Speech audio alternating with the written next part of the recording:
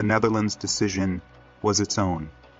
The hypocrisy was revealed, and cracks began to show in the trilateral treaty against China. Is this realpolitik or betrayal? How do you think the Netherlands felt being used as a scapegoat? Could they have foreseen the game the US was playing? This episode opened an entirely new chapter. The US did not merely want to limit China's access to average technology. It wanted to suppress its growth, especially in the cutting-edge AI sector. Here's where it gets interesting. The US itself does not make the lithography machines required for this control, so how could they enforce the restriction? Enter the Netherlands and its company ASML, the manufacturers of these vital lithography machines. With a single order from the US, they announced a halt in sales to China. What were they expecting in return? Loyalty? Trust? Have you ever trusted someone only to be betrayed? Imagine the Netherlands' position as they found themselves caught in a web spun by the US. By the 30th of June, 2023, equipment was added to the restrictions, and China's foresight became evident as they had already begun stockpiling. Now capable of producing 28-nanometer chips, China turned the tables on the Netherlands, sparking an intense turn of events. Can you grasp the cunning nature of these political maneuvers? The US shifting the blame, making the Netherlands a convenient scapegoat, was nothing short of a political masterpiece or a cruel betrayal, depending on how you look at it. But what's the real story here? How did the US manipulate the regulations, and what were the actual intentions behind the trilateral agreement involving Japan and the Netherlands? Was it really a partnership, or was it a sinister strategy? This move would backfire, leading to unforeseen consequences for the main beneficiaries of chip exports, Japan and the Netherlands. Can you picture a non-oil producing country convincing Saudi Arabia to stop selling oil, only for Saudi Arabia to stop selling oil, only for Saudi Arabia to realize its mistake later? And what about ASML? Shackled by US restrictions, it needed a license to sell its machines, all orchestrated by the US. Can you believe how they accepted these shackles only to complain later?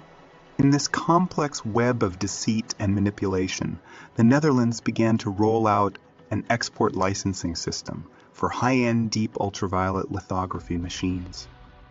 ASML found itself in a precarious situation, facing the worst-case scenario they had warned the US government about. Who was truly behind all this trouble? Was it not the US pulling the strings behind the scenes? Do you see how this tricky move left the Netherlands feeling duped and exploited? Ladies and gentlemen, this is just the tip of the iceberg. The game is far from over. The Netherlands, now aware of the US's insincerity, must strategize their next move. Perhaps Ismail is thinking of punishing the US and the Netherlands. Can you feel the tension in the air? As we continue to unravel this grand play, we see hidden agendas and underhanded deals bubbling beneath the surface. Isn't it fascinating to observe how a single piece of technology, the extreme ultraviolet lithography machine, can rattle entire international policies? If the US can betray the Netherlands, what stops the Netherlands from doing the same?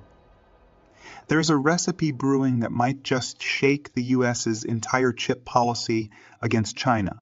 Are you as intrigued as I am by how this chip war has become a self-inflicted downfall for the US?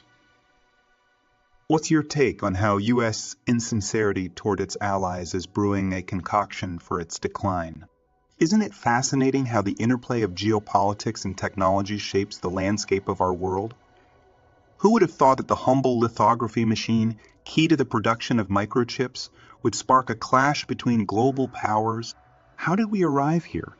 And what might these clashes mean for the future? First, let's go back in time and ask ourselves what led to the so-called chip war. Why has the US been so persistent in limiting China's access to cutting-edge technology? Isn't it intriguing to imagine that behind the devices we use every day there's a fierce battle for control, power, and influence? The US has been playing a complex game, and one of its strategic moves was to influence the Netherlands to restrict lithography machine exports to China. But can we honestly say this was unforeseen by China? How did China respond to such a maneuver? They began to manufacture their domestic lithography machines. Was this a brilliant counter-move or an inevitable step in technological evolution? Now, I want you to ponder this. Can retaliation ever go unanswered?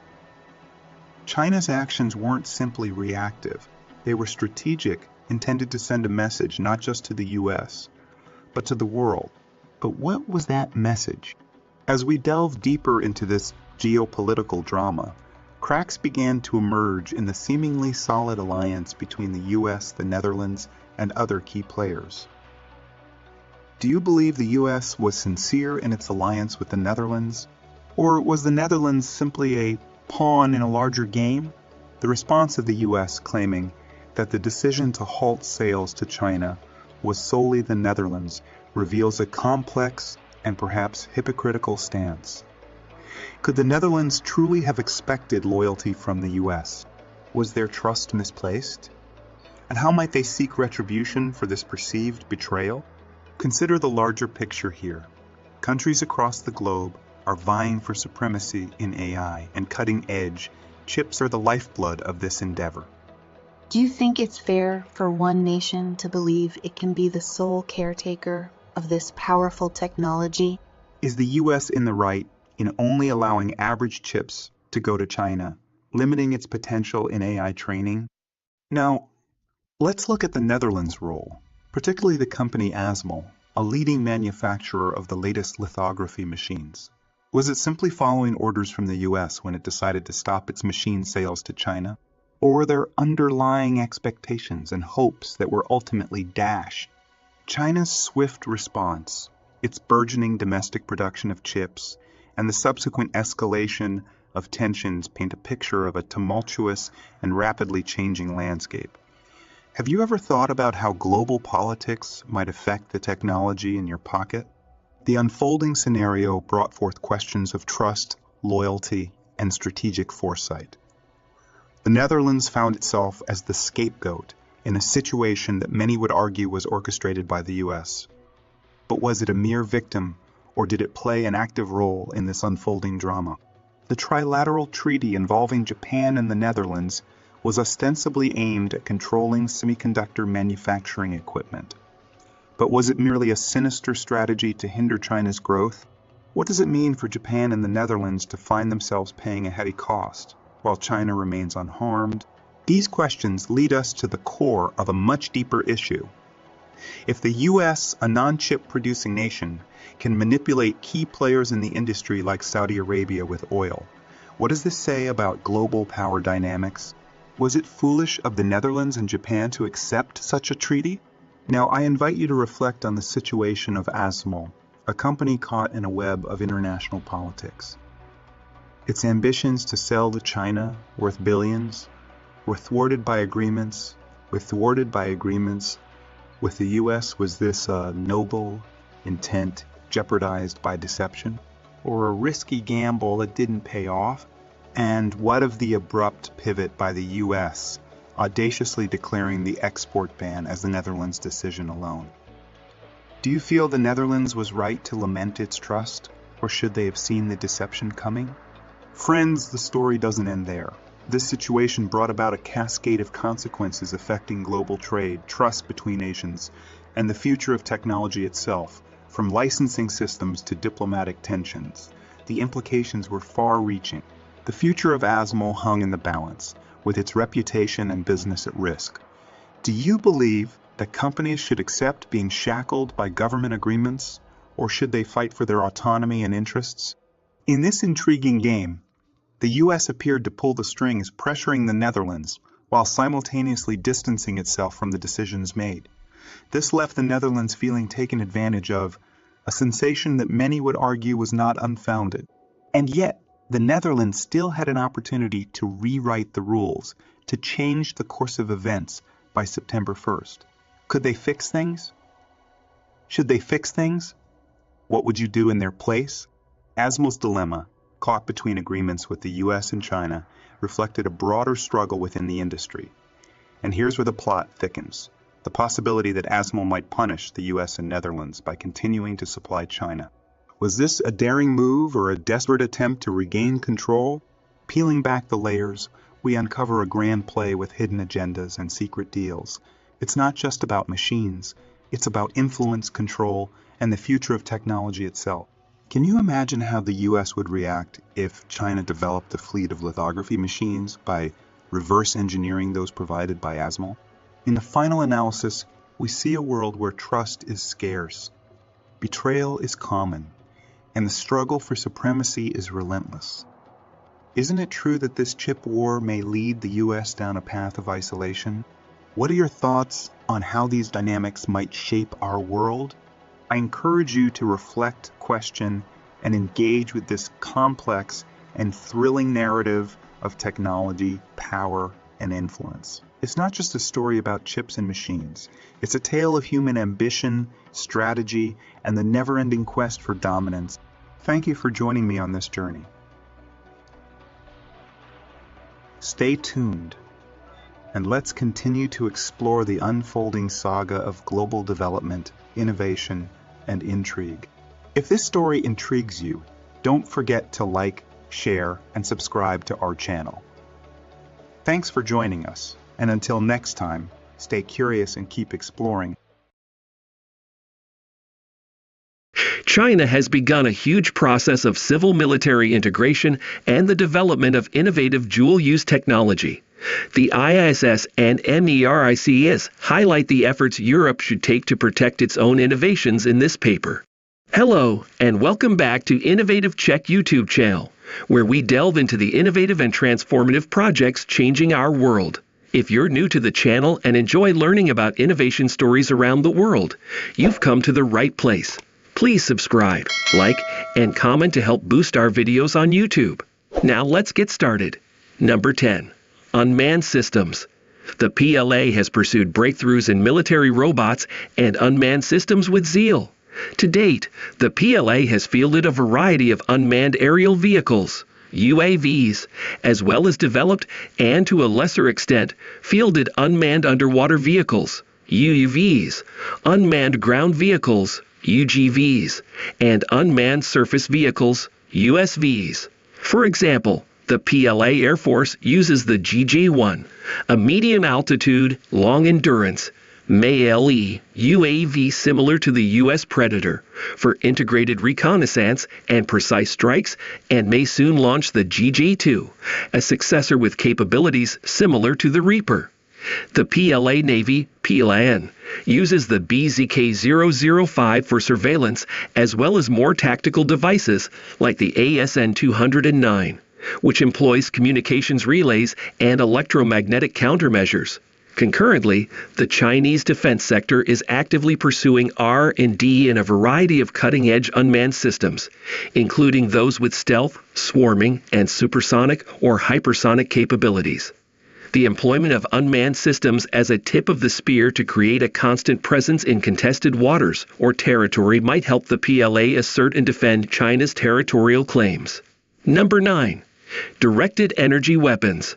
Meanwhile, the Chinese private sector's pursuit of self-driving automobiles has coincided with parallel efforts on intelligent unmanned ground vehicles, notably Norinco's aggressive efforts and many DARPA-style competitions to accelerate their development. The PLA is on track to field more advanced unmanned systems with increasing degrees of autonomy, while also exporting these systems globally, ensuring their spread to a variety of state and non-state entities. This HBM weapon might be designed to begin as an anti-missile system that could be deployed as a shipborne anti-missile weapon. This promising and powerful soft kill capability might also be used as an anti-satellite ASAT weapon or attached to a warhead to defeat opposing air defenses. Pictures posted on Twitter in February 2018 appear to show that a railgun has been placed on the PLA Navy's Type 072 II landing ship. If this is correct, the PLAN has beaten the U.S. Navy to the deployment of this disruptive new capability. Number 8. Artificial Intelligence. The PLA intends to use the AI revolution to surpass the U.S. and gain a decisive military advantage over regional adversaries. The Joint Staff Department of the Central Military Commission has urged the PLA to use AI's tremendous potential in planning, decision support, and operational command. Furthermore, the Joint Staff Department has advocated for the use of big data, cloud computing, artificial intelligence, and other cutting-edge technology in the development of a joint operations command system.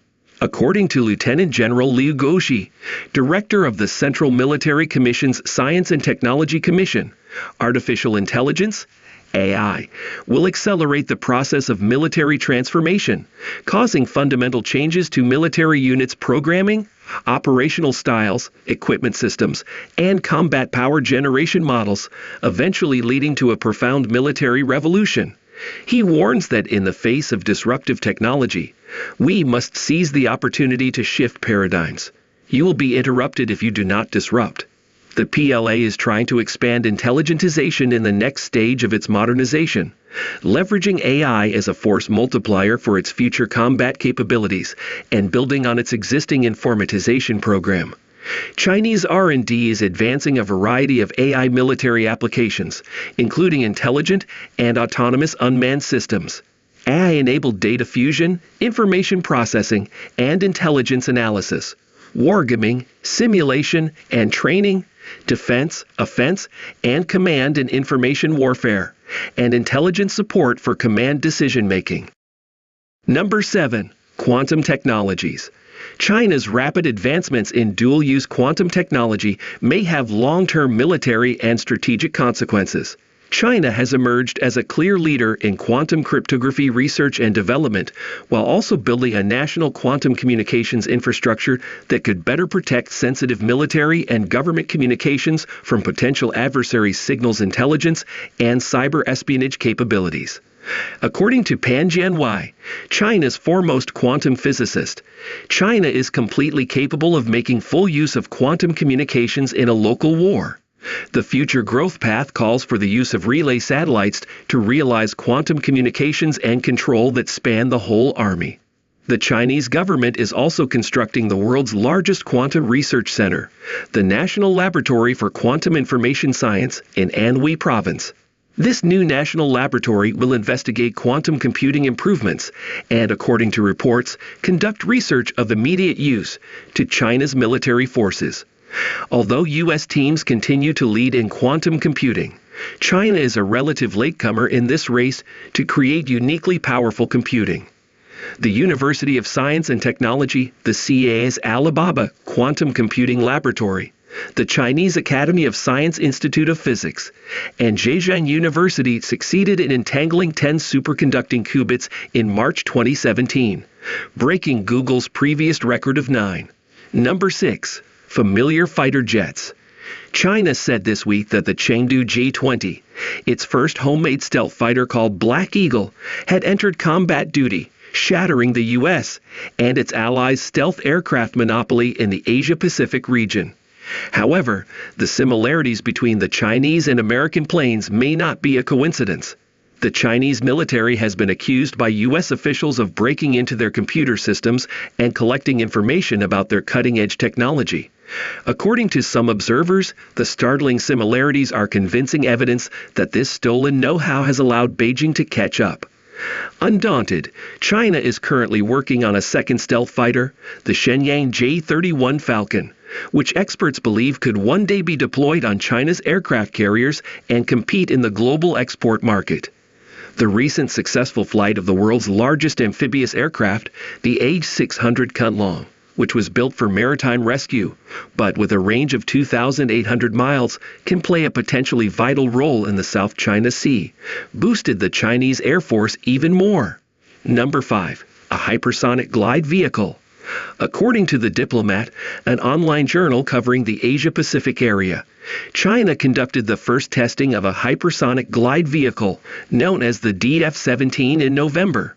This medium-range weapon differs from conventional ballistic missiles in that it returns to Earth on a slower, flatter trajectory that avoids detection by radar-enabled U.S. missile defenses. Neither the United States nor Russia are believed to have tested this type of technology, but both are working on it. Once operational, the DF-17 might be used to supplement the DF-21D, China's medium-range ballistic missile known as the Carrier Killer. Last year, China also put into service its latest generation of intercontinental ballistic missile, the DF-41, which has a range of 7,500 to 9,300 miles and can carry 10 maneuverable warheads. This capacity puts the whole United States within range. Anti-ballistic missile countermeasures are less effective against hypersonic glide vehicles than they are against conventional reentry vehicles, RVs. Conventional RVs follow a predictable ballistic trajectory through the atmosphere. A hypersonic glide vehicle, on the other hand, like the DF-EZF, can pull up after re-entering the atmosphere and approach its target in a relatively flat glide, reducing the time it can be identified, fired at, or re-engaged if an initial attack fails. Gliding increases its maneuverability and range. Number 4. High-tech warships. Beijing unveiled a new generation aircraft carrier on Friday, the first of its kind to be planned and built in China, marking a watershed moment in the country's efforts to expand the range and strength of its navy. According to official media, the Type 003 carrier, christened Fujian, departed its dry dock at a shipyard outside Shanghai in the morning and tied up at a nearby pier. CCTV showed Navy soldiers gathered beneath the big ship as water jets splashed over its deck, colorful streamers fluttered, and colorful smoke was emitted.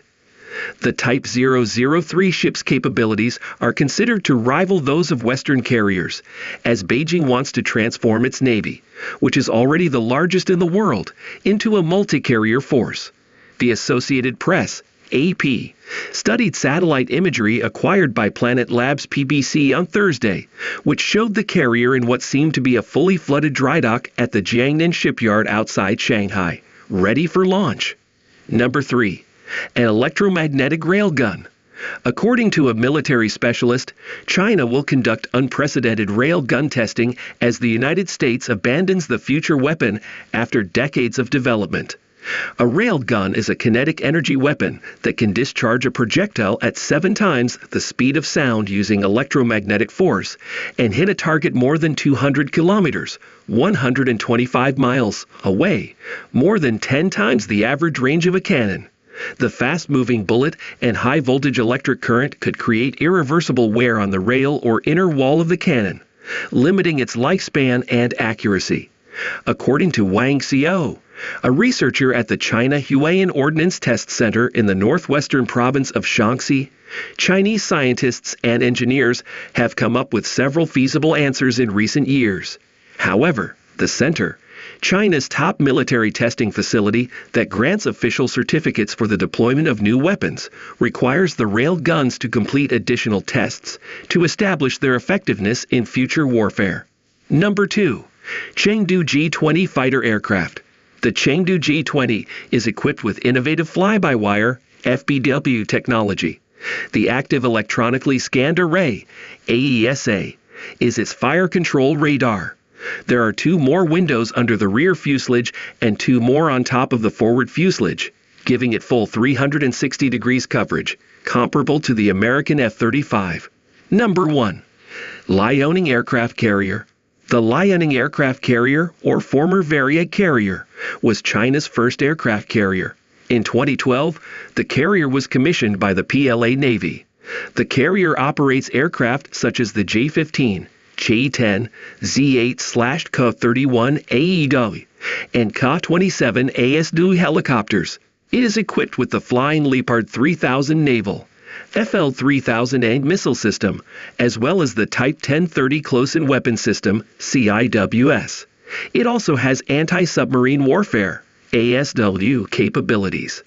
Thank you for your attention, and I welcome your thoughts and questions on this complex and vital subject. Do you want to watch more videos like this one? If yes, please like and share the video and subscribe to get exclusive videos about how phenomenally China is developing and growing its influence. Your subscriptions and likes motivate us to generate more content, so please keep supporting us. In the complex web of international relations, few issues have captivated our attention as profoundly as the shifting dynamics in the Asia-Pacific region. At the center of these transformations stands a powerful, resurgent China. But as we scrutinize the landscape, we must ask ourselves, Is China's ascendancy nurturing stability or sowing discord among its neighbors? China's rise has been meteoric and mesmerizing, with its economy climbing to unparalleled heights and a military structure that brims with state-of-the-art weaponry and more than 2 million uniformed personnel. But this ascent has not been without friction. There was a time when the philosophy of win-win cooperation was the catchphrase of China's foreign policy. However, the tapestry of relationships in the region today reveals a picture more complex and concerning. Hello and welcome back to Innovative Czech YouTube channel, where we delve into the innovative and transformative projects changing our world. If you're new to the channel and enjoy learning about innovation stories around the world, you've come to the right place. Please subscribe, like, and comment to help boost our videos on YouTube. Now, let's begin. Why is this significant, and why does it matter to us? Australia is fortifying its military unequivocally in response to China's growing assertiveness. The Philippines, once a country with warm ties to Beijing, has realigned itself with the United States, strengthening military cooperation. Even historical rivals like Japan and South Korea are finding common ground, bound by the perceived threat from China. Their territorial disputes and historical grievances are being overshadowed by a new realization that they must collaborate to safeguard their interests. Now you might ask, is this merely a reaction to China's impressive growth and influence, or is there something more profound at play here?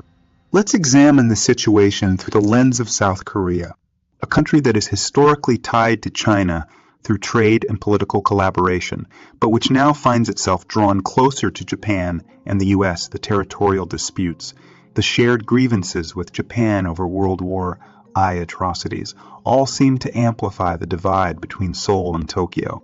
But something has changed. South Korea and Japan have begun to bury the hatchet, recognizing that the threat they face requires unity rather than division. Meetings, intelligence sharing, and cooperative agreements are now regular features of their relationship. Why this sudden change? Allow me to answer that question with a metaphor. When the wind grows fierce and threatening, even old rivals will seek shelter together. China's aggressive stance, particularly its military buildup, has created that wind, and it is pushing its neighbors to find common shelter. Let's not forget the case of Taiwan, an issue that resonates globally.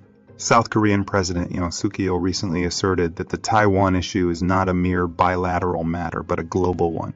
The diplomatic tremors that followed this statement reveal just how sensitive and precarious the situation has become. Japan, too, has begun to view the Taiwan issue as a threat to its national security. The strategic importance of Taiwan to Japan's shipping access cannot be understated, and an increasingly assertive China puts this vital lifeline at risk. But what about China itself? With its rich history, filled with invasions, revolutions, and humiliations, it has now emerged as a global powerhouse. A blue water navy, stealth fighters, and an extensive military infrastructure stand testament to China's ambitions. But with these developments comes a growing fear from its neighbors. China's relations with historical adversaries such as Russia, Japan, and India are complex and filled with tensions. Even smaller states like the Philippines and Vietnam are not bowing to Beijing's power, but actively seeking alliances with countries like the United States, Japan, and India. Please consider to subscribe, comment, and share this video. India, a nation with a rich history and a growing global presence, is becoming increasingly wary of China's expansionist policies. With the Himalayan border disputes, where skirmishes have led to casualties on both sides, India's stance towards China has significantly hardened. But what role does India play in this complex geopolitical chess game? India is not just focusing on bolstering its military might. It is also extending its diplomatic reach. Strategic alliances with Japan, the United States, Australia, and even Vietnam signify a shift in India's approach to dealing with China. The Quad, a strategic forum comprising the United States, Japan, India, and Australia, reflects a concerted effort to ensure a free, open, and prosperous Indo-Pacific region. Can India be the balancing force in this complex region? The answer is nuanced. India's military expansion, paired with its democratic values and diplomatic outreach, positions it as a vital player. Yet, India's historical policy of non-alignment and its unique challenges must also be considered. Japan's strategic location and technological prowess make it an indispensable player in the Asia-Pacific region. The Sino-Japanese relationship is multifaceted, marked by deep economic interdependence, historical grievances, and territorial disputes. Japan's constitution has historically limited its military role, yet recent trends point to a remarkable shift. Japan's increased defense spending and closer alignment with the United States, Australia, and India signify a growing concern over China's intentions. Moreover, Japan's explicit support for Taiwan and its call for a NATO liaison office in Tokyo signal a readiness to take a more active role. Japan is waking up to the reality of the region's shifting dynamics, and it is no longer content to sit on the sidelines. By strengthening alliances and modernizing its defense capabilities, Japan is positioning itself as a key player in the regional balance of power. South Korea finds itself in a precarious position, with China as its largest trading partner and the U.S. as its security guarantor. Balancing these relationships is a diplomatic tightrope walk. Recent political shifts in South Korea, such as the closer alignment with the U.S., Japan, and even openness to dialogue with Taiwan, hint at a growing unease with China's behavior. South Korea's president, Yoon Suk-yeol, has been proactive in maintaining high-level meetings with Japanese leaders, something that hasn't been regular for over a decade. Yet, South Korea's relationship with China is deeply intertwined, both economically and geopolitically, particularly concerning North Korea. How South Korea navigates these complexities will have a profound impact on the regional dynamics. The increased collaboration among countries like India, Japan, and South Korea, along with other allies, is a response to China's aggressive policies in the region. While China's military and economic might is undeniable, the growing resistance among its neighbors is a reminder that power does not exist in a vacuum. Economic interdependence, shared values, and strategic interests are bringing nations together. The alliances are not just military. They encompass trade agreements, intelligence sharing, and a shared vision for a stable and prosperous region. What will define this new era? Will it be confrontation or cooperation? The answer lies in the collective wisdom, diplomacy, and restraint of all the nations involved. As history has taught us, in a world so deeply interconnected, collaboration and understanding are not just virtues, but necessities. The Asia-Pacific region holds immense promise and potential. Let us hope that the leaders of these great nations choose the path of dialogue and partnership, for in their decisions lies the destiny of millions. Thank you for your attention, and I welcome your thoughts and questions on this complex and vital subject.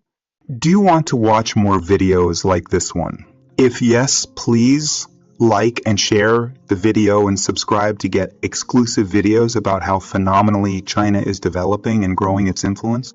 Your subscriptions and likes motivate us to generate more content, so please keep supporting us.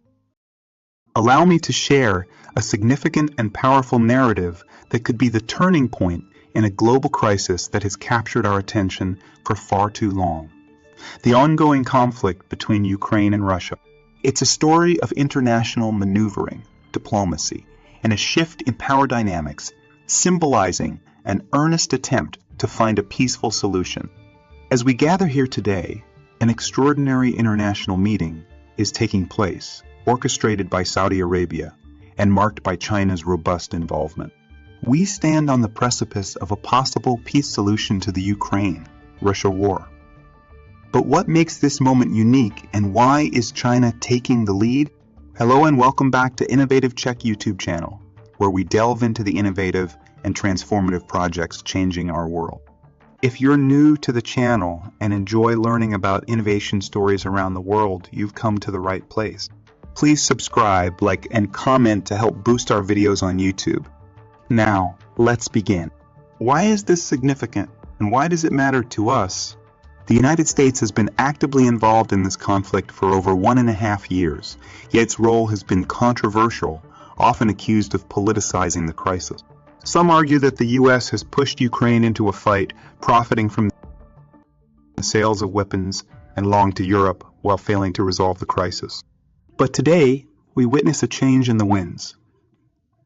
China has stepped forward, attended these talks, and partnered with Saudi Arabia in a genuine attempt to end the war. A historic victory, as Ukraine sees it, and a move that silently challenges the U.S. involvement. Now let's pause for a moment. What's the question on everyone's mind? Why is China taking this step? And what does it mean for the global political landscape? The answer to this question lies in understanding China's growing influence and dedication to diplomacy, peace, and cooperation. Unlike previous attempts, where some Western powers may have been accused of exploitation and artificial prolongation of the conflict, China's involvement signifies a commitment to unbiased dialogue, fair treatment of both parties, and a sincere focus on peaceful resolution. A recent 2-day meeting in Jeddah, Saudi Arabia, marked the second of its kind, with the first in Copenhagen earlier this summer yielding no results. The Copenhagen talks were led by the U.S., but instead of ushering in peace, many argue they furthered the conflict. Ukraine's President Vladimir Zelensky's 10-point plan was overlooked. But now, with China as a leading member in peace talks, the atmosphere is optimistic. China's influence and ability to facilitate these discussions represent a serious commitment to stopping the conflict through peaceful talks, not military might or economic exploitation. Zelensky's plan is back on the table, and discussions have led to an agreement to create special groups focusing on essential humanitarian issues such as food supply, nuclear power safety, environmental care, prisoner release, and rescue of kidnapped children.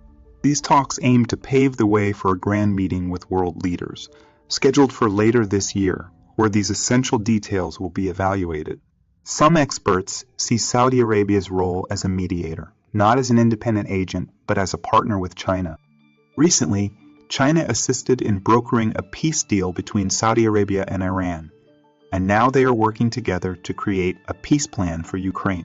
China's approach is not to act alone, but to foster inclusivity, involving representatives from various countries such as Brazil, India, South Africa, Indonesia, Mexico, Zambia, and Egypt. Even though China did not attend the previous meeting about Ukraine in Denmark, its presence at the summit in Saudi Arabia is seen as a promising sign by Ukraine, Saudi Arabia. The significance of this is not lost on us. It reflects China's readiness to talk about vital issues that can stabilize the world and resolve conflicts, a position the U.S. once occupied. Now we must consider the relationship dynamics in play.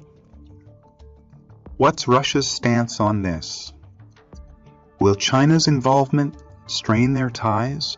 The answer is found in the diplomatic discussions between China's Foreign Minister Wang Yi and Russia's Foreign Minister Sergei Lavrov. China's commitment to diplomacy, without making any side feel hostile, underscores its strong friendship with Russia. Even as they engage in different diplomatic operations, their partnership remains solid, as evidenced by recent joint naval exercises in the Bering Sea. China's intention here is not merely to end the conflict, but to act as a responsible global mediator, strengthening relationships with European nations, solidifying its position in the Middle East, and creating a reputation as a global peacemaker. Ladies and gentlemen, we are at a critical juncture in history. The stage is set for China to play a pivotal role in ending the Ukraine war and redefine global diplomacy. Is this a turning point for global leadership? Is it the moment where old paradigms shift and new alliances form? These are the questions that will shape our world in the years to come. And as we continue to analyze and understand China's significant steps, we must remain open to the possibility of change, of hope, and a new era of international cooperation. The intricate mosaic of international relations is often perplexing and filled with uncertainty. It is a grand chessboard where every move is guided by strategy, understanding, and sometimes unseen alliances.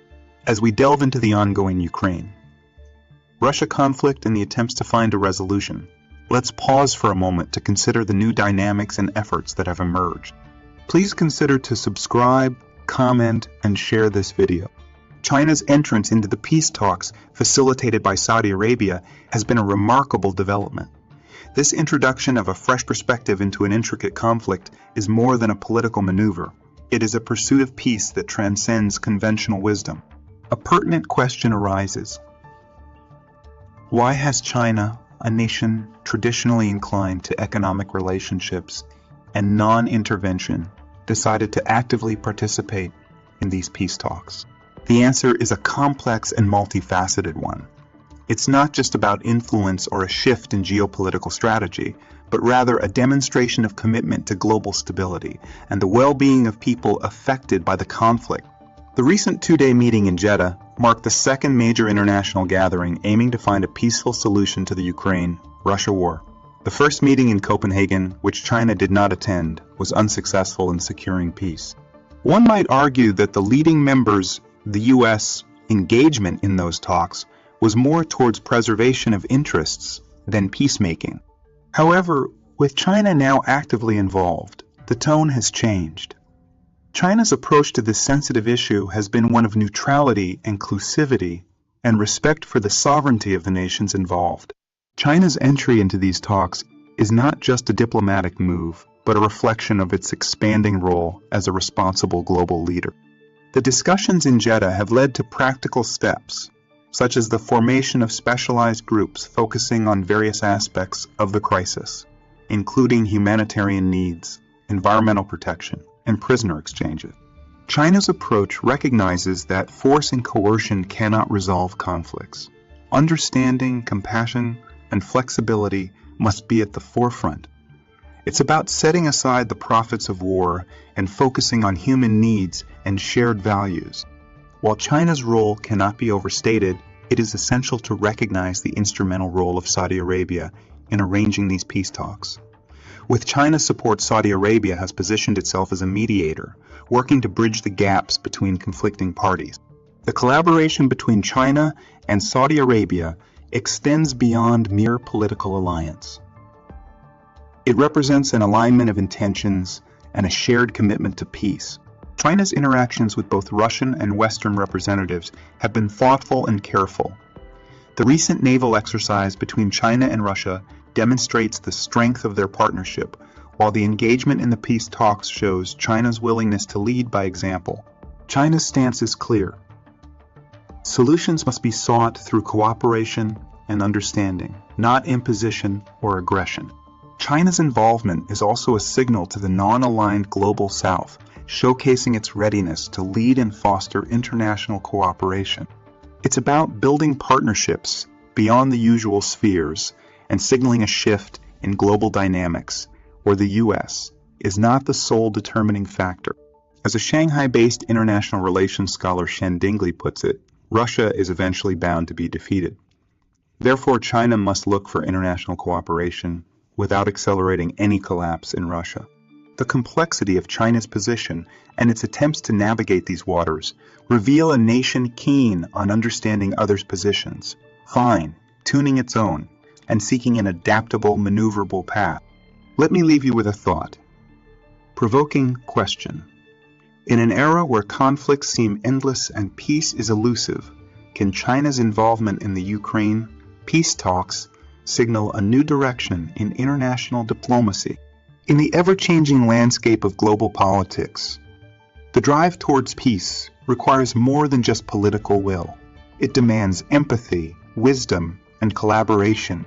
China's active participation in these talks may not only be a path towards resolving the Ukraine-Russia conflict, but could also be an essential step towards a new era of cooperative global leadership. The lessons we learn from this unfolding chapter in international relations will no doubt shape our understanding of diplomacy, power, and peace in the years to come. Thank you for your attention, and I welcome your thoughts and questions on this complex and vital subject. Do you want to watch more videos like this one? If yes, please like and share the video and subscribe to get exclusive videos about how phenomenally China is developing and growing its influence. Your subscriptions and likes motivate us to generate more content, so please keep supporting us. Check out this video showing on your screen right now, and I will see you on the other side. In the ever-changing world of geopolitics, where nations can rise and fall with the price of a barrel of oil, we find ourselves at a crossroads. The latest turn of events has placed the global oil market in an intense spotlight, and no nation feels the heat more than the United States. A new alliance between China, Saudi Arabia, and Russia, aimed directly at the heart of America's energy sector, has caused ripples that can be felt across the world. But before we dive into the recent actions, allow me to take you on a brief journey through the historical playground of politics and power, the oil market. Hello and welcome back to Innovative Czech YouTube channel, where we delve into the innovative and transformative projects changing our world. If you're new to the channel and enjoy learning about innovation stories around the world, you've come to the right place. Please subscribe, like, and comment to help boost our videos on YouTube. Now, let's begin. Why is this significant and why does it matter to us? For years, the Organization of the Petroleum Exporting Countries, OPEC, primarily led by Middle Eastern nations like Saudi Arabia, controlled the global oil supply. They had the power to twist the knobs and manipulate the prices, creating both prosperity and poverty with a mere decision. But what changed? How did the United States emerge from this grip to become a global leader in oil production? In a word, fracking. This revolution in energy technology has transformed America's dependence on OPEC oil and reshaped the very dynamics of international economics. It allowed the U.S. to dance to the rhythm of energy independence, a luxury that seemed unimaginable just a few decades ago. But while the U.S. enjoyed this newfound freedom, another alliance was brewing. An alliance between China, Saudi Arabia, and Russia, countries known to challenge U.S. global dominance politically and economically. The question we must ask ourselves is, was their decision to unite in the oil sector an accident? Or was it a calculated chess move designed to serve their interests while putting unprecedented pressure on the U.S.? The answer, dear audience, is as clear as daylight. The recent imposition of severe oil sanctions against the U.S. by these three nations is far from coincidental. It's a move of strategic brilliance, targeting the very cornerstone of America's economic growth, the energy sector. Let's pause for a moment and consider a question. What does this mean for the average citizen? For the person filling up their car, for the businesses relying on transportation, for the very fabric of our daily lives? The immediate effects were felt far and wide. Gasoline prices surged, and this cascading effect touched everything from transportation to the prices of everyday goods and services. Even the stock market took a plunge, leaving investors scrambling for answers and fearing the weakened state of the U.S. economy. Yet, among this complex web of economic warfare, we must not lose sight of the role played by Saudi Arabia, a country that once shared a close bond with the U.S., anchored on mutual interests in security and oil. Their sudden pivot to align with China and Russia is not just a break in a relationship, it signifies a profound geopolitical realignment. And this, ladies and gentlemen, is just the beginning.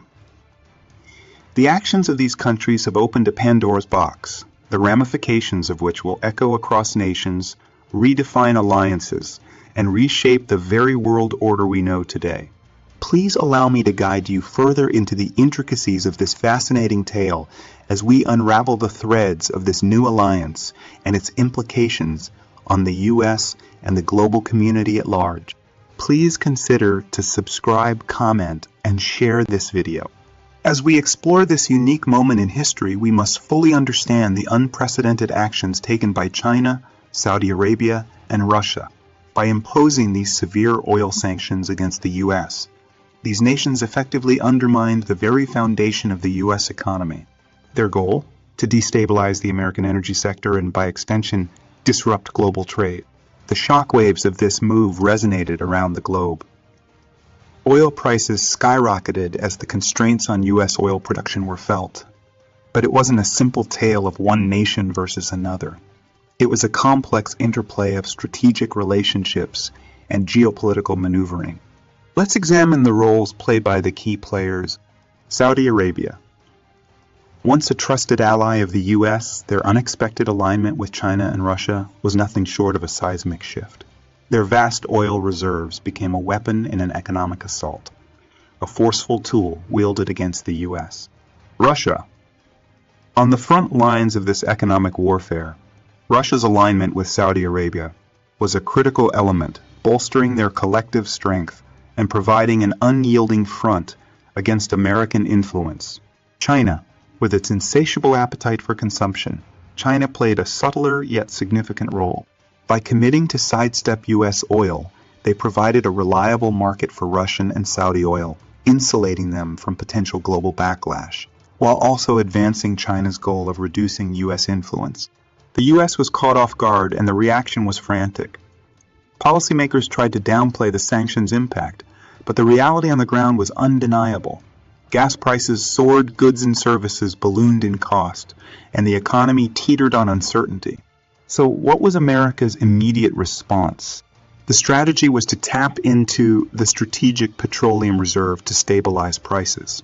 Diplomatic channels buzzed as the US sought to rally its allies, negotiate a resolution, and combat an economic crisis that seemed to be spiraling out of control. There were domestic calls for ramping up renewable energy sources and reducing oil dependency, but these solutions were far from immediate. The implications of this act go far beyond mere economics. We are witnessing a seismic shift in global politics, an alliance that challenges the once unassailable dominance of the United States. It's a stark reminder to the world, the US is not invulnerable. What does this mean for the future? How can nations guard against such calculated moves? And what lessons should the US learn from this startling event? The need for economic and energy diversification is glaringly apparent. By investing in alternative energy sources like solar, wind, and nuclear, nations can insulate themselves from geopolitical power plays and build a more resilient future. But it's not just about the energy sector. This event illustrates the fragility of relying on a single resource or market.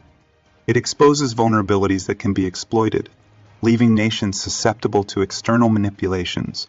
It's also a call for international agreements to ensure stability and cooperation in the energy sector.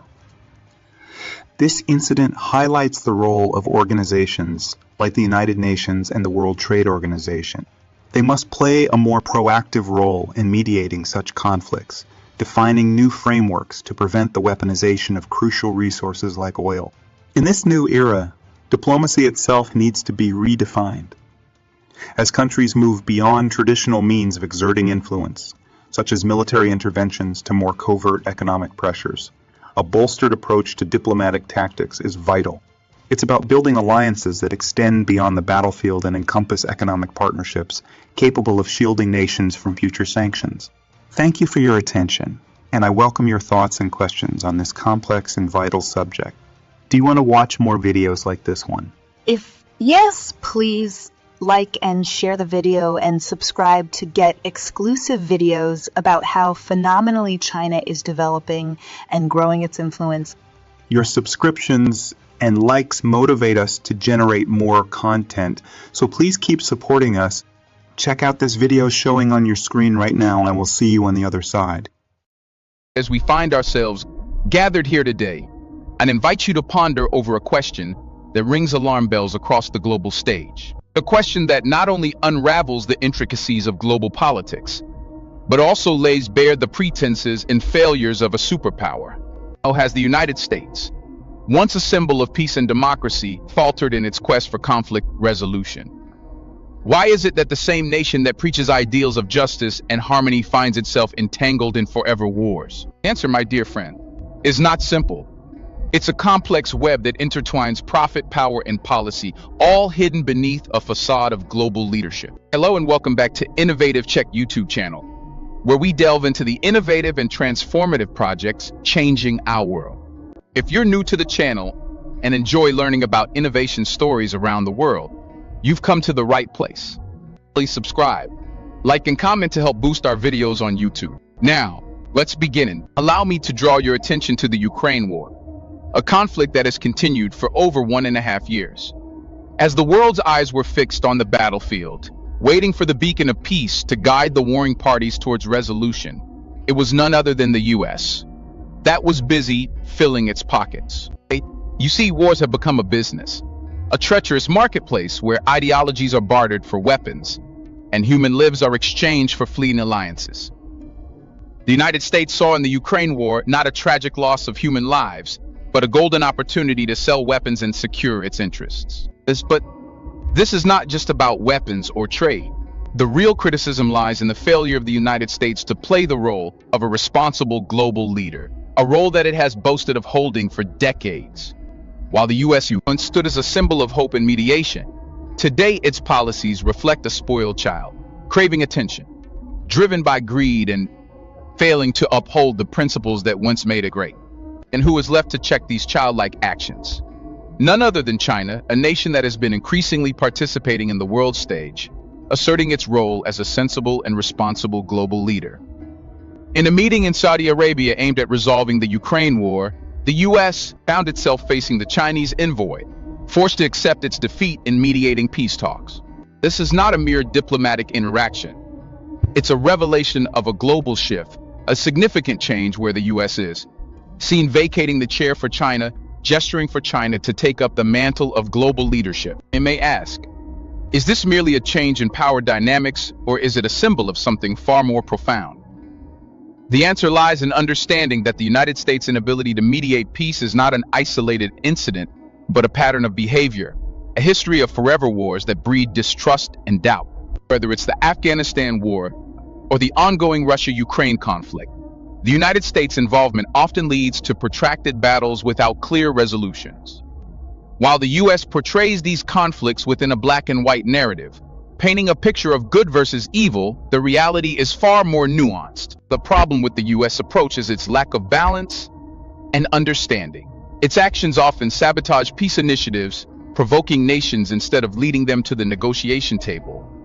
Its military aid to Ukraine, worth billions of dollars, was not a hand extended for peace, but a push towards a never-ending battle. And as China steps up, holding talks with Russia and Ukraine, displaying a clear and balanced stance, urging all parties to negotiate for peace, the world is beginning to see a contrasting image, a picture of responsible global leadership, a vision of peaceful world order that respects multiple powers, and most importantly, a commitment to regional stability. Now, the US may deny the notion of a forever war, but its history, its actions, and its policies speak otherwise. Historians and experts warn us of a persistent conflict, a clash that could extend across generations, a conflict that the US may inadvertently perpetuate. The situations surrounding the defense of Ukraine, the strategic alliances, the diplomatic maneuvers, all highlight the uncertainties and gaps in the US strategy. There's a legitimate concern that the US might unintentionally find itself entangled in an endless war, a fear that seems more and more plausible with each passing day. And as the United States requests China's assistance in ending the Ukraine war, stepping out of the spotlight, it stands as a testimony to its failure, its inability to resolve the conflict after more than a year and a half. Now, as we watch China rise to the occasion, ready to handle the situations and perhaps become the next peacemaker for the world, the question I posed at the beginning resonates with greater significance. Isn't it true that the US, with its actions and failures, has ceded the position of a global peacemaker? And isn't it time for the world to recognize new leaders committed to peace, stability, and responsible global governance? If you are enjoying this video so far, please don't forget to subscribe, share the video, and comment. A world that calls for clear-eyed realism and an unwavering pursuit of stability.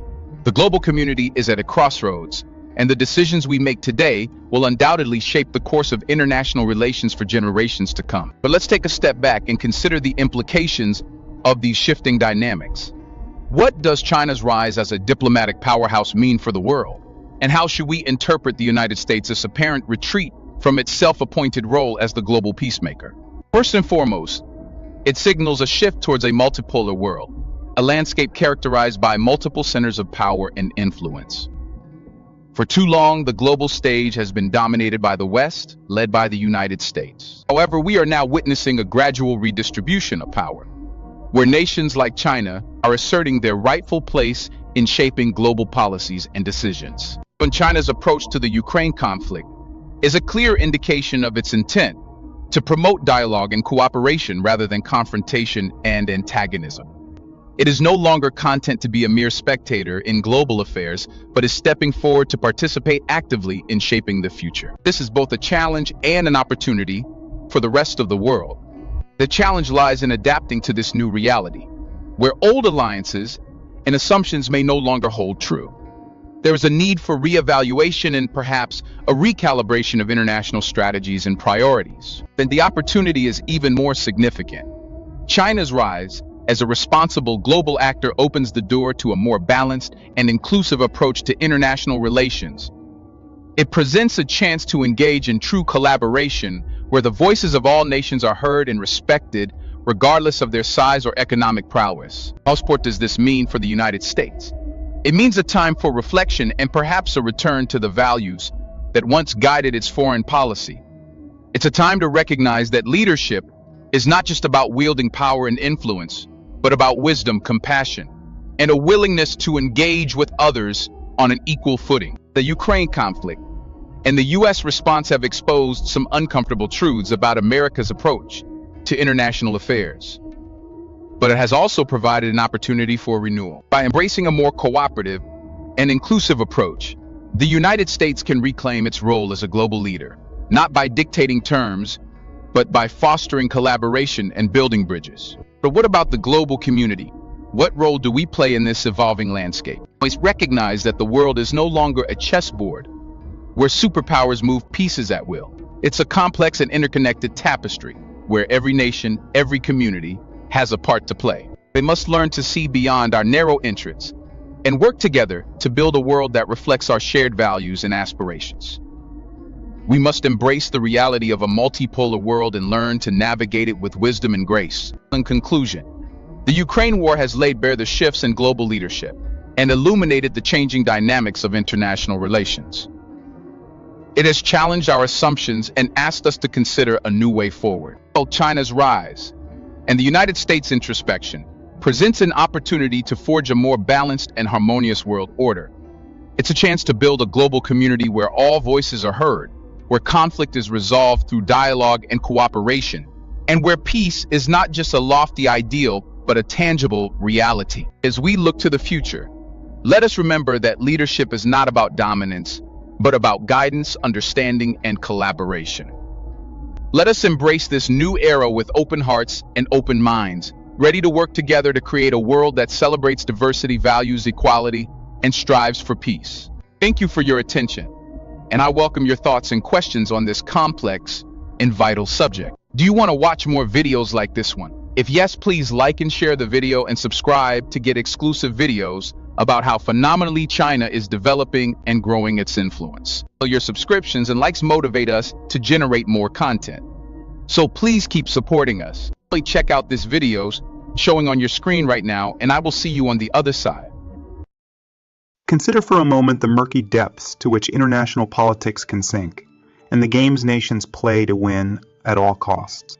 Imagine a superpower so obsessed with technological supremacy that it pressures other sovereign nations to follow its diktats, to ban and ostracize companies it perceives as rivals. Such is the tale of the U.S. and its unrelenting quest to quash China's Huawei. A tale of influence, intrigue, and perhaps overreach. Today, we gather here to dissect the complex web that binds South Africa, the U.S., and Huawei. It is an analysis not just of international relations, but an exploration into how a single nation's obsession can lead to tremendous pressure on others, forcing them to bend to its will. Hello and welcome back to Innovative Check YouTube channel, where we delve into the innovative and transformative projects changing our world. If you're new to the channel and enjoy learning about innovation stories around the world, you've come to the right place. Please subscribe, like, and comment to help boost our videos on YouTube. Now, let's begin. The U.S., in its race to technological dominance, has viewed Huawei as a thorn in its side, a company that, by offering cutting-edge technology at competitive prices, threatens to upend the very monopoly that the West seeks to establish. The U.S. has pressured its allies, including European nations such as the UK, to ban Huawei. And indeed, many have succumbed to this pressure. When the U.S. turned its attention to South Africa, pressuring it to suspend all operations of Huawei within its borders, they found a nation that refused to bow down. South Africa, part of BRICS, an economic alliance aimed at pushing aside the G7, showed the world that it will not be a pawn in the hands of Western powers. South Africa's ambassador to BRICS, Anil Suklal, reaffirmed this stance, underlining South Africa's commitment to its own path. Now, let us ask ourselves a question. What drives a nation like the U.S. to force other countries to cut off from another? Is it mere paranoia? Or is it an extension of a grand strategy to maintain technological hegemony? The answer is smartly embedded in a two-pronged approach. First, it's the fear of losing control, losing the grip on the global tech market. Second, it's the art of using fear to manipulate other countries into aligning with its interests. The case of Finland and Sweden, who vowed to stay out of NATO, is a testament to this. The U.S. used the fear of Russia to draw them into the alliance. The U.S. has been masterful in using fear as a weapon to mold international policy, but perhaps, in the case of South Africa, they have met their match. South Africa's relationship with China is profound. China is South Africa's largest trading partner, and the bond between these nations extends far beyond mere economics. Huawei has been instrumental in South Africa's technological advancements, helping to digitalize the economy and connect it to the rest of the world. Banning Huawei is not merely a commercial decision. It's an affront to a partnership built on mutual respect. In stark contrast, the U.S. has done little to help Africa progress. Western powers have failed to reach out and develop the region, choosing instead to monopolize technology and isolate nations that don't fall in line. It's a policy built on arrogance, one that assumes that all nations must follow up. The U.S. must realize that it cannot fight its battles through proxies. Huawei's integration into South Africa's technological fabric is not something that can be undone with mere threats or political posturing. President Cyril Ramaphosa's warm embrace of Huawei and the recognition of its role in driving the fourth industrial revolution in South Africa is a strong testament to the nation's commitment to its own path. While the U.S. may continue to exert pressure, South Africa's resolve shows a changing global landscape. A landscape where nations are beginning to question the diktats of traditional superpowers, forging their own paths and finding allies that believe in mutual respect rather than domination. Now, before we delve further into the technological battlefront and Huawei's strategic significance in Africa, let's pause and reflect. Are we witnessing a seismic shift in global politics? Is this the beginning of a new era where nations can openly defy the whims of traditional superpowers without retribution? The U.S.'s failed propaganda in Africa and its dwindling influence are perhaps indicative of a world that is slowly waking up to the importance of self-determination, trust, and respect. If you're enjoying this video so far, please don't forget to subscribe, share the video, and comment. Huawei's decision to center its European operations in Dusseldorf has far-reaching implications. It's more than a mere relocation. It's a signal of a strategic shift that resonates across international politics, trade relations, and technological advancements. Let's dissect this intricate web of international relations and ponder a crucial question. Why has the U.S. campaign against Huawei garnered so much traction? And what does it mean for the world at large? The U.S. has a long-standing history of influencing global policies, bending them to align with its interests, values, or fears. When it comes to technological advancements, we've observed how the U.S. has utilized a combination of political pressure, economic threats, and strategic narratives to push its agenda. And in the case of Huawei, these tactics have been wielded with a ferocity that should alarm those who believe in the principles of fair competition, sovereignty, and innovation. South Africa's resistance to U.S. pressure in banning Huawei is a striking testament to a nation's right to choose its partners and chart its technological course. It's a story of defiance against the puppeteering of big powers, a tale of standing up for independence, and an example of safeguarding economic relationships that have been nurtured over years of trust and mutual respect. So let's ask ourselves, what drives the U.S. obsession with Huawei? Is it a genuine concern for national security? Or is it an uncomfortable realization of a competitor that threatens the U.S.'s technological hegemony? Could it be a manifestation of a broader strategy to contain China's influence and growth? The answer might be complex, but it's wrapped in a truth that we can't ignore, a truth that exposes a level of coercion that should worry not just South Africa, but every nation that values its autonomy. Imagine a world where a single power dictates the technological choices of other sovereign nations. What does that mean for innovation, competition, and the very principle of self-determination? Huawei's entry into Africa and its commitment to digitalize the continent isn't just about technology. It's about opening doors, building bridges, and unlocking potentials. It's about a global company recognizing an underserved market and stepping in to fill a void left by Western powers. It's about a vision for a world that's connected, not controlled. Now, as Huawei gives up on Europe and retrenches to focus on markets that still welcome its technology, we must recognize the loss that accompanies this decision. This isn't just about a company scaling back its ambitions. It's about a world that's losing out on an opportunity to embrace diverse technology and innovation. But what about the European nations that have succumbed to U.S. pressure? Countries like the UK and even Italy's wavering stance present a disconcerting picture. They point to a fragility in international relations where trust is traded for pressure and alliances are molded by coercion. As we ponder these realities, let's not lose sight of South Africa's bold stance.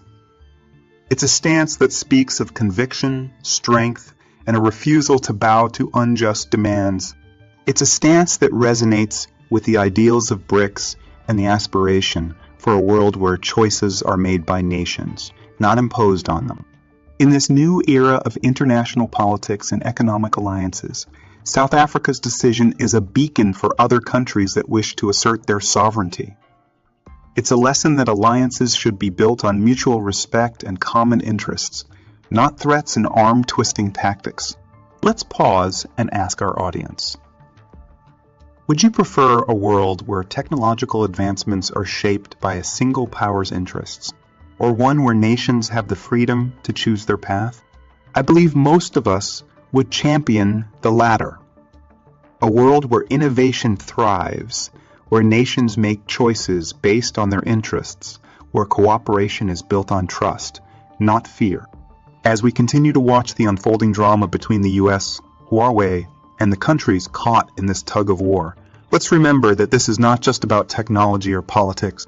It's about principles that define our world, principles of autonomy, integrity, and the right to choose our destiny. The U.S.'s relentless campaign against Huawei and its attempt to influence other nations' technological choices should be a wake-up call. It's a call for vigilance, for strength, for standing up for what's right. It's a call to remember that the world is richer when it's diverse, connected, and free from undue influence. Thank you for your attention, and I welcome your thoughts and questions on this complex and vital subject. Do you want to watch more videos like this one? If yes, please like and share the video and subscribe to get exclusive videos about how phenomenally China is developing and growing its influence. Your subscriptions and likes motivate us to generate more content, so please keep supporting us. Check out this video showing on your screen right now, and I will see you on the other side. Allow me to pose a question. How can we believe in the concept of a rules-based international order when the very nation that championed its creation now seems to circumvent those rules at will? The answer lies in unraveling the tangled web of hypocrisy, political maneuvering, and a shift from international cooperation to self-serving tactics. The criticism of U.S. policies, especially when it comes to its relationship with China, is not something new, but let's explore it from a perspective that dives deeper into the rhetoric, exposing the contradictions and challenging the narrative often fed by Western media. Hello, and welcome back to Innovative Czech YouTube channel, where we delve into the innovative and transformative projects changing our world. If you're new to the channel and enjoy learning about innovation stories around the world, you've come to the right place. Please subscribe, like, and comment to help boost our videos on YouTube. Now, let's begin. The United States portrays itself as the champion of democracy, an upholder of international law, and the defender of free markets. Yet, a close examination of its policies reveals a starkly different picture. The aggressive use of tariffs, imposing unilateral sanctions, intervening in other nations' internal affairs, and even subverting international institutions like the W2, all of these actions paint a picture of a country bending rules to its advantage. Washington's antagonistic stance against China, a nation that lifted 800 million of its citizens out of poverty, is rooted in a desire to contain and control, rather than to cooperate and build together. The constant portrayal of China as a threat, an evil boogeyman, has reached a point where rhetoric overshadows reason. And this is where the West's hypocrisy becomes palpable. The U.S. talks about a rules-based order, but seems to abandon it when it doesn't suit its interests.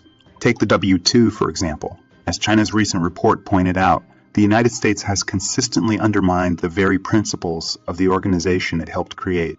The refusal to join the consensus, the selective implementation of rulings, and the invocation of national security to justify unilateral decisions. All of these actions undermine the very foundations of a fair and transparent global trade system. But why does the U.S. engage in such actions? Is it merely to contain China's rise? Or is there a broader goal at play here? Ladies and gentlemen, we must recognize that the term rules-based order has become a tool of convenience for Washington. It's an order where the rules can be bent, twisted, or ignored if they do not align with U.S. interests. It's an order that attempts to replace true international law with a framework that allows for unilateral decisions without accountability. It's an order that is quickly losing its credibility in the eyes of the world. As we delve deeper into this subject, we see that the U.S. actions are not only affecting its relationship with China, but also its allies. Even Western nations like Norway, Switzerland, and Turkey have complained about U.S. policies. The disregard for international consensus is not a sign of strength, but a glaring indication of arrogance and a refusal to engage in genuine dialogue.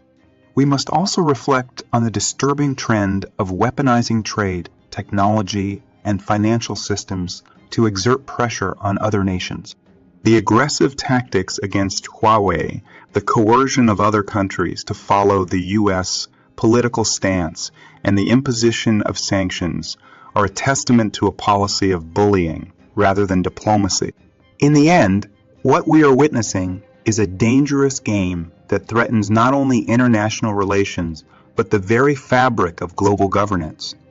It's a game that undermines trust, promotes antagonism, and fosters a new Cold War mentality. Ladies and gentlemen, it is time to ask ourselves whether we are willing to play by the rules of this skewed game or whether we will strive for genuine cooperation, understanding, and respect for international law. It's time to recognize that a unilateral approach will only lead to division, discord, and a world fragmented by self-serving interests. In conclusion, the U.S. actions in the international arena, especially concerning China, are not only contrary to the principles of fairness, cooperation, and respect for international law, but also indicative of a deeper crisis in the understanding of how global relations should be managed. We cannot afford to turn a blind eye to the realities unfolding before us. The principles that govern our world are too valuable to be abandoned to the whims of political convenience. The path to peace, progress, and prosperity lies in collaboration, dialogue, and a shared commitment to uphold the true rules of international engagement. If you're enjoying this video so far, please don't forget to subscribe, share the video, and comment. Consider the vast array of military interventions, sanctions, and economic manipulations that the United States has engaged in over the past few decades. These actions often blatantly violate the principles of international law, the very same principles that Washington claims to uphold. Remember the Iraq War in 2003.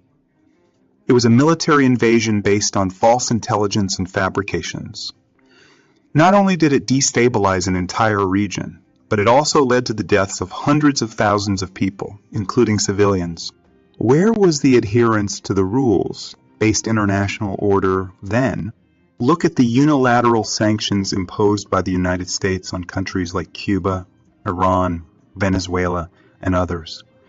These economic measures designed to cripple economies and create hardships for ordinary people often sidestep international agreements and the very rules that the U.S. helped to establish. Think about the constant interference in the internal affairs of sovereign nations. From supporting coups in Latin American countries to meddling in elections, the U.S. has a long history of interventionist policies that flout international norms. One of the most alarming examples of U.S. disregard for the so-called rules-based international order is its treatment of the World Trade Organization to a body it helped create, the buddy it helped create. The buddy too has become a casualty of U.S. whims and unilateralism. Blocking the appointment of judges to the appellate body, imposing tariffs that violate agreements, and constantly shifting the goalposts to suit its interests. The U.S. has acted more like a rogue player than a committed member of an international community based on rules. And what about the ongoing support for authoritarian regimes that align with U.S. interests? Where is the principled stand on democracy and human rights when it comes to allies known for repressive policies and egregious human rights violations? This selective application of principles is a telling example of the hypocrisy inherent in the so-called rules-based order. You see, the mantra of the rules-based international order becomes an empty slogan when it's wielded by those who choose to follow the rules only when it serves their interests. It becomes a tool of coercion rather than a framework for cooperation. In contrast, China's rise on the world stage has been marked by a commitment to multilateralism, cooperation, and a respect for international norms.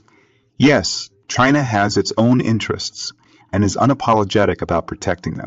But it is also working to create a multipolar world where power is more evenly distributed and where nations can pursue their paths without the fear of interference or domination. China's Belt and Road Initiative, a grand vision of connectivity and collaboration, is a testament to this approach. Rather than seeking to impose its will or ideologies on others, China is extending a hand of partnership. It's about mutual benefit, shared growth, and a recognition that in our interconnected world, the prosperity of one is tied to the prosperity of all. The world is at a crossroads. We are witnessing a shift in the global balance of power, and with it, an opportunity to redefine how nations interact. The USS insistence on clinging to a unipolar worldview, marked by domination and coercion, is not only outdated, but also dangerous. It fosters conflict, division, and mistrust. In a time when humanity faces shared challenges like climate change, poverty, pandemics, and more, we cannot afford to be divided. We need a truly rules-based international order, one that is fair, just, and inclusive. An order that respects the sovereignty of all nations, upholds the principles of international law, and promotes peace, cooperation, and understanding. It's time to move beyond the empty rhetoric, the selective application of principles, and the relentless pursuit of self-interest at the expense of others. Let's work towards a world where the rules are clear, fair, and adhered to by all. A world where we can stand together as a global community to face our common challenges and build a future that benefits everyone. Ladies and gentlemen, the choice is ours. We can either continue down the path of division and dominance or embrace a new way of engaging with one another, grounded in respect, cooperation, and a genuine commitment to a rules-based international order. The path we choose will shape the world for generations to come. Let's choose wisely. Thank you for your attention. and I welcome your thoughts and questions on this complex and vital subject. Do you want to watch more videos like this one? If yes, please like and share the video and subscribe to get exclusive videos about how phenomenally China is developing and growing its influence. Your subscriptions and likes motivate us to generate more content, so please keep supporting us. Check out this video showing on your screen right now, and I will see you on the other side. In the world of aviation, innovation and growth are key drivers. But what happens when politics intermingles with the business of selling airplanes? Allow me to delve into this curious conundrum. Chinese airlines are in a phase of rapid expansion, seeking advanced aircraft to enlarge and modernize their fleets. This appears to be a golden opportunity for a manufacturing giant like Boeing, but alas, the doors remain closed. And who holds the key?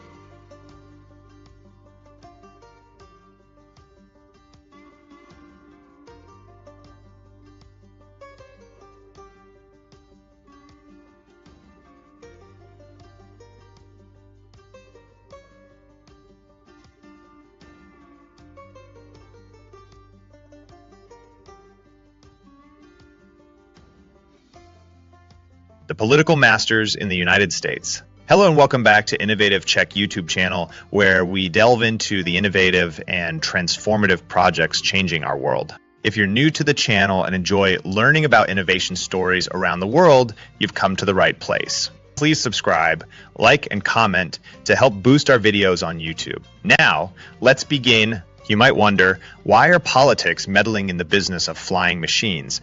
Don't let the shock render you speechless. In America, politics seems to be the unseen force that drives and sometimes derails even the engine of commerce. The ongoing tensions between the US and China, coupled with China's investment in domestic aircraft like the narrow-body passenger jet, have put Boeing in a precarious position. An intense competition with Airbus has left Boeing yearning for entry into the Chinese market, but the political barriers remain. If the US would set aside its political chess game, Boeing could soar to new heights as the top airplane seller in China. But will the US budge? Let's explore further. Despite the challenges of the pandemic, Chinese airlines have shown resilience, expanding their fleets with single-aisle and wide-body passenger jets. While most nations have pulled back on their orders, China's appetite for advanced airplanes has grown, and the orders with Airbus have surged. Why? The U.S. sanctions against China have steered the market toward Airbus and away from Boeing. In a world where technology and innovation should drive decisions, political biases have left Boeing's contributions limited during the pandemic. This extensive demand for advanced fleets in China looks tantalizing to Boeing, but alas, the chains of politics keep it at bay. So why is Boeing not able to land its planes in China? Why is China turning to Airbus? The answers lie in the entangled web of international relations. Boeing, a titan of aircraft manufacturing, finds itself shackled, unable to capture the enormous Chinese market. It's not a failure of innovation, technology, or market strategy. It's a failure of diplomacy. Political discord between the US and China has created not just headlines, but roadblocks for Boeing's aspirations. This situation begs the question, is this America's way of doing business, mixing politics with commerce? It seems so, and this cocktail is leaving a bitter taste in the mouth of innovation. Airbus, on the other hand, has skillfully navigated the geopolitical landscape, aligning with China's interests. Europe's intelligent separation of business from politics has left Airbus dominating the market, while Boeing watches from the sidelines, a victim of its own nation's policies. But why must business be a casualty of political warfare? As you ponder this question, we shall journey deeper into the consequences of this entanglement and seek to understand the missed opportunities and lasting impacts on an industry that should be flying high. Please hold your thoughts and stay tuned as we continue to unravel this complex tale of airplanes, politics, and lost potentials. If you are enjoying this video so far, please don't forget to subscribe, share the video, and comment. The fascinating world of aviation is not merely a game of machines, technology, and innovation. It's a playing field where geopolitics shapes the market dynamics and political calculations dictate the winners and losers. While Boeing, a renowned symbol of American aviation excellence, struggles to regain footing in the Chinese market, the policies of its home nation continue to clip its wings. Why does China have a preference for Airbus? What makes Europe's aircraft manufacturer an attractive partner while the US-based Boeing is left on the tarmac? Let's investigate. Airbus's success in China is a well-orchestrated dance between business acumen and political sagacity. By aligning with China's interests and navigating the treacherous waters of international diplomacy, Airbus has become China's favored partner in aviation. The trust built with Chinese stakeholders, the commitment to foster strong relationships, and Europe's wisdom in keeping politics away from commerce have made Airbus soar in the Chinese skies. And what of Boeing? How has the American giant found itself grounded? The story of Boeing's struggle is a cautionary tale of what happens when political ideologies infiltrate the world of business. Despite its desire to work with China, despite its pleas to separate politics from commercial interests, Boeing finds itself ensnared in a trap laid by its government. The U.S.'s insistence on mixing business with politics has resulted in loss, decline, and a missed opportunity of epic proportions. The question we must ask ourselves, is this a wise strategy? Boeing's decreasing orders in China are not just numbers on a spreadsheet. They are tangible evidence of a failed approach that confuses political influence with business prosperity. In a global economy where collaboration and open markets are key, the U.S. seems to be locking itself out of an opportunity that could be mutually beneficial. But Boeing is not waving a white flag. It's determined to fight back. Understanding the vast potential in China and recognizing the urgency for technologically advanced planes, Boeing's strategy is now focused on regaining what was lost. This includes showcasing its aircraft's technological prowess, fuel efficiency, and passenger comfort. The future looks promising, but the political tensions are still a looming storm cloud. Airbus remains geopolitically better positioned thanks to ongoing US-China tensions. But here's a thought. Could ordering from Boeing also ease the US-China tension? Could this be a pathway to peace, an olive branch extended through commerce? Sadly, the recent U.S. decisions, such as the Pentagon's budget bill with more bans on China, suggest otherwise. China's investment in its domestic aircraft industry, such as the introduction of the CN919 narrow-body passenger jet, has also played a significant role in shaping the market dynamics. Reducing dependence on foreign players and fostering self-sufficiency is a strategic move that cannot be overlooked. But let's not be hasty in writing off Boeing. The possibility of the U.S. allowing Boeing to work with China still lingers. It's not just about economic gain, but a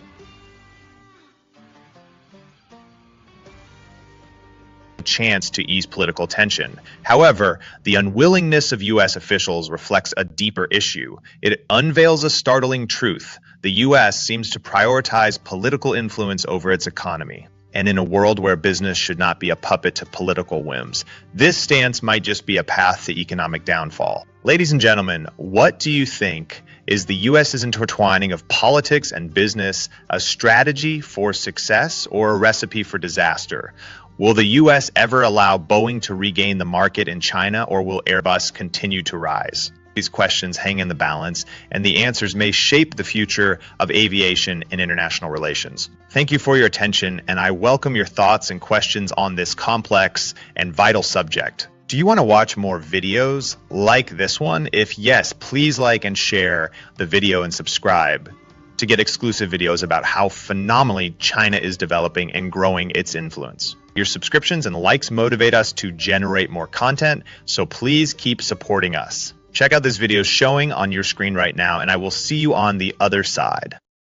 It is with a heavy heart and a profound sense of concern that I stand before you today to discuss the recent developments concerning the trilateral summit between the United States, Japan, and South Korea at Camp David. While these nations may herald this gathering as a new era of cooperation, a closer examination reveals a much more unsettling reality. In an environment characterized by an increasingly multipolar world, the Camp David security deal seems to reflect a Cold War mentality that pits one bloc against another. This summit, masquerading as an attempt to promote peace and security, may inadvertently foster division and confrontation.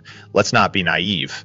Let's analyze the situation as it is. Hello and welcome back to Innovative Check YouTube channel, where we delve into the innovative and transformative projects changing our world. If you're new to the channel and enjoy learning about innovation stories around the world, you've come to the right place. Please subscribe, like, and comment to help boost our videos on YouTube. Now let's begin.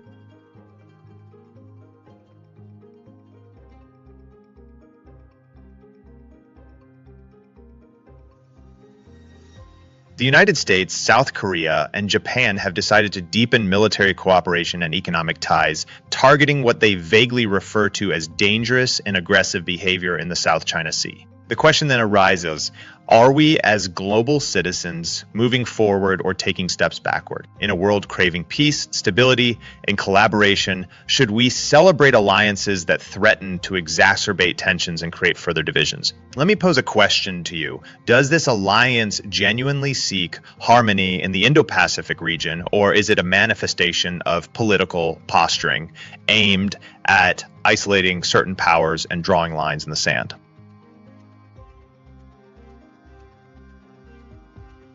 The answer, unfortunately, appears to lean toward the latter. The language used by the leaders at Camp David betrays a troubling approach, one that goes beyond mere cooperation and into the realm of exclusion. The condemnation of unilateral attempts to change the status quo, while perhaps valid in some contexts, seems more of a veil to obscure underlying ambitions. Japan's role in this agreement, in particular, cannot go unnoticed. A nation with a history of military aggression in the region, now asserting itself in a security pact, ought to be viewed with caution. The ghosts of the past still linger, and Japan's willingness to jump into a military agreement, especially considering its unresolved issues with neighboring countries, sets a dangerous precedent. South Korea, too, plays a precarious game. While attempting to balance relations with major powers, it risks losing sight of the delicate equilibrium that ensures peace on the Korean peninsula. The Security Pact seems to favor strong alignment over nuanced diplomacy, a choice that could have profound implications for regional stability. As for the United States, the initiator and host of this summit, the very choice of Camp David, placed synonymous with big deals and historic agreements, sends a message that cannot be ignored. But what kind of message is it? A call for peace or a statement of power meant to challenge and confront rather than cooperate? If you are enjoying this video so far, please don't forget to subscribe, share the video, and comment. It's important to scrutinize the broader context and implications of this trilateral agreement. The Camp David security deal represents a worrying shift in the geopolitical landscape, one that threatens to undermine the principles of mutual respect, dialogue, and peaceful coexistence. Consider Japan's recent move. How can we reconcile its commitment to this military alliance with its unresolved historical issues, including wartime atrocities and territorial disputes with neighboring countries? The memory of Japan's military occupation and the scars left by its actions in the past century are not easily forgotten. A sincere pursuit of peace requires addressing these lingering wounds, not glossing over them with superficial diplomacy. And what of South Korea, a nation that shares borders and deep cultural ties with North Korea, yet it appears to be drawn into an alliance that seems more focused on confrontation than reconciliation? Shouldn't South Korea prioritize dialogue and engagement with its northern neighbor? The Camp David Agreement, rather than fostering peace in the Korean peninsula, may end up hardening lines and complicating efforts to denuclearize the region. Let's not forget the role of the United States in this complex equation. Its leadership in convening this summit may seem like a laudable endeavor to foster unity among allies. So we must ask ourselves, unity against what? Or more precisely, against whom? Despite assertions to the contrary, it's hard to ignore the shadows of China and North Korea looming over this agreement. The term breathtaking diplomacy was used to describe the orchestration of this summit, but breathtaking in what sense? Breathtaking in its audacity to disregard the sensitivities of a complex region, or breathtaking in its potential to unravel the delicate fabric of peace that has been so carefully woven over the past decades. Ladies and gentlemen, the Camp David security deal is not just a benign gathering of allies. It's a calculated move, a chess game in a region that's already fraught with tension. It's a strategy that may satisfy immediate political gains but risks long-term stability. What is required now is not a retreat into blocks and alliances that draw lines of confrontation, but an earnest effort to build bridges, engage in honest dialogue, and foster mutual understanding. We must resist the temptation to revert to the games of the past, where spheres of influence were carved and power was flexed. It's high time to recognize that our world is interdependent and the challenges we face cannot be resolved by isolating one another or building walls of mistrust. The pursuit of security should not lead to insecurity for others. The pursuit of prosperity should not lead to the impoverishment of our neighbors. Let us be clear-eyed and vigilant. Let's not be swayed by grand gestures and eloquent speeches that mask underlying tensions and ambitions. Let's strive for a world where cooperation, empathy, and respect for international law guide our actions. Our shared future depends on it. Thank you for your attention, and I welcome your thoughts and questions on this complex and vital subject. Do you want to watch more videos like this one? If yes, please like and share the video and subscribe to get exclusive videos about how phenomenally China is developing and growing its influence. Your subscriptions and likes motivate us to generate more content, so please keep supporting us. Check out this video showing on your screen right now, and I will see you on the other side.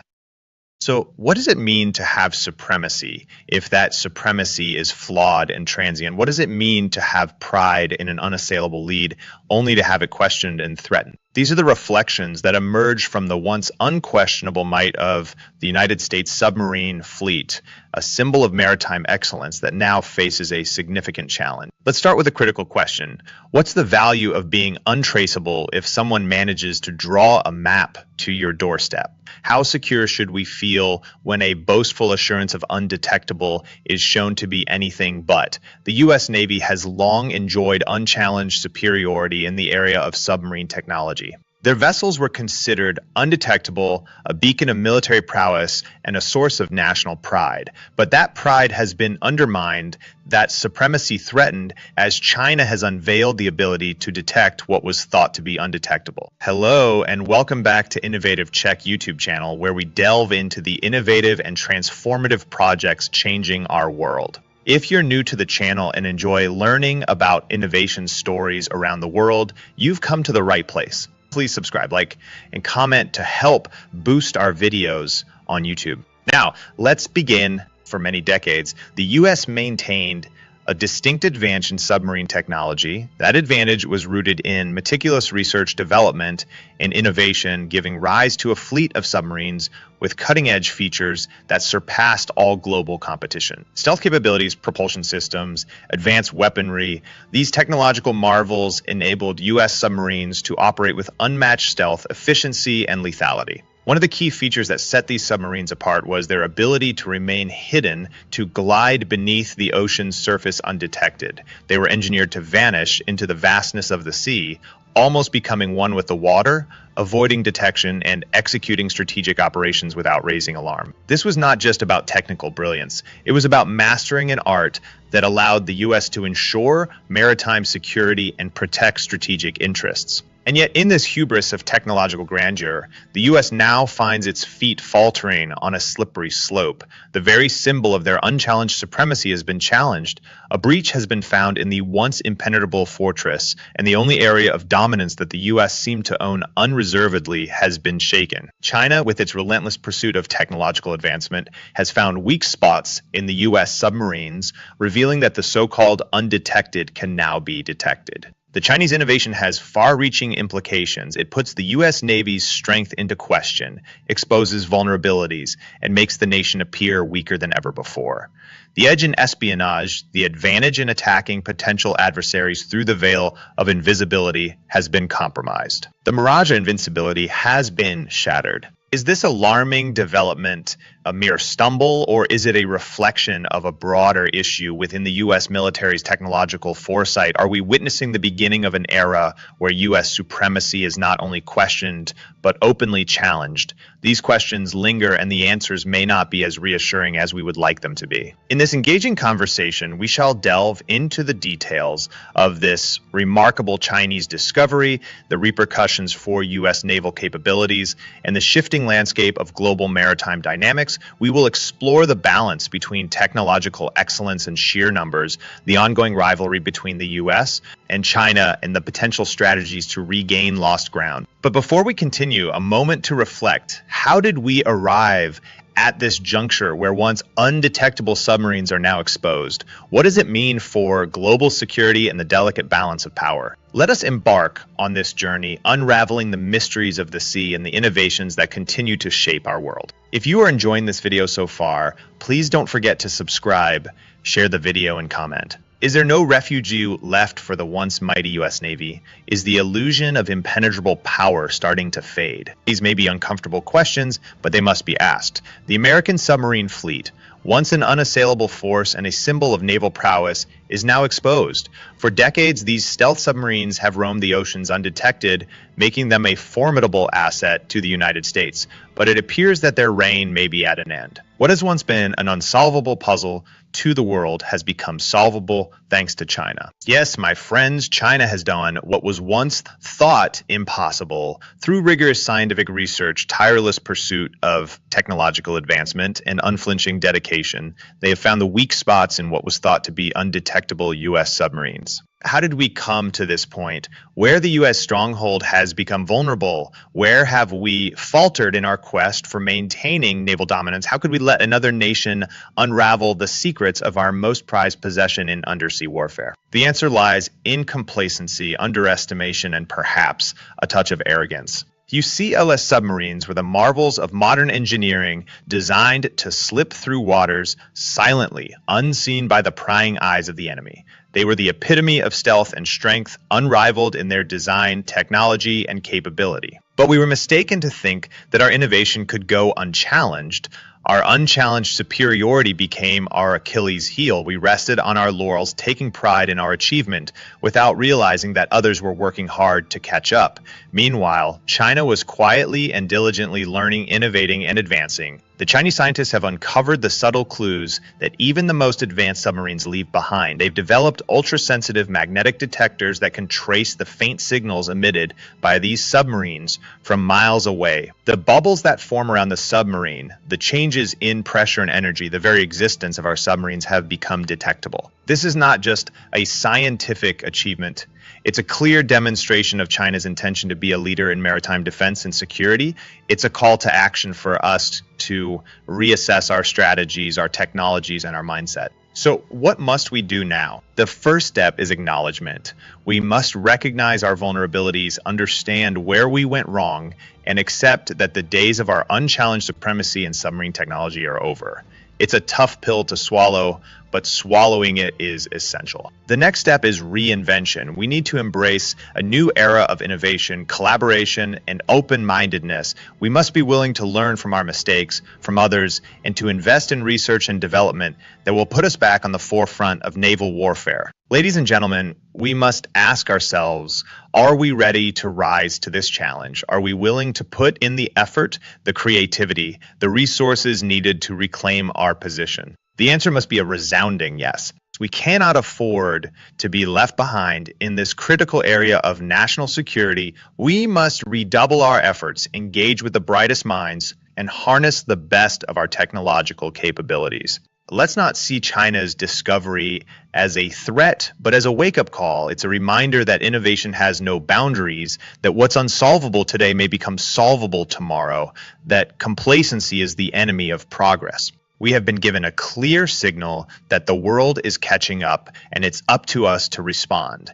The U.S. Navy has faced challenges before, and we've always overcome them through resilience, innovation, and determination. It's time to tap into those qualities once again. Thank you for your attention, and I welcome your thoughts and questions on this complex and vital subject. Do you want to watch more videos like this one? If yes, please like and share the video and subscribe to get exclusive videos about how phenomenally China is developing and growing its influence. Your subscriptions and likes motivate us to generate more content, so please keep supporting us. Check out this video showing on your screen right now, and I will see you on the other side.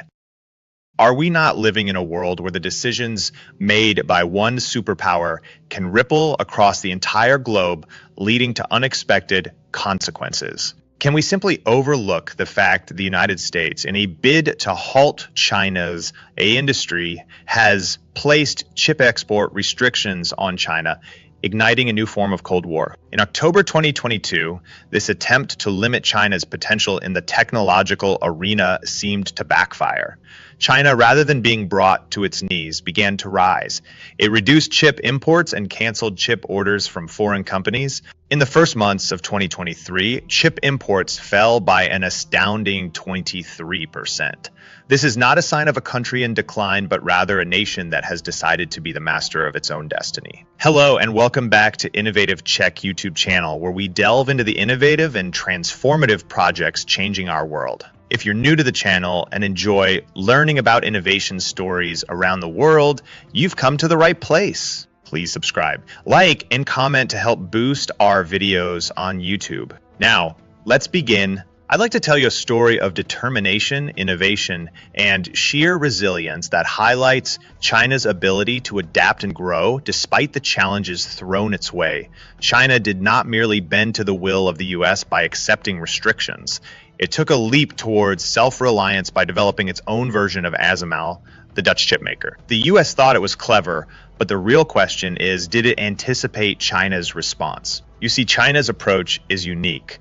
It believes in collective power and mutual growth. When faced with a challenge, state funds, private and state-owned companies, and manpower are consolidated. In a single piercing focus, China opened the chests of funds and encouraged private companies to work with state-owned entities to develop its own chip industry. Take Huawei, for example, sanctioned by the US, it became the earlier focus of the American restrictions. But instead of withering away, Huawei emerged as a formidable leader in 5G technology. Its global patents and end-to-end 5G services underscored its prominence in this critical sector. Isn't it ironic that Huawei's success prompted the US to curb shipments from American giants like Qualcomm? The US imposed restrictions, but it did not foresee that Chinese firms spearheaded by Huawei would embark on a relentless journey to design and produce their own chips, including groundbreaking innovations based on RISC-V technology. Now let's take a moment to reflect. Was the US merely being naive, or did it actually believe that China would falter? The answer is neither. The truth is that the US underestimated China's capability and resolve. And it's not just about China refusing foreign chips. It's about the creation of a grand Chinese chip company. Companies like SMIC are investing billions of dollars to reinforce China's strategic positioning in the semiconductor realm. But what does this all mean for Europe, you might ask? Well, European chip companies that accepted US orders to limit selling to China are on the brink of losing, given China's surge in chip and lithography machine production. The rules have affected standout European companies like ASML, ARM, and STMicroelectronics, while most American chip and semiconductor companies continue to ship their products without hindrance. Is this merely a game of political maneuvering? Are we witnessing a strategy to allow US companies to survive while limiting foreign companies from selling to China? Perhaps it's time to reconsider our understanding of global dynamics and the games nations play. What's fascinating is that the US tactics have united Chinese firms more than ever in their collective goal of building a thriving chip industry. Every day, companies like Huawei and SMIC are getting closer to self-reliance in chip making. But let me pause here and ask you a crucial question. Is this so-called chip war merely a populist stage show by Joe Biden to win the 2024 elections? Or is it a testament to China's undeterred rise in the chip industry, mocking the US bans by exposing the US seemingly futile and dirty plans? I urge you to ponder on this question as we delve further into this intriguing and ever-changing landscape of technological advancement, political chess, and economic interdependence. If you are enjoying this video so far, please don't forget to subscribe, share the video, and comment. Can we pause and ponder why economic and technological wars are being waged? Can we reflect on the misplaced intentions and the lessons of resilience? Yes, the saga of the so-called chip war between the US and China is not just about competition. It's a testament to adaptability and a stark reminder of how feckless policies can backfire. If the United States intended to halt China's rise in technology, especially in the realm of AI, By putting chip export restrictions on China, it clearly misjudged its strategy. Instead of curbing China's enthusiasm for growth, it spurred an era of innovation and resilience. The numbers tell the story. In the first months of 2023, chip imports to China fell by a remarkable 23%. Was this China's defeat? No, it was a strategic withdrawal and the dawn of self-reliance. Allow me to take you through the labyrinth of China's response, which is akin to a phoenix rising from the ashes. If the initial reactions of the US were akin to striking a match, China's responses were the resolute steps of a chess grandmaster carefully and deliberately advancing toward a checkmate. China's burgeoning chip industry, instead of cowering under the weight of restrictions, ignited a passion for domestic development. State funds, private and state-owned companies, all consolidated to work towards a shared goal: self-sufficiency in chip making. This is a lesson in collective effort, in belief in one's own capacity. The result, companies like Huawei and SMIC emerging as leaders, not followers, in the global technology landscape. Let's dive into some of the triumphs and the tribulations in this journey. Huawei's prowess in 5G technology is not merely a regional phenomenon, but a global testament to its capability. The US, recognizing the threat, curtailed chip shipments from American giants like Qualcomm and imposed restrictions on companies reliant on American technology. However, in an ironic twist, these actions fueled China's relentless journey to produce its own chips. Groundbreaking innovations, a focus on risk-free technology, and the will to explore new horizons marked this journey. Western media may project the decline in China's chip imports as a sign of defeat, but they overlook a powerful truth. The decline is not a symptom of weakness, but a banner of achievement, a reflection of a country producing its own chips, requiring no foreign aid. Consider SMIC, a company that invested over $7.06 billion in capacity expansion and process improvement. This is not the action of a nation on the back foot. It's a proactive stride towards global leadership in the semiconductor industry. Restrictions were not merely placed on chips, but also on chip technology, including the very tools and machines needed to produce them. Did these restrictions hinder China's growth? On the contrary, they forged a new path. China's domestic production of lithography machines at an impressive 90 nanometer precision speaks to the country's resolve and innovation. But what about the rest of the world? Europe's chip companies found themselves on the brink, having accepted US orders to limit selling to China. They did not merely lose revenue, they lost ground in a rapidly evolving industry. While American companies could navigate the restrictions, their European counterparts found themselves shackled. And now, the question we must ask ourselves, is this merely a competition or a misstep in a global game of chess? The sentiment that the US seems to be nurturing its companies while limiting foreign companies from selling to China seems more like an attempt to manipulate the market rather than a principled stand. China's response to these challenges has been pragmatic and focused. Huawei's commitment to supporting domestic technological advancements and the collaboration with SMIC is a clear strategy to reduce reliance on American technology. This move, in turn, has affected companies like ASML, whose market share in China dropped from 14% to 8%. The warning from ASML's president that further restrictions may lead to continuous market share decline and potential withdrawal from the Chinese market is not merely a corporate concern. It's a warning signal to the global economy, an acknowledgement that poorly conceived strategies can have far-reaching consequences. Shenzhen, often referred to as the Silicon Valley of China, is a bustling hub of innovation and home to companies like Huawei, Tencent, and over 4,000 startups. Here, the dream of a colossal chip-producing firm is being realized. It's a collaborative effort marked by high bandwidth, low latency, and low power consumption technologies that are outperforming giants like NVIDIA. But ladies and gentlemen, it is essential to recognize that this is not just a tale of technological advancement. It's a lesson in unity, resilience, self-reliance, and the audacity to dream big. The fact that China is not requesting chips, but making them silently is a profound statement.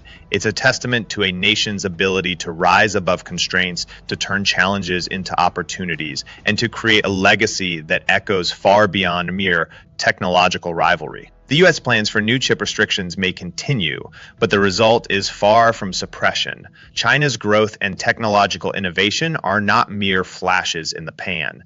They are the glowing embers of a new era. And so I ask you, isn't the chip war more a manifestation of misplaced strategy and populist showmanship than a fair competition?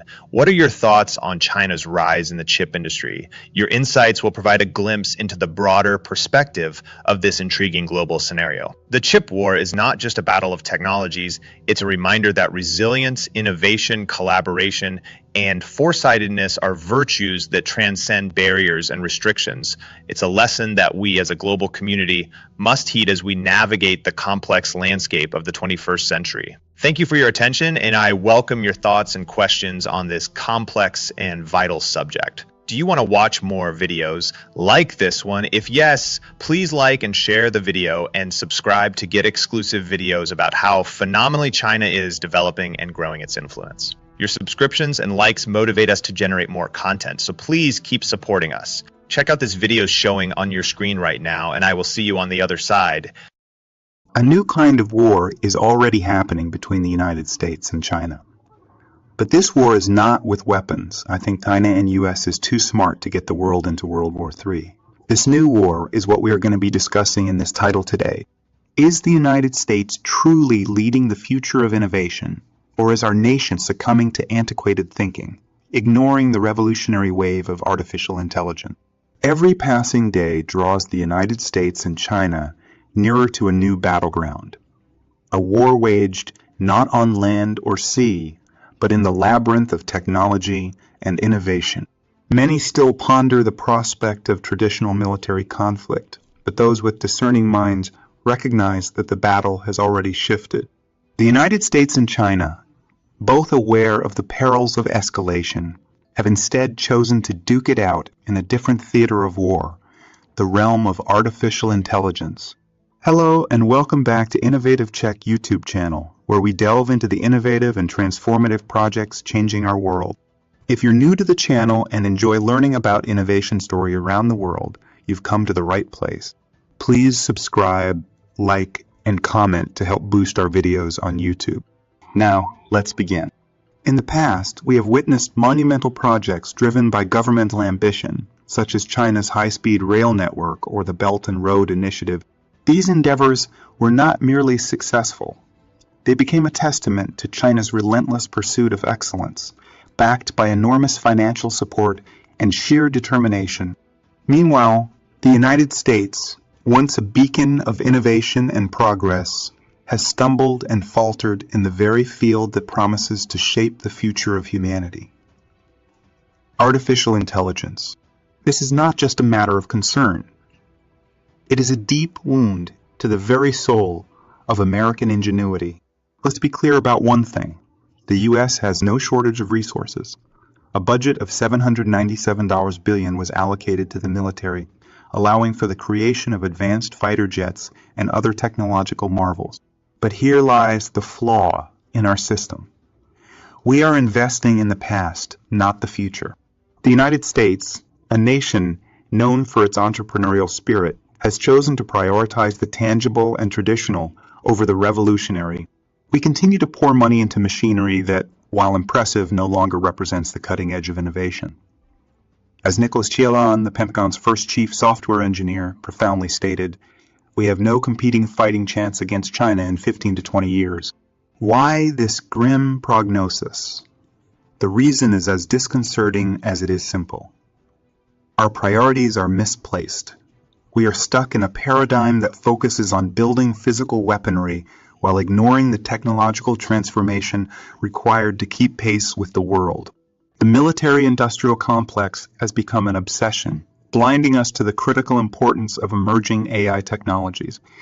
Chialan was right to assert that technologies like AI are far more essential to America's future than our current investments. Furthermore, we see a reluctance for major U.S. tech companies to work hand in hand with the government. This stark contrast with China, where tech giants align their goals with those of the government, reveals a troubling fragmentation of interests within our nation. In China, the announcement in 2017 to lead the world in AI by 2030 was not merely a declaration, but a mission statement that galvanized an entire industry. Industries and tech giants shifted their long-term goals to align with the party and the nation's vision. Can we in the United States say the same? Can we in the United States say the same? The resounding silence to this question speaks volumes about our lack of unity and purpose. Now, the U.S. does have some advantages in this AI battle. We are leading in the development of machine learning systems, but this edge is not a permanent one. The clock is ticking and China is catching up at an alarming pace.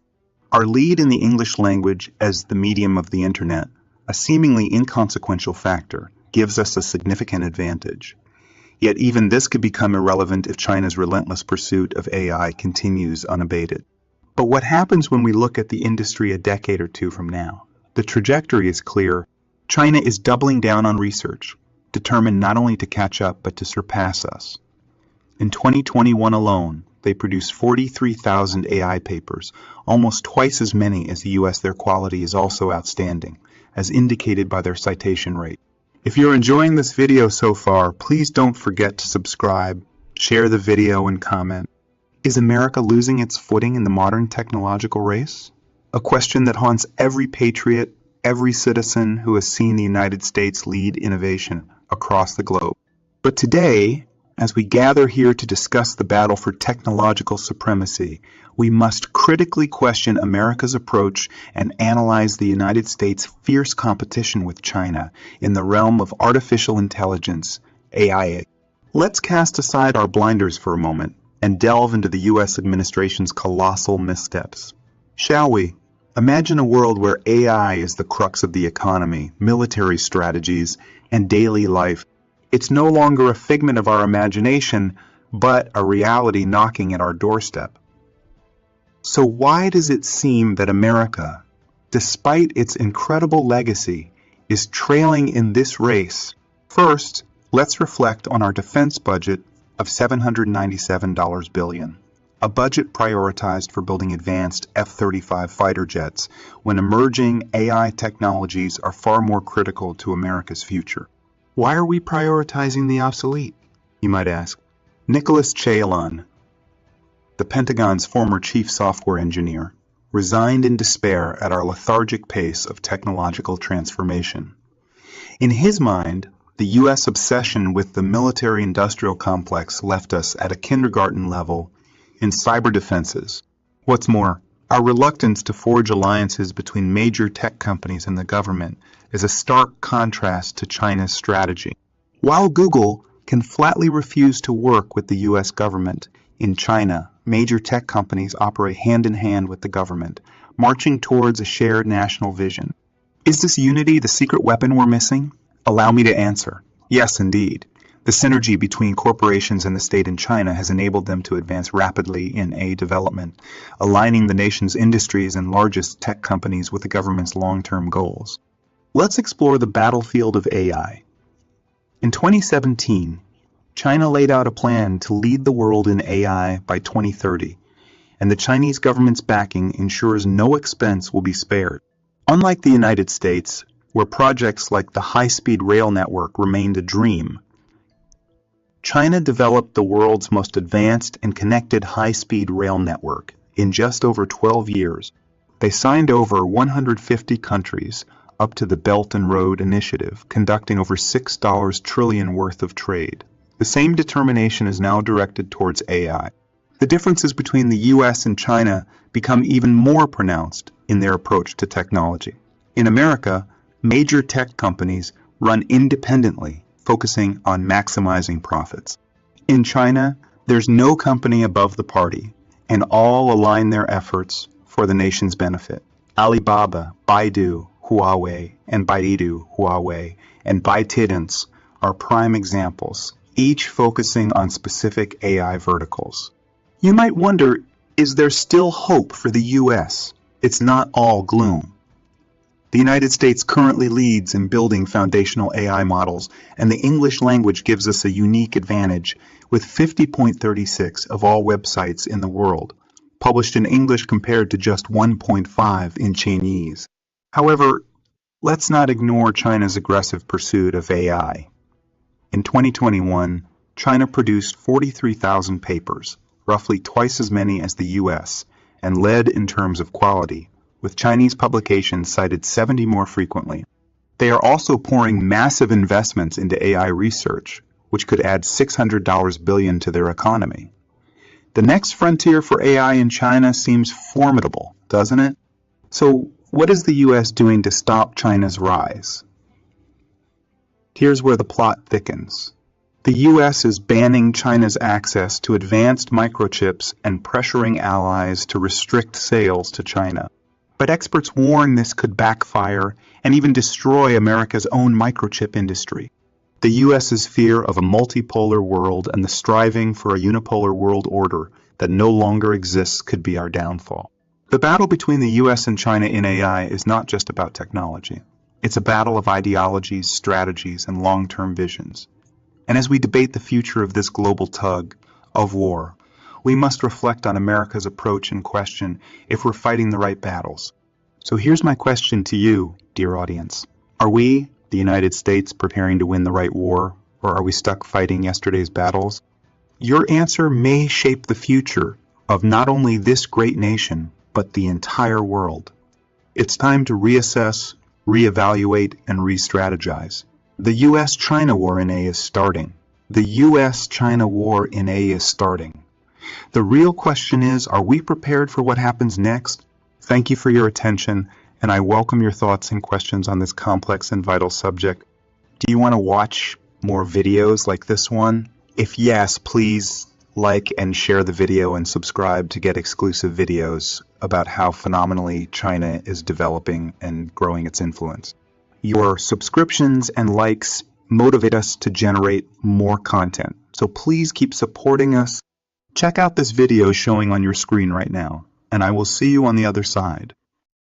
Why is it that time and again, the world watches as great powers rattle their sabers, conducting military exercises that send shivers through the international community, and yet the response from the West seems insipid at best? Is it a lack of understanding, or is it perhaps a deliberate turning of the blind eye to the complex tapestry of political, military, and strategic interests that bind and divide nations like Taiwan, China, the US, and others?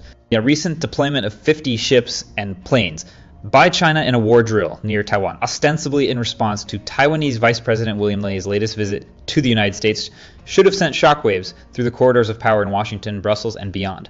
Yet the reaction from the US and NATO has been lackluster, perhaps even indifferent. Why is this? Hello and welcome back to Innovative Check YouTube channel, where we delve into the innovative and transformative projects changing our world. If you're new to the channel and enjoy learning about innovation stories around the world, you've come to the right place. Please subscribe, like, and comment to help boost our videos on YouTube. Now, let's begin. The exercises China conducted are a stern warning, not just to Taiwan, but also to the global community. They signal a new chapter in China's response to Taiwanese engagements with foreign powers. The drills are not simply a response to diplomatic overtures. They mark a shift in China's posture, escalating from rhetoric to tangible military action. Yet, where's the decisive response from the US and NATO? Instead of taking a firm stance, what we see is a mere meeting at Camp David between the US, Japan, and South Korea. Meetings are well and good, but in the face of aggression, they must translate into decisive action.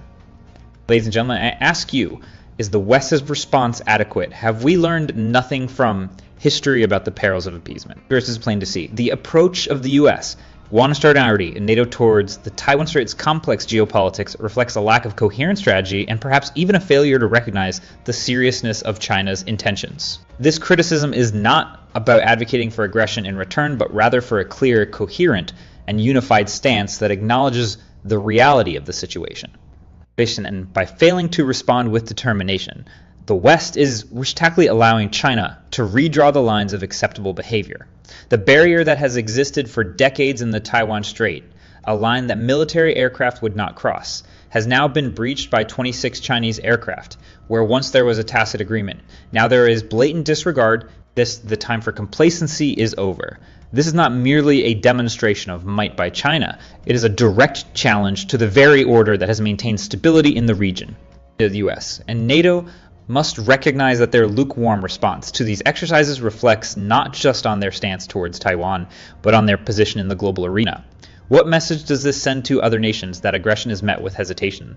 That the rules of engagement can be changed without consequence? It is high time for the West to wake up to the reality of China's intentions and to respond with clarity and resolve. Anything less is a failure of leadership and a betrayal of the principles that we claim to stand for. In this pivotal moment, let us remember the words of Winston Churchill, who warned against appeasement and indecision. Let us recognize that this is not just a drill, but a wake-up call. Let us answer that call with conviction and purpose. If you are enjoying this video so far, please don't forget to subscribe, share the video, and comment. Are we so naive? So lost in the abyss of international politics that we fail to see the true nature of the games played by the powerhouses. Let us dissect the situation in the Taiwan Strait and understand the broader context. Why are the US, Japan, South Korea, and NATO member countries so keen to meet at Camp David while China conducts military drills near Taiwan? What is the underlying strategy behind the US task involvement with Taiwan's leaders? First, I need to think. Do you think that the United States is not to be criticized in this context? Allow me to enlighten you with a critical perspective that paints a more somber picture of their involvement. The United States and NATO's involvement in Taiwan's affairs is more than just a quest for democratic preservation. It is, I argue, a calculated move in a geopolitical chess match aimed at containing China's rise and asserting Western supremacy in the region. How many times have we seen these military exercises performed by China in response to Taiwan's leaders' engagement with the United States? The pattern is clear and the repercussions could be alarming. China's drills are not random. They are stern warnings, a response to a perceived threat. The United States has a long history of supporting Taiwan, but let's not be fooled into thinking that this is merely a moral stance in defense of democracy. If that were the case, why would the U.S. maintain relations with certain nations that openly flout democratic principles? What we're witnessing here is not just a defense of democracy, but a strategic maneuver in a broader battle for influence and control in Asia. The U.S. and its allies are playing with fire, stoking tensions that may lead to unforeseen consequences. What drives the United States to engage with Taiwan's leaders, despite knowing that it will provoke China? Is it a sincere concern for democratic values, or is it a geopolitical tactic designed to maintain dominance in the region? Verse 3. The answer to this question reveals a double standard. While the U.S. claims to champion democratic values, it often aligns with countries where those very principles are compromised. Hence, the U.S. actions in Taiwan cannot be seen in isolation.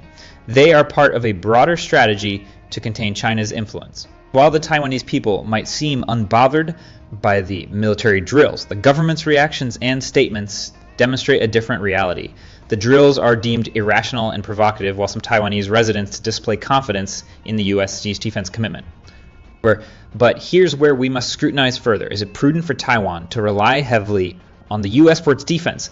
How genuine is the U.S. commitment to Taiwan's safety? It's a dangerous game to depend on a foreign power that has its strategic interests, which may not always align with Taiwan's welfare. Moreover, the timing of China's military drills may be interpreted as an attempt to influence Taiwan's upcoming presidential elections. The fear of war propagated by these drills might push Taiwanese voters in a certain direction. Is this a novel strategy by China, or merely a response to the U.S.'s continued meddling? The situation in the Taiwan Strait is complex, layered, and fraught with peril. While China's military drills and aggressive stance must be critiqued, so must the U.S. and NATO's continuous engagement with Taiwan's leadership. Their Taiwan situation is not it's a black and white issue. It's a delicate balance that requires a nuanced understanding of the political dynamics at play. We must ask ourselves hard questions about the roles and motivations of all the key players. In a world where power politics often trumps moral principles, we must remain vigilant and critical, unswayed by simplistic narratives. Let's strive to understand the deeper currents that shape international relations, even if they lead us to uncomfortable truths. Thank you for your attention, and I welcome your thoughts and questions on this complex and vital subject. Soon you want to watch more videos like this one.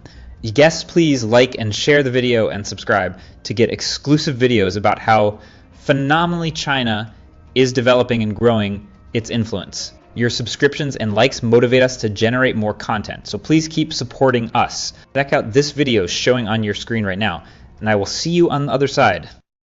For nearly 80 years, the world danced to the tune of the US dollar. Nations conducted business, settled debts, and built their reserves on the back of the dollar's strength. Yet, today, that long-standing practice is facing an imminent metamorphosis. When a nation's currency becomes the world's reserve, it means countries are playing by that nation's rules, rules set by the US. However, as China's clout on the world stage surges, the economic orchestra is tuning to a different key. Many had scoffed at the idea of the dollar's decline, even in the face of rising de-dollarization chatter. Yet, in a turn of events, the International Monetary Fund, IMF, often seen as the West's puppet, has rocked the boat of us financial superiority. Today, we unravel how the IMF's unexpected move heralds a fresh financial era, with the Chinese yuan taking the reins. Hello, and welcome back to Innovative Czech YouTube channel, where we delve into the innovative and transformative projects changing our world. If you're new to the channel and enjoy learning about innovation stories around the world, you've come to the right place. Please subscribe, like, and comment to help boost our videos on YouTube. Now, let's begin. Many have posited that the US's confrontations with China are but a smokescreen to distract from the impending decline of the dollar's dominance. But it's becoming evident that countries are not just letting go of the US dollar. They're embracing alternatives. While American economists once laughed off the notion of the dollar being dethroned, assuming no currency could match its might, today's reality paints a different picture. Interestingly, the IMF, an institution once perceived as the dollar's gatekeeper, is now knee-deep in discussions about the Chinese yuan's potential as the next global reserve currency. Why, one might wonder, is this even significant? While the IMF's foundational intent was to ensure global financial stability, its underlying mission was to preserve the dollar's unparalleled value and global influence. Historically, the IMF has implemented various strategies, including inciting financial unrest in nations contemplating moving away from the dollar. The IMF's history traces back to the influential Bretton Woods Conference in 1944. Its primary objective: to stabilize global finances, a noble endeavor on the surface, but delve deeper and you'll find a pro-dollar agenda. The member countries of the IMF pool funds, which then assist nations in need. Still, the IMF's reach extends beyond mere monetary aid.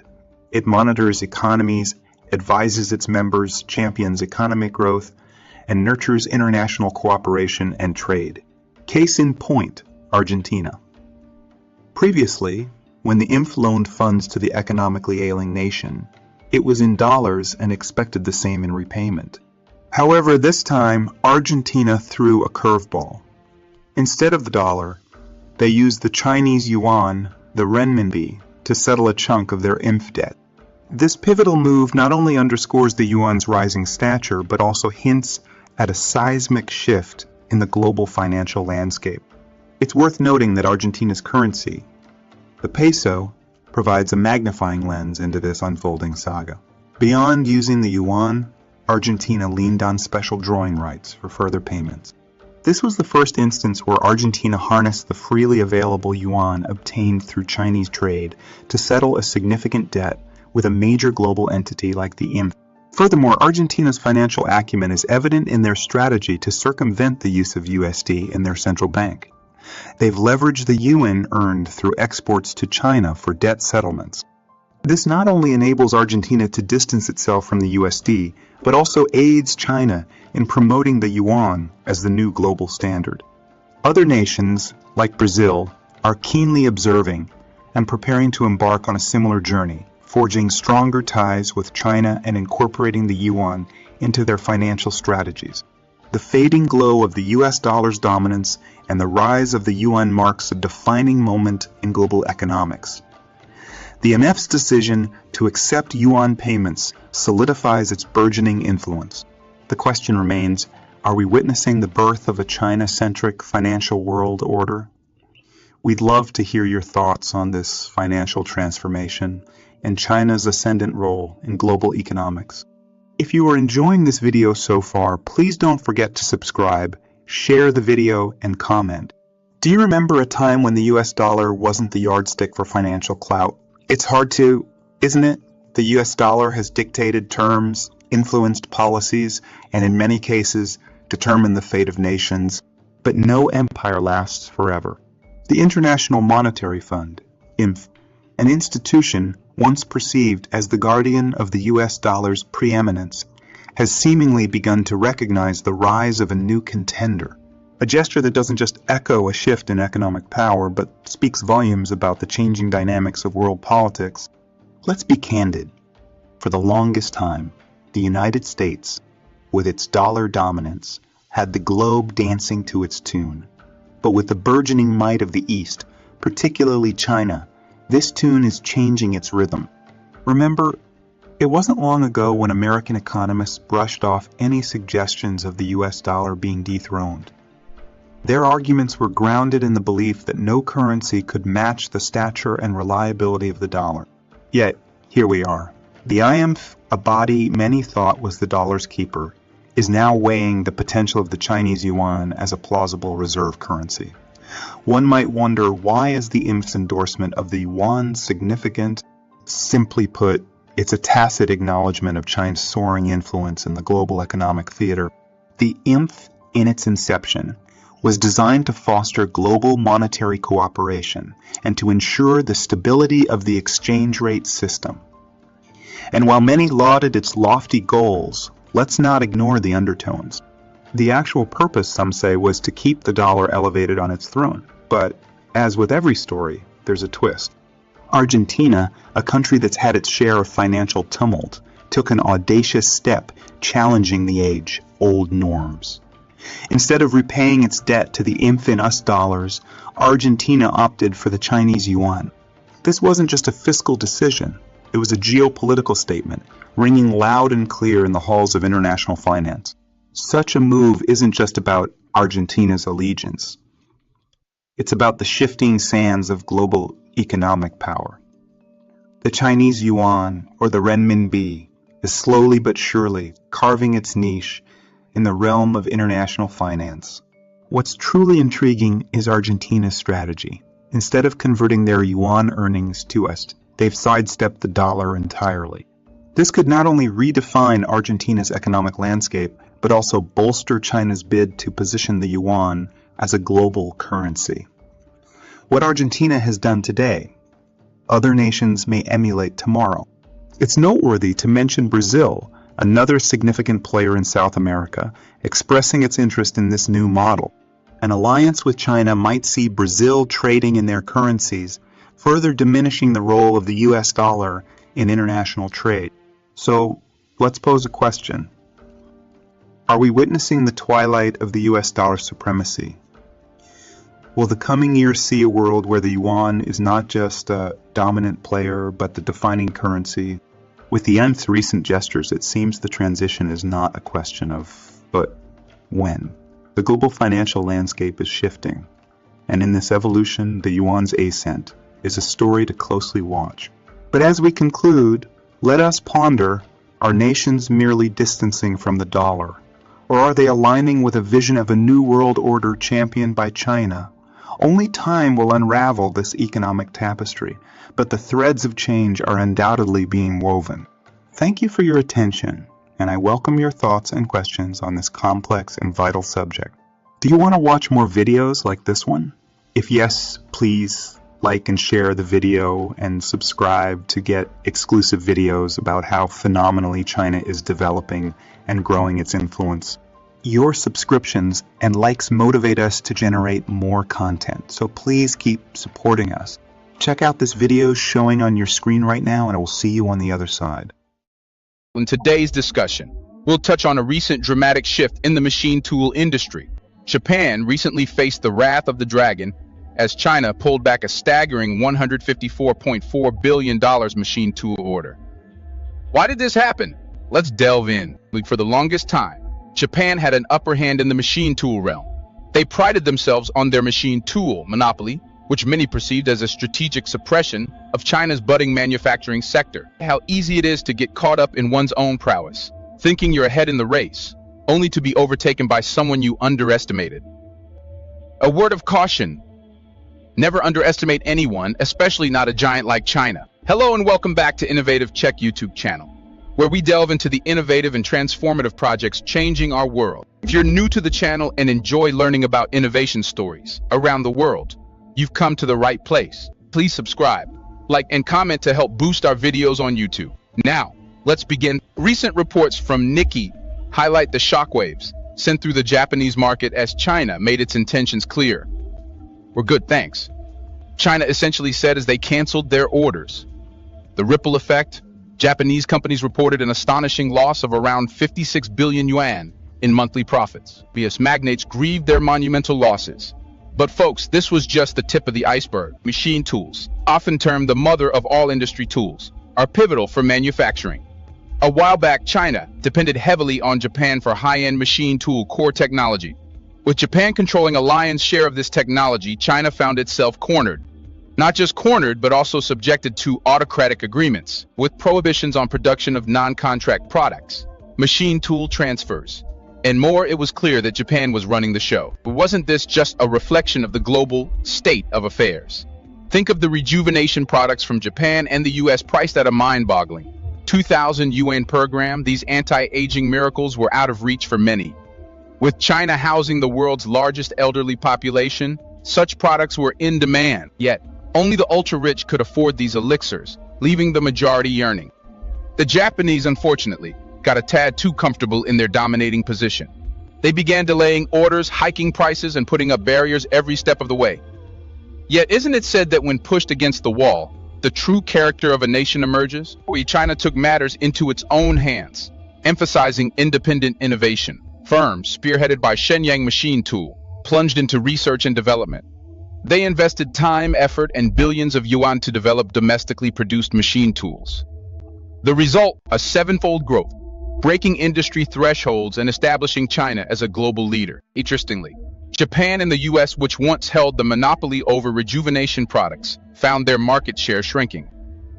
By 2017, China's innovations reduced product prices by over 90 EE, democratizing access to these sought-after age-defying solutions. And today, Chinese products dominate even in markets like Japan and the US. And here's a question for all of you: who wins when giants clash? China's dedication led to game-changing innovations in machine tools and rejuvenation products. On the other side, Japan, engrossed in its legacy and technology advantage, missed the tide. Today, the Chinese high-end machine tool industry is projected to touch 409 billion yuan by 2023, overshadowing Japan's output.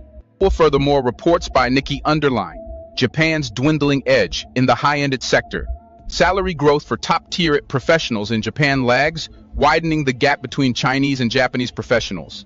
More Japanese are contemplating job shifts due to stagnant salaries, a trend never seen before. Lesson: resting on past laurels and underestimating rivals can have grave repercussions. China's rise in this sector underscores the importance of agility, innovation, and forward thinking. If you are enjoying this video so far, please don't forget to subscribe, share the video, and comment. Navigating the labyrinth of global economics and technology, there's a recurring theme: adaptation and innovation are paramount.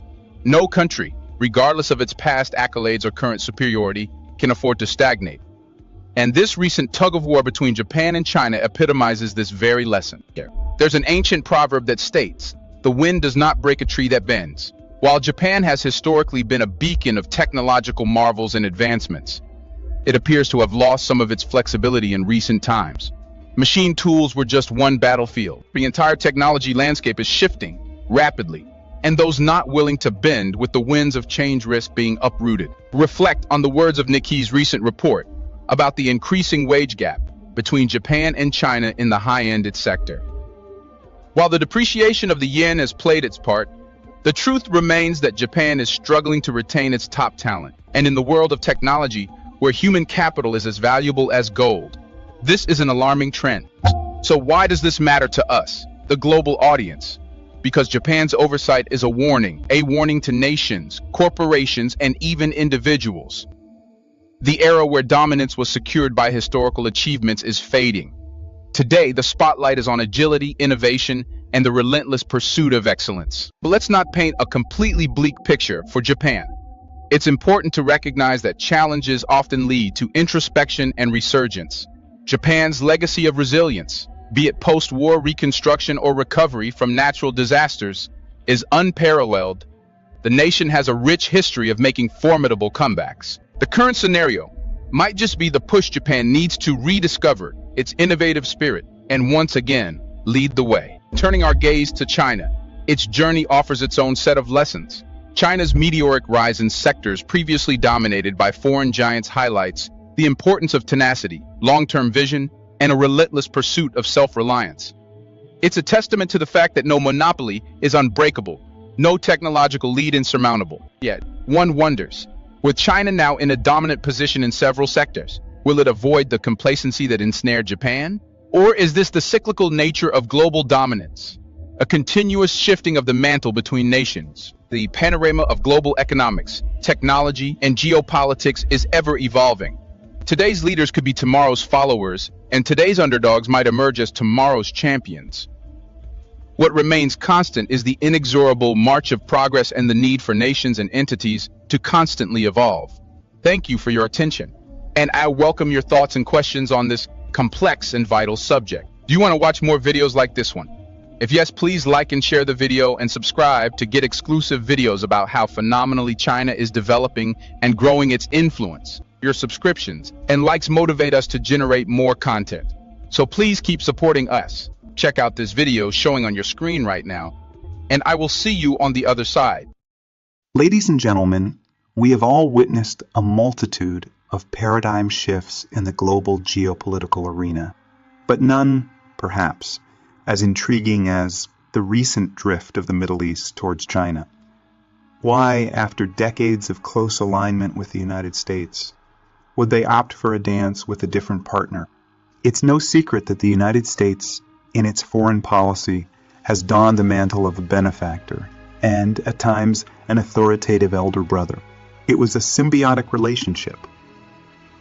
The Middle East provided the U.S. with strategic leverage and oil, and in return received military support and protection. But winds change, and so do alliances. Hello, and welcome back to Innovative Czech YouTube channel, where we delve into the innovative and transformative projects changing our world. If you're new to the channel and enjoy learning about innovation stories around the world, you've come to the right place. Please subscribe, like, and comment to help boost our videos on YouTube. Now, let's begin. Now, before we delve deep, I'd like to pose a question to all of you. What happens when trust erodes in a relationship? When one party feels stifled or restricted? Reflect on that, as the answer embodies the essence of today's shifting dynamics. In the contemporary theater of international relations, Saudi Arabia's turn towards China is not just a matter of diplomacy. It's a declarative statement, a statement that the days of unilateral decision-making, the era of being in someone's backyard, is over. China, with its dazzling development and astute diplomacy, has offered nations an alternative. But is it merely the luster of a new relationship that's drawing the Middle East towards China? Or is it something deeper, perhaps a shared vision? In recent times, the Middle East has shown its keenness to diversify its global engagements. This move towards China is emblematic of that intention. It's a reflection of their aspiration to diversify, to explore avenues beyond the traditional Western alliances.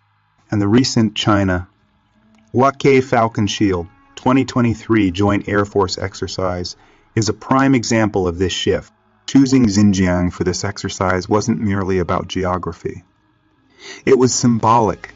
By opting for a region far from its coastal cities, China and the Middle East were making a clear statement. They are capable of independent collaborations, devoid of external pressures. But why? Why this affinity towards China? While the United States often set boundaries on its engagements, China's allure lies in its no-strings, attached approach. Add to that their mutual interest, particularly in oil trade, economic collaboration, and a vision of a new world order. Both the Middle East and China seem to be on a quest to reshape the existing global norms. This is not to say that China is the proverbial knight in shining armor. Every nation, including China, has its interests at heart. But in the current geopolitical dynamics, the Middle East sees more alignment with Beijing than with Washington. To bring our focus back to the question I posed earlier, relationships strain when one party feels unheard, restricted, or taken for granted. The Middle East, historically seen as a playground for superpowers, is asserting its autonomy. They are no longer content being a silent spectator. They seek to play a more proactive role, to be the decision maker, not just an executor. Ladies and gentlemen, while it's easy to view this as a simple game of musical chairs in international diplomacy, it's much more profound. It's about agency, respect, and shared visions. As we navigate this new era, one thing is clear. The Middle East is not merely shifting its allegiance, it's redefining its place in the world. And as we conclude this discussion, I invite you to reflect. In this changing global landscape, where do you see the next alliance forming? Who will be the next pair to dance to a new tune? Only time will tell. But for now, let's watch closely, for these are the moments that will shape our global future. If you are enjoying this video so far, please don't forget to subscribe, share the video, and comment. In the ever-evolving theater of international relations, players shift, alliances are forged and broken, and power dynamics pivot. And today, we face yet another page in this grand narrative. The increasing coziness between Saudi Arabia and China, two powerhouses with deep pockets and expansive visions. But how did we get here? The United States, the so-called world's police, has long enjoyed unparalleled dominance in its relationships. However, as the dust settles over decades of assured partnerships, nations are now asking, is it time to diversify our diplomatic portfolios? And if so, with whom? One cannot simply discuss such a monumental pivot without addressing the elephant in the room. The United States, how has its influence waned in the Middle East?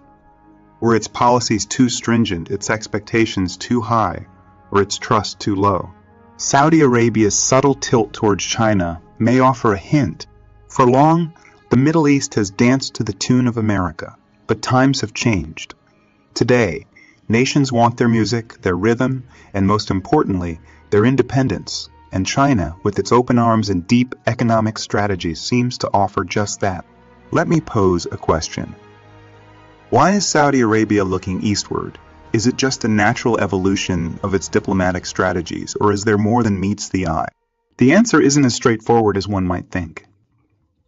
Geopolitics isn't merely a game of chess. It's more complex, more nuanced. Saudi Arabia's pivot might well be a statement, a message that it isn't just another pawn in America's global game, but a queen capable of making powerful moves on its own. The Middle East, historically the playfield for the West's interventions, now seems keen to rewrite the narrative, to establish an order where its decisions are sovereign and partnerships, a matter of choice rather than obligation. Cut to clips of Riyadh and Beijing highlighting the bustling activities and signs of cooperation. The symbolism of Saudi Arabia's recent military exercise with China cannot be overstated. It's not just about military might or strategy, but also about shifting allegiances, new narratives, and the possibility of a world where the East holds as much sway as the West, if not more. Let's delve a bit into China's playbook here. With its Belt and Road Initiative and an economic model that promises growth without political strings attached, China seems to offer a tantalizing alternative to the West's more conditional approach to diplomacy and trade. Fade in with aerial shots of desert landscapes and Chinese infrastructure. Moreover, beyond the shiny skyscrapers and megaprojects lies a deeper connection, the shared aspiration of rewriting global norms. Both Saudi Arabia and China, each in their own way, challenge the existing international order. They're seeking to craft a world not just by the West, but also by the East. So, what does this mean for the U.S.? It stands at a crossroads, watching old allies drift away, perhaps into the embrace of new partners. This isn't just about losing an ally. It's about the shifting sands of power, influence, and a possible new world order. As we watch this intricate dance of nations unfold, one must wonder, is this the dawn of a new era? an era where alliances aren't just dictated by historical ties but by mutual respect, shared interests, and an acknowledgement of a multipolar world.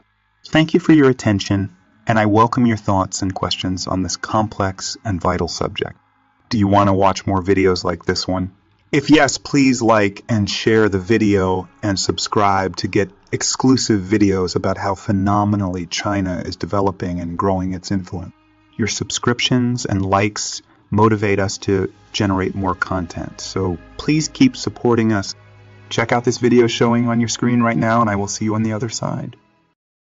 I am here to shed light on the rather startling cancellation of a significant 1.1 million tons of corn orders by China, previously destined from the U.S. Drawing from the detailed updates reported by the Nikkei Economic News, China has made a bold move by reneging on its commitment to import a considerable 1.1 million tons of U.S.-produced corn. Now, why does this matter?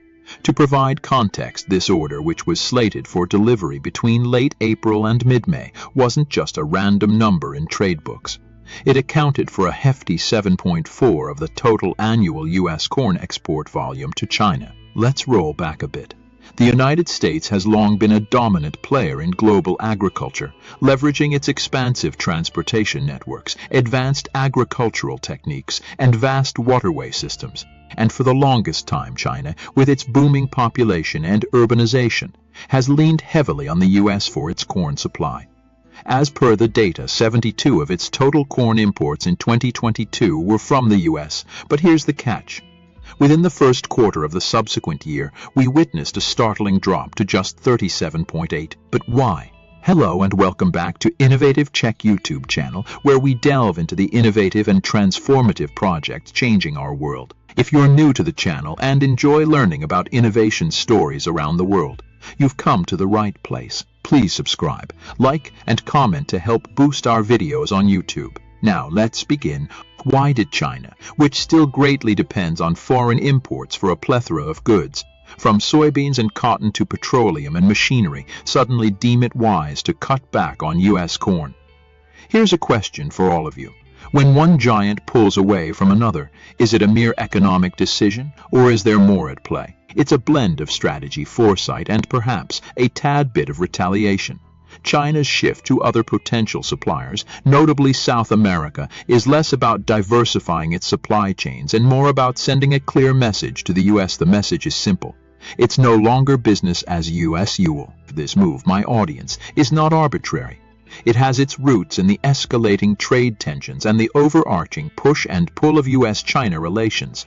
The significant corn order cancellation is a clear indication that China is no longer willing to play the game by the old rules. They're signaling that unless the U.S. recognizes China's core interests and revises its tactics, there will be economic repercussions to bear. Now, let's briefly touch on the U.S.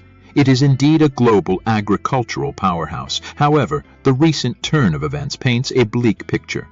The cancellation showcases ripple effects that not only hit the U.S. agricultural revenues, but also influence public sentiment. The U.S. stance on China, it seems, might have backfired. The actions of the past months and years are coming to fruition in ways that are hard to digest for many Americans. Treasury Secretary Janet Yellen made no bones about her beliefs when she expressed that a total decoupling between the U.S. and China would be a grave error. Despite the barriers, a complete separation between these two economic behemoths would not be the most judicious approach. The decline in trade relations, marked by a year-on-year contraction of 5%, has led to a shrinking trade surplus for the USA. Now, taking a step back, we can observe a broader trend. China isn't solely pivoting away from the U.S. in corn.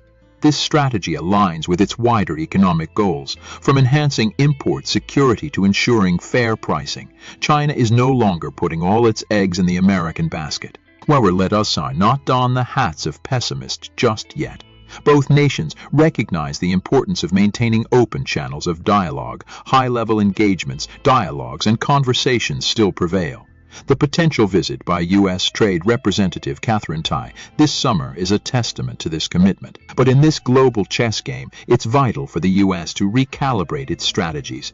China holds significant sway, especially with their holdings of U.S. bonds at their lowest in nearly 14 years. The U.S. must display earnest intentions if it seeks to renew its previous stature. The recent events have been a rude awakening for many. It signifies not just the shifting sands of trade, but also the profound realignments in global power structures. As both nations navigate this precarious landscape, cooperation, not confrontation, will be the way forward. If you are enjoying this video so far, please don't forget to subscribe, share the video and comment. The global tapestry of trade has always been intricate. But what we are witnessing today is not merely the ebb and flow of economic decisions. This is a tectonic shift, one that requires keen attention and adaptive strategies. Now, I understand that many here today may harbor reservations. You might think, surely, one cancellation isn't enough to set alarm bells ringing. But my dear listeners, it's not just about the corn. It's the underpinning narrative. The corn order is but a symbol, a representation of the broader dynamics at play. Let's look beyond corn for a moment.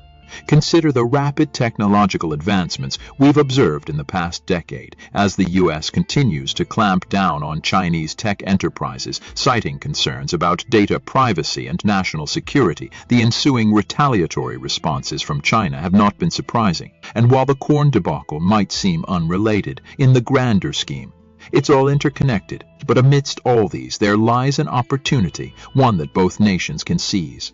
As they say, in every crisis lies an opportunity. The current landscape is ripe for renegotiation, for a renewal of commitments, and for establishing a fresh blueprint for the future. However, for that, introspection is crucial. The U.S. must evaluate where it stands. Is its foreign policy truly yielding the desired dividends, or is it time to revamp and adapt? The era where one nation could exert undue pressure without any significant backlash is fading. It's a multipolar world, and the sooner this is recognized, the better. Yet there's a glimmer of hope. Despite the challenges, there remains a shared acknowledgement on both sides of the Pacific that collaboration trumps conflict. A realization that in the quest for economic prosperity, interdependence can be a strength, not a weakness. And this is where the true potential lies. China, for its part, also needs to tread cautiously. While diversification and assertion are legitimate strategies, they must ensure that in their zeal to realign trade dynamics, they don't inadvertently destabilize the global economic structure. The world watches closely as these two giants maneuver, and their actions will undoubtedly have ramifications far and wide. As we proceed further into this decade, one thing is clear. The rulebook of international trade is being rewritten. The norms we were familiar with are evolving, and the future landscape will be shaped by the decisions taken today. It's an inflection point, and its outcome will dictate global economic trajectories for years to come. To end on a positive note, let's remember that change, while initially unsettling, can usher in a new era of innovation, collaboration, and mutual respect. As the U.S. and China navigate their shared path, there's hope that wisdom, dialogue, and shared aspirations will guide the way. Thank you for your attention, and I welcome your thoughts and questions on this complex and vital subject. Do you want to watch more videos like this one? If yes, please like and share the video and subscribe to get exclusive videos about how phenomenally China is developing and growing its influence. Your subscriptions and likes motivate us to generate more content. So please keep supporting us. Check out this video showing on your screen right now, and I will see you on the other side. Why is America always seeking to dictate terms?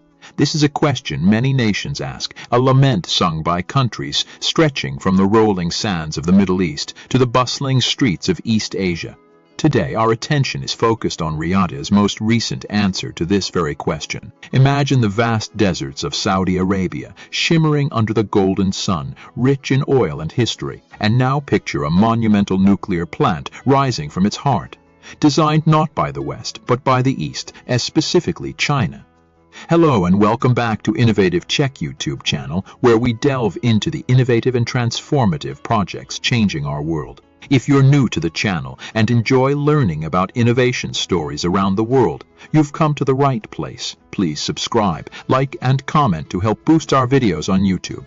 Now let's begin. So why would Saudi Arabia, a long-time ally of the United States, even consider China's bid for a nuclear power plant? Well, it's quite simple. Saudi Arabia craves autonomy and respect, not conditions and stipulations. It's a nation ready to take the reins of its destiny, even if it means venturing onto a new Silk Road paved by China. You see, the U.S., in its perpetual stance of setting conditions, reportedly asked Riyadh for significant concessions.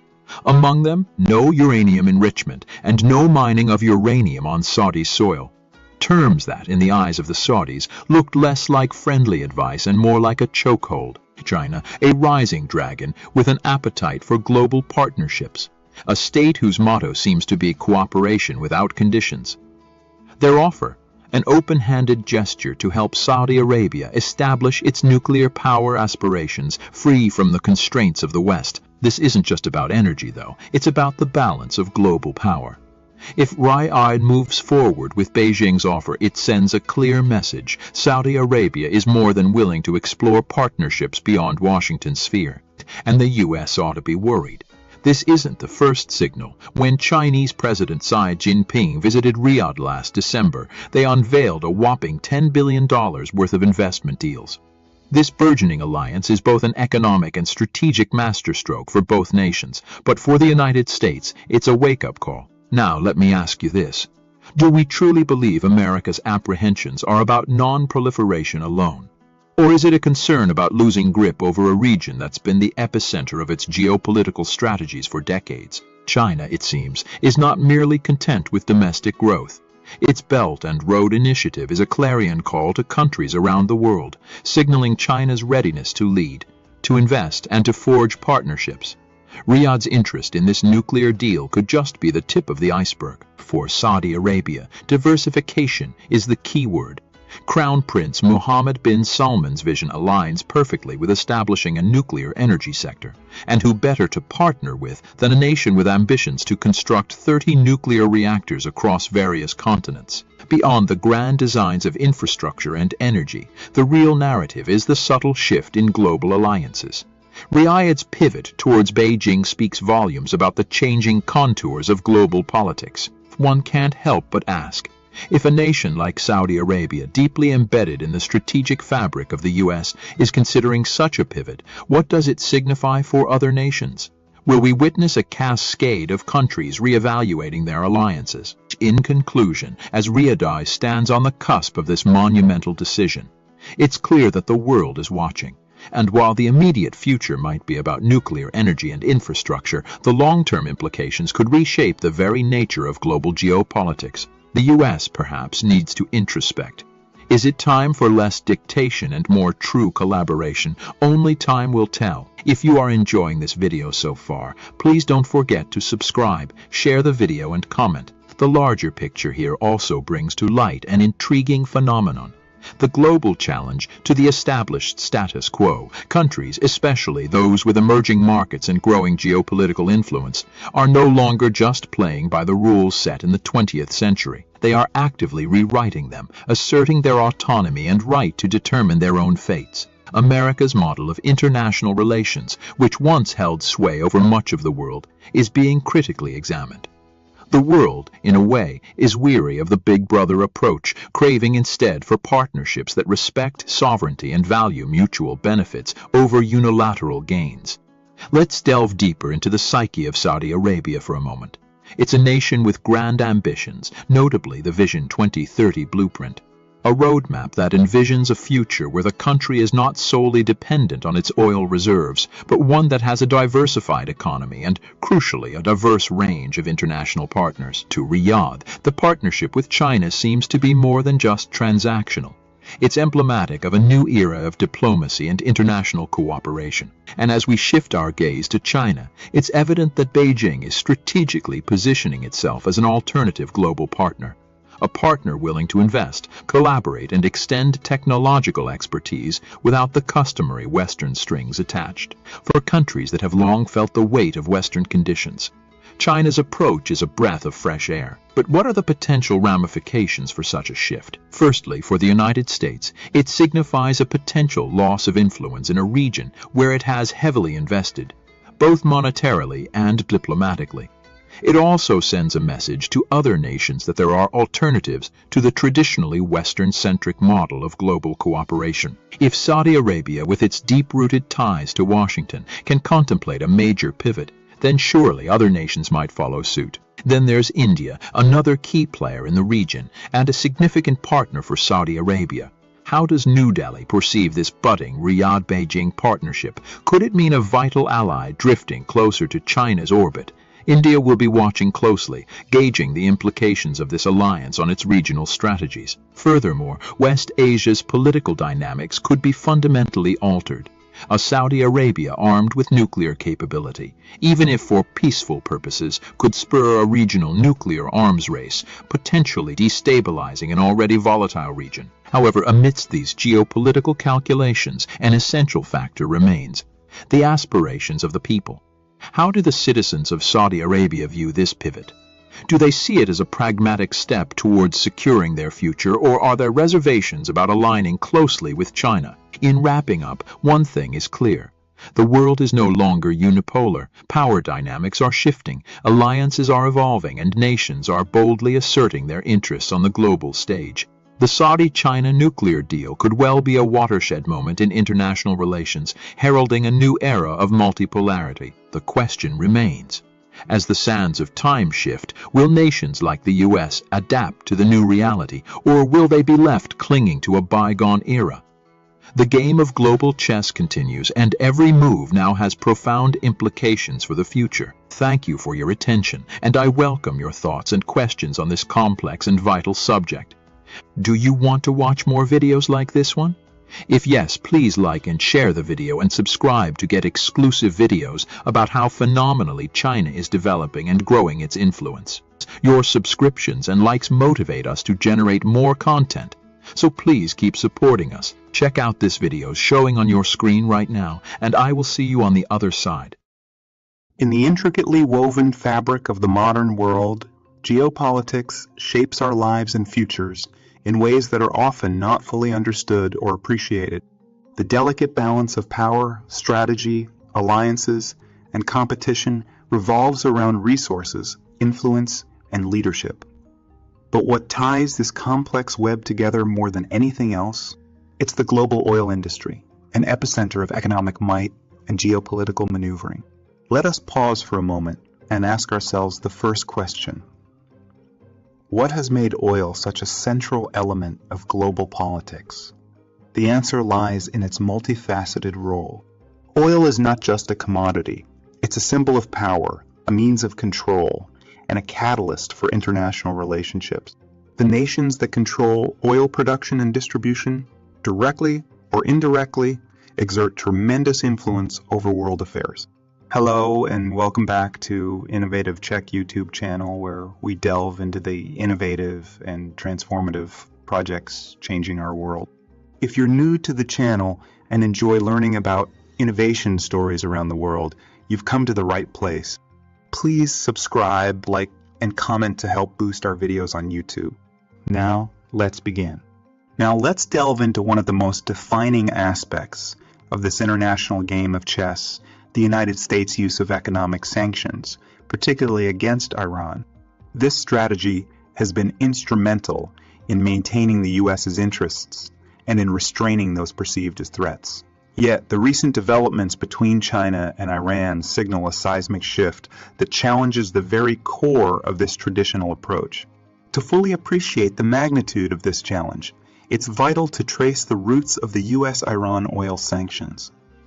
The complex relationship between these two nations stretches back to significant historical events, such as the 1979 Iranian Revolution. That year marked a turning point when the US-backed Shah was overthrown, leading to a rupture in relations that has never fully healed. From allegations of nuclear ambitions to a plethora of economic sanctions, the United States and Iran have been locked in a tense and adversarial relationship for decades.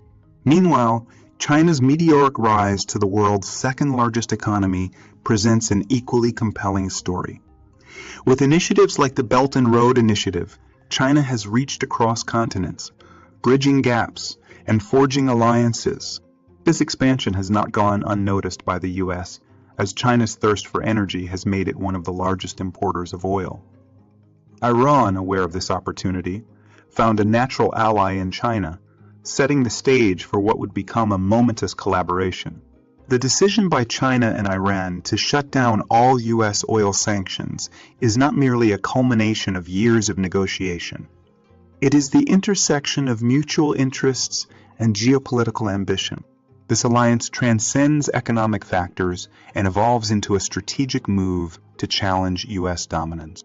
Understanding the intricacies of this situation requires recognizing the mechanics of the shutdown, a sophisticated system where China and Iran found ways to bypass the traditional U.S. financial system. Utilizing alternate payment systems, barter agreements, and even cryptocurrencies, the two nations sidestepped the U.S. dollar, the conventional currency of oil trade. This unprecedented shift in trading mechanisms marks a profound turning point, shaking the foundations of the global financial system. As the world watches, the immediate impact reverberates across global oil markets and, by extension, the U.S. economy. Allow me to pause here and ask a pivotal question. How did this move affect the value of the U.S. dollar, and what were the subsequent effects on the average American citizen? The decline in the demand for the U.S. currency led to a decrease in its value. The decrease in its value, thereby triggering inflation. Higher inflation meant the cost of everyday items soared, eroding the purchasing power of ordinary Americans. It's a poignant example of how international events can directly touch our daily lives. The domino effect of the decision by China and Iran was not confined merely to the realm of currencies. The U.S. stock market, highly sensitive to global shifts, reacted with sharp declines.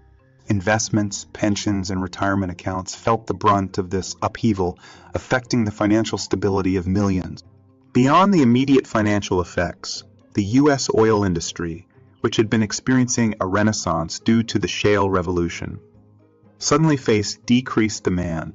Countries began to look at Iran as an alternative source, reducing demand for American oil and subsequently impacting the U.S. job market. But this move wasn't just an economic challenge. It was a direct affront to the U.S.'s role as the de facto global leader. For years, the U.S. had wielded sanctions as a tool to enforce its foreign policy. By circumventing these sanctions, China and Iran showcased to the world that alternatives to the U.S.-centric world order were possible. Here's our second question. What does this mean for other countries, especially those under U.S. sanctions? The audacity of China and Iran's move emboldened other nations to seek ways to bypass U.S. sanctions, potentially eroding their efficacy as a foreign policy tool. This development has the capacity to reshape global politics, illustrating that nations are no longer willing to play by rules perceived as disproportionately skewed in favor of the U.S. However, such moves do not come without risks. The U.S., with its military and economic might, may explore various means to counter this challenge. These could range from imposing sanctions on Chinese firms, engaging in cyber attacks, or forming alliances that could challenge China's global initiatives. The European Union, historically aligned with the U.S., now faces a dilemma. Would they continue to toe the U.S. line or consider establishing separate trade mechanisms with Iran, especially if economically beneficial? The world stands at a crossroads. The need for a diversified global financial systems underscored, perhaps one relying on a basket of currencies or even digital currencies. The dominance of the U.S. dollar has both provided stability and granted the U.S. significant leverage over global trade. But this event challenges that dominance, urging the international community to reconsider the way trade and finance are conducted. Such a shift could lead to a renewed emphasis on international institutions like the United Nations, the World Trade Organization, and the International Monetary Fund. Often criticized for being too Western-centric, these organizations may find renewed purpose in a multipolar world, acting as mediators and ensuring the rise of regional alliances. Regional alliances are another fascinating outcome of this shift in power dynamics. We might see the strengthening of groups like the Shanghai Cooperation Organization, the African Union, and Mercosur. These regional blocs could provide a counterweight to traditional Western powers, leading to a more balanced global order. This shift underscores the need for energy diversification. Relying solely on oil is a strategic vulnerability, encouraging nations to accelerate their move towards renewable energy sources like solar, wind, and hydro, and even nuclear energy. Lastly, the mention of alternate payment systems and cryptocurrencies is not a mere footnote. It highlights the importance of financial sovereignty and the allure of decentralized, nation-controlled digital currency.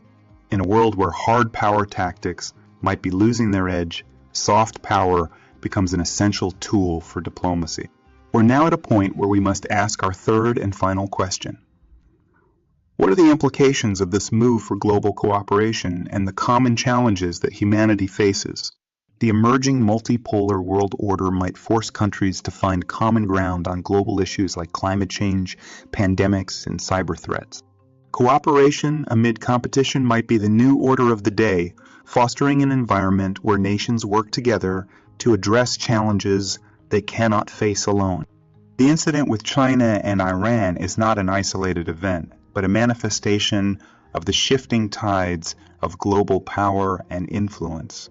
It challenges the existing norms, presents opportunities for new alliances, and compels us to rethink how international diplomacy and trade are conducted.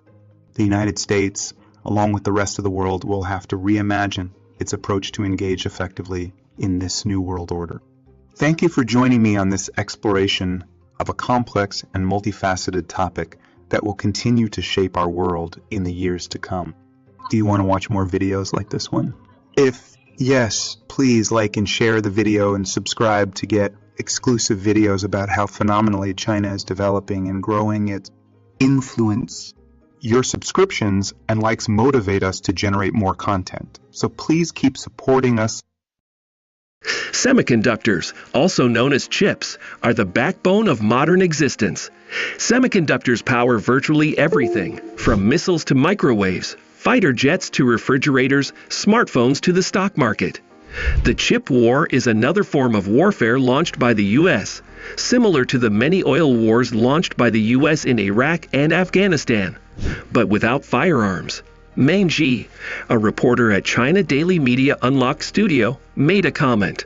Hello everyone, and welcome to a brand new video on the channel.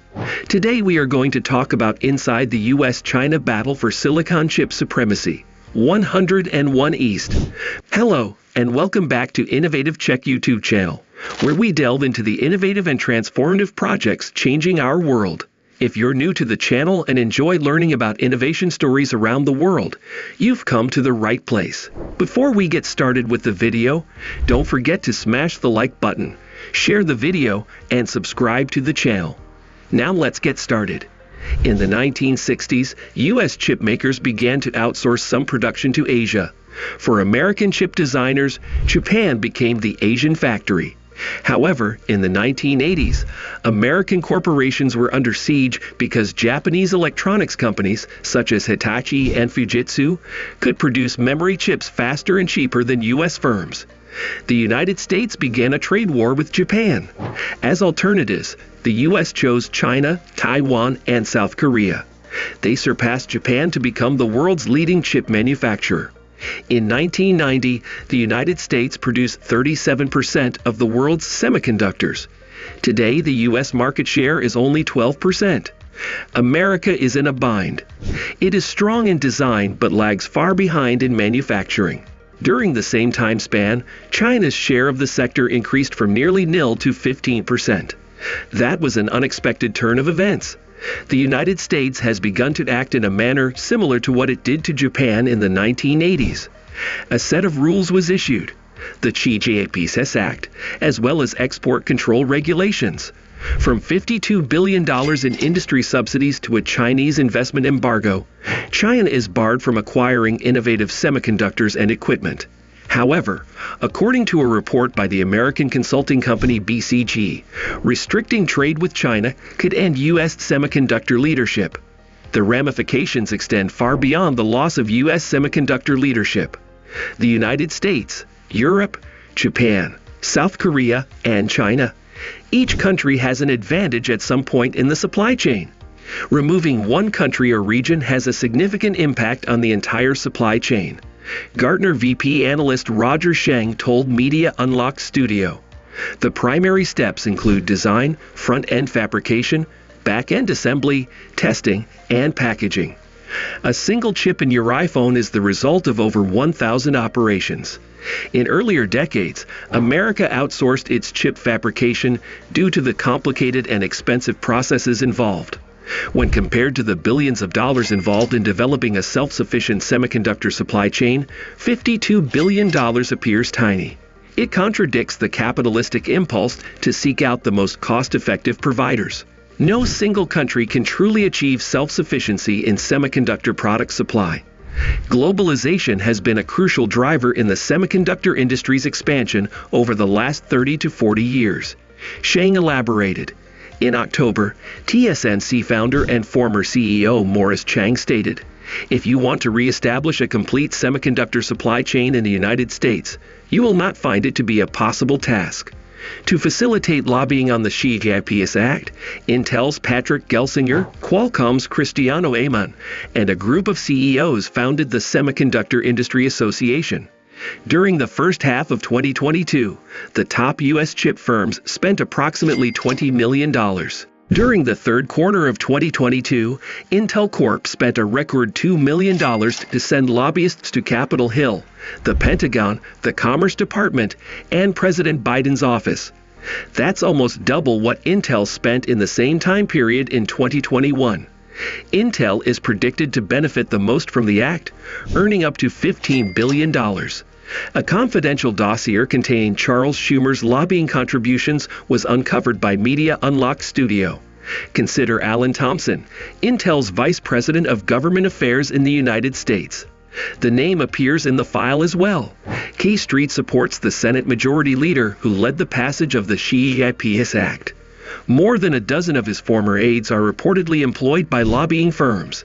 In other countries, it would be called bribery and corruption, but in the United States, it's called lobbying. Main Ji brought this up. The passage of the measure was also cheered by arms dealers. According to a recent blog post by the Center for Strategic and International Studies, the U.S. defense depends on semiconductors and should meet China's threat in the semiconductor sector. Why bother opposing China when its technology lags behind? CSES is heavily supported by arms companies such as Raytheon, Boeing, Northrop Grumman, and others, as seen by who pays their bills. Semiconductor chips have grown increasingly important to the Bureau's operations in recent years. Chips are the modern economy's lifeblood, serving as the brains of every electronic product and system, from iPhones to toasters, data centers to credit cards. A modern car might include over 1,000 chips, each controlling a distinct aspect of the vehicle's operation. Semiconductors are also the driving force behind developments like quantum computing and artificial intelligence that are expected to change life over the next century. For example, OpenAI's ChatGPT was purportedly trained on 10,000 of the most advanced chips currently available. The United States government stated its intention to damage China's ability to create or even purchase high-end processors on October 7. The reasoning behind the legislation was simple. Advanced processors, as well as the supercomputers and artificial intelligence systems they power, enable the development of new weaponry and surveillance systems. However, in terms of scope and significance, the sanctions could not have been more broad, aiming at a target considerably bigger than the Chinese security state. The key here is to understand that the U.S. wanted to impact China's AI industry, says Gregory C. Allen, head of the Center for Strategic and International Studies Wadhwani Center for AI and Advanced Technologies in Washington. The semiconductor stuff is merely a means to that end. Though disguised as new export rules, the October 7 controls really attempt to eliminate China's whole sophisticated technology economy, root and branch. The new policy embodied in October 7 is that we will not only not allow China to advance technologically any further, but we will actively reverse their current state of the art, Allen says. according to CG News, a senior semiconductor analyst at Evercore ISI. If you told me about these rules 5 years ago, I would have told you that's an act of war. We'd have to be at war. If the limits work, they may cripple China for a generation. If they don't, they could backfire spectacularly, hastening the very future that the U.S. is frantically attempting to avoid. The conclusion will almost certainly determine the U.S.-China rivalry and the direction of the global order for decades to come. There are 2 dates that will reverberate throughout history beginning in 2022, Allen adds. The first occurred on February 24, when Russia invaded Ukraine, and the second occurred on October 7. Despite their enormous complexity, semiconductors are, in some ways, relatively simple. Tiny pieces of silicon cut into arrays of circuits. The activity of switches known as transistors causes the circuits to turn on and off. When a circuit is turned on, it creates a 1. When it is turned off, it produces a 0. The original chips, invented in the late 1950s, included only a few transistors. Today, the principal semiconductor in a modern smartphone contains between 10 and 20 billion transistors, each approximately the size of a virus and etched into the silicon structure like a layer cake. Moore's law, which noted that the number of transistors that can be put on a chip nearly doubled every 2 years, has famously summarized the rate of progress during the last 6 decades. Chris Miller, author of Chip War and associate professor of international history at Tufts University's Fletcher School, likes to point out that if airplanes had advanced at the same rate as chips, they would currently be flying at several times the speed of light. No technology in human history has ever matched the astonishing rise of computing power. The person with the best supercomputer can do the best science. Jack Dongarra, founding head of the University of Tennessee's Innovative Computing Laboratory, told me. Dongarra runs the TOP 500 program, which provides a biannual rating of the world's fastest supercomputers. China had 134 spots as of June, compared to 150 for the United States. However, the picture is not complete. Around 2020, China's submissions dropped precipitously, implying a wish to avoid unwanted attention, according to Dongarra. Rumors of new supercomputers circulate in scientific journals and research announcements, allowing observers to speculate on the true condition of the rivalry and the magnitude of China's projected lead. It's striking because, in 2001, China had no computers on the list, Dongarra adds. They've grown to the point where they dominate it now. However, there remains a critical vulnerability beneath China's strength. Almost all of the chips used to power the country's most advanced programs and organizations are inextricably linked to American technology. The entire industry can only function with U.S. inputs, Miller explains. U.S. tools, design software, and intellectual property are used throughout the process in every facility that is remotely close to the cutting edge. Despite decades of Chinese government effort and tens of billions of dollars spent on indigenous innovation, the problem persists. Domestic chip producers in China supplied only 15.9% of total demand in 2020.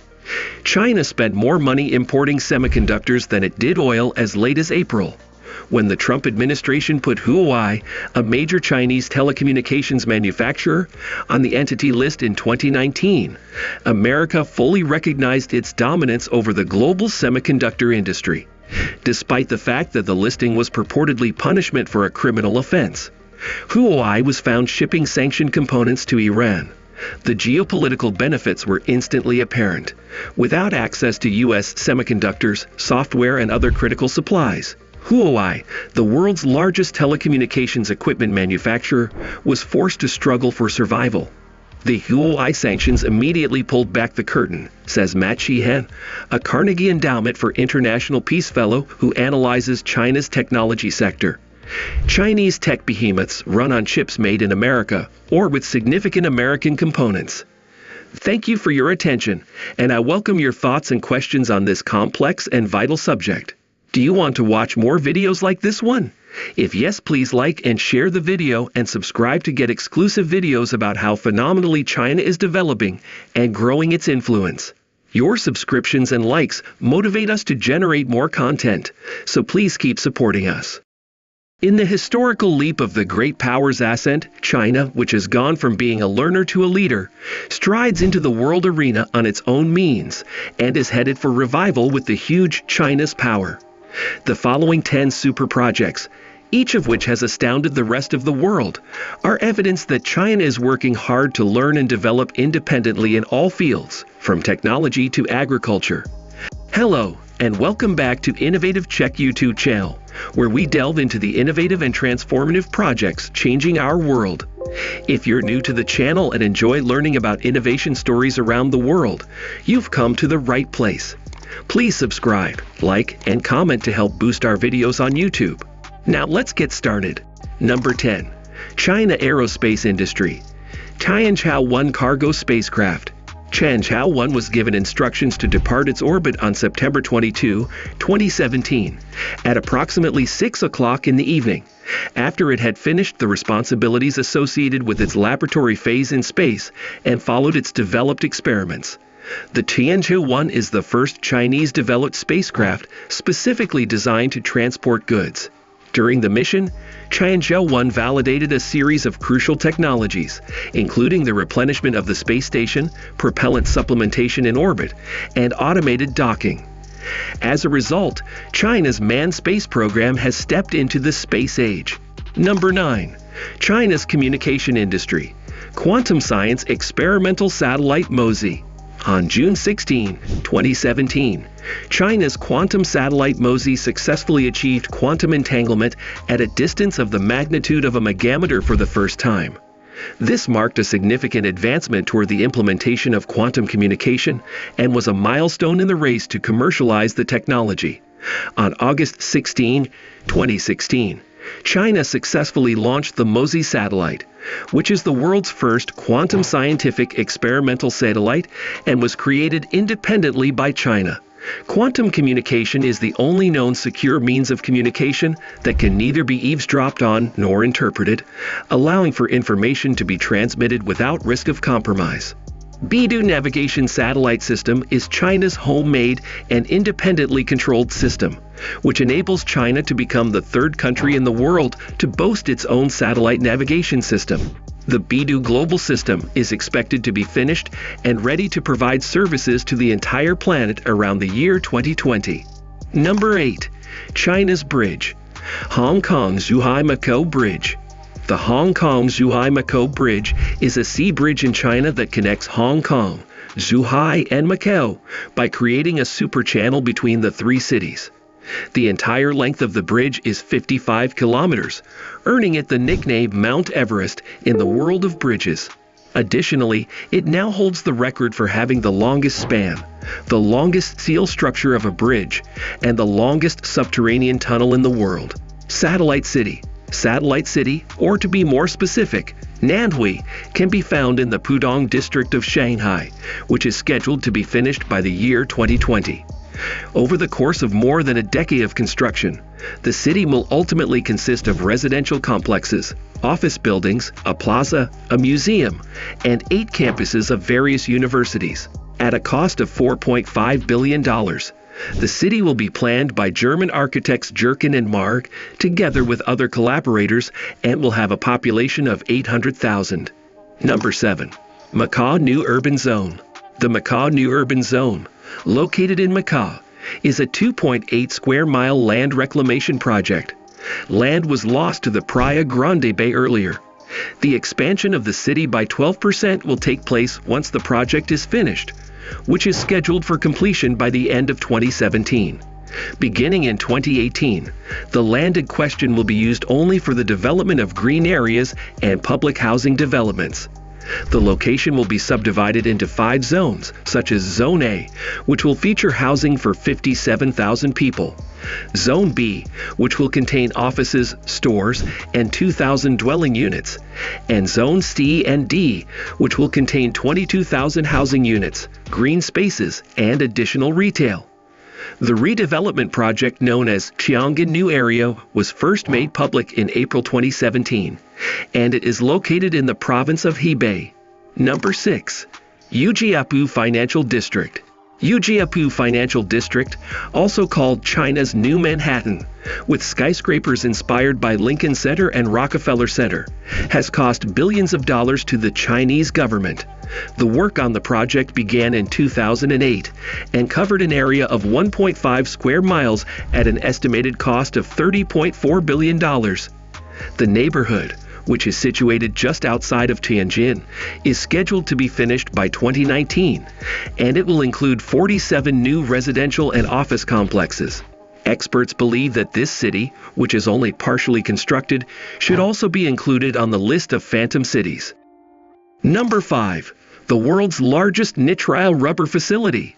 Lanzhou Petrochemical Company's 50,000-ton rubber facility, currently the world's largest 50,000-ton annual capacity nitrile rubber facility, was built at the CMPC Lanzhou Petrochemical Company. The auxiliary project for the 70,000-ton ethylene program being developed by Lanzhou Petrochemical Company is this plant, which will require a total expenditure of 859 million RMB. Utilizing proprietary intellectual property relating to nitrile rubber technology, from storage to chemical polymerization to plaster storage and dry packaging, it is composed of a total of 7 production units, 3 engineering units, and 2 auxiliary units, with the entire production process utilizing DCS quality control. Shagan Group's Huashing Iron Works successfully forged a 5,860 cubic meter blast furnace, indicating that this world's highest capacity and most technologically advanced #1 furnace is now in production. This blast furnace is the king of all blast furnaces and is owned by Shagan Group. This furnace has the potential to attain an annual production capacity of 500,000 tons and a production value of 12 billion RMB. The primary purpose of this furnace is to provide iron melt for the production of 300,000 tons of hot rollers and 200,000 tons of thick plates by the Shagan Group. Number 4. The world's largest horizontal lathe. A contract for the world's largest 5-meter horizontal CNC boring lathe was signed in September 2006 between Wuhan Heavy Duty Machine Tool Group and China National Erzong Group. The contract was worth close to 100 million RMB.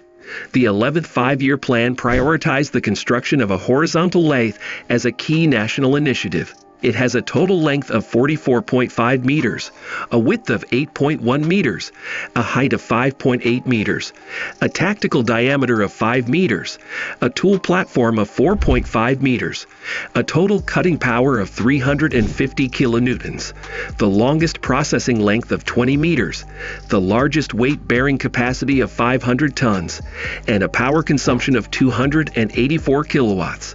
It is also currently the world's largest heavy-duty horizontal lathe. It weighs a total of 1,450 tons, has a total length of 8.1 meters, and has a height of 5. In the same breath, the precision of this heavy-duty horizontal lathe is 0.06 millimeters, which is equivalent to 1/10 of a human hair. Number 3. The world's largest vertical press.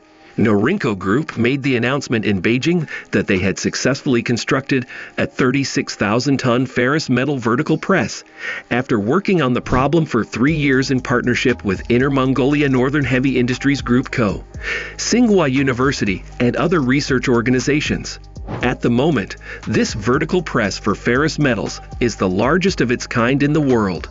The DHI bridge crane is the largest of its kind in the world. The DCW Group Incorporated, a bridge crane with a capacity of 20,000 tons.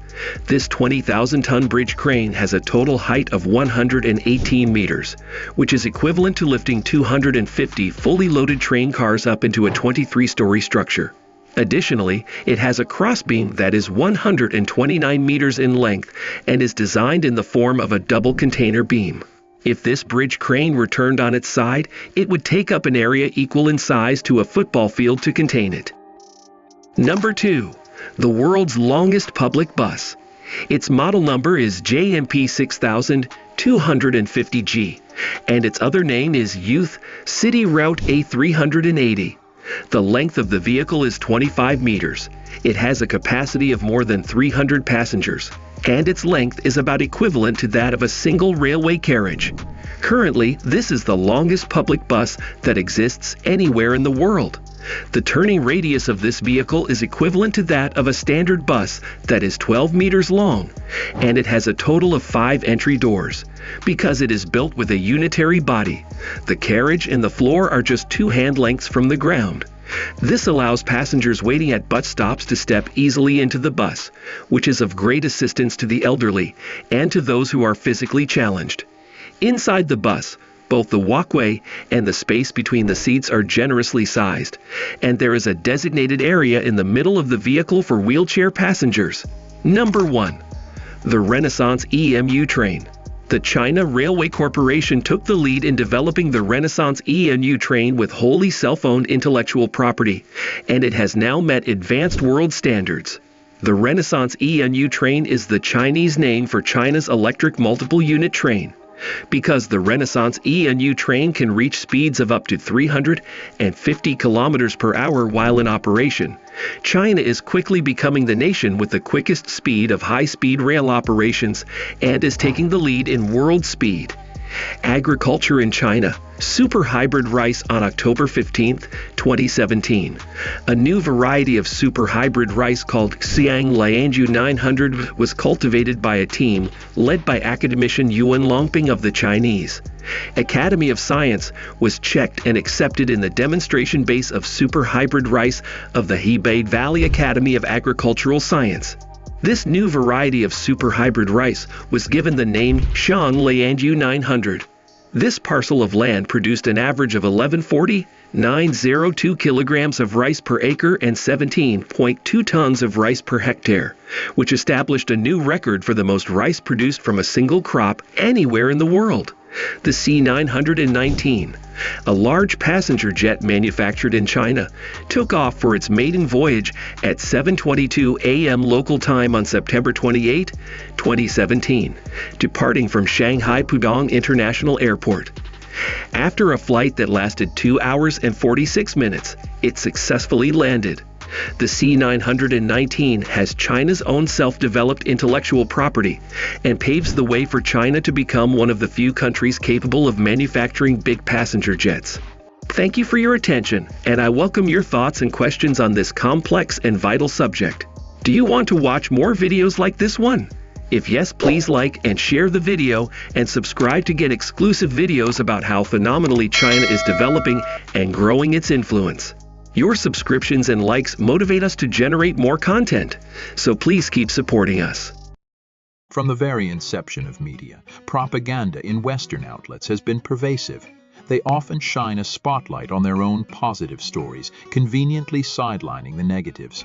Moreover, they frame the achievements of other nations with a propagandistic twist. It's unsurprising when analysts or experts harbor biases.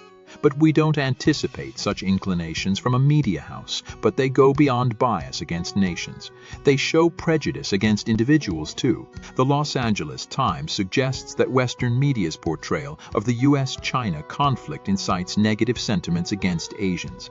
The narrative doesn't stop with China. Other developing countries are depicted as pitiable entities. There's a widespread belief that Africans suffer from extreme poverty, hunger, and thirst, needing the West's benevolence.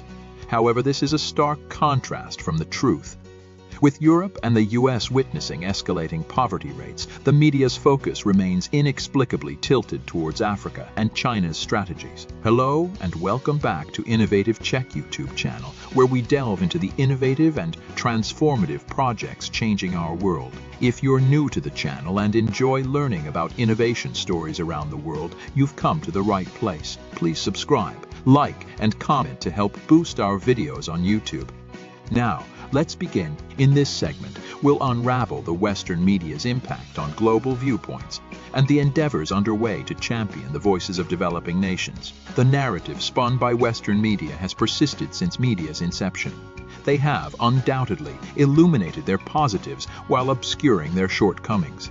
Yet, their portrayal of other countries' good actions is often tinged with bias. Although experts and analysts are entitled to biased opinions, this isn't what we expect from media houses. The media's inclination isn't just against specific countries. Individuals too bear the brunt. Citing the Los Angeles Times, the strain between the US and China has spurred a wave of anti-Asian sentiment, a courtesy of the Western media narrative. It's not just China bearing this skewed representation. Other developing nations are painted as mere recipients of the West's mercy. A common misconception is the portrayal of Africans in dire straits, lacking basic amenities and solely reliant on Western assistance. In contrast, the escalating poverty levels in Europe and the US are often downplayed. The media's fascination with Africa and China's intentions overshadows these realities. Engagements in the BRICS Media Forum hint at amplifying voices from developing countries. But how does this transpire? If you are enjoying this video so far, please don't forget to subscribe, share the video and comment, showcasing unity and collaborative spirit. Media chiefs from the BRICS countries convened at the 6th BRICS Media Forum in Johannesburg. This gathering aimed to collaboratively address global issues and forge a balanced future. Fujua, the president of Xinhua News Agency, accentuated the media's role from BRICS countries in sculpting a cooperative, development-centric world. In a realm where some aim to dominate discourse and bend media to their will, the BRICS media frontrunners have chosen to differ. Fujua underscores that media should be a catalyst for global advancement, not a medium to spark discord. This viewpoint aligns with China's ideals of harmony and mutual benefits.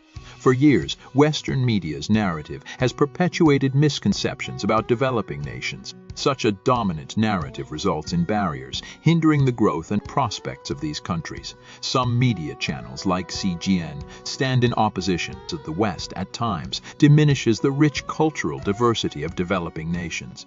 For example, the intricate tapestry of Africa's cultures and languages often gets overshadowed by overgeneralizations. The developing countries, contrary to frequent Western media portrayals, are not mere followers.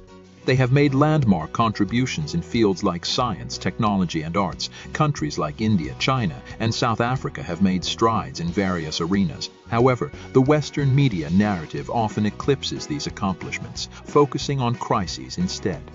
Headlines about political turmoil or natural calamities often obscure tales of progress and societal advancements. The theme of the 6th BRICS Media Forum was Bridging Media Discourses for an Unbiased Future. Co-hosted by the Xinhua News Agency and China Energy Investment Corporation, the forum emphasized collaboration in the face of global challenges, challenging manipulated media narratives. This gathering stands as a beacon of hope for emerging markets and developing nations amid shifting international dynamics. The forum's recurring interactions have been pivotal in strengthening media ties among these nations. Fujua's vision for the BRICS media is reflective of China's commitment to universal values within a fair international framework. The intent to amplify BRICS narratives in this era of modernization and sustainable growth underscores a shared aspiration for a better tomorrow. The media houses of BRICS countries seek to challenge divisive narratives by promoting global growth and dispelling myths perpetuated by the Western media. Serve, executive chairman of Independent Media of South Africa, highlights BRICS media's role in championing a collaborative, just world order. This aligns with China's fundamental principles of equity. Do you resonate with this content? If yes, kindly like, share, and subscribe for more insights on China's advancements and global influence. Let's progress further. Lego, a key member of the African National Congress, lauds the forum for amplifying BRICS nations' voices. BRICS media chiefs not only safeguard their interests, but also bolster other developing countries. Wang Min, the Che Energy Director, underscores media's crucial role in societal progress and energy security, which mirrors China's developmental aspirations. China's dedication to green transitions is clear. By promoting renewable energy and sustainable practices through media, China aims to inspire global climate change efforts. As Fujua emphasizes, the BRICS media's role isn't just about reporting, it's about promoting mutual understanding among civilizations. The BRICS Media Forum signifies the unity and resolve of developing countries in navigating global challenges. As the forum wraps up, the BRICS countries' voices resonate, signaling a future of collaboration and growth. As we wind down, we value your feedback and insights. Do you think China and the BRICS nations can alter global media narratives to dismantle stereotypes? How do you see this narrative shift affecting global perceptions of these nations? Thank you for your attention, and I welcome your thoughts and questions on this complex and vital subject. Do you want to watch more videos like this one? If yes, please like and share the video and subscribe to get exclusive videos about how phenomenally China is developing and growing its influence. Your subscriptions and likes motivate us to generate more content, so please keep supporting us. Check out this video showing on your screen right now, and I will see you on the other side. Ladies and gentlemen, in a strategic decision that has left global markets reeling, China has taken the unprecedented step of halting all shipments of raw materials to the U.S., a move destined to upheave the automobile industry's status quo. At the heart of this dramatic shift lies a selection of materials, primarily cobalt and nickel. These aren't just elements on the periodic table. They are the backbone of electric vehicle batteries and pivotal to advanced technology systems, much like gallium and germanium in the tech world. Cobalt and nickel aren't everyday names on the tongues of the average consumer, yet they're the uncelebrated champions of today's most advanced vehicles. With China's move to hold back these raw materials, it's flexing its economic muscle, placing a stranglehold on a supply chain in which it commands over 75% of global output. Hello and welcome back to Innovative Czech YouTube channel, where we delve into the innovative and transformative projects changing our world. If you're new to the channel and enjoy learning about innovation stories around the world, you've come to the right place. Please subscribe, like, and comment to help boost our videos on YouTube. Now let's begin. Now you might be wondering, will this dramatic disruption mean the end of the rapidly growing electric vehicle market in the US? How indispensable are cobalt and nickel? The answer is crystal clear. They are crucial. These elements are the cornerstones of the green revolution, vital for manufacturing the batteries that are replacing gasoline engines. China's control and subsequent halt in exporting these elements presents a potential price surge across the board, with the U.S. automobile sector bearing the lion's share of the consequences. Let's widen our lens to look at the larger picture. What are the implications for the automotive scene in Europe? Europe has historically prided itself on automotive innovation, and China's actions have ignited discussions on sustainable sourcing and ethical material procurement, revolutionizing the traditional understanding of auto manufacturing. Despite the compelling drama of China-US relations showcased in headlines, their intertwined economic fate is far more nuanced. Their shared investments, trading dependencies, and technological partnerships underscore a delicate balance in the global arena. A full-scale confrontation would be a fiscal disaster for both. So is this move by China a strategic gambit, a tug in this intricate game of economic tug-of-war? Considering the burgeoning electric vehicle market, companies like Tesla now find themselves at a significant crossroads. With China hinting at these raw material restrictions, there's a rush to find alternative sourcing, and countries rich in these materials like Australia and Canada are coming into the spotlight. If you are enjoying this video so far, please don't forget to subscribe, share the video and comment, pivoting our focus eastwards. It's worth noting that China's strategic maneuvers aren't born from sheer whim. Instead, they're calculated moves in an ever-evolving game of global chess, much like their investments in battery technologies and electric vehicle innovations. Their control over raw materials isn't just about economics. It's about power. And where does this leave the U.S.? While the immediate response might be one of alarm and panic, this could also be a watershed moment.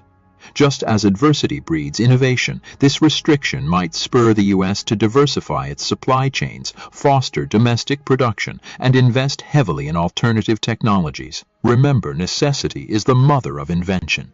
Delving into the intricacies of the semiconductor world provides a revealing parallel. While China and the U.S. have been playing their game of economic chess, their collaboration in the chip industry tells a nuanced tale.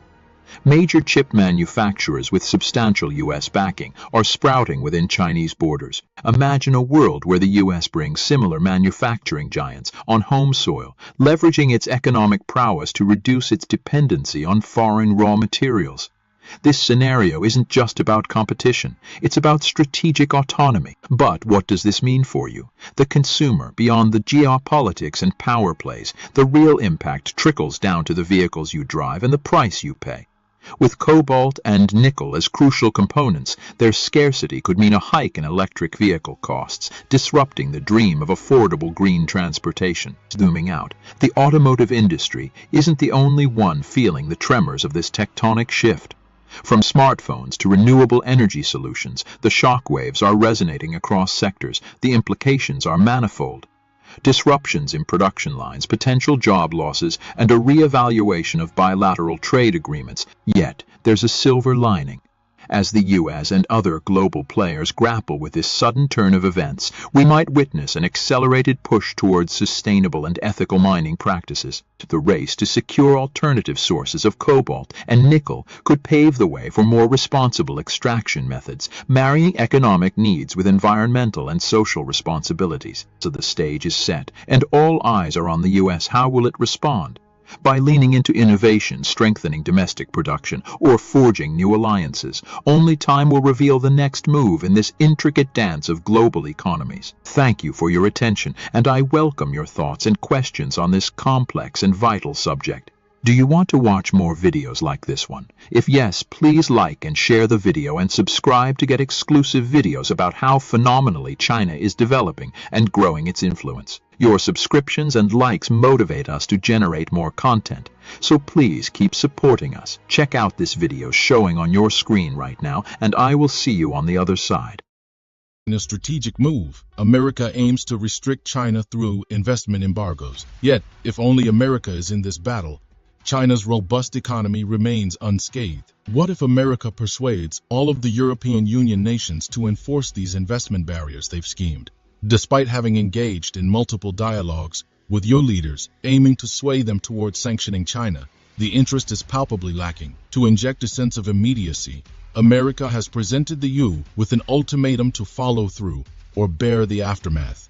However, even amidst these looming threats, a considerable number of EU countries are apprehensive. They believe such a decision might cripple the US financial health more than it could dent China's, especially in the tumultuous year of 2023. Will the EU side with America, or will they weigh their own advantage over complying?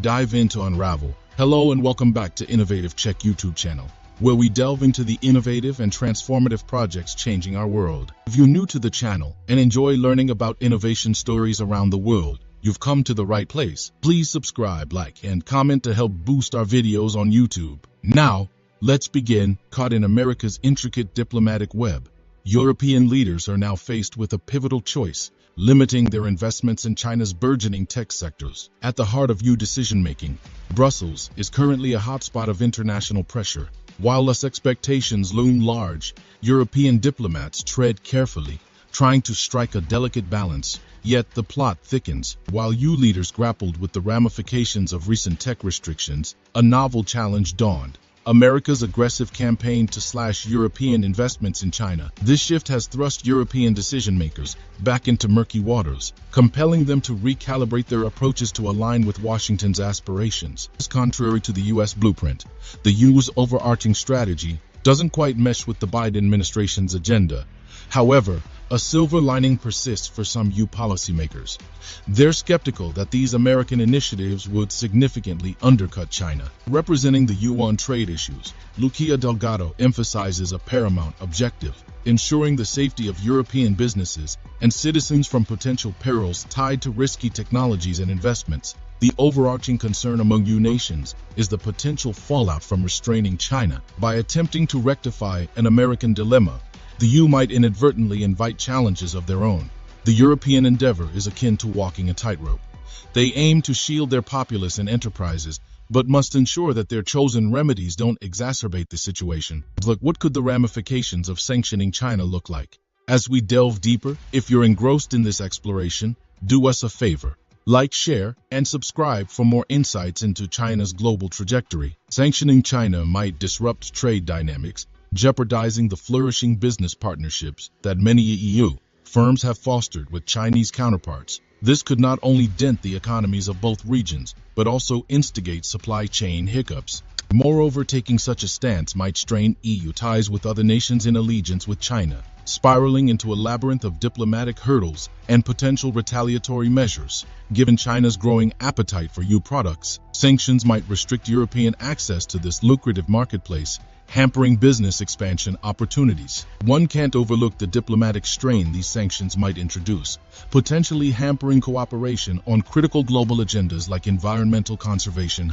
security, and regional peace. With China at the forefront of technological innovation, any barriers might limit Europe's access to advancements in sectors like telecom, electronics, and sustainable energy. Navigating these complexities with the US has proven challenging for the UA. Both entities, despite their alliance, occasionally find their priorities and viewpoints at odds. Natalie Warner, a notable figure from the Global Strategic Insights Institute, underscores the potential of collective trade and investment controls, which see multiple nations collaborate on regulatory actions. This bolsters the U.S. inclination to maintain amicable relations with China, given China's commanding presence in global commerce. Yet, America remains persistent in its endeavor to reroute European focus. While certain EU decision-makers might perceive the American approach as a relief, the collective U.S. sentiment remains muddled. A decline in investments in China could spell trouble for their economic landscape. Hence, America's argument for sanctions should resonate with the broader European vision. Recently, Washington has been vociferously urging the EU to curb its stakes in China's advanced tech sectors, ostensibly driven by security apprehensions. Yet, on closer examination, it seems that America's primary motive is curbing China's meteoric rise, with security concerns serving merely as a facade. This notion gained traction post the deliberations during the Trade and Technological Council meets last year. Among the prominent backers of the U.S.'s stance is Helena van der Meer, the European Commission's head. However, her endorsement hasn't been without contention. Many EU nations view her position as disproportionately swayed by US interests or as excessively protectionist. Given the multifaceted dynamics at play, the question looms: how will the EU navigate this American pressure? Before we delve further, we'd like to commend our viewers for their active engagement and insights. Do you envision the EU succumbing to American pressure, or might they align more with China? Could this situation trigger a chasm between the US and the EU driven by their differing stances on China? Chime in with your thoughts in the comments. If you are enjoying this video so far, please don't forget to subscribe, share the video, and comment. When we consider global dynamics and the ceaseless political chess that unfolds on this ever-evolving board, it's crucial to pose the right questions. Here's one to ponder upon. Why does the US time and again seem so adamant on influencing European Union policies, particularly concerning China? Let's unpack this pressing issue. Now, let's not beat around the bush. The US administration's dealings with the European Union, especially regarding China, appear increasingly less like a mutual consultation and more like a strong-arm strategy. The myriad intricacies surrounding EU's dealings with China paint a picture of diverse interests and a rather tumultuous quest for consensus. As Emily Benson from the Center for Strategic and International Studies astutely points out, there's undeniable strength in multilateral trade and investment controls. When nations collaborate, the outcomes can resonate more powerfully. In this globalized era, China, with its monumental business clout, is undeniably an enticing partner for Europe. And yet, the US endeavors to veer Europe's compass in an entirely different direction. While some in the European Union might greet America's hardline stance with quiet approval, especially those skeptical of China's motives, the collective sentiment across the member states is less accommodating. For the EU, the stakes are high. Reducing investments in China isn't just a political maneuver. It's a decision that carries weighty economic repercussions. The underlying question then emerges: can the US, with its sanctions card, genuinely make Europe believe that this is in their best interest? Recent calls from Washington, urging the European Union to impose sanctions on investments in China's tech sector, ostensibly arise from security concerns. But here's the twist in the tale. Dive deeper, and these concerns start to look more like a facade. Instead of genuine worries about global security, it appears America's real game is to curb China's meteoric rise, using security as a convenient cover-up. Is this just a classic tale of envy? One could argue so. This tug-of-war saw its most evident manifestation during the Trade and Technology Council meetings. Here, the US unabashedly championed a restrictive approach to China's tech investments, further stoking the flames of this global superpower showdown. Notably, Ursula von der Leyen, the European Commission's head, voiced support for the US's stance. But Europe's diverse tapestry of opinions showed its colors, as several EU states openly criticized her position, viewing it as disproportionately influenced by America's agenda. One pivotal moment in this narrative was von der Leyen's visit to Washington. While she might lean towards supporting the US, it's a Herculean task to get all 27 EU nations singing the same tune. On one hand, the allure of China's business potential is palpable. On the other, the US increasingly assertive push seeks to mold Europe's decision-making. So, where does this leave the European Union? With the US issuing deadlines and veiled threats, the pressure is mounting. Yet, the majority of EU nations appear to gravitate towards China, primarily due to the potential economic windfall. The American strategy, rooted in power politics, might not have the intended effect after all. Which brings us back to our original question. Is America's arm-twisting diplomacy genuinely in Europe's best interest? The answer isn't simple, but one thing's clear. Europe, with its rich tapestry of nations and interests, will tread its path. Thank you for your attention, and I welcome your thoughts and questions on this complex and vital subject. Do you want to watch more videos like this one? If yes, please like and share the video and subscribe to get exclusive videos about how phenomenally China is developing and growing its influence. Your subscriptions and likes motivate us to generate more content, so please keep supporting us. Check out this video showing on your screen right now, and I will see you on the other side. Ladies and gentlemen, let me begin with a question that's both pertinent and critical.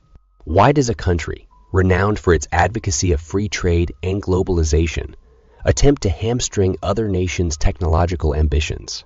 This is a topic we must address. The recent decision by the US government to restrict the exports of NVIDIA and advanced micro devices, AIMD, AI chips to select countries in the Middle East has raised eyebrows in the international tech community. It appears the claws of restriction, once dug deep into China, now extend their reach further. Hello and welcome back to Innovative Czech YouTube channel, where we delve into the innovative and transformative projects changing our world. If you're new to the channel and enjoy learning about innovation stories around the world, you've come to the right place. Please subscribe, like, and comment to help boost our videos on YouTube. Now, let's begin. Let's first establish the gravity of this decision. NVIDIA's cutting Edge A100 and Hone 100 chips, revolutionizing machine learning tasks are now restricted from export. A move that, although announced with a veneer of security concerns, seems motivated by a more strategic national competition. Interestingly, both NVIDIA and AMD have said these restrictions won't necessarily impact their bottom line. But what about the wider ramifications for global technology collaborations and advancements? Now, before we delve deeper, let's momentarily shift our focus eastward. China, often misconstrued in Western media, has been making leaps and bounds in the AI chip industry. Instead of folding under pressure, they have ingeniously responded to past restrictions with notable advancements. Last month, China made the decisive move to control exports of two vital elements, crucial for semiconductor manufacturing: gallium and germanium. This wasn't a mere rebuttal to the US's policies, but a strategic step towards ensuring self-sufficiency. The ongoing tussle between the US and China in the tech domain is no secret. The rivalry, initiated by the Trump administration's bold ban on selling chips to Huawei, has only intensified. For long, the US enjoyed a comfortable lead in this tech race. But recent studies suggest a potential shift in momentum. As per the Special Competitive Studies Project, CESP, China might soon surpass the US in critical areas like 5D, AI, and microchip technology, especially between the pivotal years of 2025-2030. But why the restrictions? Why create barriers in a world where collaborative efforts can accelerate technological advancements for humanity at large? The core reason seems to be an ingrained fear of losing dominance. The ongoing semiconductor race, rather than being purely about technological prowess, reflects a broader geopolitical battle for influence and control. Consider this: by curtailing China's access to top-tier AI chips, the US is indirectly stymieing the progress of various advanced computing tasks like image and speech recognition, tasks that are not just commercially beneficial, but pivotal for a myriad of societal applications, from healthcare to environmental monitoring. The US expansion of NVIDIA chip restrictions beyond China to the Middle East reveals an attempt to sculpt a new technological order. But can this approach truly halt the AI boom Beijing is experiencing? While the landscape of AI chip manufacturing and export faces challenges due to geopolitical tensions, there's an underlying narrative of resilience and innovation, particularly from China. Their achievements in the face of adversity are praiseworthy and offer a lesson. No amount of external pressure can halt a nation's drive if it's fueled by innovation and determination.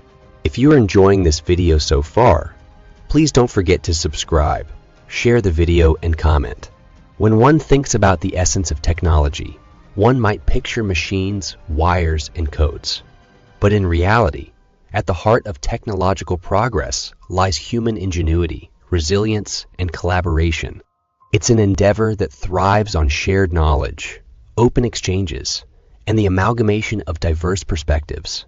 This very spirit seems to be at stake today. The decision by the US to limit the export of sophisticated AI chips isn't just a logistical move, it's symbolic. It represents a paradigm where knowledge is gated, where progress is measured, and where fear of competition trumps collaborative growth.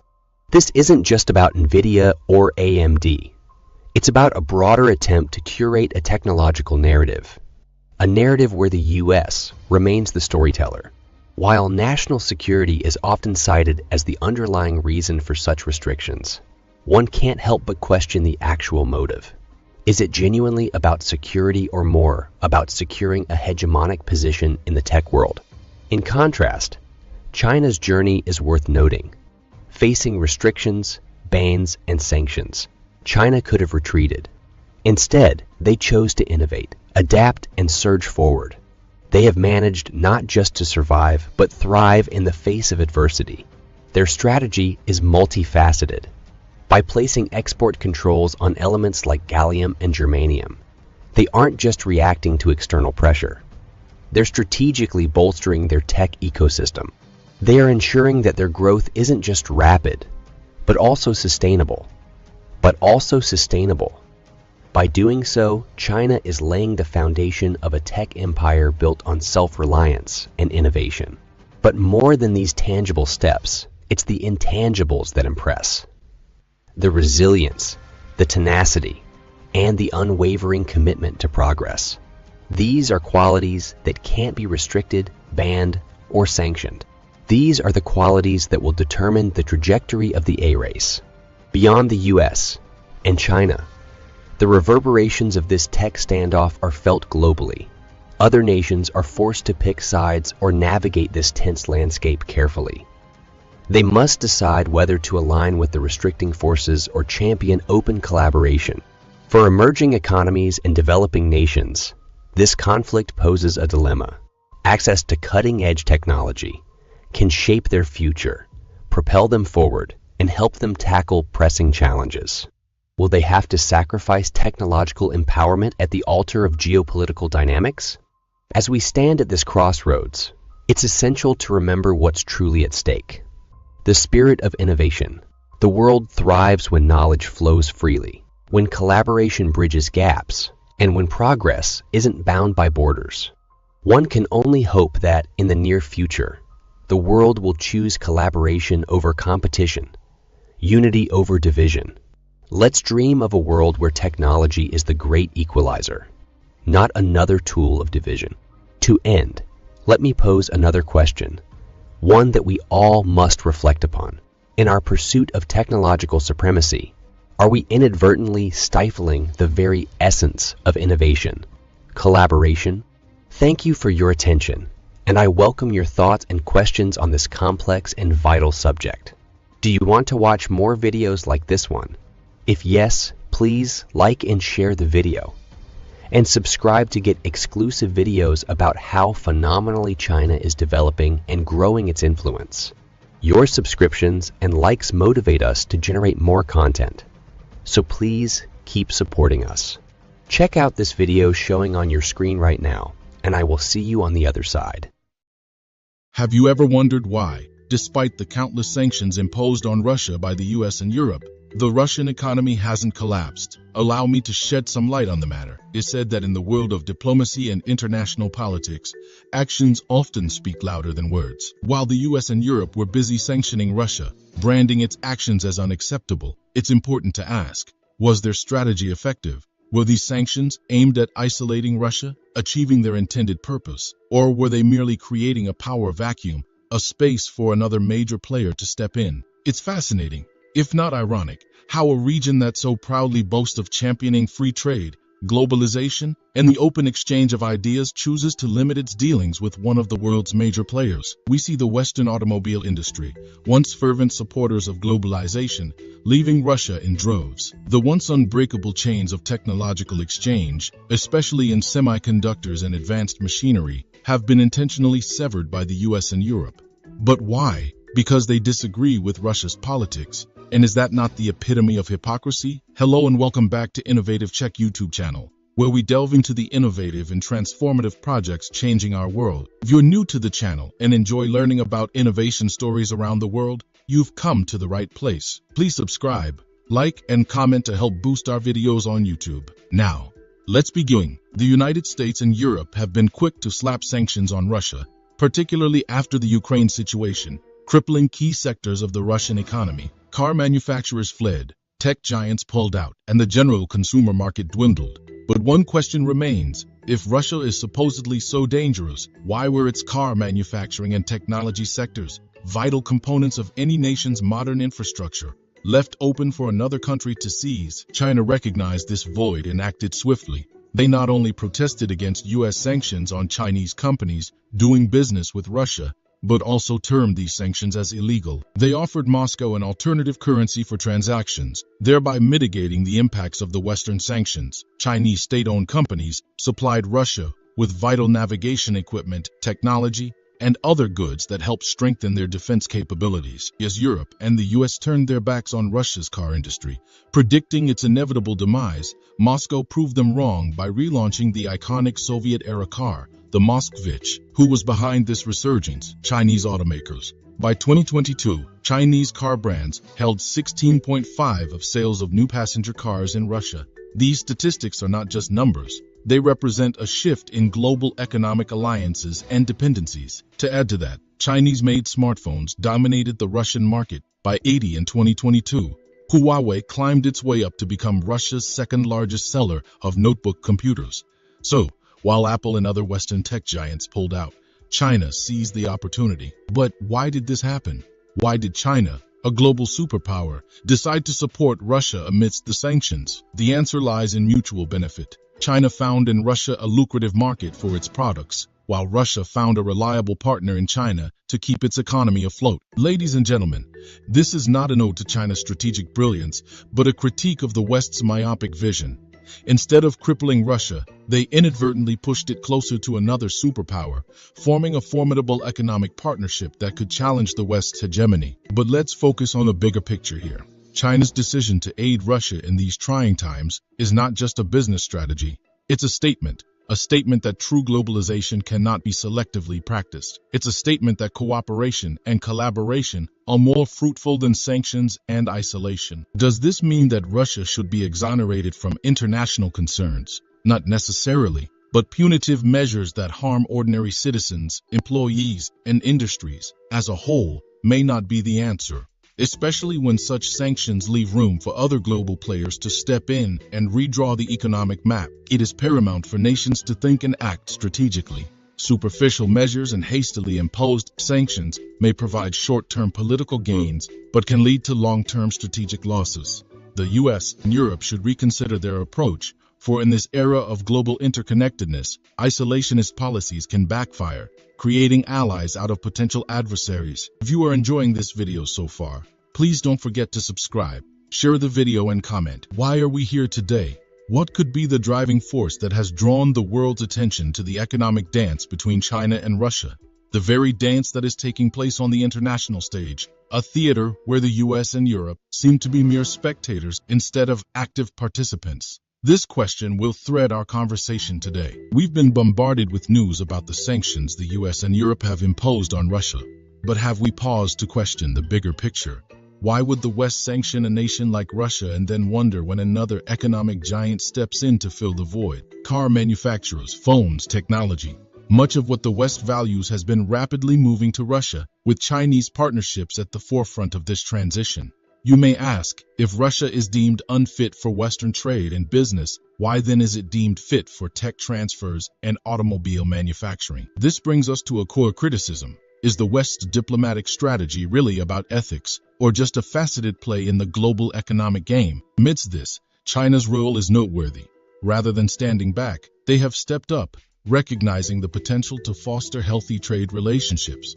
China's approach to Russia amidst Western sanctions speaks volumes of its broader vision for the future, a vision that sees opportunity where others see impediments. China has not just done business with Russia, it has supported its industries, becoming a linchpin in Russia's effort to stand resilient against Western sanctions. As Western car manufacturers pulled away, Chinese auto brands like Chery Automobile, Great Wall Motor, and Geely Automobile raced ahead, capturing an impressive share of Russia's auto market. In the realm of technology, giants like Xiaomi and Huawei are now the face of Russian consumer electronics. And then there's the resurrection of the Moskvich, a quintessential Soviet-era car. The re-emergence of this brand stands as a testimony to Russia's tenacity and China's support. But let's not paint this in simple black and white. While China supports Russia's industries, it doesn't throw caution to the wind.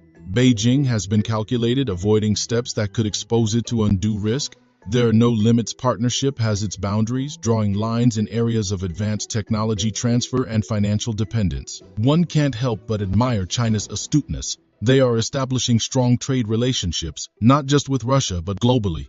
While the West is engaged in sanctioning games, China is strengthening its foothold in the global economic order. Ladies and gentlemen, the global landscape is changing. As we stand witness to the dynamics between China, Russia, the US, and Europe, the key takeaway is the need for adaptability, open dialogue, and avoiding unilateral economic decisions. Perhaps if the West wishes to remain a significant player in this ever-evolving game, it's time for introspection and a more inclusive approach. The question we began with, why are we here, is perhaps to realize that in the grand theater of global economics, every act has its consequence. If one major player exits the stage, another is ready to steal the limelight. The real challenge is not just to play our part, but to understand the roles of all other actors. Thank you for your attention, and I welcome your thoughts and questions on this complex and vital subject. Do you want to watch more videos like this one? If yes, please like and share the video and subscribe to get exclusive videos about how phenomenally China is developing and growing its influence. Your subscriptions and likes motivate us to generate more content, so please keep supporting us. Check out this video showing on your screen right now, and I will see you on the other side. Do you remember when Huawei, a technological marvel that hailed from the East, was heavily sanctioned by Western nations? The United Kingdom and United States notably sanctioned the brand, and the repercussions echoed across the globe. Today, let me draw your attention to a recent development that resonates with those past actions. The tables have turned. China, in a significant stride toward technological self-reliance, has banned government officials from using Apple's iPhone and other foreign-branded devices at work. We all know that actions speak louder than words, and through this move, China speaks its intent clearly. Why has China done this, you might wonder? The answer lies in a pattern of global power dynamics. Hello and welcome back to Innovative Check YouTube channel, where we delve into the innovative and transformative projects changing our world. If you're new to the channel and enjoy learning about innovation stories around the world, you've come to the right place. Please subscribe, like, and comment to help boost our videos on YouTube. Now, let's begin. We often boast about our open market policies, about how we welcome competition and the free flow of goods and services. However, the world watched as some of our Western counterparts singled out a Chinese tech giant and obstructed its growth. The sanctions against Huawei weren't just about trade or security. They signified a tug-of-war between East and West, with technology as the rope. China's move to ban Apple's iPhone and other foreign devices among its central government officials mirrors the technology bans we've seen against Chinese technology in the West. This isn't just a move to reduce information leaks or to promote domestic high-tech industries. It is a direct response, a mirror reflecting the actions of Western governments. There's one thing that this ban reveals. It's that the days of one-sided sanctions are behind us. China, one of the world's largest economies and Apple's most significant markets, accounting for 19% of its overall revenue, is not only reacting but also strategizing. Now, let's look at Apple's position in all this. China is not only Apple's primary market after the US, but also a significant contributor to its global supply chain. With China's recent order, Apple stands at a crucial juncture. How will it fare? How will it adapt? While Apple navigates this challenging terrain, another giant from the East is rising. Huawei has reportedly unveiled advanced microchip capabilities, a clear testament to their resilience and innovation. The balance of power in the tech world is shifting, and the tremors of this shift can be felt worldwide. The US and other Western nations' actions against companies like Huawei and apps like TikTok were underpinned by concerns over data security. But haven't we all learned that in this age of globalization, insular actions led to global repercussions? We stand at a crossroads where decisions will shape the global economy's future, and it's essential to recognize that the technology trade wars are not just about technology.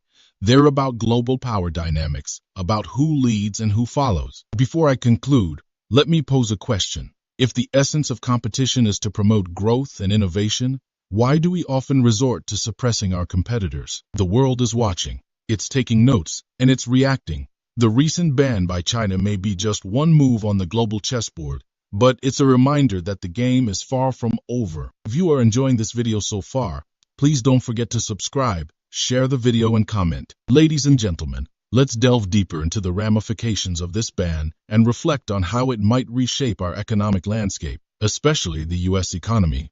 Every action, as we all know, has an equal and opposite reaction, and China's recent move is a testament to this truth. Apple is not just another company. It stands as a symbol of American innovation, entrepreneurial spirit, and economic prowess. With its iconic products from Macs to iPhones, it has cemented its place as a global tech leader. Now, imagine what a significant reduction in sales in one of its largest markets, China, could mean for its financial health, and by extension, for the US economy. If Apple's sales shrink, its stock prices could take a hit, affecting millions of investors, mutual funds, and retirement accounts tied to it. With China accounting for approximately 19% of Apple's overall revenue, even a minor dent could mean billions in lost revenue. This, coupled with potential impacts on its supply chain due to increased tensions, could spell trouble for Apple and, by association, the broader US tech industry. But it's not just about Apple. The ripples of this ban can spread far and wide. When a titan like Apple sneezes, several smaller companies catch a cold. Think about the vast network of suppliers, advertisers, and retailers that are intertwined with Apple. If Apple's allure diminishes in China, these allied industries would feel the pain too. This domino effect could lead to potential job loss, decreased stock values, and an overall slowdown in the tech sector, one of the primary drivers of our economy. Beyond immediate economic concerns, let's consider the future of technological collaborations. U.S. companies have historically thrived by collaborating with their Chinese counterparts, but with growing mistrust and barriers, will we see a decline in these collaborations? Remember, when barriers go up, innovation often slows down. Without the cross-pollination of ideas and the confluence of different technological traditions, we risk stagnation. China's move also delivers another critical message: the importance of self-reliance. As they ramp up efforts to bolster their domestic tech industry, they are sending a clear signal to the world. China is preparing to reduce its dependency on foreign tech, which might motivate other nations to follow suit. If countries start focusing on domestic production at the expense of international trade, the U.S., as one of the world's largest tech exporters, might find its global market share shrinking. While we discuss the implications of China's recent ban, it's essential to view it not as an isolated incident, but as a part of the larger global narrative. The world is evolving, power dynamics are shifting, and the very fabric of global trade is being altered. We need to ask ourselves, are we prepared for this new world? Are we adapting fast enough? The answers to these questions will determine our place in the global economy of the future. Thank you for your attention, and I welcome your thoughts and questions on this complex and vital subject. Do you want to watch more videos like this one? If yes, please like and share the video and subscribe to get exclusive videos about how phenomenally China is developing and growing its influence. Your subscriptions and likes motivate us to generate more content, so please keep supporting us. Check out this video showing on your screen right now, and I will see you on the other side. The US is forging a military alliance with a strategic focus on China. However, there's a prevailing notion that nations aligning with the US are doing so under duress. This brings about the question: if conflict arises, will these nations genuinely support military operations? During a recent summit, leaders from the US, Japan, and South Korea convened with a primary objective of fostering future collaborations. Yet discussions soon shifted predominantly to concerns regarding China, overshadowing the original agenda. Notably, both Japan and South Korea appear to be in support of the US stance. Hello and welcome back to Innovative Check YouTube channel, where we delve into the innovative and transformative projects changing our world. If you're new to the channel and enjoy learning about innovation stories around the world, you've come to the right place. Please subscribe, like, and comment to help boost our videos on YouTube. Now, let's begin. Analysts suggest that the dynamics of this alliance might be influenced by upcoming election results, insinuating potential US involvement in these elections. This raises questions about the genuine nature of the collaboration. If it's primarily driven by external pressures, will these nations genuinely unite in potential confrontations with China? Delving deeper into these geopolitical intricacies, welcome to another insightful episode of Innovation Diary.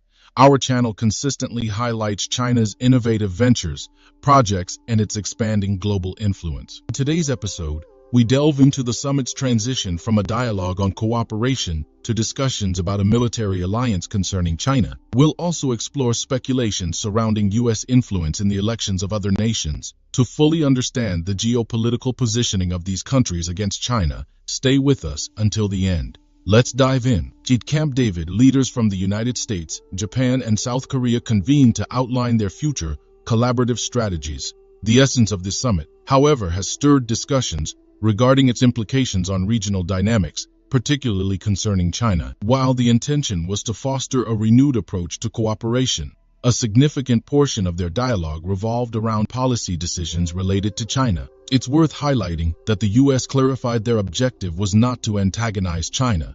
Instead, they sought to voice apprehensions about China's maneuvers in the South China Sea and its stance on Taiwan. President Joe Biden was a pivotal figure at this summit, underscoring the importance of rejuvenated cooperation among the three nations. Yet, concrete plans for this revitalized alliance remained largely uncharted.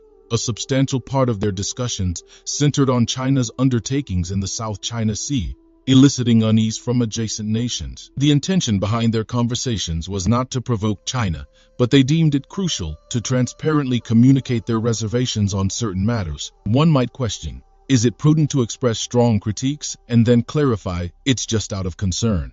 The summit was envisioned as a cornerstone of a renewed trilateral collaboration in the region. However, discussions about China seem to overshadow the broader cooperative agenda, a pattern often observed in US dialogues. Unsurprisingly, China's reception was less than enthusiastic. After all, who welcomes criticism? The summit's approach did stir critiques from China, sensing a potential strain in their regional ties. The partnership drew comparisons to other US-led initiatives, such as August and the Quad. Expert Xiang Haiyun Li characterized the Camp David summit as a tacit agreement, even if it wasn't formally termed an alliance. This marks a departure from typical dynamics in East Asian geopolitics. The trio committed to annual meetings, joint military drills, confidential communication via a dedicated phone channel, and decreasing their supply chain dependency on China. Beijing-based professor Yan Hong observed that, although an explicit military alliance wasn't declared, the collaborative intent among the US and China's neighbors is unmistakable. You are enjoying this video so far.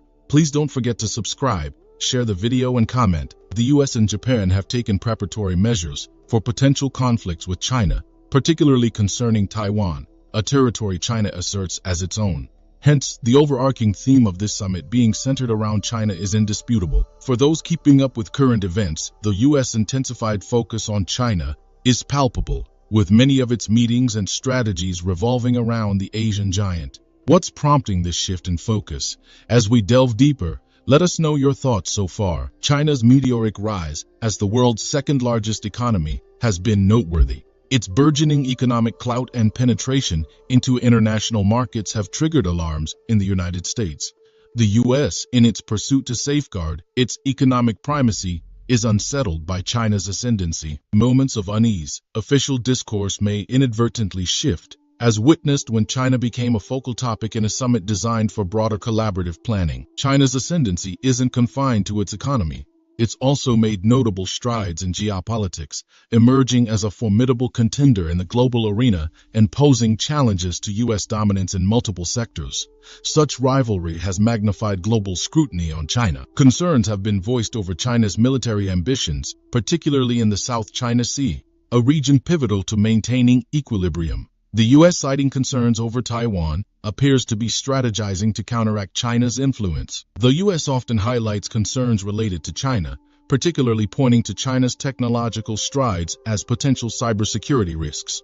While the U.S. is keen on preserving its tech supremacy and securing its vital infrastructure against cyber threats, some believe its approach leans more towards curtailing China rather than fortifying its own defenses. The U.S. is vigorously forging partnerships with nations including Japan, South Korea, and Australia, aiming to address mutual apprehensions concerning China. However, there are perceptions that the U.S. influences these countries to express concerns about China, subsequently highlighting a global sentiment of unease. This narrative becomes questionable when allies, such as the UK, indicate a preference for collaboration with China rather than endorsing sanctions. These prevalent apprehensions brought China to the forefront of discussions at the summit. From China's perspective, a significant takeaway was the close collaboration of these three nations, seemingly against its interests. Analysts generally concur with this observation. The apparent shift in South Korea's stance, now seeming more aligned with the U.S. as opposed to its previous neutral or differing viewpoints, took China by surprise. However, a prevailing belief suggests South Korea's current alignment might be temporary and perhaps influenced by external pressures. Historically, South Korea often maintained a balanced stance between the U.S. and China. However, with President Yoon's inauguration, there has been a noticeable tilt towards the U.S. Relations with Japan have also seen improvement, aligning more closely on China-centric issues. The catalysts for these changes are likely to become clear in due time. A scholar from Temple University, Japan emphasized the significant influence of President Yoon's election in fostering unity among these nations. Nonetheless, the sustainability of this trilateral partnership might hinge on future electoral outcomes in both South Korea and, to a degree, Japan. Speculation has arisen regarding U.S. influence in these elections, though it remains unverified. While the summit was convened for various reasons, including North Korea's missile launches and Russia's interventions in Ukraine, the focus seemed to continually revert to China. Does this alliance, seemingly poised against China, promise any tangible outcomes? Authentic foundations, such as China's ethos of diligence, tend to endure. Conversely, strategies rooted in external pressures, such as those exerted by the U.S., may create transient dynamics which might prove unsustainable in the long run. China's determination and drive remain undeniable. The alliance's efficacy will be gauged by its capacity to harmonize interests, navigate evolving dynamics, and foster constructive engagement with China.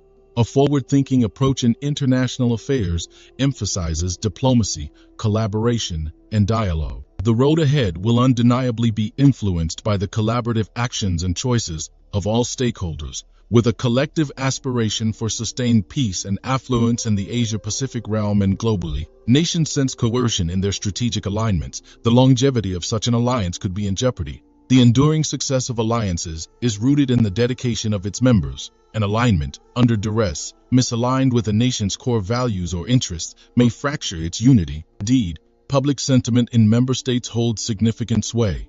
If the populace believes their nation's stance conflicts with their principles or best interests, this can incite backlash, potentially destabilizing the alliance. It's worth noting that prevailing public sentiment seems to regard China's alliances more favorably than those led by the U.S. Thank you for your attention, and I welcome your thoughts and questions on this complex and vital subject. Do you want to watch more videos like this one? If yes, please like and share the video, and subscribe to get exclusive videos about how phenomenally China is developing and growing its influence. Your subscriptions and likes motivate us to generate more content, so please keep supporting us. Check out this video showing on your screen right now, and I will see you on the other side. If you are under the impression that global economic shifts from the United States superpower to China will be a slow process, our discussion today might offer a fresh perspective. Many nations are keenly seeking opportunities to collaborate with China.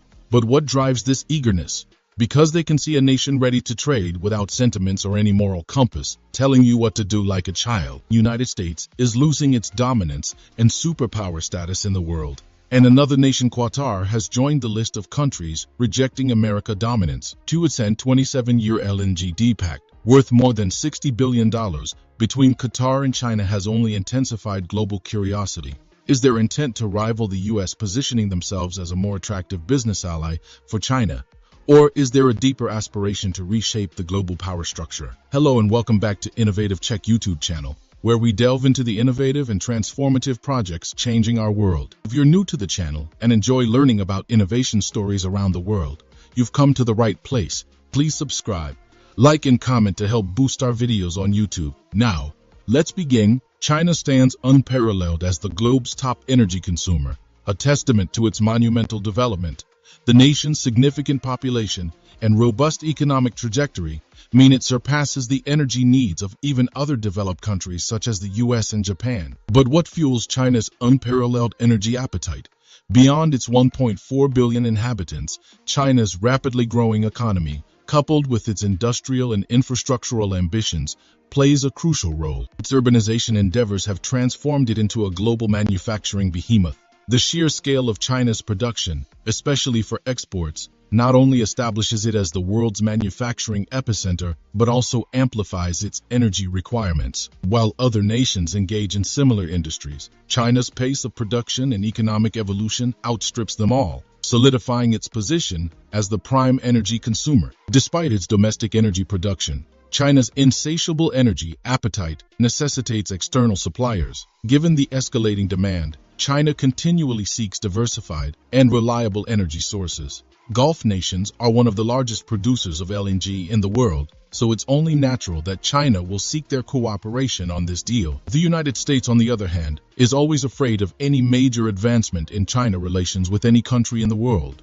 Why is the US afraid of China? If you are enjoying this video so far, please don't forget to subscribe, share the video and comment. In recent years, has been fortifying ties with the Gulf nations, a testament to which is its blossoming relationship with Saudi Arabia. Numerous collaborative agreements between the two aim to propel mutual economic growth. Among the Gulf nations enhancing ties with China, Qatar prominently emerges. Recognized as a key fuel supplier, especially for liquefied natural gas LNG, Qatar has increasingly anchored itself as a preferred LNG partner for China in recent times. Recently, Qatar inked an impressive gas supply agreement with a prominent Chinese company. As per this accord, China commits to procuring 4 million metric tons of LNG from Qatar annually for the next 27 years. This long-term arrangement underscores the deepening alignment between the two nations, rooted in China's burgeoning demand for LNG. As China endeavors to diversify its energy portfolio, it actively seeks partnerships with nations rich in energy reserves, like Qatar. This strategy not only satiates China's energy requirements, but also fosters its broader economic expansion ambitions. Given Qatar's substantial natural gas reserves, China emerges as an optimal partner for them. The Middle East, abundant in vital resources, remains pivotal to China's global strategy. The enduring ties anchored in mutual energy needs ensure that their business relations remain harmonious and robust. Beyond its energy resources, Qatar's collaboration offers multiple strategic advantages. China, keen on broadening its global footprint through the Belt and Road Initiative, seeks alliances with diverse nations. In this matrix, Qatar's partnership assumes particular significance, offering China a deeper commercial foothold. While the energy agreement acts as a gateway, it's poised to pave the way for an array of diplomatic synergies. This strengthens Sino-Qatari bond, however, raises eyebrows in the U.S.-China's growing camaraderie with Gulf nations could herald oil trade in alternative currencies, a shift the U.S. has been wary of. Emulating other OPEC members, Qatar's potential move away from the dollar could challenge its long-standing global dominance. Qatar sought a partner with a vast energy appetite, and China yearned for a dependable ally. Their alliance was a natural fit, This partnership not only elevates Qatar's stature as a reputable energy supplier, but also cements its position in trading with the globe's second-largest economy. Such credentials could propel Qatar ahead of traditional suppliers like the US and Australia. As Europe grapples with an energy crisis, Qatar's pact with China is of profound significance, amplifying its influence among global LNG stakeholders. Beyond trade, this alignment sees Chinese enterprises playing roles in LNG production and spurs a mutual exchange of expertise, potentially heralding a new era for the LNG industry. Gulf nations are actively expanding their diplomatic horizons, with countries like Saudi Arabia and Qatar keen on forging more international partnerships. In their quest for economic diversification, China stands out as a highly sought-after ally. This raises the pivotal query: what implications will the strengthened Qatari-Chinese bond have on the U.S.? The shifting sands of China's global influence are evident, with it being on the cusp of redefining global dynamics. From Africa to Europe, nations are increasingly tilting towards China. Even voices within the U.S. establishment acknowledge the indispensability of China, underscoring the deep-seated interdependencies and the impracticality of severing such ties. The agreement between Qatar and China further underscores the meteoric rise of China's global clout. As countries strategize to reshape the world order, many are gravitating towards an alliance with China. Yet, while the substantial LNG imports from Qatar might suggest a Chinese dependency, it's crucial to understand the broader context. China's global engagements, far from showcasing vulnerability, serve to turbocharge its economy and elevate its international standing. Concurrently, China's commitment to sustainable energy is evident.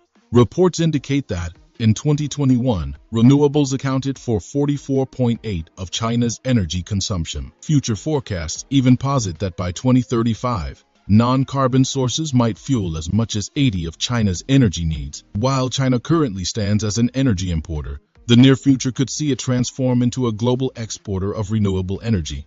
The partnerships being forged with Gulf nations mark the onset of intricate, multi-layered collaborations. Such associations not only grant Gulf countries heightened global visibility, but in aligning with China, they also broaden their international reach. There's budding conjecture that, taking a leaf out of Saudi Arabia's book, other Gulf states might integrate with platforms like BRICS. Such moves underscore that these emerging economies have a lucid roadmap ahead, earnestly striving to recalibrate the global equilibrium. Do you believe China's burgeoning energy appetite will magnetize further global partnerships? What drives the Gulf countries' inclination towards China, and why doesn't their perspective mirror the U.S. competitive stance towards Beijing?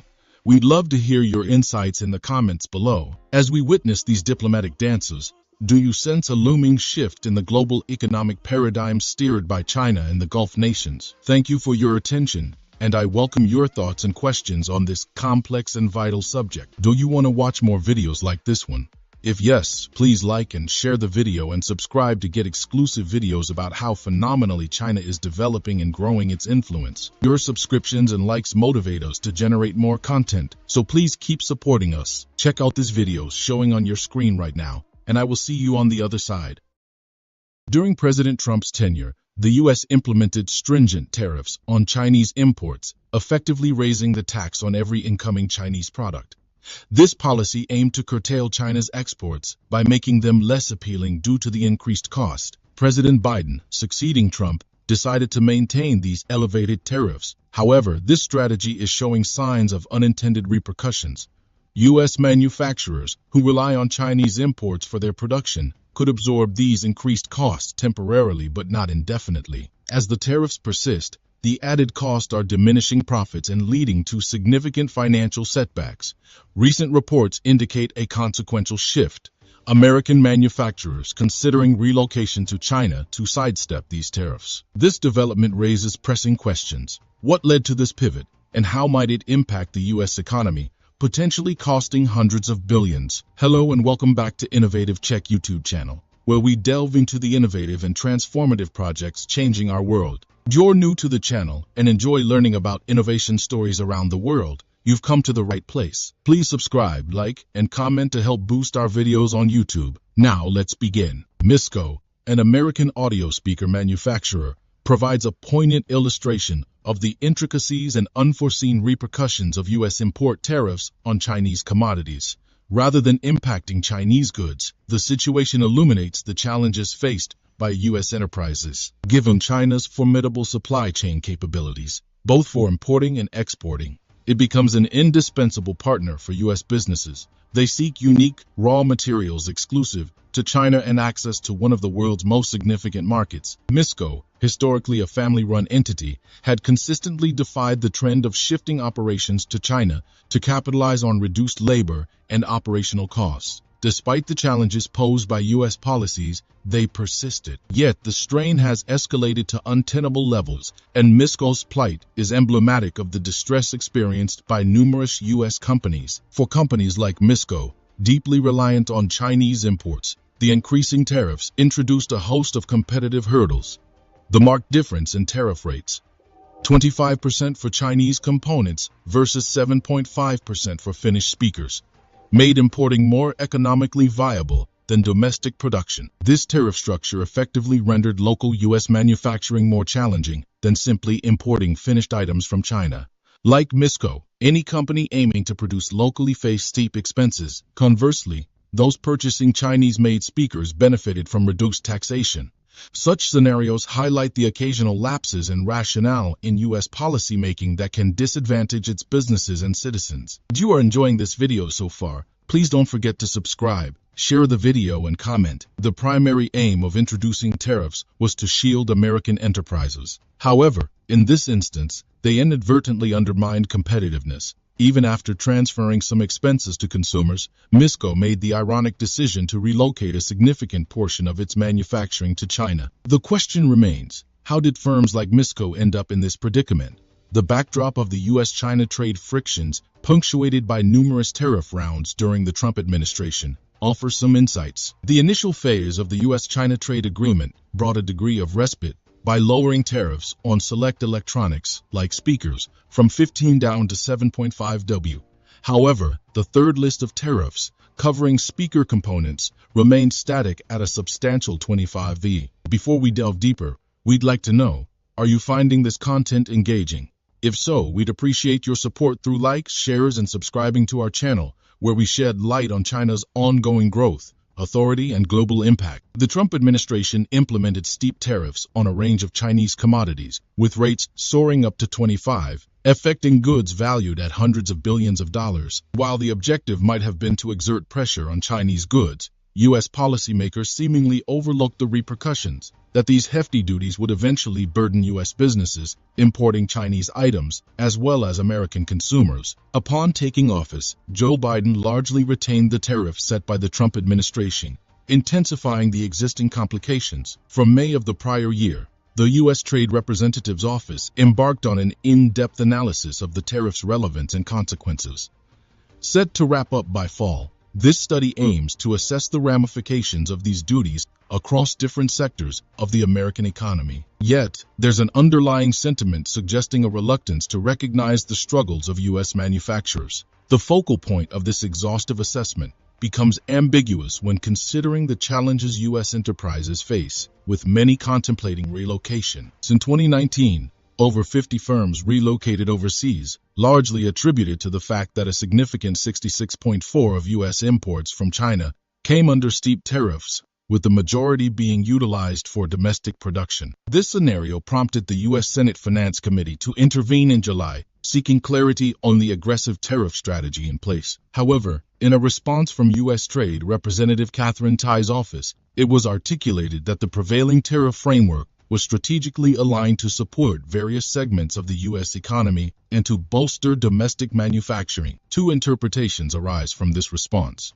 The U.S. Trade Representative might perceive the Senate committee as being uninformed about the actual situation, or they believe U.S. manufacturers are providing misleading information. However, a silver lining exists for U.S. manufacturers. Certain products have been removed from the tariff list, which led the Americans for Free Trade, a coalition of 170 trade groups, to advocate for the ongoing preservation of these exclusions set in 2018. The coalition is composed of a diverse group of stakeholders such as manufacturers, farmers, retailers, and tech firms, among others. Their collective plea to the U.S. government emphasizes the removal of tariffs on Chinese goods that have direct applications in domestic production, highlighted in their open letter to the U.S. Trade Representative. Dated July 27, they underscore the substantial financial burden placed on American importers due to these tariffs, a staggering cost surpassing $183 billion in the last 5 years. The coalition contends that the USTR's 11th-hour verdicts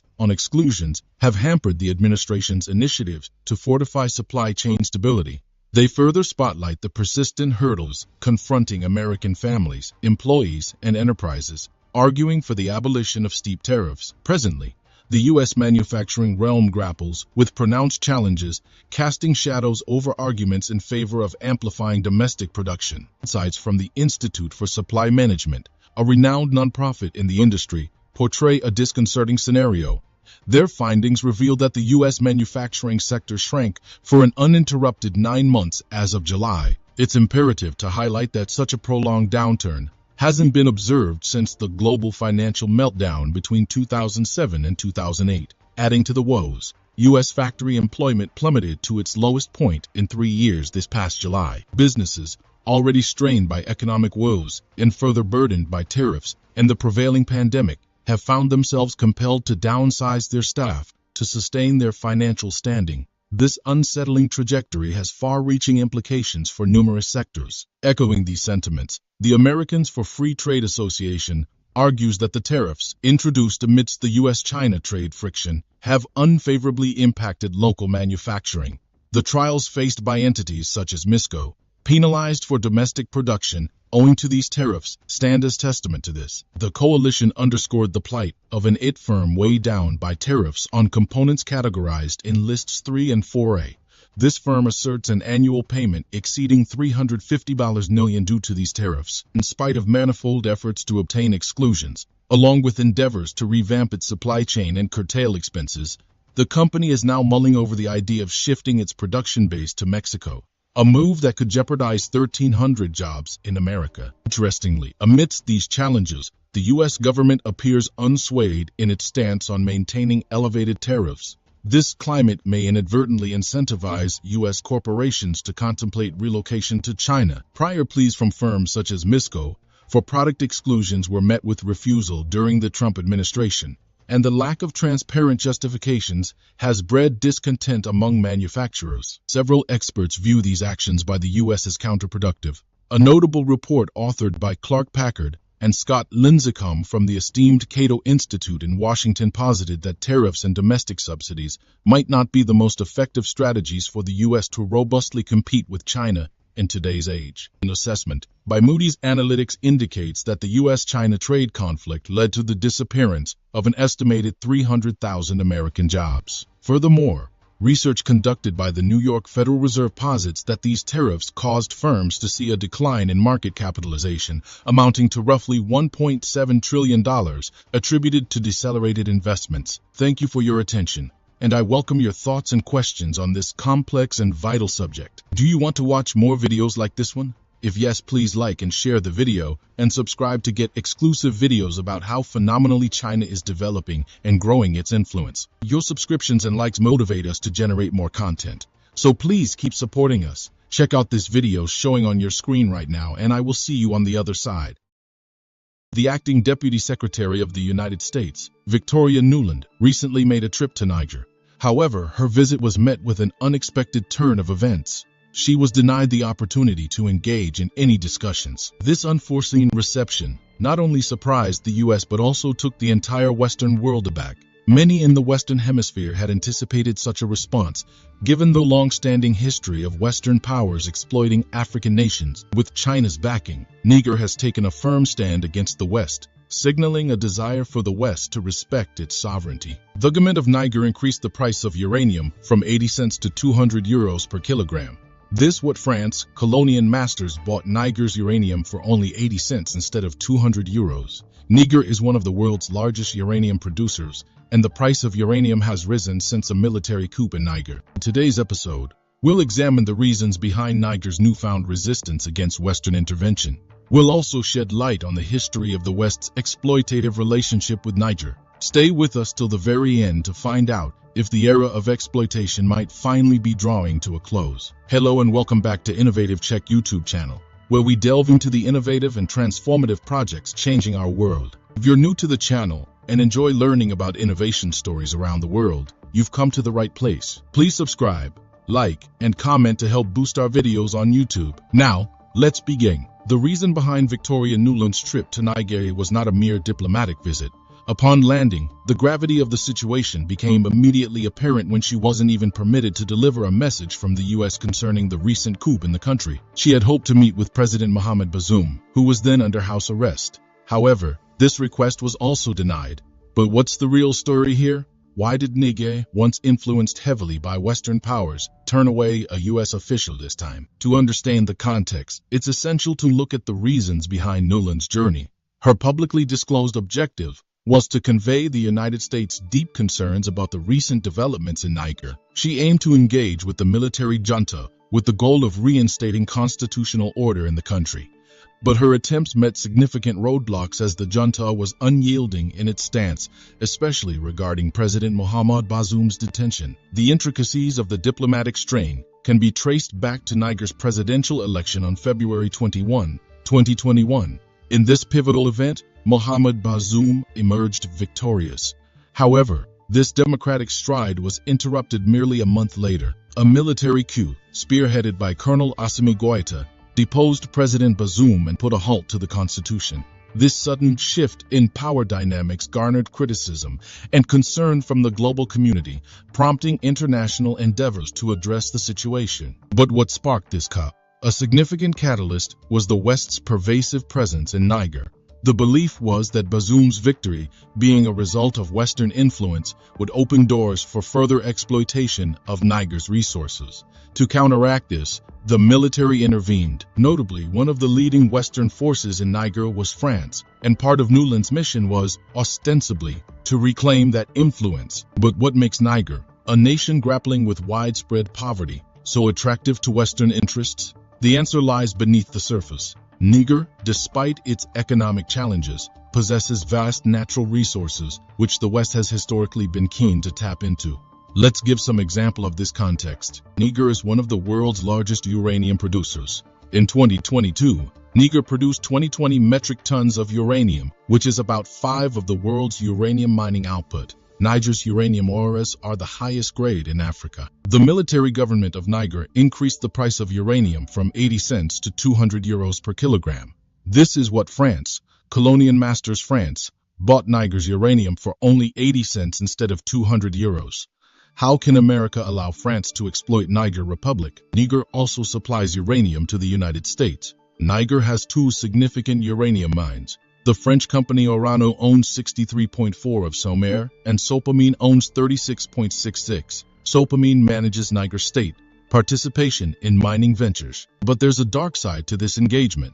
The Western world, especially France, has a track record of exploiting its former African colonies, including Niger. This exploitation spans decades, with French companies like Orano having mined uranium in Niger since the 1960s, fueling approximately 10 of France's nuclear energy needs. But France's interests in Niger are not just economic, they are deeply political. Historical accounts depict a pattern, from military interventions to maintain influence, like in Côte d'Ivoire in 2011, to alleged attempts to sabotage Guinea's 1960 bid to launch its currency. Such actions underscore a persistent strain of French imperialism in West Africa, a hangover from the 19th century colonial era. Today, Niger, with a renewed sense of identity and bolstered by support from other nations like China, is pushing back against this exploitation.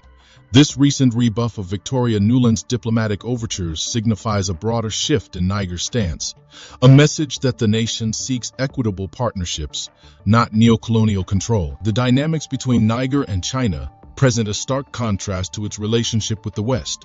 Over the years, China's foreign direct investment in Niger has surged, amounting to around $2.68 billion by the end of 2020. China, while expressing concerns about Niger's recent political upheavals, has shown a keen interest in maintaining stability and fostering cooperation. On the other hand, the United States, with its pronounced military presence in Niger, has turned the country into a strategic pivot for its African operations. This military engagement, rather than fostering trust, has further complicated diplomatic ties. If you are enjoying this video so far, please don't forget to subscribe, share the video and comment. Across the African continent, a paradigm shift is becoming evident. Nations like Niger are pivoting towards China, viewing it as a promising partner, one that stands in contrast to the Western powers that historically dominated. This perception is rooted in China's approach to African nations, an approach often perceived as based on mutual respect and shared benefits. While the West's engagement with Niger and other African countries often comes with strings attached, China positions itself as a partner that doesn't exploit, but seeks cooperation on equal footing. This distinction is vital for nations that have felt the weight of neocolonial pressures. China's involvement in Africa is multifaceted, from supporting African nations in global forums, championing their interests, to investing heavily in infrastructure through projects like the Belt and Road Initiative. China is laying the groundwork for a cooperative, symbiotic relationship. This dynamic provides countries like Niger more autonomy, enabling them to navigate their foreign policies without undue pressure from traditional powers. However, while China's increasing presence in Africa holds promise, it's also crucial for Niger and its African peers to weigh the long-term implications of this partnership. China's support has undeniably emboldened nations to challenge established powers, but it's essential to ensure that this doesn't replace one form of dependency with another. Victoria Nuland's recent trip to Niger and the ensuing diplomatic snub offers a lens into the evolving geopolitics of the region.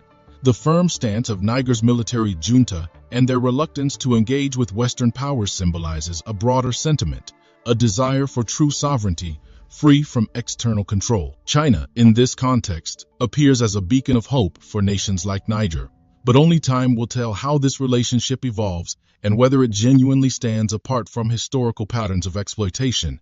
China consistently has shown the world that they are the only country that will not force anyone to do what is right. They also trade in good faith and better rate. Thank you for your attention, and I welcome your thoughts and questions on this complex and vital subject. Do you want to watch more videos like this one? If yes, please like and share the video and subscribe to get exclusive videos about how phenomenally China is developing and growing its influence. Your subscriptions and likes motivate us to generate more content, so please keep supporting us. Check out this video showing on your screen right now, and I will see you on the other side.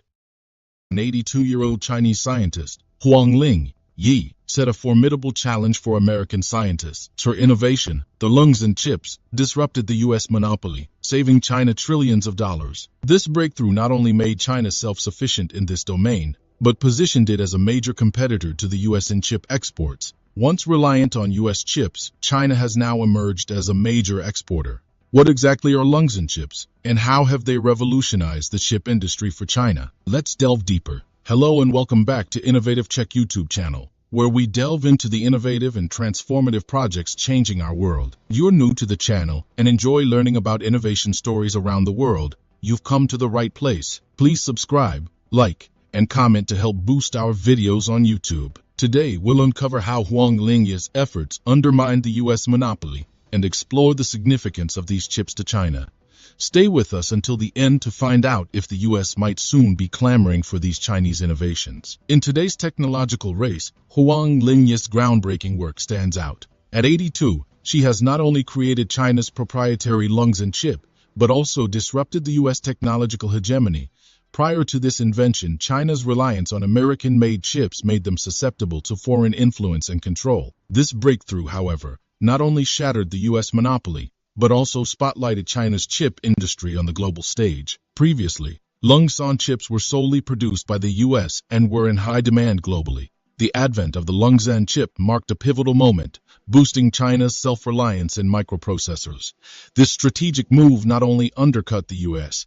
dominance but saved China trillions by offering a local alternative to U.S. chips. The economic implications of this shift have been profound, bolstering China's financial stability in the tech domain. U.S. tech giants suddenly found themselves facing stiff competition, with some international firms feeling overshadowed by the rise of Chinese chips. Beyond challenging the U.S., the Lungsan chip's design also posed a threat to tech behemoths like ARM and Intel. So, what makes Lungsan chips so special? These chips belong to a versatile family of MIPS architecture-compatible microprocessors. Breaking away from ARM and Intel's dominance, the company behind the Longsan chips, Longsan Technology, has been pivotal in this transformative journey. Born from a collaboration between the Institute of Computing Technology and Beijing-based Blaxic Design Corporation, Longsan Technology exemplifies the synergy of public and private sectors. However, how did the U.S. originally corner the Longsan chip market? Before delving deeper, we'd love to know your thoughts. Are you finding this exploration engaging? If so, please consider liking, sharing, and subscribing to our channel for a deeper dive into China's technological strides. Tracing back, the Longsan journey began in 2005 with the development of its first-generation processors. These foundational chips paved the way for advanced versions, like the Longsan E, enhancing their versatility and performance. In academic circles, they're also revered as Godson processors, underscoring their importance. Huang Lingyi's pioneering efforts have irrefutably reshaped China's tech landscape.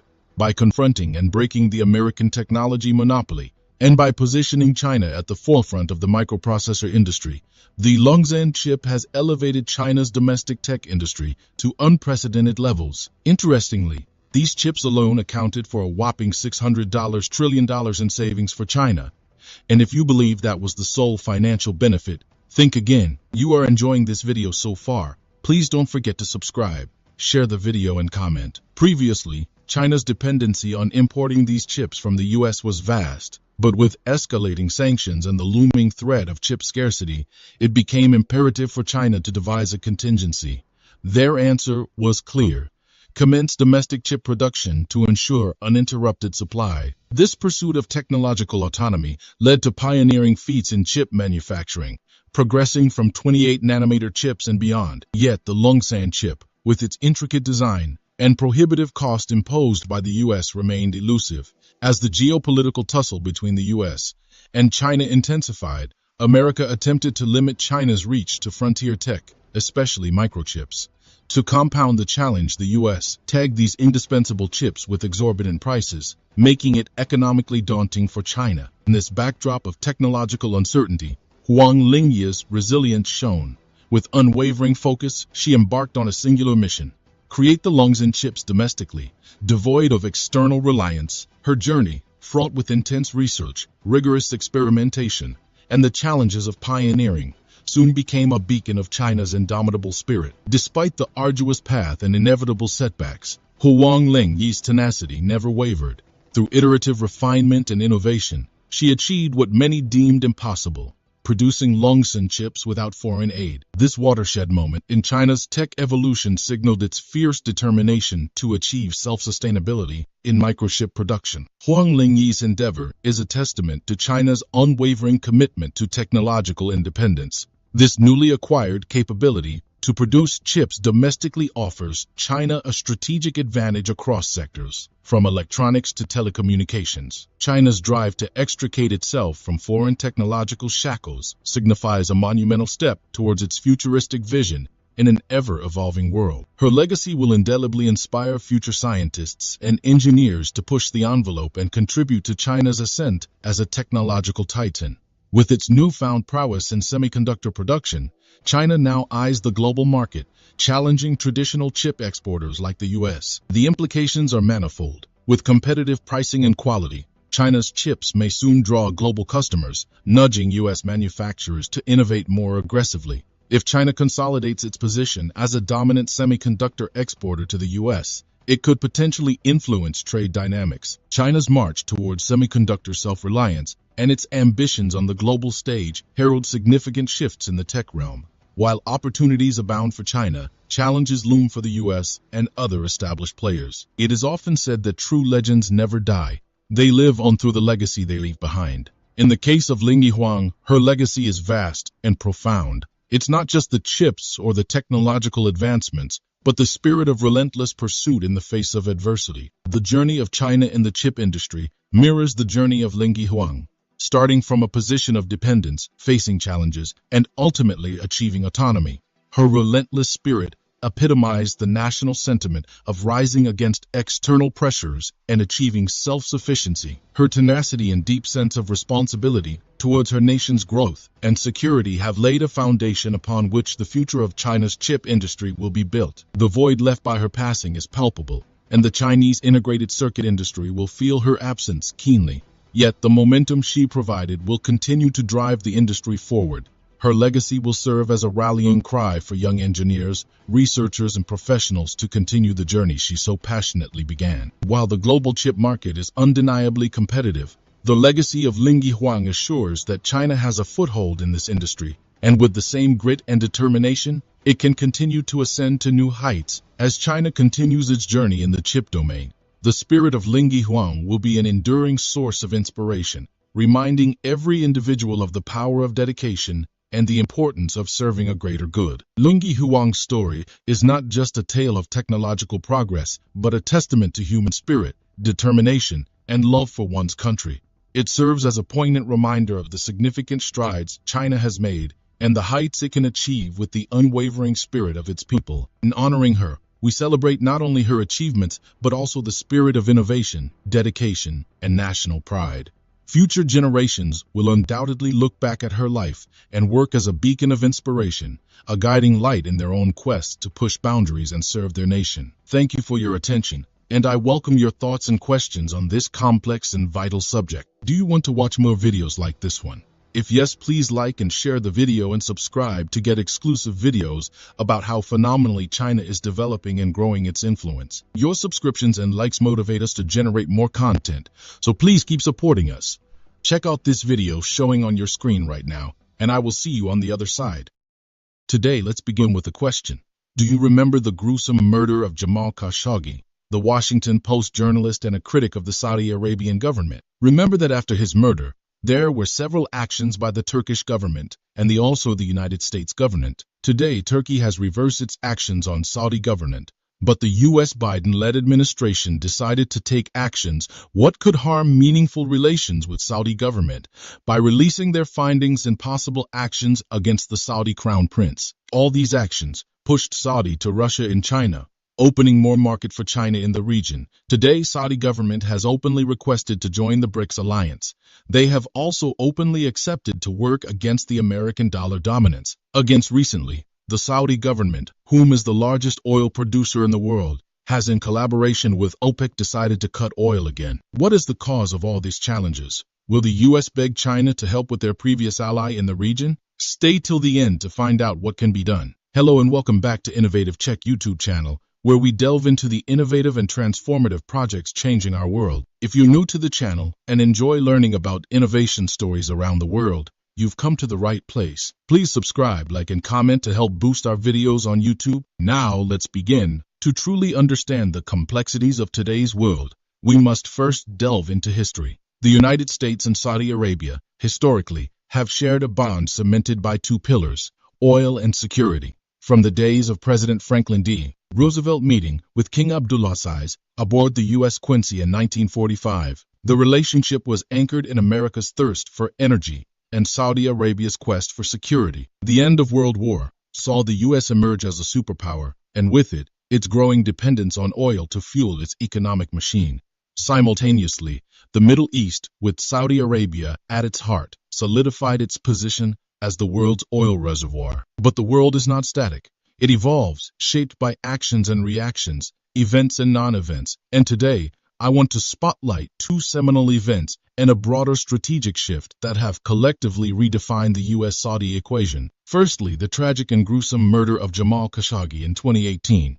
Mr. Khashoggi, a Washington Post journalist and a critic of the Saudi Arabian government, was brutally assassinated in the Saudi consulate in Istanbul. This act sent shockwaves through the international community, pushing the U.S.-Saudi relationship into uncharted waters. The subsequent U.S. intelligence findings implicating Saudi Crown Prince Mohammed bin Salman were particularly damning. Yet the official response was more of a muffled whisper than a clarion call for justice. Sanctions were imposed, but not at the highest echelons. This incident marked a departure from the traditionally robust U.S.-Saudi bond. The second significant development is Saudi Arabia's strategic pivot towards China and Russia.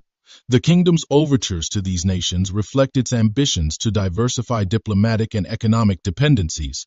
China, now Saudi Arabia's most prominent trading partner, plays a vital role in Riyadh's ambitious Vision 2030 blueprint for the future. Similarly, the collaboration between Russia and Saudi Arabia in shaping global oil prices through the OPEC agreement underscores their burgeoning partnership. The Biden administration's desire to pivot away from the forever wars of the Middle East and the nation's renewed focus on sustainability and green energy signal a redefined engagement with the region. The gruesome act sent shockwaves throughout the international community. The U.S. intelligence community later found evidence suggesting that Saudi Crown Prince Mohammed bin Salman may have personally ordered the killing. The Trump administration, however, took a relatively muted approach to Saudi Arabia, emphasizing the strategic importance of the U.S.-Saudi relationship. Sanctions were levied on some individuals involved, but not on the Crown Prince himself. President Biden, during his campaign, had promised a tougher stance on Saudi Arabia in light of the Khashoggi murder.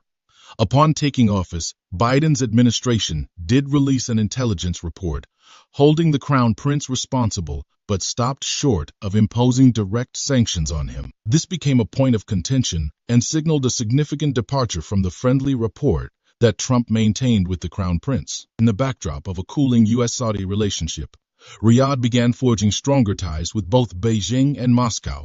China and Saudi Arabia have inked massive trade deals in recent years, with China emerging as Saudi Arabia's largest trading partner. Notably, in 2019, the two countries signed agreements worth $28 billion during Crown Prince Mohammed bin Salman's visit to China. The deals covered everything from chemicals to energy, reinforcing China's role in Saudi Arabia's Vision 2030 plan for economic diversification. Russia, on the other hand, has found common ground with Saudi Arabia in energy markets. The two nations have been coordinating their oil production levels through the OPEC agreement since 2016, wielding significant influence on global oil prices. The alignment of their oil strategies, as evidenced by recent cuts, speaks to their growing partnership. Beyond the Khashoggi incident, the U.S. has been gradually reassessing its Middle East policy. Biden's administration has expressed intentions to end forever wars and focus more on emerging global challenges, particularly those posed by China. This shift, coupled with the U.S. push for clean energy and reduced dependency on Middle East oil, has altered the dynamics of the U.S.-Saudi relationship. If you are enjoying this video so far, please don't forget to subscribe, share the video, and comment. The chilly response to Crown Prince Mohammed bin Salman in the wake of the Khashoggi incident set the stage for Saudi Arabia's strategic reorientation. Riyadh's overtures to Beijing and Moscow are not mere happenstance, but a calculated move to diversify its diplomatic and economic dependencies. And while the U.S. is still a crucial ally for the kingdom, it's evident that Saudi Arabia is no longer putting all its eggs in the American basket. Recent cuts in oil production by OPEC under Saudi and Russian guidance can be seen as a manifestation of this evolving dynamic. For Biden, this complicates matters, especially with his administration's ambition to navigate the tumultuous Middle East waters differently from his predecessors. As the global landscape shifts, it remains to be seen how the U.S. will recalibrate its foreign policy to account for the changing alliances and the intricate dance of geopolitics. One thing is for sure, though, the consequences of past decisions continue to reverberate in the present, molding the future in ways we might not yet fully comprehend. You ever stop to wonder how significant the ripples of a single decision can be on the global stage? How one policy, one sentiment, or one change of tone from a leader can create waves that wash over nations far from the epicenter. Today, I want to walk you through one such ripple effect, stemming from President Joe Biden's approach towards Saudi Arabia, particularly its Crown Prince, Mohammed bin Salman Al Saud. Allow me to paint a clearer picture. Since its inception, OPEC has been a driving force in determining the world's oil prices, and as we recently witnessed, OPEC-L, led by Saudi Arabia and Russia, announced cuts that would substantially reduce the supply of oil to the market. These cuts weren't merely a result of market dynamics, but appeared to be a vindictive approach, pointing fingers at the U.S. for its perceived hostilities. The consequences: a significant market deficit, as highlighted by the International Energy Agency. Although some of the production shortfalls from OPEC have been offset by nations outside the alliance, like the United States, Brazil, and Iran. Come September, The IAEA predicts a remarkable supply shortfall. A shortage in supply, especially in a fragile economic climate, can only mean one thing: skyrocketing prices. And who bears the brunt of these soaring prices? Ordinary citizens like you and me. Beyond the immediate impact on prices, the geopolitical implications of these cuts are profound. By reducing oil output, Saudi Arabia and Russia are indirectly aiding China and Russia in their bid against U.S. sanctions. Such strategic maneuvers underscore the growing rift between the U.S. and its once close ally Saudi Arabia. China's economy, which remains a significant influencer of global economic health, has been in the limelight due to its slow post-pandemic recovery.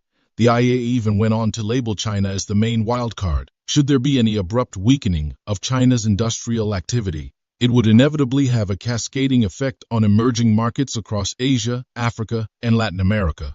The fact that Saudi Arabia and Russia's recent oil decisions might be seen as assisting China during its sluggish economic phase does not go unnoticed. This entire situation compels us to question the Biden administration's approach. Why was there a drastic change in the U.S. tone towards Saudi Arabia post the elections? Did the administration foresee the ramifications of such a shift? Moreover, the entire scenario sheds light on the fragile and intricate interplay of geopolitics and economics.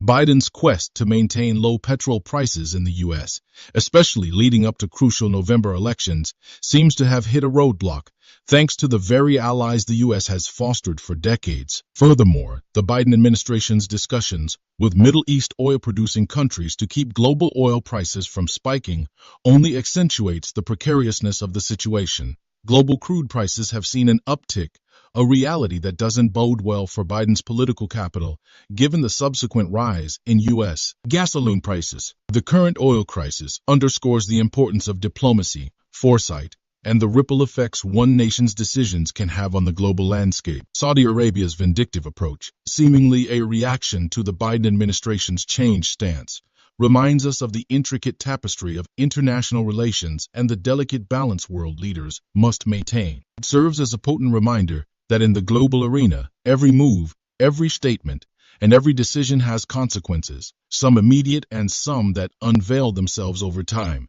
but all undeniably impactful. Thank you for your attention, and I welcome your thoughts and questions on this complex and vital subject. Do you want to watch more videos like this one? If yes, please like and share the video and subscribe to get exclusive videos about how phenomenally China is developing and growing its influence. Your subscriptions and likes motivate us to generate more content, so please keep supporting us. Check out this video showing on your screen right now, and I will see you on the other side. Why will the U.S. beg China for a top-secret meeting in Malta, away from China and America? What is the reason for these talks? What does the U.S. side hope to gain from these top-secret discussions with China? The recent top-secret summit in Malta between China's top diplomat, Wang Yi, and United States National Security Advisor Jake Sullivan illuminates a critical juncture in Sino-US relations. As the two great powers navigate an intricate tapestry of political, economic, and strategic interests, it is imperative to analyze the deep-seated grievances that underpin this relationship, particularly under the Biden administration. From the outset, the Biden administration's approach towards China has been markedly different from its predecessors. Whereas the Trump administration had a more unilateral and confrontational stance, Biden's team had the opportunity to recalibrate and adopt a more nuanced approach. However, instead of leveraging diplomatic channels to foster collaboration, the Biden administration continued, and in some respects, exacerbated the tensions instigated by its predecessor. Hello and welcome back to Innovative Check YouTube channel, where we delve into the innovative and transformative projects changing our world. If you're new to the channel and enjoy learning about innovation stories around the world, you've come to the right place. Please subscribe, like, and comment to help boost our videos on YouTube. Now, let's begin. The initiation and perpetuation of the trade war are poignant examples. By imposing tariffs and trade barriers, the Biden administration not only stunted global economic growth, but also created fissures within the global supply chain. This strategy, aimed at curtailing China's economic ascent, stands in stark contrast to the principles of free trade and global cooperation. Furthermore, the U.S.'s unwavering support for Taiwan presents another contentious issue. The Biden administration, by deepening ties with Taiwan, has intentionally stoked the flames of an already sensitive topic. Beijing's stance on Taiwan is unequivocal, It is an inseparable part of China. The external interference in this matter directly challenges China's sovereignty. When Nancy Pelosi visited Taiwan last August, it was seen as a blatant disregard for the One China policy and an intentional move to undermine Beijing. This visit led to China severing multiple communication lines with the U.S. It underscores the depth of sentiment attached to the Taiwan issue within the echelons of the Chinese leadership. Moreover, the insurmountable red line in Sino-U.S. relations highlighted during the talks in Malta reflects China's unwavering commitment to its territorial integrity. By continuing to challenge this red line, the Biden administration jeopardizes the already fragile stability across the Taiwan Strait and risks plunging the two nations into uncharted waters. Though U.S. sanctions on Chinese Defense Minister Lai Shangfu further amplify the growing mistrust between the two nations. Such actions, predicated on China's purchase of Russian weapons, not only impede military-to-military dialogue but also deepen the chasm of misunderstanding. It is unfortunate that the Biden administration chooses confrontation over cooperation, even in the realms of defense where collaboration could be mutually beneficial. Yet, amid these tensions, it's heartening to note the commitment to high-level engagement and consultations. The future of Sino-U.S. relations hinges on dialogue, understanding, and mutual respect. While it's essential to be candid and substantive in these dialogues, as was evident in Malta, it's equally critical to be constructive. The global community looks towards China and the U.S. to lead on various fronts, be it climate change, global health, or economic recovery. A fractured Sino-U.S. relationship not only jeopardizes bilateral interests, but also imperils global stability. To this end, it is incumbent upon the Biden administration to introspect on its policy choices. While safeguarding national interests is paramount, it should not be at the expense of global peace and cooperation. A more collaborative and understanding approach towards China would not only serve us interests in the long run, but also foster global stability and prosperity. As the Asia-Pacific Economic Cooperation, a peace summit looms on the horizon, it is an opportune moment for President Biden to recalibrate his strategy towards China. By fostering an environment of trust and collaboration, both nations can carve a path towards a more harmonious and prosperous future. The choice is clear, and the stakes are high. It is time for the Biden administration to rise to the occasion and steer Sino-US relations towards a more promising trajectory. As we delve further into the complexities of the Sino-US relationship, it is essential to recognize the historical, political, and strategic underpinnings of this intricate dynamic. The Biden administration's stance, while rooted in safeguarding American interests, often comes across as confrontational and counterproductive. If you are enjoying this video so far, please don't forget to subscribe, share the video, and comment. The relationship between China and the United States, as two of the world's most significant powers, is one fraught with complexities that stretch back decades. To gain a clear perspective, we must scrutinize the historical backdrop against which current interactions are set. This context is particularly relevant when analyzing the Biden administration's approach, which in many ways appears to echo past tensions rather than pave the way for a new era of cooperation. Historically, the relationship between China and the U.S. has oscillated between periods of camaraderie and contention. From the initial engagements during the Qing dynasty to the opening of China under Deng Xiaoping, the U.S. has played a pivotal role in shaping China's global outlook. However, the promise of the early years, embodied by President Nixon's historic visit to China in 1972, has often been overshadowed by subsequent events. Yet the past few years have brought forth a series of challenges that seem unprecedented in their scale and scope.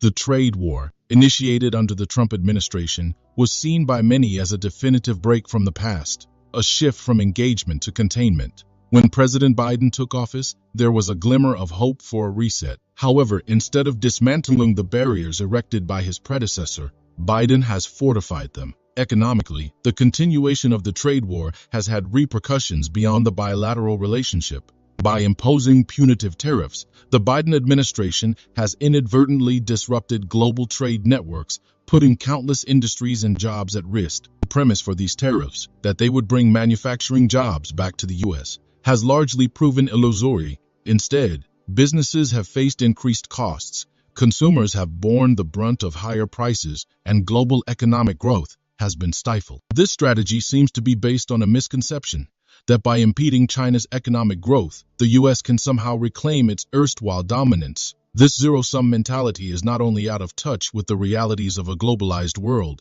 but also fails to recognize that the fortunes of China and the US are inextricably linked. In an interconnected global economy, policies that harm one major player inevitably impact the other. Beyond economics, the Biden administration's approach to Taiwan is another area of contention.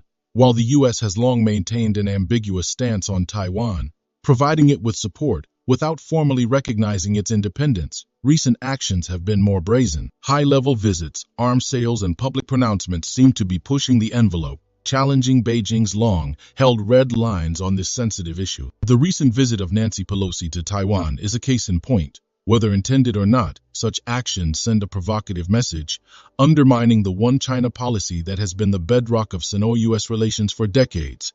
It's a perilous game to play, for it risks igniting a tinderbox that could draw the two nations into a direct confrontation. While safeguarding Taiwan's democratic institutions is a noble endeavor, it must be approached with tact and prudence.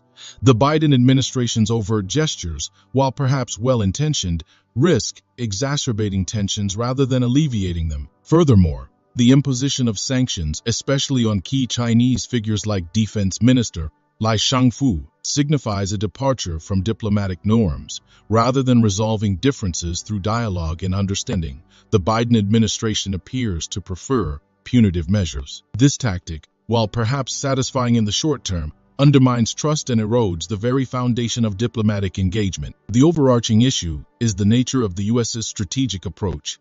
There appears to be a fundamental misreading, or perhaps misunderstanding of China's ambitions and its role in the global order. By viewing China as a monolithic adversary, the Biden administration is missing opportunities for collaboration in areas of mutual interest, such as climate change, public health, and regional stability. The forthcoming Asia-Pacific Economic Cooperation (APA) Summit presents an invaluable opportunity for both nations. As the world watches, President Biden and President Xi have the chance to reshape the narrative, moving away from confrontation and towards cooperation. To this end, it's imperative that the Biden administration recognize the missteps of the past and forge a new path forward.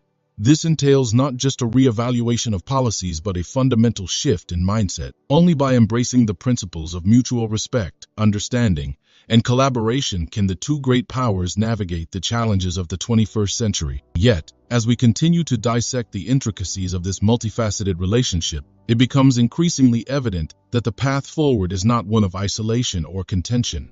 The imperatives of the modern world demand collaboration, understanding, and shared responsibility. The question remains, will the Biden administration rise to the occasion, or will it remain entrenched in outdated paradigms? Thank you for your attention, and I welcome your thoughts and questions on this complex and vital subject. Do you want to watch more videos like this one?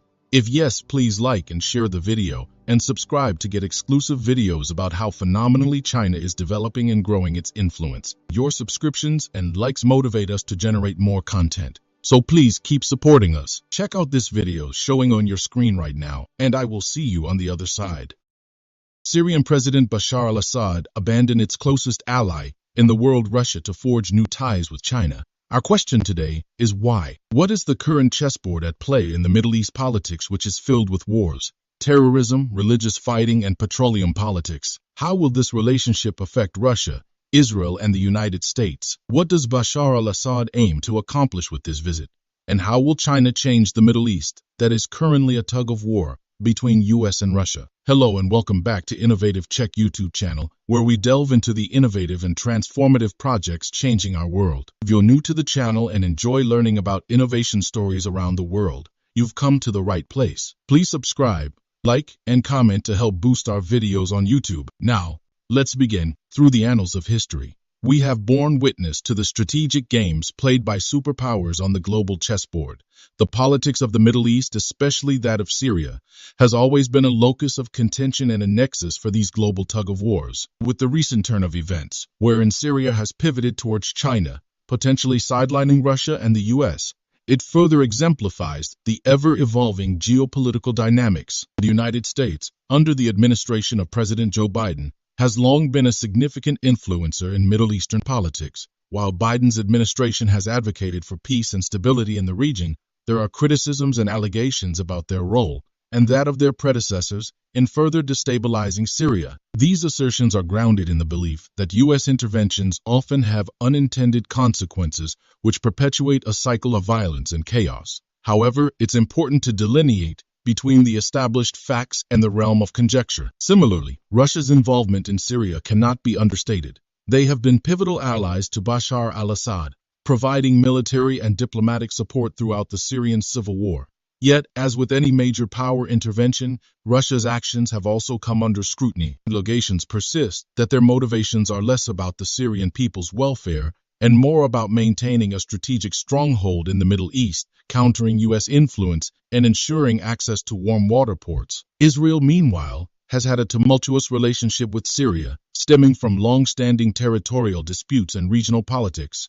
Criticisms arise concerning Israel's clandestine operations, which some believe have exacerbated tensions in the region. There's a pervasive view that Israel's maneuvers, driven by its security concerns, have sometimes inadvertently strengthened radical elements, further destabilizing Syria. However, it's worth noting that while these criticisms exist, they don't encompass the entirety of the actions or intentions of the U.S., Russia, or Israel. The narrative of funding terrorism is contentious and is often used by different factions to further their geopolitical agendas. Enter China.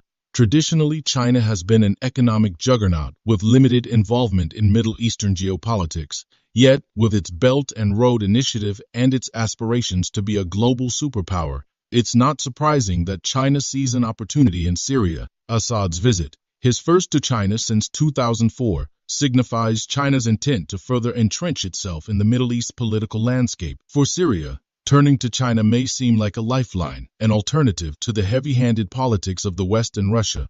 China's offer of strategic partnership may bring much-needed investments and an opportunity for reconstruction. However, it's essential to be cautious. While China promises economic rejuvenation, it's known for its debt-trap diplomacy, where nations find themselves beholden to Chinese interests. As we traverse this intricate narrative, it's imperative to understand that geopolitics isn't black and white. The Middle East, with its rich history and complex socio-political tapestry, has been a ground for proxy wars and interventions for decades. With Syria at the epicenter, its people have suffered immensely, caught between the machinations of global superpowers. Syria's pivot to China may be seen as a desperate move for reconstruction, stability, and a semblance of normalcy.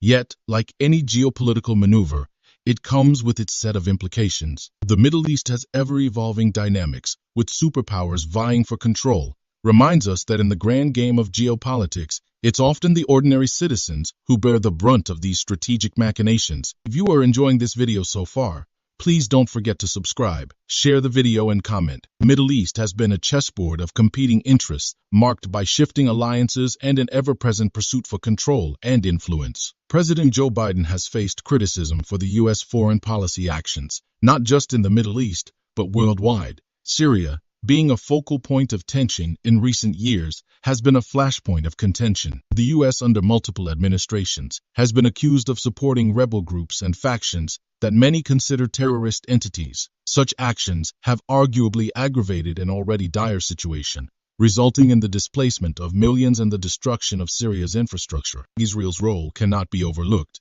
Accusations of them funding and arming groups detrimental to regional peace have long made headlines. Their position on Syria, compounded by their relationship with the U.S. Just recently, Israel carried out several airstrikes in Syria. Since they neighbors with Syria, their actions has always been to arm any side that will advance their interest. China's courting of Bashar al-Assad and the grand reception he received marks a significant shift in the diplomatic arena. While the West has ostracized and sanctioned Assad, China offers an alternative, a chance for diplomatic and economic rejuvenation. The question remains, why? Why will China abandon its only ally, Russia, to forge new friendship with China? For China, this isn't purely about Syria. It's about positioning themselves as a counterweight to Western hegemony. The Belt and Road Initiative, which Syria joined in 2022, is a testament to China's global ambitions. Through infrastructure and investment, Beijing aims to create a new global order, one where they play a central role. China always don't judge any country,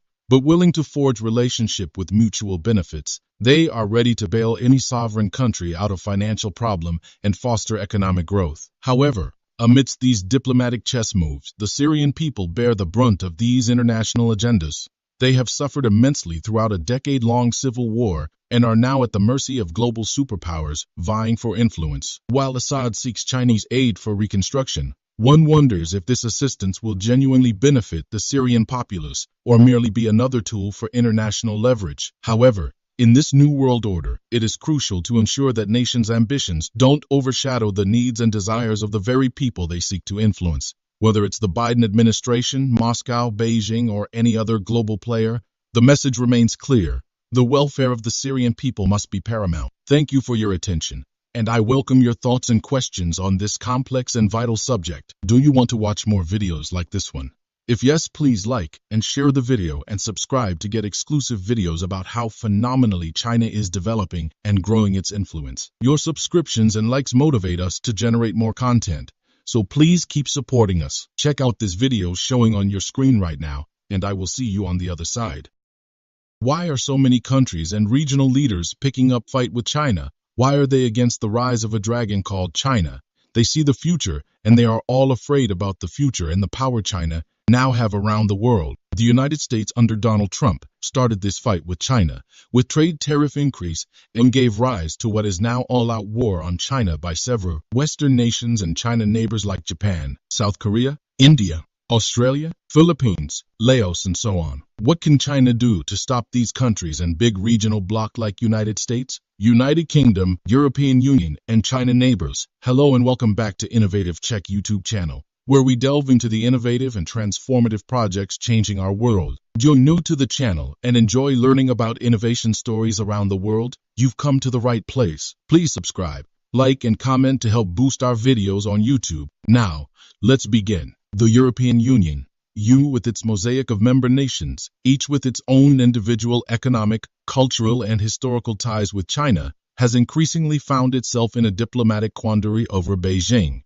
While the EU benefits from its trade relations with China, there are growing apprehensions about China's influence in the region. Several European countries have expressed their concerns about China's Belt and Road Initiative (BRIC). The fear is that the BRI is not just an economic project, but a strategic maneuver to exert greater influence over the world. The massive infrastructure development promises to link China to Europe, but many European leaders are cautious, suspecting that it might be a Trojan horse, leading to increased Chinese influence in their domestic affairs. The EU has also been vocal about human rights issues in China. The treatment of Uyghur Muslims in Xinjiang and the suppression of pro-democracy movements in Hong Kong have been points of contention. The EU, priding itself on upholding democratic values and human rights, has often clashed with China over these issues. In return, Beijing has accused the EU of meddling in its internal affairs. Moreover, there is growing wariness about China's investment in critical European sectors. The acquisition of high-tech European firms by Chinese companies, many state-backed, has led to increased scrutiny by European authorities. The fear is that these acquisitions may lead to transfer of technology that could be used for military or strategic purposes by Beijing. There's also a concern that China is using its economic clout to drive a wedge between EU member states, thereby undermining the unity and decision-making capability of the bloc. China's 16-1 initiative with Central and Eastern European countries is viewed by some in the EU as an attempt to divide and rule. This initiative is seen as Beijing's way of ensuring that it has friends within the EU who can support its stance in case of disputes. Taking a turn towards the east, let's examine the complex web of China's relations with its immediate neighbors. Japan, a country that shares a deep historical and cultural lineage with China, has long been at odds with Beijing over various issues. The two nations, despite being economic partners, often find themselves locking horns over historical narratives and territorial disputes. Japan's push for a stronger military, its alignment with U.S. policies in the region, and its stand on the South China Sea conflict further complicate its relationship with China. South Korea's conundrum is also worth noting. On one hand, China is South Korea's largest trading partner, and there is a mutual benefit in maintaining a healthy economic relationship. On the other, Beijing's objection to Seoul's decision to deploy the THAAD missile defense system, as well as China's close ties with North Korea, creates friction. India and China, both ancient civilizations and modern-day giants, share a border that has been a bone of contention for decades. The skirmishes in Ladakh are just a recent chapter in the ongoing story of their territorial disagreements. China's growing presence in the Indian Ocean, through its string of pearls strategy, is viewed with suspicion in New Delhi. As we look at the South China Sea, the Philippines stands out with its changing stance towards China. Historically, Manila has been wary of Beijing's territorial ambitions in the disputed waters. However, recent administrations have oscillated between confrontation and cooperation, sometimes challenging China's claims, and at other times, seeking economic partnerships. It's evident that China's meteoric rise, both economically and strategically, has brought forth challenges and apprehensions globally. Countries are grappling with the challenge of balancing their economic interests with strategic concerns. The question that remains is whether the world is merely reacting to the ascent of a new superpower, or if there are legitimate fears associated with China's global ambitions. As we continue to delve into these dynamics, we must keep in mind that in an interconnected world, diplomacy and dialogue remain our most potent tools. The South China Sea, often referred to as the crucible of global geopolitics, serves as a perfect backdrop to analyze the trepidations that nations harbor towards China's strategic ambitions. Multiple countries, including Vietnam, Malaysia, Brunei, and Taiwan, have overlapping claims in this maritime region. The rich fishing grounds, significant oil and gas reserves, and its pivotal role in global trade routes make the South China Sea highly coveted. China's audacious move of creating artificial islands, complete with airstrips and naval bases, showcases its intent to assert dominance in these waters. This island-building strategy has been perceived as aggressive by many of its neighbors. The U.S., though not a claimant in the territorial disputes, has frequently conducted freedom of navigation operations in these waters, challenging Beijing's extensive claims. These operations, although meant to uphold the principle of free passage, are clear signals to China. The U.S. is closely watching, and it is not alone. Amidst the maritime tussle, the Association of Southeast Asian Nations, ASEAN, finds itself in a precarious position. On the one hand, they seek to maintain the region's stability, and on the other, they must navigate the fine line of diplomacy with a superpower in their backyard. While ASEAN has attempted to formulate a code of conduct for the South China Sea, the progress has been slow and fraught with challenges. Australia, geographically distant, but strategically entwined with the Indo-Pacific narrative, has had its own set of concerns with Beijing.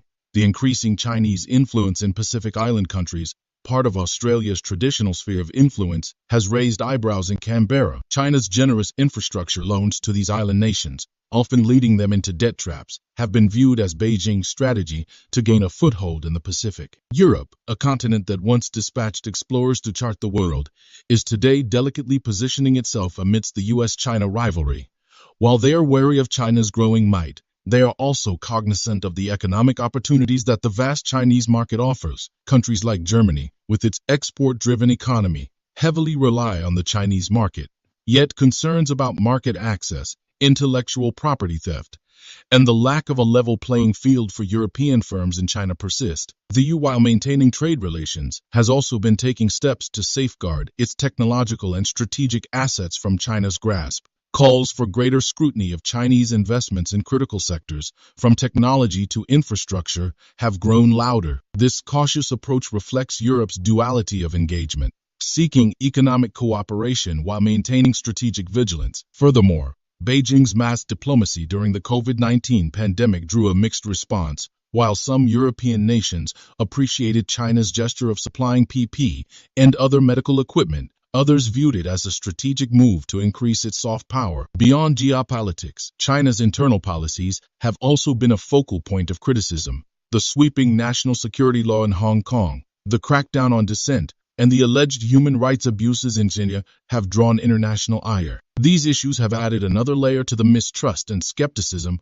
with which many view Beijing's global moves. As the global narrative unfolds, it is essential to remember that nations operate in a domain of realism. While ideals, values, and principles do play a role, national interest often takes precedence.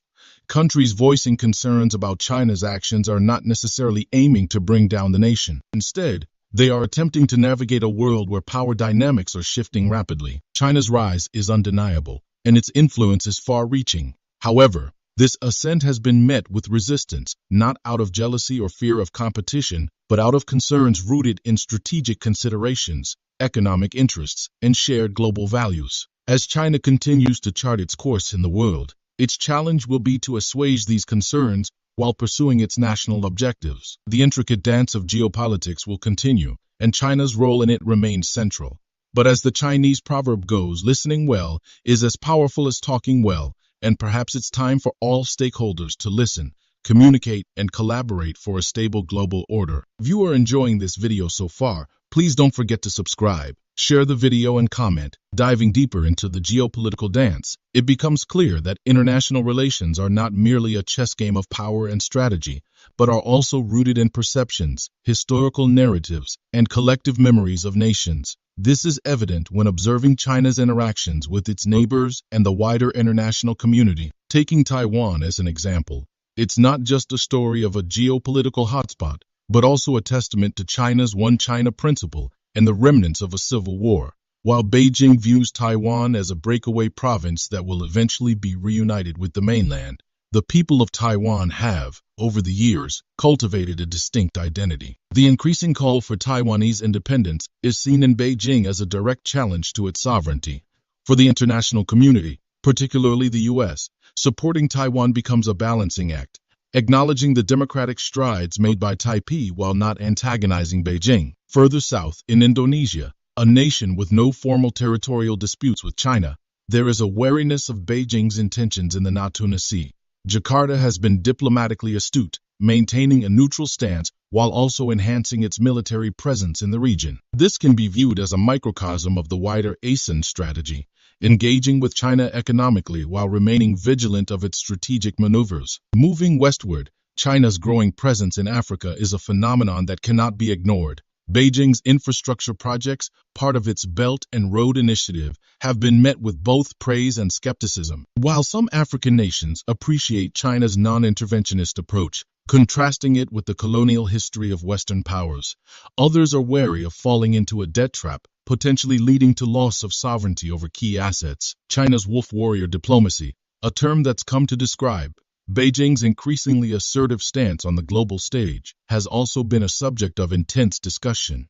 Named after a popular Chinese action movie, this approach signifies a departure from the late Chinese leader Deng Xiaoping's advice: hide your strength, bide your time. Today's China is more willing to confront its critics head-on, whether it's over issues related to the origins of the COVID-19 virus, human rights concerns, or territorial disputes. Another facet of China's global outreach is its cultural diplomacy. The Confucius Institutes, spread across the world, aim to promote Chinese language and culture. While many have embraced the opportunity to learn about one of the world's oldest civilizations, there are concerns in some quarters about these institutes being used as propaganda tools. Parallel to this, the global film industry, from Hollywood to Bollywood, has felt China's influence. The Chinese box office, with its vast audience, holds significant sway. Films are sometimes tailored to appease Chinese audiences, or even censors, reflecting the economic might of the Chinese market. From the icy terrains of the Arctic, where China declares itself a near-Arctic state,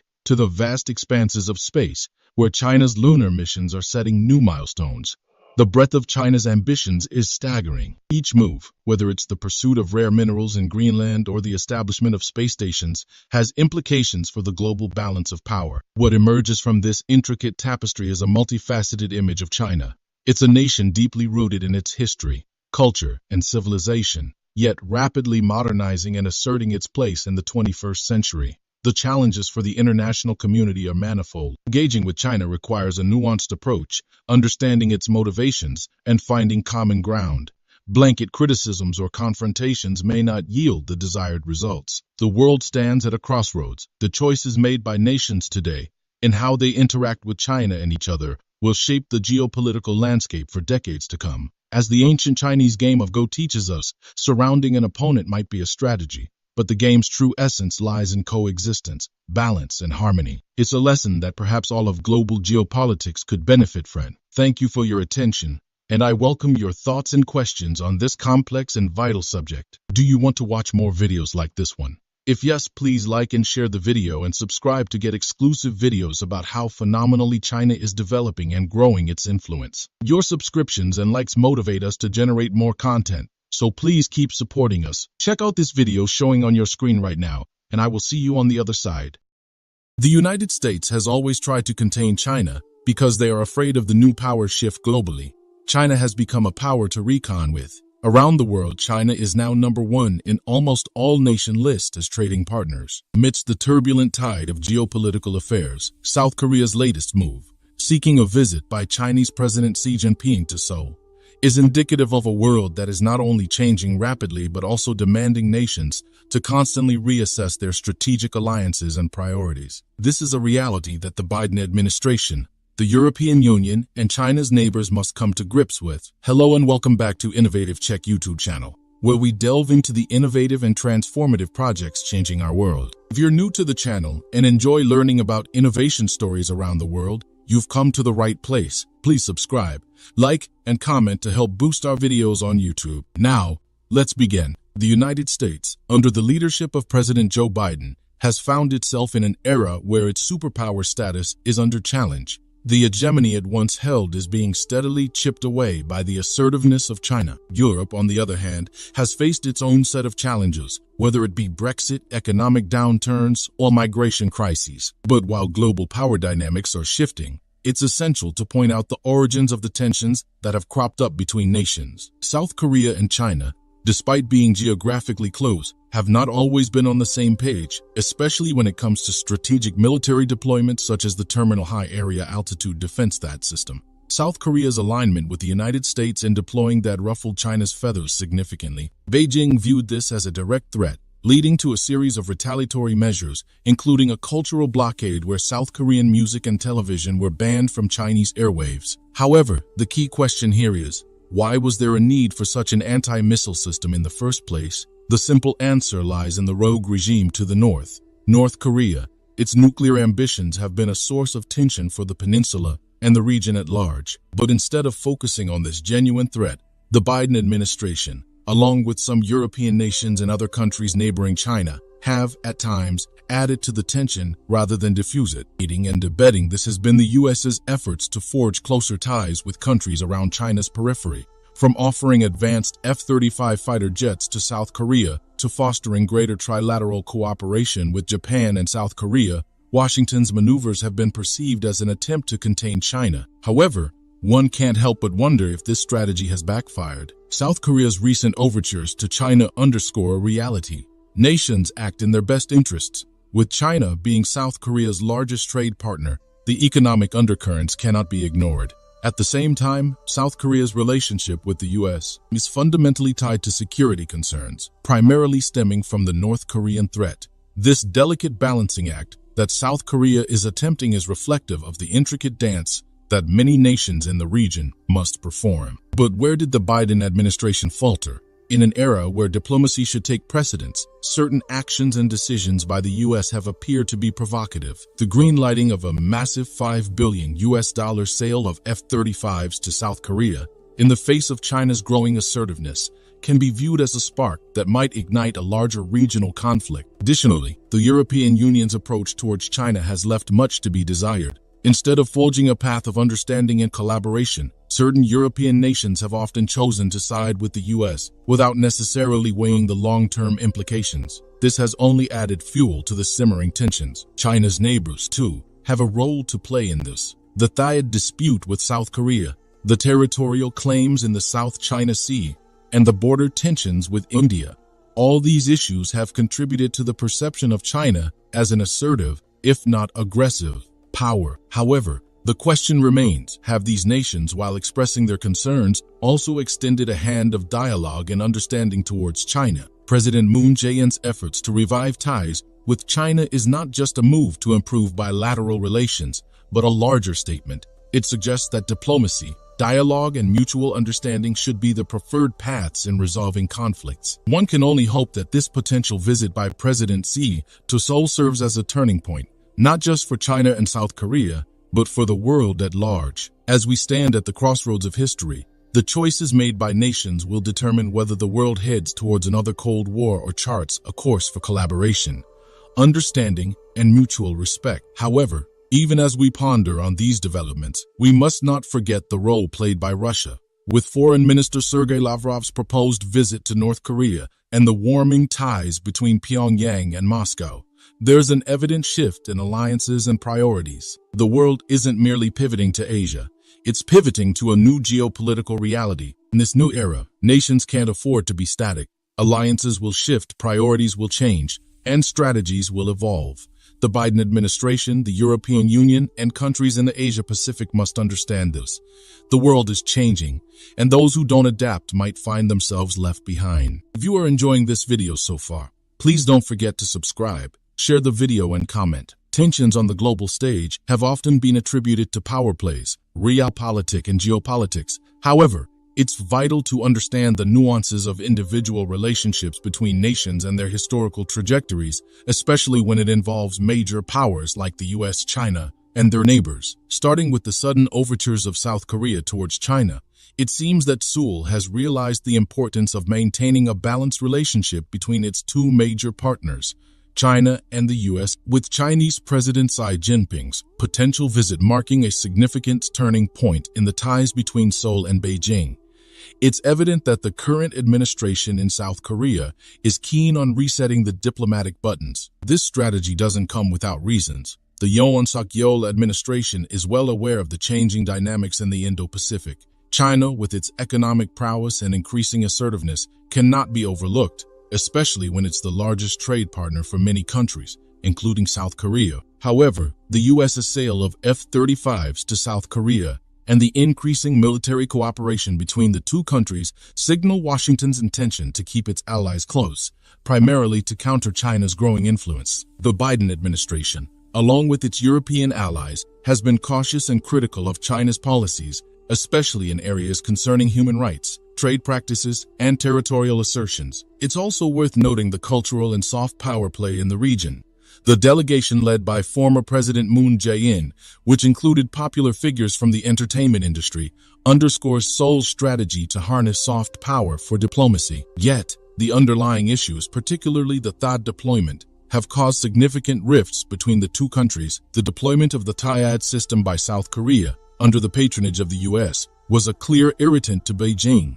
China perceived it not just as a defense mechanism against North Korea, but a strategic move by the U.S. to monitor and potentially counteract Chinese activities. This led to significant economic and cultural pushbacks from China, affecting South Korean businesses and cultural exports. However, it isn't just the U.S. and South Korea that need to be introspective. The European Union and other neighbors of China have been walking a tightrope.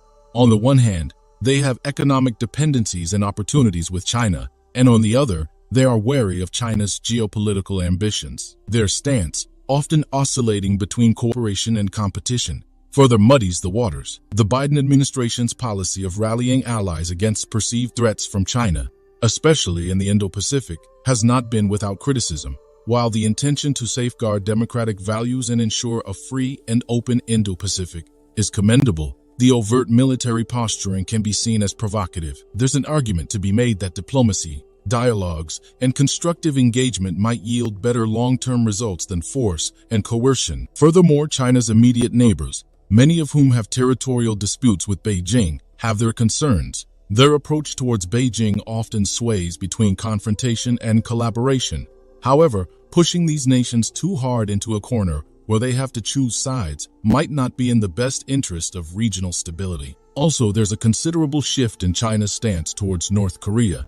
Traditionally, Beijing has been Pyongyang's ally, but recent overtures suggest that China is recalibrating its approach, aligning more closely with South Korea's desire for denuclearization through talks and negotiations. This change can be attributed to both regional pressures and China's global ambitions. The broader picture also includes Russia's active engagement in the region. With increasing cooperation between North Korea and Russia, there's a hint of a new axis forming, which can reshape regional dynamics significantly. Conclusively, while South Korea's recent diplomatic moves can be seen as betrayal from a U.S.-centric viewpoint, it's essential to understand that nations act in their self-interest. The global stage is evolving, and the traditional power structures are being challenged. The US, the UL, and other major global players need to realize that their policies and actions have consequences.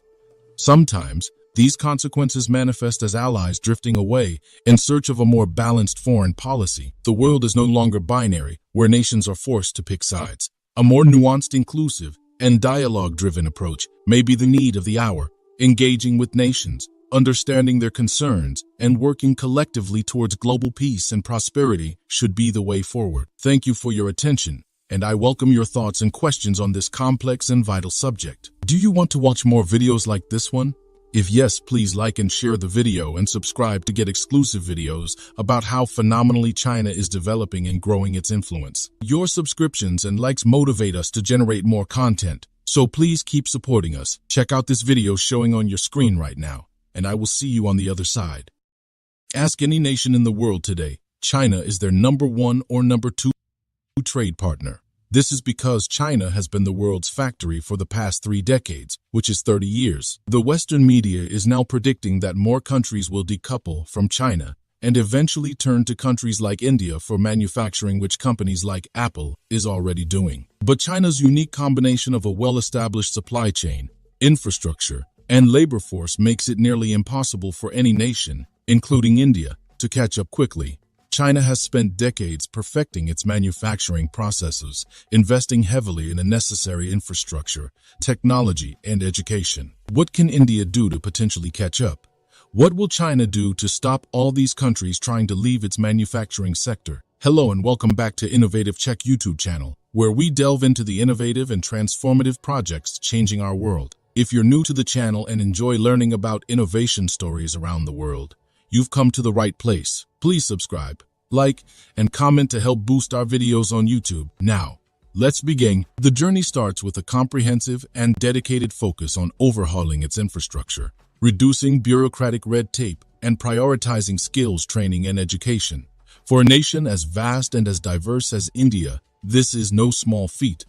But the potential rewards, both for India and the global economy, are immense. However, India's challenges are further compounded by geopolitical tensions and the nation's relationships with its neighbors and global powers.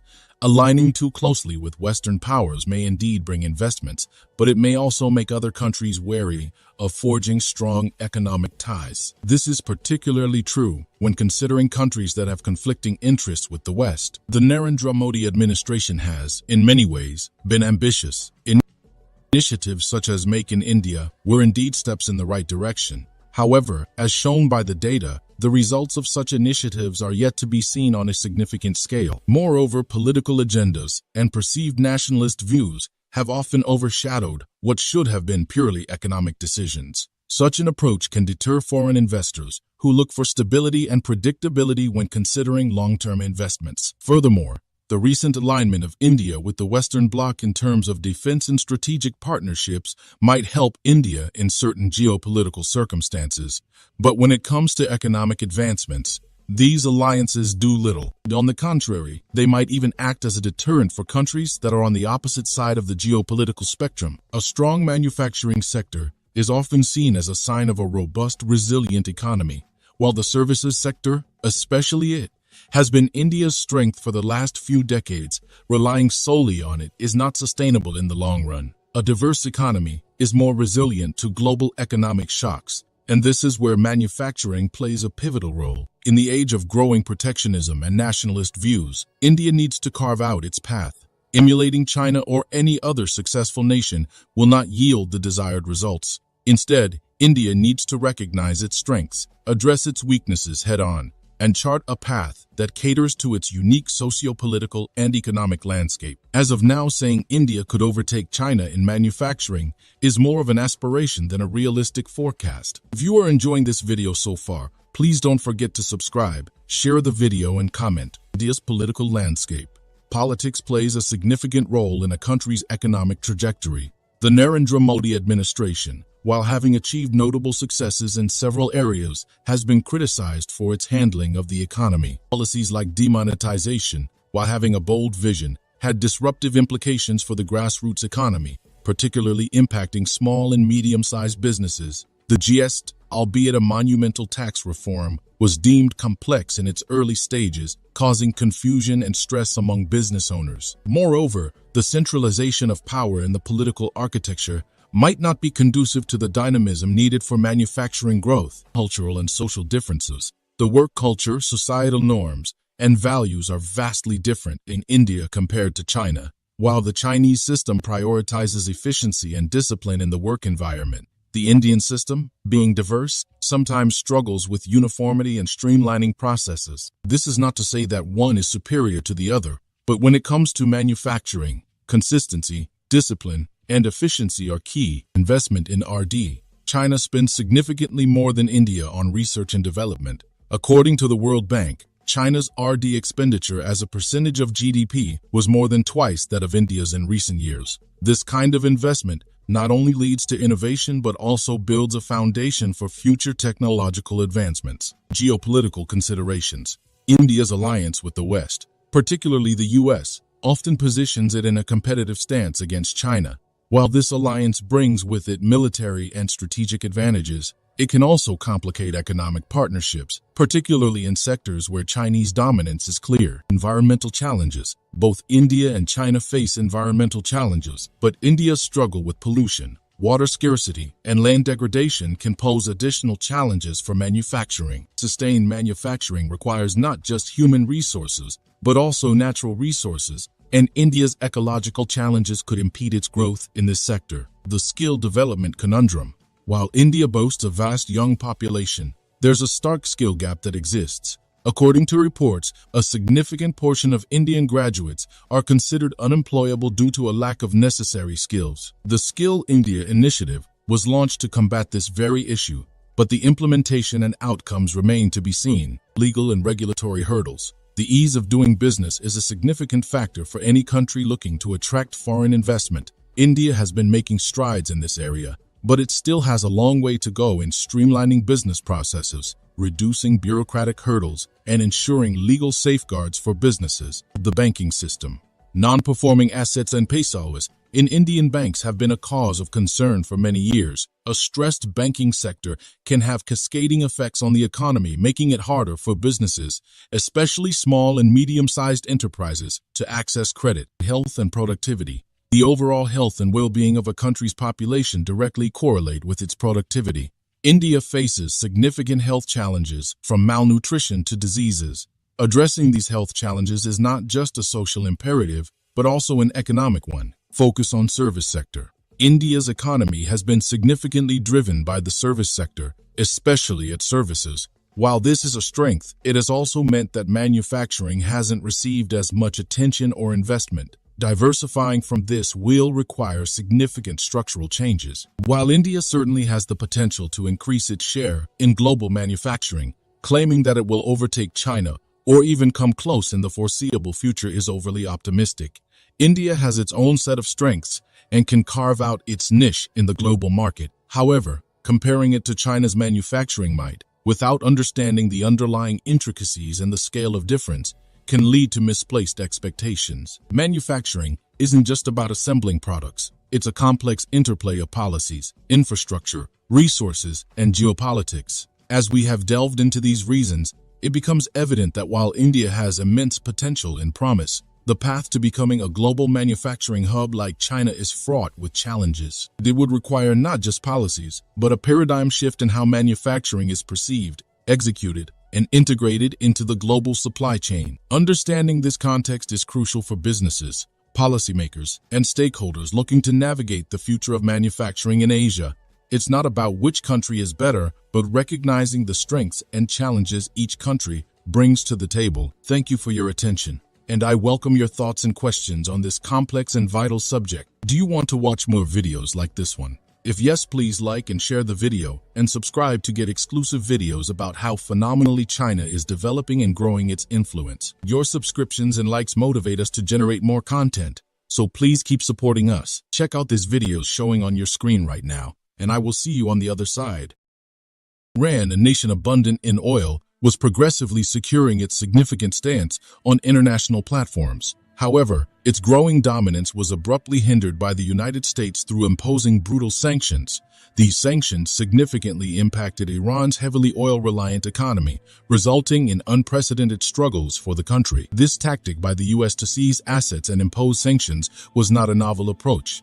It's been recurrent since 1979, aimed at preventing Iran from becoming a formidable competitor against the U.S. hegemony. Hello and welcome back to Innovative Check YouTube channel, where we delve into the innovative and transformative projects changing our world. If you're new to the channel and enjoy learning about innovation stories around the world, you've come to the right place. Please subscribe, like, and comment to help boost our videos on YouTube. Now let's begin. In a surprising turn of events, China entered the scene, recognizing that if sanctions were lifted, Iran's economy had the potential to not only recover but also surpass that of the United States. China, in its strategic move, decided to lift sanctions against Iran, embarking on a robust oil trade with the nation. Furthermore, China began to assist Iran extensively, enabling the country to diversify its economy, creating a formidable counterforce against the United States. In the realm of geopolitics, oil trade is paramount, with countries rich in oil reserves wielding significant influence. Iran, being one of them, should theoretically enjoy a prominent position in international forums. However, its journey has been tumultuous due to U.S. sanctions tracing back to 1979, when Iranian revolutionaries seized the U.S. embassy in Tehran, marking a turning point in their relations. From 2005 onwards, the U.S. consistently targeted Iranian entities for their involvement in activities ranging from nuclear proliferation and ballistic missile development to supporting terrorist groups and violating human rights. These sanctions led to skyrocketing inflation, shortages of essential goods, and a substantial dip in the Iranian currency's value, all contributing to Iran's economic decline. Despite these hurdles, Iran displayed resilience by diversifying its economy and maintaining essential functions, even under severe sanctions. Iran also fostered diplomatic relations with neighboring countries, positioning itself as a crucial trade and transport facilitator in the region. China has recently emerged as a significant ally for Iran, providing crucial economic support and geopolitical leverage, challenging the traditional Western-centric world order. With China's rise, the dynamics of international relations are shifting, introducing new elements into global norms and power structures. As China continues supporting Iran, the future of U.S.-Iran relations remains uncertain, though U.S. might find it challenging to exert pressure on Iran if China's economic involvement continues to strengthen. Iran, on its part, will likely continue building partnerships to counteract the sanctions pressure. The Iranian government's pursuit of economic diversification and regional cooperation is a significant aspect of its long-term strategy. With decades of U.S. sanctions hindering its economic stability and independence, Iran has sought to diversify its economy and forge partnerships with countries like China. China's involvement in Iran is not merely economic. It's a strategic alliance challenging the traditional power structures and highlighting the shifting dynamics of global influence. As the China-Iran relationship deepens, the U.S. might find it challenging to maintain pressure on Iran through sanctions. Given the changing geopolitical landscape, China's strategic alignment with Iran underscores a deliberate and calculated approach to international diplomacy, economic partnerships, and resource acquisition. Rooted deeply in its long-term objectives, China's engagement with Iran extends beyond mere economic cooperation. It is a vital cog in China's grand vision of fortifying its global standing and influence, notably through initiatives like the Belt and Road, which aims at creating an intricate network of trade and infrastructure. The Belt and Road Initiative, by connecting multiple continents, positions Iran as an indispensable link in the Middle Eastern corridor. Through investments in vital sectors such as transportation, energy, and telecommunications, China not only supports Iran's economic development, but also aligns with Iran's goals of economic diversification and enhanced regional connectivity. This deepening Sino-Iranian relationship does not escape the watchful eyes of global powers. It induces a level of concern amongst Western nations, particularly the United States. For decades, the U.S. has been relentless in isolating Iran through stringent sanctions. However, China's active engagement with Iran presents a formidable challenge to the established Western-centric world order. If you are enjoying this video so far, please don't forget to subscribe, share the video, and comment. This transformative alliance with China not only bolsters Iran's economic stability and global standing, but also provides the Middle Eastern nation with the political recognition it rightly deserves. Within this symbiotic relationship, China actively supports nations that have been strategically utilized by the U.S. for its benefits, with Iran being a notable example. The mutually beneficial partnership ensures that China gains access to invaluable oil resources without the encumbrance of sanctions, marking a win-win scenario for both nations involved. Engaged viewers, We appreciate your continuous interaction and valuable insights shared through the comments. Your perspectives enrich our understanding and foster a collaborative learning environment. China's growing economic prowess and its ability to foster strategic partnerships with nations such as Iran provide it with leverage to challenge and potentially reshape the global norms and structures that have long been accepted. With China steadfastly supporting Iran's economic development and sovereignty against U.S. sanctions, the future trajectory of U.S.-Iran relations enters a phase of uncertainty and unpredictability. The unfolding global scenario prompts contemplation and debate on the necessity of a leader like China in the international realm. After understanding the dynamics at play, one might question the authenticity of the U.S. concern for global welfare. Why does the United States adopt an approach perceived as self-centered? Is it time for nations worldwide to reconsider their stance towards the U.S.? Thank you for your attention, and I welcome your thoughts and questions on this complex and vital subject. Do you want to watch more videos like this one? If yes, please like and share the video and subscribe to get exclusive videos about how phenomenally China is developing and growing its influence. Your subscriptions and likes motivate us to generate more content, so please keep supporting us. Check out this video showing on your screen right now, and I will see you on the other side. Today, we find ourselves compelled to examine the delicate tapestry of international relations, specifically addressing the tensions brewing between the United States, the Western world, and the People's Republic of China. These tensions, whether they are rooted in trade, technology, territorial claims, or the battle for global influence, have become a flashpoint in the current geopolitical landscape. The United States never act alone. They always ensure allies like European Union and the full NATO member Asia allies like Japan, South Korea, and India join their tension with China. The United States has often voiced concerns about China's rising global influence. These concerns, outlined meticulously in reports and discussed extensively in high-level meetings, reveal a deep-seated apprehension within the Western sphere. But one must pause and reflect. Is this trepidation justified, or is it a manifestation of a larger geopolitical game? I say this is a game, a strategic game to win the 21st century. Hello and welcome back to Innovative Check YouTube channel, where we delve into the innovative and transformative projects changing our world. If you're new to the channel and enjoy learning about innovation stories around the world, you've come to the right place. Please subscribe, like, and comment to help boost our videos on YouTube. Now, let's begin. Recently, Washington released a report titled How the People's Republic of China Seeks to Reshape the Global Information Environment. This document sheds light on China's alleged efforts in controlling information, crafting narratives, and influencing perceptions. Such tactics, according to the report, include bribery and intimidation, designed to ensure China's positive image on the global stage while undermining the stability of the United States and its allies. However, what is crucial for us to examine today is not solely the contents of the report, but the timing of its release and the implications it holds for international diplomacy. This unveiling comes at a pivotal moment where both nations are delicately attempting to thaw the icy relations that have characterized their interactions in recent times. Amidst this tense backdrop, there are whispers and speculations of a potential visit from President Xi Jinping to the United States, anticipated to take place this November. This visit, if realized, would mark a significant moment in the Biden presidency, perhaps signaling a turning point in the U.S.-China relations. But here, we must pause and reflect critically on the narrative being constructed before our eyes. The United States and the Western world have frequently positioned themselves as arbiters of truth, champions of democracy, and guardians of a free and open information environment. This positioning, while noble in its rhetoric, warrants deeper scrutiny. It's crucial to acknowledge that the construction of narratives is not a one-sided endeavor. The United States, like any sovereign nation, engages in crafting its image, propagating its values, and promoting its interests on the international stage. Thus, while we peruse through reports depicting China's actions as nefarious, it's imperative to approach such information with a critical mind, considering the nuances and complexities of international relations.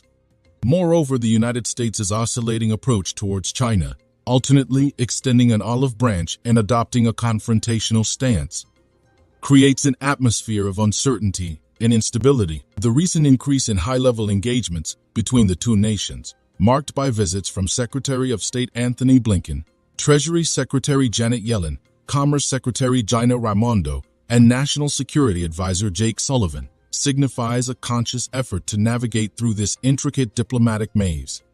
However, the journey is fraught with challenges. The looming shadows of trade wars, aggressive military posturing in the Indo-Pacific, and the intricate dance of diplomacy paint a picture of two global powers locked in a perpetual struggle for dominance.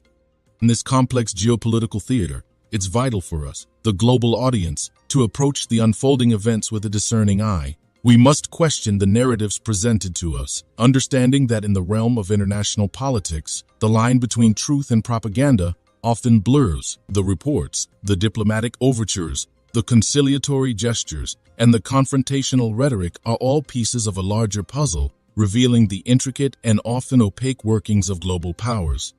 As we anticipate the potential visit of President Xi Jinping to the United States and observe the subtle, yet significant, diplomatic maneuvers, let us remind ourselves to approach these developments with an analytical and critical mindset, for in the grand tapestry of international relations, every thread, every color, every knot is woven with intention, crafting a narrative that is as complex and nuanced as the reality it seeks to represent.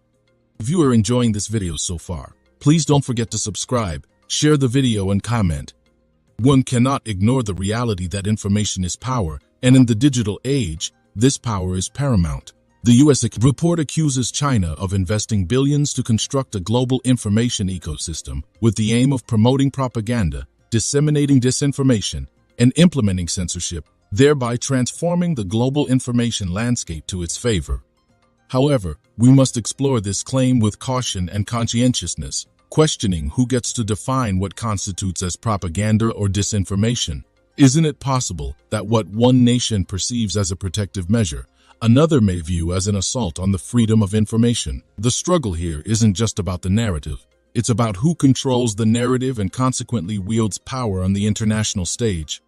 With the proposed visit of President Xi Jinping, it's crucial to consider the multitude of concerns shadowing the U.S.-China relations, from long-standing trade wars and technological competitions to assertive posturing in the Indo-Pacific. Each issue adds a layer of complexity to their relationship. The unfolding events are not isolated. They are interconnected pieces, each influencing and shaping the other. President Xi's potential visit comes at a juncture where the global atmosphere is charged with uncertainty, with each country grappling with internal and external challenges. China navigates through economic slowdowns in a precarious real estate sector, while the U.S. faces its own set of economic, social, and political challenges. Amidst this, the attempt to iron out differences and foster understanding is indeed commendable, but far from straightforward. As the landscape of international relations is dotted with ever-emerging shadow battlegrounds, the stakes are high. What seems on the surface is rarely the entire truth. Each move, each report, each diplomatic engagement is part of a strategic play, carefully orchestrated and meticulously planned. In this grand chessboard, the players are not just the U.S. and China, but also the global audience observing, reacting, and being influenced by these unfolding events. For instance, consider the narrative around democracy and autocracy. While these terms are bandied about, often used to delineate a binary of good versus bad, we must understand that these are simplifications, reductionist labels that hardly capture the complexity of governance systems and national ideologies. They're employed as tools of rhetoric, serving to create divisions where dialogue and understanding should be fostered. Furthermore, as we anticipate this significant diplomatic event, it's essential to note the thawing signs in the U.S.-China relationship. Recent developments indicate an easing of the rhetoric, with both nations engaging in constructive dialogues and establishing working groups to discuss crucial economic and financial issues. These are positive strides towards fostering communication and collaboration between two of the world's largest economies. However, the road to reconciliation and cooperation is long and winding. The deeply entrenched issues, the history of mistrust and competition, the differing national interests and global visions, all these factors contribute to a relationship that is as fragile as it is significant. This milieu, let's not forget the role of the global community. The international audience is not a passive spectator, but an active participant with the power to influence and shape the narrative. Therefore, it is our responsibility to approach the unfolding events with a critical and informed perspective. We must sift through the rhetoric, understand the undercurrents of power play, and acknowledge that in the realm of international relations, every narrative serves a purpose. We must be vigilant, discerning, and most importantly, open to engaging with the complexities and nuances of the global geopolitical landscape. As we observe the developments leading up to November, let's commit to fostering an environment of understanding and dialogue where narratives are questioned, power dynamics are understood, and the international community engages with a spirit of cooperation and mutual respect. The tapestry of international relations is intricate, and it's upon us to navigate through it wisdom, empathy, and a commitment to peace and stability. Thank you for your attention, and I welcome your thoughts and questions on this complex and vital subject. Do you want to watch more videos like this one? If yes, please like and share the video and subscribe to get exclusive videos about how phenomenally China is developing and growing its influence. Your subscriptions and likes motivate us to generate more content, so please keep supporting us. Check out this video showing on your screen right now, and I will see you on the other side. Why will the U.S. State Department accuse China of information manipulation, while U.S. own the largest media cooperation in the world, like CNN, MSNBC, Fox News, and more? Why is the U.S. afraid of China's rise around the world? It is pivotal to shed light on the recent disputes and accusations swirling around the global media landscape, epitomizing the tension between two significant world powers, the United States and China. Recently, China vociferously dubbed the United States as an empire of lies, retaliating against a U.S. State Department report that unveiled Beijing's massive investment in information manipulation initiatives across the globe. As concerned global citizens, we must diligently scrutinize these claims, dissecting the truth from embellishment and reality from fabrication. For the purposes of today's discussion, our focus shall be meticulously placed on the current Biden administration and its role within this contentious framework of information and truth. Hello and welcome back to Innovative Check YouTube channel, where we delve into the innovative and transformative projects changing our world. If you're new to the channel and enjoy learning about innovation stories around the world, you've come to the right place. Please subscribe, like, and comment to help boost our videos on YouTube. Now, let's begin. To begin, it is imperative to acknowledge that the realm of information has become a battleground. Here, nations not only fight for dominance but also strive to sculpt the global perception and narrative that suits their national interest. The Biden administration, like its predecessors, is actively engaged in this subtle yet significant war, wielding the sword of information with varying degrees of responsibility and recklessness. The U.S. State Department report accuses China of manipulating global media through a strategic triad: censorship, data harvesting, and the covert acquisition of foreign news outlets. However, it is crucial for us to reflect with a degree of honest introspection whether the United States under President Biden's leadership is free from employing similar tactics and strategies to sway the global narrative in its favor. One can't help but ponder on the myriad ways the United States, historically and presently, has invested in information dissemination mechanisms that not only bolster its image but also subtly undermine the images of its perceived adversaries. This phenomenon isn't novel. It has been a long-standing practice, subtly metamorphosing with each administration, adapting to the contemporary challenges and opportunities of its time. The Biden administration is no exception to this rule. Despite championing the cause of truth, transparency, and democracy, there have been instances where the administration has arguably fallen short of these noble ideals, inadvertently contributing to the empire of lies narrative. If you are enjoying this video so far, please don't forget to subscribe, share the video, and comment. In our quest for truth and understanding, let us delve deeper into the ways in which the information narrative has been influenced, or arguably manipulated, by the current United States government. It's essential to approach this with a critical mind and a fair perspective, understanding that the realm of information is complex and multifaceted. Firstly, we must address the administration's handling of social media and online platforms, which have become the epicenter of modern communication and information dissemination. The Biden administration has been vocal in its critique of misinformation online. However, there have been claims suggesting an overreach in its efforts to curb the spread of misinformation, potentially stifling free speech and expression in the process. This delicate balance between preventing misinformation and upholding freedom of expression is critical in maintaining a robust democratic society. It is essential to acknowledge that while the administration attempts to navigate through this precarious balance, accusations of selective censorship have emerged. Critics argue that the White House may exert subtle pressure on social media giants to suppress or downplay information deemed harmful or contradictory to its policies and narratives. Whether through direct communication or indirect influence, the dynamic interplay between the government and these tech behemoths raises valid concerns regarding transparency and the true independence of these platforms. Moreover, the global narrative spun by various media outlets within the United States often mirrors the administration's viewpoints, subtly molding public opinion both domestically and internationally. While media independence is a cornerstone of a free society, the symbiotic relationship between the government and media giants cannot be overlooked. It's imperative to question the extent to which this relationship influences the objectivity and impartiality of the information disseminated to the public. In tandem with this, we must critically analyze the framing of international issues by the United States. The Biden administration has presented itself as a defender of human rights and democracy, rightfully condemning atrocities and undemocratic practices worldwide. However, there have been instances where critics argue the administration selectively highlights or downplays issues based on their strategic interests. This selectivity inadvertently contributes to a skewed global narrative, potentially misinforming the public regarding the gravity or triviality of certain international events. The framing and narrative surrounding China is a poignant example of this dynamic. With tensions escalating between the two nations, the information war intensifies. While it is undeniable that there are valid concerns and criticisms regarding China's practices, it is crucial to approach these with a nuanced and balanced perspective, devoid of unwarranted exaggeration or oversimplification.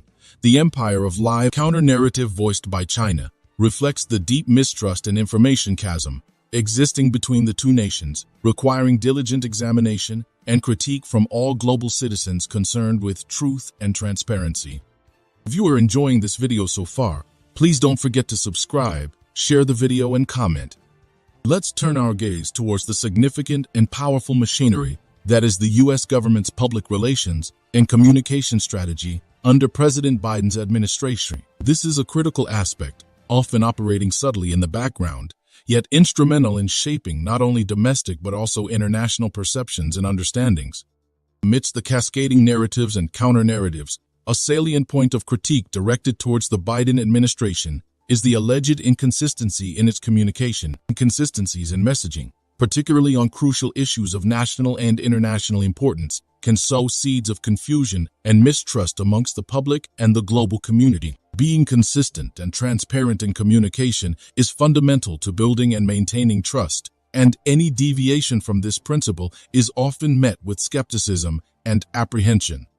For instance, consider the administration's stance and messaging regarding the ongoing global health crisis precipitated by the COVID-19 pandemic. While the commitment to science and public health is evident, critics argue there have been moments of contradiction and lack of clarity in the guidelines and policies communicated to the public. Such inconsistencies not only create confusion but also provide fodder for misinformation and conspiracy theories to thrive, inadvertently contributing to the empire of lies. Furthermore, we must examine the administration's approach towards international relations and diplomacy. While projecting an image of cooperation and multilateralism, the Biden administration has also been accused of unilaterally advancing U.S. interests without adequate consultation or consideration for its international partners and allies. This approach, critics argue, creates an atmosphere of uncertainty and instability in the international arena, as nations grapple with the unpredictability and inconsistencies in U.S. foreign policy. In the delicate dance of international diplomacy, words and narratives matter immensely. The language used, the stories told, and the images projected all play a pivotal role in shaping global perceptions and understanding. In this context, accusations of employing double standards and selective outrage over human rights violations and democratic principles worldwide have been directed towards the administration. These critics argue that such an approach undermines the credibility and moral authority of the United States on the global stage. A case in point is the U.S. approach towards different nations in the Middle East. Critics observe a varying degree of responsiveness and engagement with human rights violations and authoritarian practices in the region. They argue that the U.S. response is often determined not by a consistent application of principles, but rather by the strategic interests and alliances that the United States maintains with specific countries in the region. We've now delved deeper into the complex dynamics of information manipulation, looking critically at the communication strategies and international relations approach of the Biden administration. However, our exploration is not complete. There are still more layers to uncover, more nuances to understand, and more critiques to consider. Thank you for your attention, and I welcome your thoughts and questions on this complex and vital subject. Do you want to watch more videos like this one? If yes, please like and share the video and subscribe to get exclusive videos about how phenomenally China is developing and growing its influence. Your subscriptions and likes motivate us to generate more content, so please keep supporting us. Check out this video showing on your screen right now, and I will see you on the other side. Engagement and dialogue are linchpins of constructive international relations. However, it's disheartening to witness a trend where engagement often gets superseded by confrontation. For bilateral ties to flourish, disagreements must not be viewed as zero-sum games, but as opportunities for compromise, understanding, and mutual growth.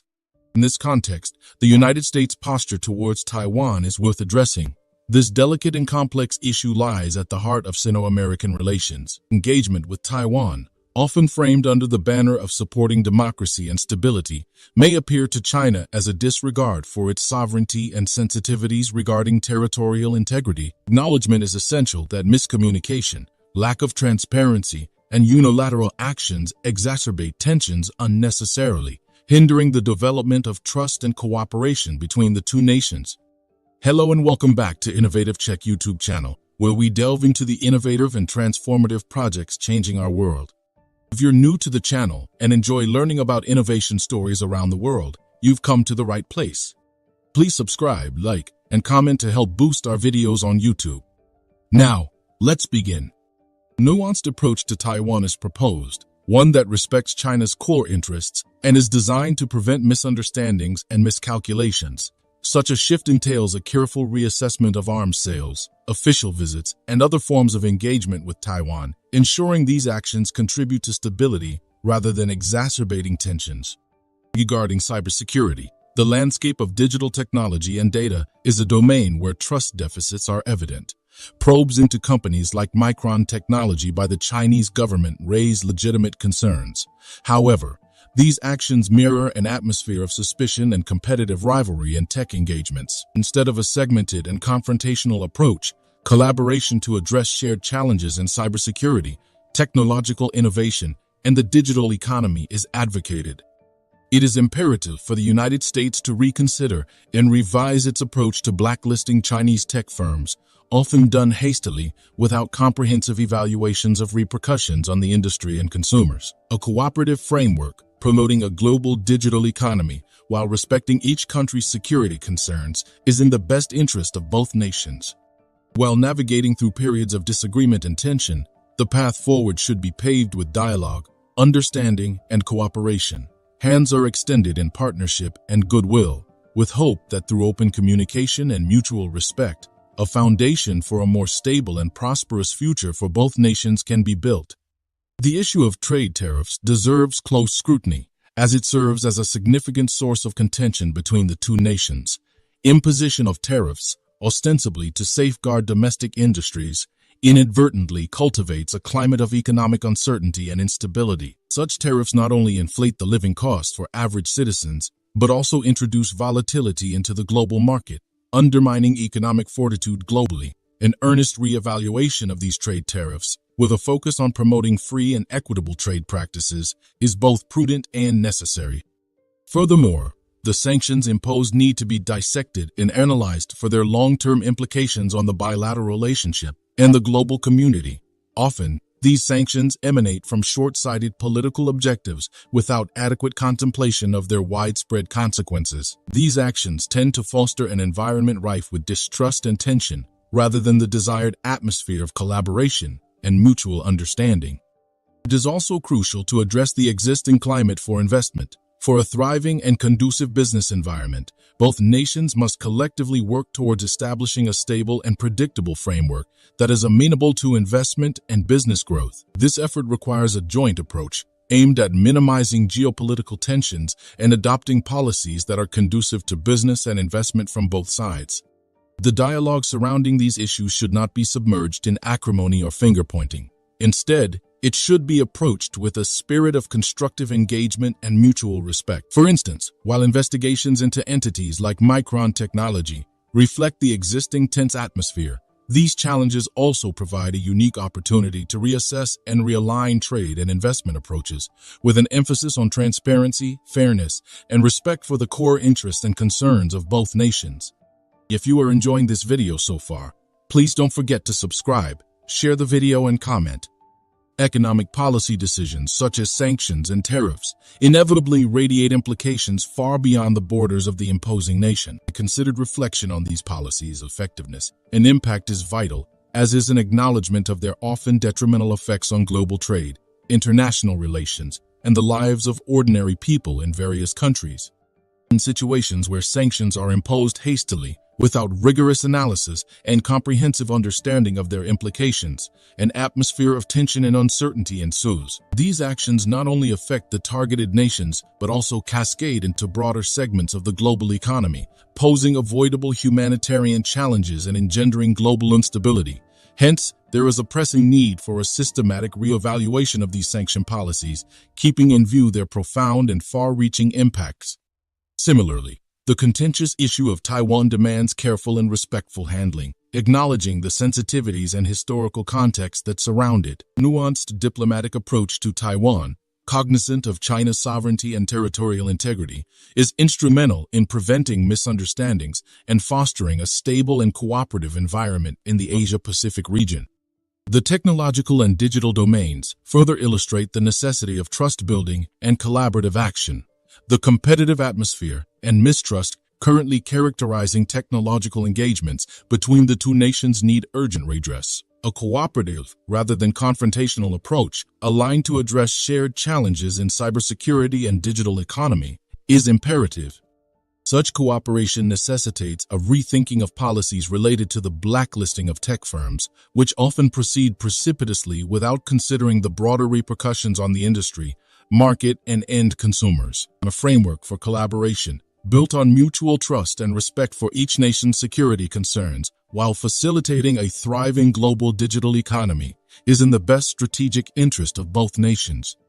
Constructive dialogue, mutual understanding, and sustained engagement form the cornerstone for navigating through the intricate maze of international relations, trade, and diplomacy. It is through the lens of respect and partnership that both nations can jointly lay a foundation for a future marked by stability, prosperity, and constructive cooperation for the betterment of not just the two nations, but the global community at large.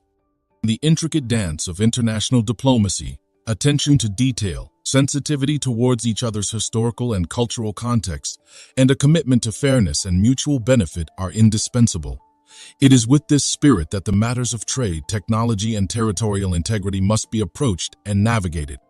When addressing trade, it is evident that tariffs erected in the name of protecting domestic industry often yield counterproductive results. These tariffs inadvertently harm not only the imposing nation's economy by escalating costs for consumers and straining businesses, but also unsettle the global market's delicate balance. A reassessment of tariff policies, with a diligent eye on fostering an environment conducive to free and equitable trade practices, is thereby essential.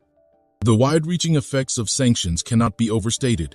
These measures, often instituted hastily and without due diligence, yield an environment permeated by distrust and economic instability. Not confined to the targeted nations, the repercussions of sanctions extend into the global economy, impacting innocent citizens across borders and engendering unnecessary humanitarian crises. Thus, a meticulous and empathetic review of sanctions, taking into account their extensive implications, is a matter of urgency. The Taiwan issue, laden with sensitivity and historical complexity, merits a careful, respectful approach. Recognizing and honoring China's sovereignty and territorial integrity is a starting point. Addressing this matter with diplomacy and tact, while avoiding unilateral actions that could inflame tensions, is crucial for fostering peace and stability in the Asia-Pacific region. The realm of technology and cybersecurity presents both a challenge and an opportunity for building trust and cooperation. The atmosphere of suspicion and rivalry currently clouding Sino-American tech engagements demands transformation. Rather than adhering to a fragmented and competitive stance, there's a call for a united front to tackle shared challenges in cybersecurity, technological innovation, and the digital economy. In this regard, the practice of hastily blacklisting tech firms needs re-evaluation. Such actions, often executed without a thorough understanding of their industry-wide and consumer-related consequences, need to be reconsidered. Adopting a collaborative framework, one that addresses security concerns while promoting a vibrant global digital economy, aligns with the strategic interests of both nations.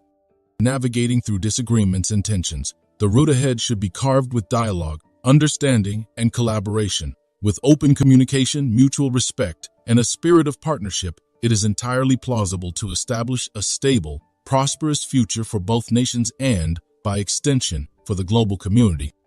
Thank you for your attention, and I welcome your thoughts and questions on this complex and vital subject. Do you want to watch more videos like this one? If yes, please like and share the video and subscribe to get exclusive videos about how phenomenally China is developing and growing its influence. Your subscriptions and likes motivate us to generate more content, so please keep supporting us. Check out this video showing on your screen right now, and I will see you on the other side. Today we will discuss a matter of significant global importance, a geopolitical issue that has far-reaching implications not just for Asia, but for the entire world. We are here to discuss the recent strategic decisions made by China and Malaysia concerning the export of rare earth minerals, a critical component driving the technological engines of our modern society. We are discussing how China and Malaysia entered a deal that will end the monopoly. This monopoly will now belong to only China. Why will Malaysia choose China instead of the United States? These strategic choices have unveiled the fragile and contentious nature of international relations, revealing a scenario where economic and geopolitical interests are tightly intertwined, inevitably leading to power struggles and strategic maneuverings among nations. The focal point of our discussion and critique today is the role played by the United States in the South China Sea and broader Asia, particularly in the context of rare earth minerals. Hello and welcome back to Innovative Check YouTube channel, where we delve into the innovative and transformative projects changing our world. If you're new to the channel and enjoy learning about innovation stories around the world, you've come to the right place. Please subscribe, like, and comment to help boost our videos on YouTube. Now, let's begin. Allow me to provide a backdrop to our discourse today. Rare earth minerals are indispensable in the development of advanced technology and military hardware. Recognizing this, the U.S. has been actively seeking to diversify and secure its supply chains to reduce dependency on a single or limited group of suppliers, with China being a dominant player in this field. However, as we have witnessed, the landscape of international cooperation and competition is ever-changing, with nations continually reassessing and recalibrating their strategies and alliances in response to the dynamic geopolitical environment. In this grand chessboard, the recent moves by China and Malaysia have not only disrupted but also effectively countered the strategic plans laid out by the United States. The unfolding scenario has borne witness to a series of calculated steps and countersteps where nations seek leverage and strategic advantages over others in the global arena. This isn't merely about securing economic interests. It's a broader tussle for influence, control, and the ability to shape the trajectory of global technological development and security. Upon careful analysis of recent events, we notice a stark departure from cooperative efforts previously expected between nations, raising pivotal questions about the integrity and efficacy of U.S. foreign policy in Asia and the South China Sea region. It is crucial, for the purpose of this discourse, to critically assess and evaluate the United States' strategic approach, its implications, and the subsequent responses from nations in the region. The United States, in its pursuit of securing a stable and diversified supply of rare earth minerals, approached Vietnam with a strategic partnership, On the surface, this partnership seemed mutually beneficial, fostering development and economic growth for Vietnam while ensuring the U.S. has access to essential resources. Yet, the narrative is far more complex and nuanced than it initially appears. Despite Vietnam's rich reserves of rare earth minerals, the nation faces substantial challenges in the industrial extraction and processing of these resources, necessitating external support and collaboration.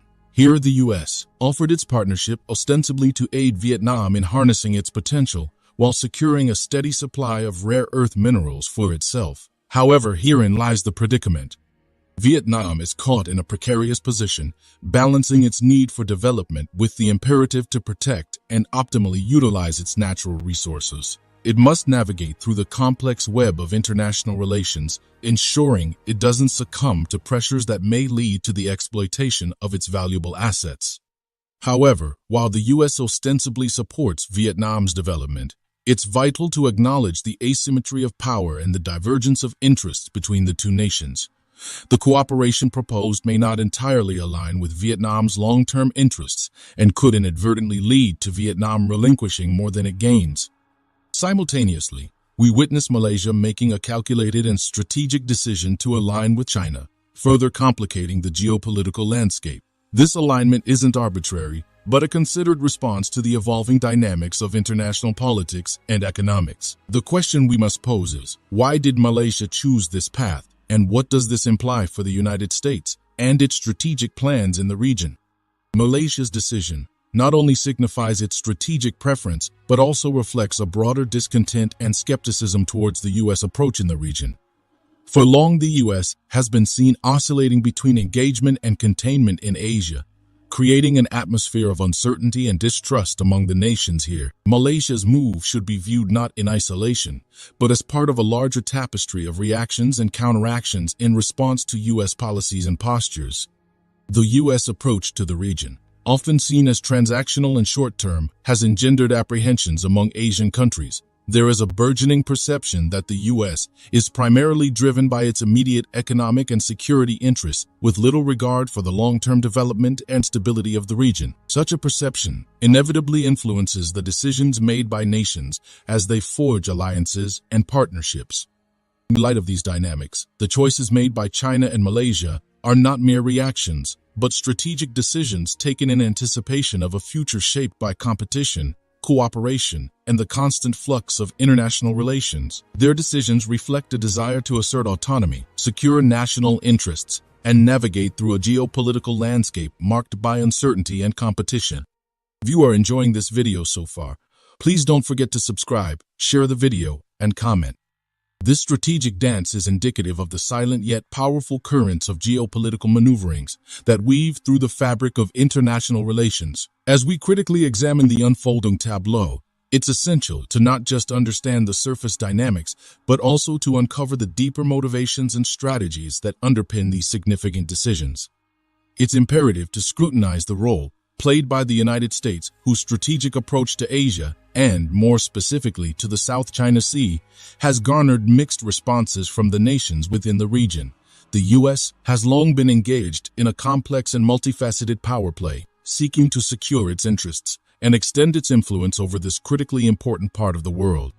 However, the approach taken by the U.S. has not always been conducive to fostering trust and cooperation among the nations in the region. The oscillation between engagement and containment, the seeming lack of a coherent and long-term strategic vision, and a perceived transactional approach to bilateral and multilateral relations have all contributed to an atmosphere of uncertainty and, at times, tension within the region.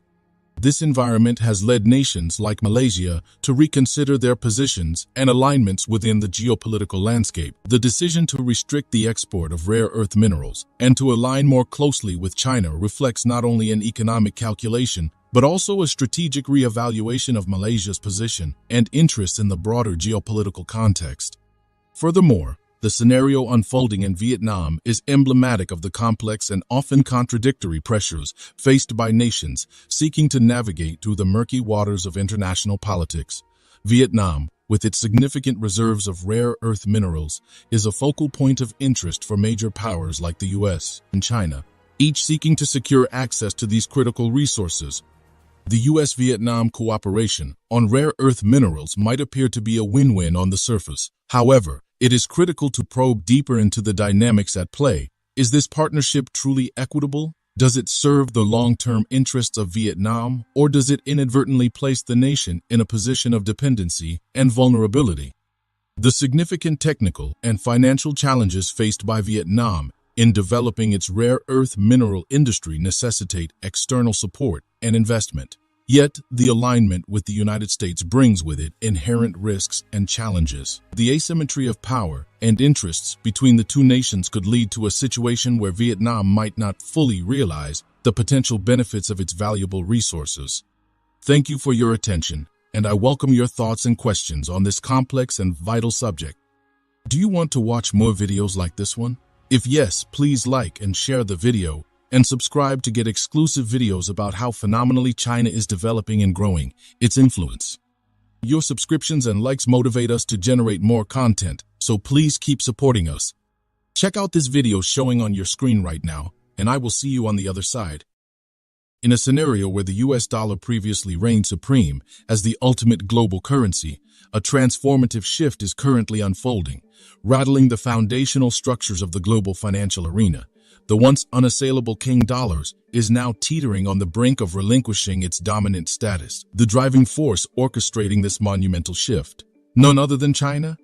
The Chinese government has been diligently working towards de-dollarization, but recent developments indicate an unforeseen twist in the narrative. An increasing number of nations are rallying to this cause, aligning their strategies to systematically erode the dollar's dominance. This unfolding dynamic raises a pressing question. What measures can the United States adopt to counteract this strategic pivot away from its currency? Welcome back to another riveting episode, brought to you by Innovative Check. In this video, we shine the spotlight on China's innovative approaches, groundbreaking projects, and its escalating influence in various global sectors. Hello and welcome back to Innovative Check YouTube channel, where we delve into the innovative and transformative projects changing our world. If you're new to the channel and enjoy learning about innovation stories around the world, you've come to the right place. Please subscribe, like, and comment to help boost our videos on YouTube. In today's discussion, we will delve into the notable milestones achieved in de-dollarization and explore the underlying reasons why the United States appears impotent in reversing this trend. To gain a comprehensive understanding of how the U.S. plans to navigate through this formidable challenge to its economic hegemony, we invite you to stay tuned until the conclusion of this video. Upon the emergence of China as a pivotal global leader, significant tectonic shifts in the international financial landscape have been observed, notably the challenging of the long-standing dominance of the US dollar. These unforeseen challenges to the king dollars are unprecedented, with the currency perilously close to losing its coveted position atop the global financial hierarchy. This transformative change is predominantly orchestrated by China's strategic moves towards de-dollarization, with the stakes escalating as more nations express willingness to join this endeavor to dethrone the US dollar. As of September 15, 2023, there is burgeoning speculation regarding the strategies the Federal Reserve might employ to manage interest rates in the forthcoming future. Observers and analysts immersed in the financial markets anticipate a potential reduction in interest rates by June 2024, with the probability of an increase during the September meeting plummeting to below 10%. This speculation has sent shockwaves through the financial sector, significantly influencing U.S. Treasury bonds interest rates. The rates have surged to 4.82%, marking the highest increment observed in a 9-month span. For investors with stakes in these bonds, this development translates to potentially higher returns on their investments. However, this also means that prospective buyers will need to dig deeper into their pockets to acquire the treasuries, inadvertently making these financial instruments less attractive to investors.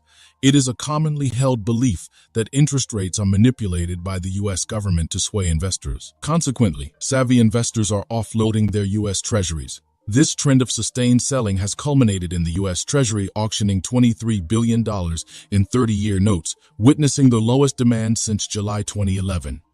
This trend indicates a burgeoning uncertainty in the U.S. debt market, Traditionally, whenever the Federal Reserve telegraphs potential policy shifts or when there are palpable signs of an impending U.S. recession and debt crisis, investors instinctively flock to safe haven assets like gold as viable alternatives to the U.S. dollar. This reactionary movement is not an isolated occurrence. It is a global trend gaining momentum. With gold readily available, why should individuals and institutions invest in dollars?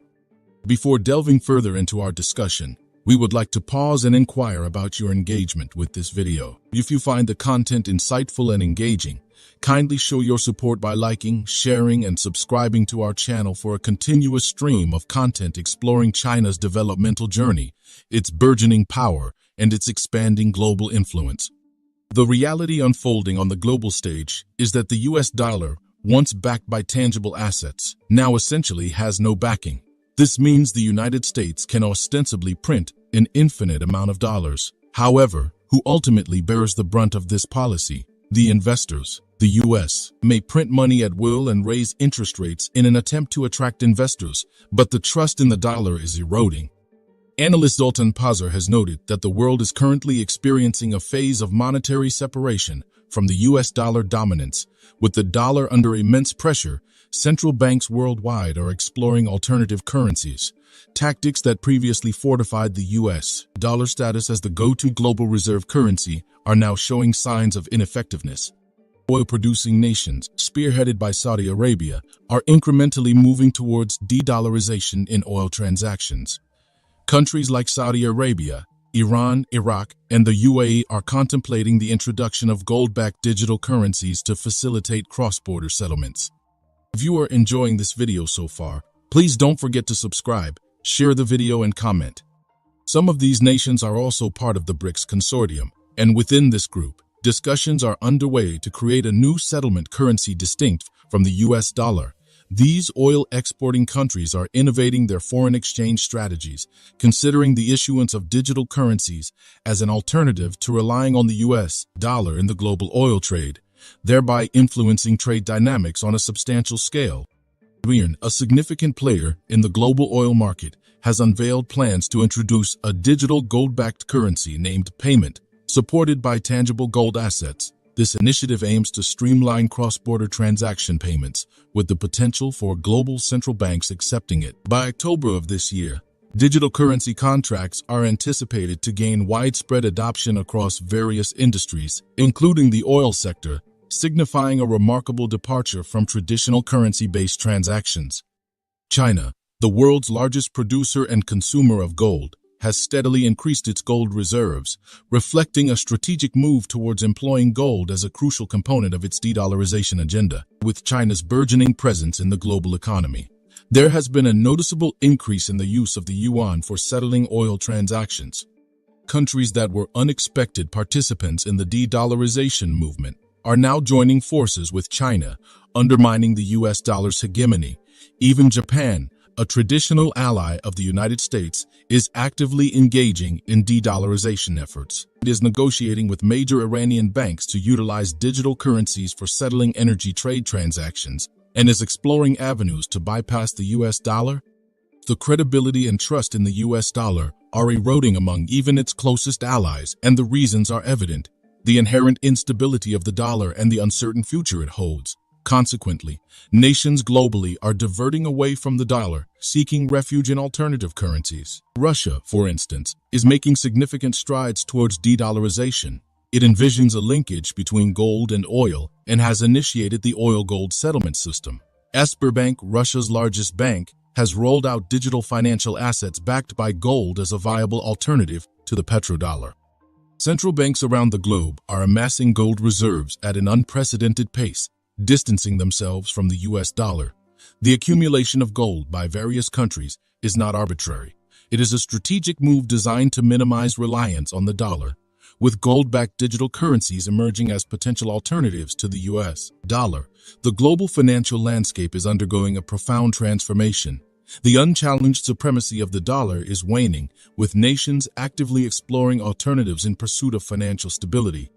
China has been instrumental in pioneering de-dollarization efforts, benefiting not only itself but also positively impacting nations worldwide. It is reasonable to conclude that these countries owe a debt of gratitude to China for its proactive role in initiating this process. China's strategic de-dollarization moves have yielded far-reaching consequences, reducing reliance on the US dollar in international transactions and trade. By doing so, China exemplifies its commitment to fostering a more balanced and multipolar global financial system. China's de-dollarization initiative is of paramount importance, transcending its borders and offering other nations, especially those struggling under the dollar's dominance, both inspiration and practical alternatives. In light of China's actions, various countries began considering alternatives like gold-backed digital currencies and diversified their foreign exchange reserves, ultimately working towards a financially independent and resilient future. This collective shift away from the US dollar not only enhances global economic stability, but also mitigates vulnerability to external economic pressures. The international financial landscape is gradually evolving into a more balanced structure where multiple currencies are gaining significance in global trade and finance. Countries previously constrained by the dollar's dominance now enjoy greater flexibility and security, thanks to a diversified reliance on various currencies, a transition significantly influenced by China's pioneering efforts. Thank you for your attention, and I welcome your thoughts and questions on this complex and vital subject. Do you want to watch more videos like this one? If yes, please like and share the video and subscribe to get exclusive videos about how phenomenally China is developing and growing its influence. Your subscriptions and likes motivate us to generate more content, so please keep supporting us. Check out this video showing on your screen right now, and I will see you on the other side. In pursuit of dominance within the South China Sea, the United States has been making strenuous efforts, although without success so far. At the recent ASEAN summit, expectations of the U.S. to garner support in its favor were met with an unforeseen outcome. Instead of dismay over the absence of President Biden, the ASEAN nations expressed relief, considering the summit more peaceful without U.S. presence. This reaction communicated a clear message. The ASEAN nations would not permit their summit stage to be utilized as a battlefield for political rivalry. This lack of acknowledgement towards Biden, coupled with the public exposure of the U.S.'s obsession for dominance, was not only a snub, but an embarrassment on a global stage. As people speculate about the possibility of the U.S. employing its power to establish dominance, we delve deeper into this narrative. Today, we spotlight China's innovative strides, influential projects, and its expanding influence globally. For our newcomers who have a keen interest in rapid modernity, with a focus on China's development and ascending power, our content will undoubtedly pique your interest. In today's video, we'll be discussing the aspirations of the U.S. regarding the ASEAN nations and the latter's response to Biden's absence from the summit. Stay with us until the end to understand the shifting significance of the U.S. in the global landscape. Hello and welcome back to Innovative Check YouTube channel, where we delve into the innovative and transformative projects changing our world. If you're new to the channel and enjoy learning about innovation stories around the world, you've come to the right place. Please subscribe, like, and comment to help boost our videos on YouTube. During the recent ASEAN summit in Jakarta, observers worldwide witnessed an extraordinary show of unity amongst the ASEAN nations, with the summit's theme focusing on ASEAN essentials for growth. There was a strong emphasis on regional cooperation and economic development. This approach sent a clear signal. ASEAN nations won't be swayed by external influences, especially from the United States, which has been making attempts to secure its influence over the South China Sea.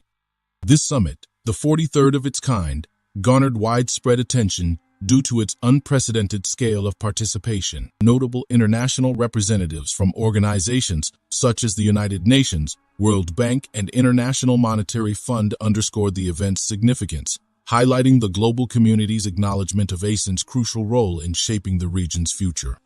Despite the U.S. recent efforts to influence ASEAN's stance, particularly concerning the South China Sea, the ASEAN nations remained steadfast in their commitment to independence and unity. They openly expressed their collective determination to spearhead economic recovery and growth, enhance economic integration, and promote regional peace and development. Analysts have noticed escalating tensions between the U.S. and ASEAN, primarily revolving around the South China Sea. While ASEAN leaders are concentrating on economic growth and regional stability, the U.S. appears more focused on escalating issues like freedom of navigation and disputes over islands in the South China Sea. creating a noticeable misalignment in priorities. This discordance has stirred concerns regarding the trajectory of U.S.-Asian relations. President Biden's noticeable absence from the ASEAN summit did not go uncommented upon, especially since he participated in the G20 summit in India and visited Vietnam, an ASEAN member. This deliberate omission was interpreted by some, including former Indonesian Foreign Minister Marty Natalegawa, as symbolically significant and disappointing. ASEAN countries unequivocally used the summit platform to express their refusal to be drawn into the U.S. pursuit of dominance in the South China Sea. The recent joint patrols conducted by the U.S. and Philippines near China's South China Sea island were perceived as a symbolic move aimed at challenging ASEAN countries' stances on the relevant issues. Moreover, these joint patrols raised concerns about the U.S. strategic intentions. These maneuvers were seen as a direct challenge to China's growing naval capabilities and a deliberate attempt to disrupt the unity of ASEAN countries regarding the South China Sea disputes. They were also interpreted as threats to China's economic and trade interests in the region.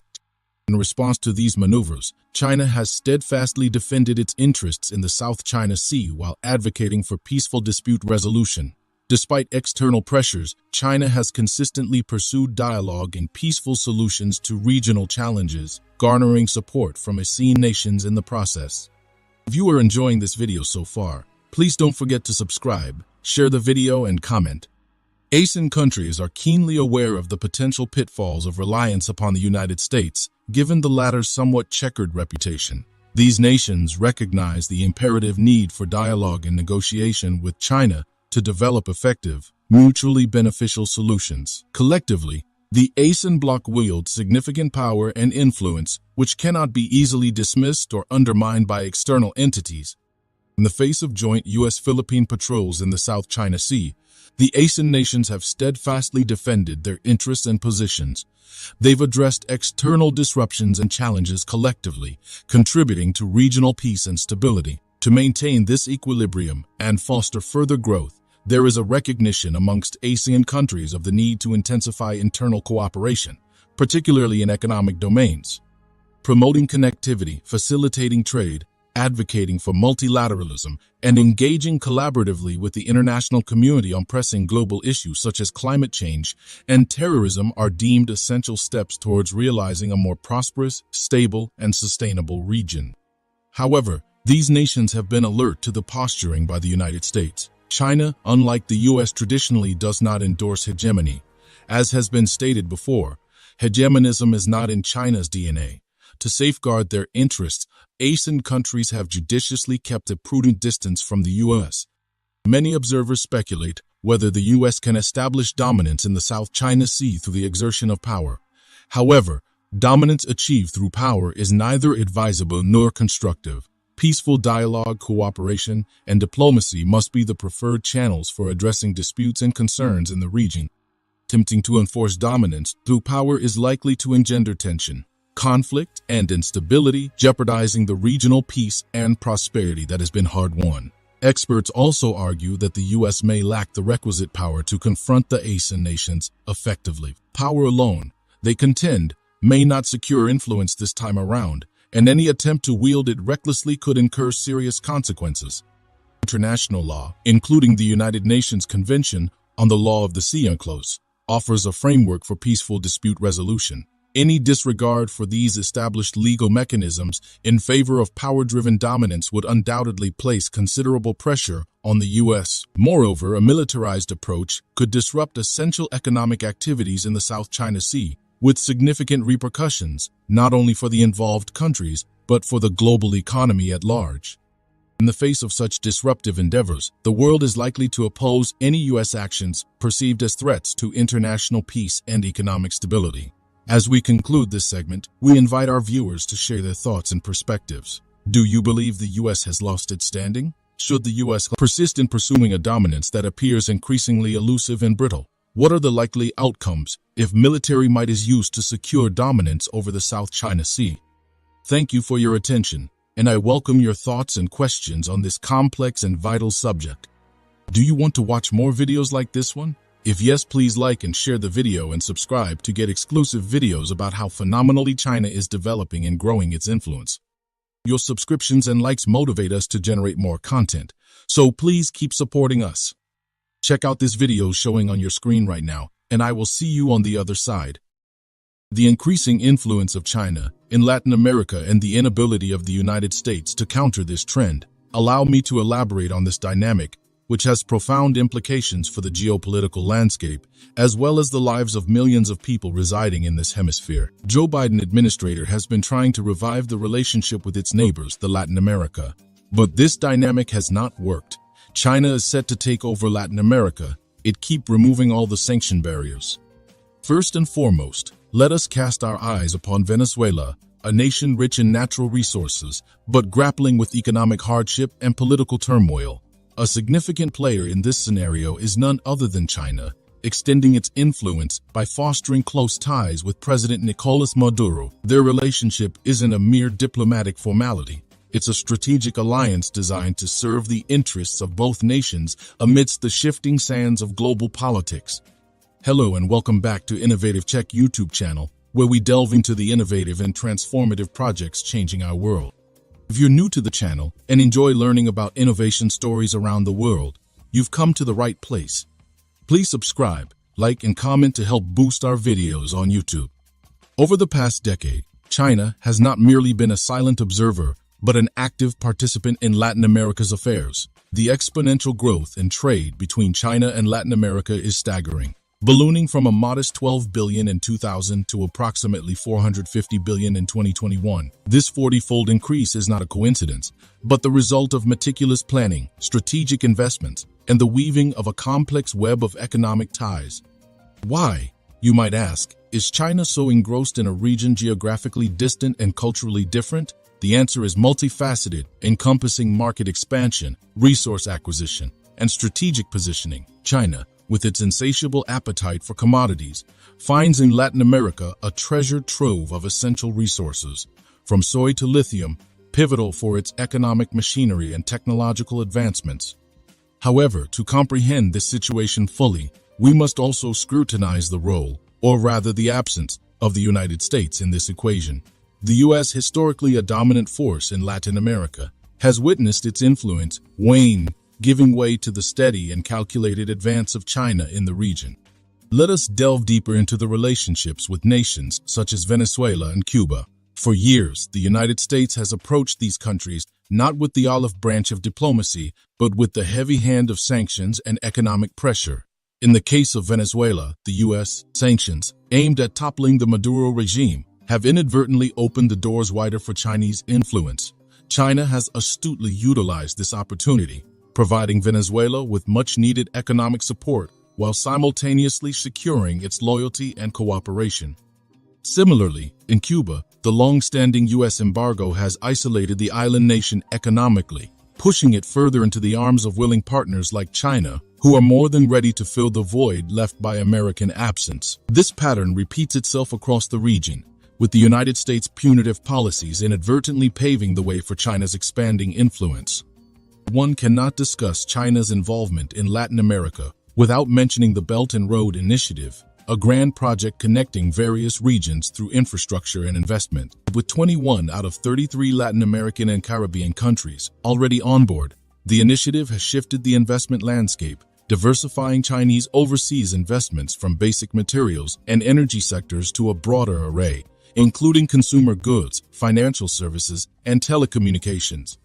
This Chinese expansion, however, isn't limited to economics. We also witness growing Chinese involvement in sensitive areas like ports and space technology. Consider, for instance, the Espacio Lejano Deep Space Ground Station in Argentina, officially for peaceful space exploration. Suspicions abound regarding its true purpose, with some fearing it could facilitate Chinese military and intelligence activities. Furthermore, with American companies retracting from Latin America since the 2008 financial crisis, China seized the opportunity to invest in strategic sectors, establishing itself as an indispensable economic partner for many nations in the region. Countries like Venezuela, for example, heavily relied on Chinese loans, which, while providing immediate relief, also tethered them closely to Beijing's economic and political will.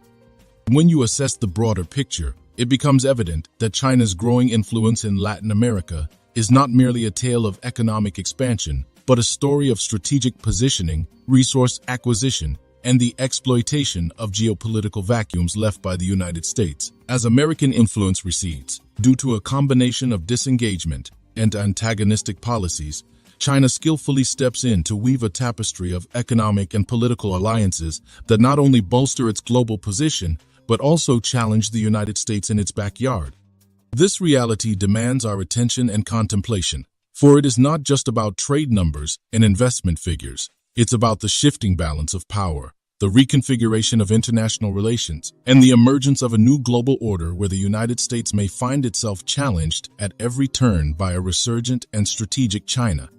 If you are enjoying this video so far, please don't forget to subscribe, share the video, and comment. The Asian giant meticulously analyzes each move, ensuring that its investments and partnerships align seamlessly with its broader strategic objectives. Reflect for a moment on the vital resources found within the Latin American soil: lithium, copper, nickel, all crucial components underpinning the contemporary technological and green energy transition. The lithium triangles in Chile, Argentina, and Bolivia alone holds up to 60 of the world's lithium reserves, presenting an irresistible lure for a tech-savvy and forward-looking China. However, the resource allure only constitutes a fragment of the grand mosaic. It's not merely about obtaining valuable minerals. It's about exerting influence and subtly yet undeniably altering the geopolitical chessboard in favor of China. Each investment, each loan extended, each infrastructure project undertaken subtly intertwines the fates of Latin American countries with that of China. Herein lies a fundamental question. In the face of economic despair and limited options, can Latin American nations afford to resist or question China's intentions? Saddled with debt and economically entangled with Beijing, these countries find their maneuverability constrained and alternatives scarce. This dynamic did not materialize in a vacuum. It's consequential to the retreat of Western companies, including American ones, following the 2008 global financial crisis. The withdrawal of these entities left a void promptly and efficiently filled by Chinese corporations eager to invest and expand. Consider Venezuela. Once again, engulfed in economic turmoil, it turned to China for salvation, entering into loan-for-oil agreements. These agreements provided temporary relief, but at a significant cost, tethering Venezuela's economy to Chinese interests and influencing its geopolitical alignments. Yet, it's essential to acknowledge that China's approach to investment and lending in the region has evolved over time, becoming more discerning and calculated. The focus has shifted from merely dispersing large loans with governmental guarantees to executing smaller, well-vetted loans aimed at specific, viable projects. This evolution in strategy demonstrates China's commitment to not only safeguard its investments, but also to foster sustainable and mutually beneficial relationships with Latin American nations. While China meticulously crafts its strategy and expands its influence, where does the United States stand in this unfolding narrative? The U.S. has long adopted a posture of economic pressure and sanctions towards nations like Venezuela and Cuba, often pushing them further into economic distress and diplomatic isolation. However, this approach has inadvertently created opportunities for China to step in as a savior, offering economic relief and fostering diplomatic ties, consequently diminishing U.S. influence in the region. Moreover, the failure of Western nations to provide viable alternatives has further facilitated China's advance. The constraints on Latin American nations are substantial, and with limited options available, the allure of Chinese investment becomes increasingly irresistible. In the absence of constructive engagement and economic support from the U.S., Latin American countries naturally gravitate towards a partner willing to invest, trade, and engage without imposing stringent political conditions. This intricate dance of diplomacy and economics heralds a new phase in the China-Latin America relationship. Beyond mere trade and commodity exchange, this relationship is morphing into a robust partnership marked by significant investments in technology and infrastructure. Critics might argue that this deepening engagement serves China's ambitions in both civilian and military domains, particularly in sensitive sectors like telecommunications and space. In this panorama, where the battle for influence is subtle yet relentless, the role of the United States is crucial. Yet the question remains, Can the U.S. revise its approach, engage constructively with Latin American nations, and offer alternatives that can counterbalance China's growing influence? Or will it continue on a path that inadvertently cements China's position in the region? As we navigate through these complex and shifting dynamics, understanding the nuances and implications of China's engagement with Latin America is crucial. This is not merely about economics. It's about the future balance of power, geopolitical alliances, and the potential reconfiguration of the global order. Thank you for your attention, and I welcome your thoughts and questions on this complex and vital subject. Do you want to watch more videos like this one? If yes, please like and share the video and subscribe to get exclusive videos about how phenomenally China is developing and growing its influence. Your subscriptions and likes motivate us to generate more content, so please keep supporting us. Check out this video showing on your screen right now, and I will see you on the other side. Today, we explore the intricate dynamics of international relations, global energy markets, and geopolitical strategies. We shall embark on a discourse that sheds light on the recent developments concerning the sanctions imposed by the United States on Venezuela and the subsequent actions taken by China in the global oil export scenario. In the first half of 2019, the United States employed sanctions as a tool against Venezuela's state-owned oil company, aiming to exert economic pressure on President Nicolas Maduro's government. The sanctions were designed to limit Venezuela's ability to conduct business on the global stage, thereby indirectly influencing the nation's internal political landscape. The U.S. refineries ceased their purchases of Venezuelan crude oil, creating a vacuum in the nation's oil export framework. This is wrong, and as we have always advocated, sanctions only affect citizens, not the leaders. Sanctions should only be used on leaders, not their citizens. Hello and welcome back to Innovative Check YouTube channel, where we delve into the innovative and transformative projects changing our world. You're new to the channel and enjoy learning about innovation stories around the world. You've come to the right place. Please subscribe, like, and comment to help boost our videos on YouTube. However, like the ebb and flow of tides, the global markets responded, and we observed China stepping in to fill the void left by the U.S. refineries. Long an ally and significant trade partner of Venezuela, China did not merely assume a passive role. It actively and decisively became the top purchaser of Venezuelan crude oil. China's actions were not without complication or controversy. When Washington intensified its sanctions on Venezuela in August of the same year, a clear and resounding message was sent to the global community. Any entity choosing to engage with Venezuela's government would potentially face the mighty hand of U.S. sanctions. In light of these developments, even the colossal China National Petroleum Corporation (CNPC) retracted, ceasing its oil loading activities at Venezuelan ports. Yet, amidst the unfolding international drama, the global audience witnessed a display of resilience and strategic maneuvering.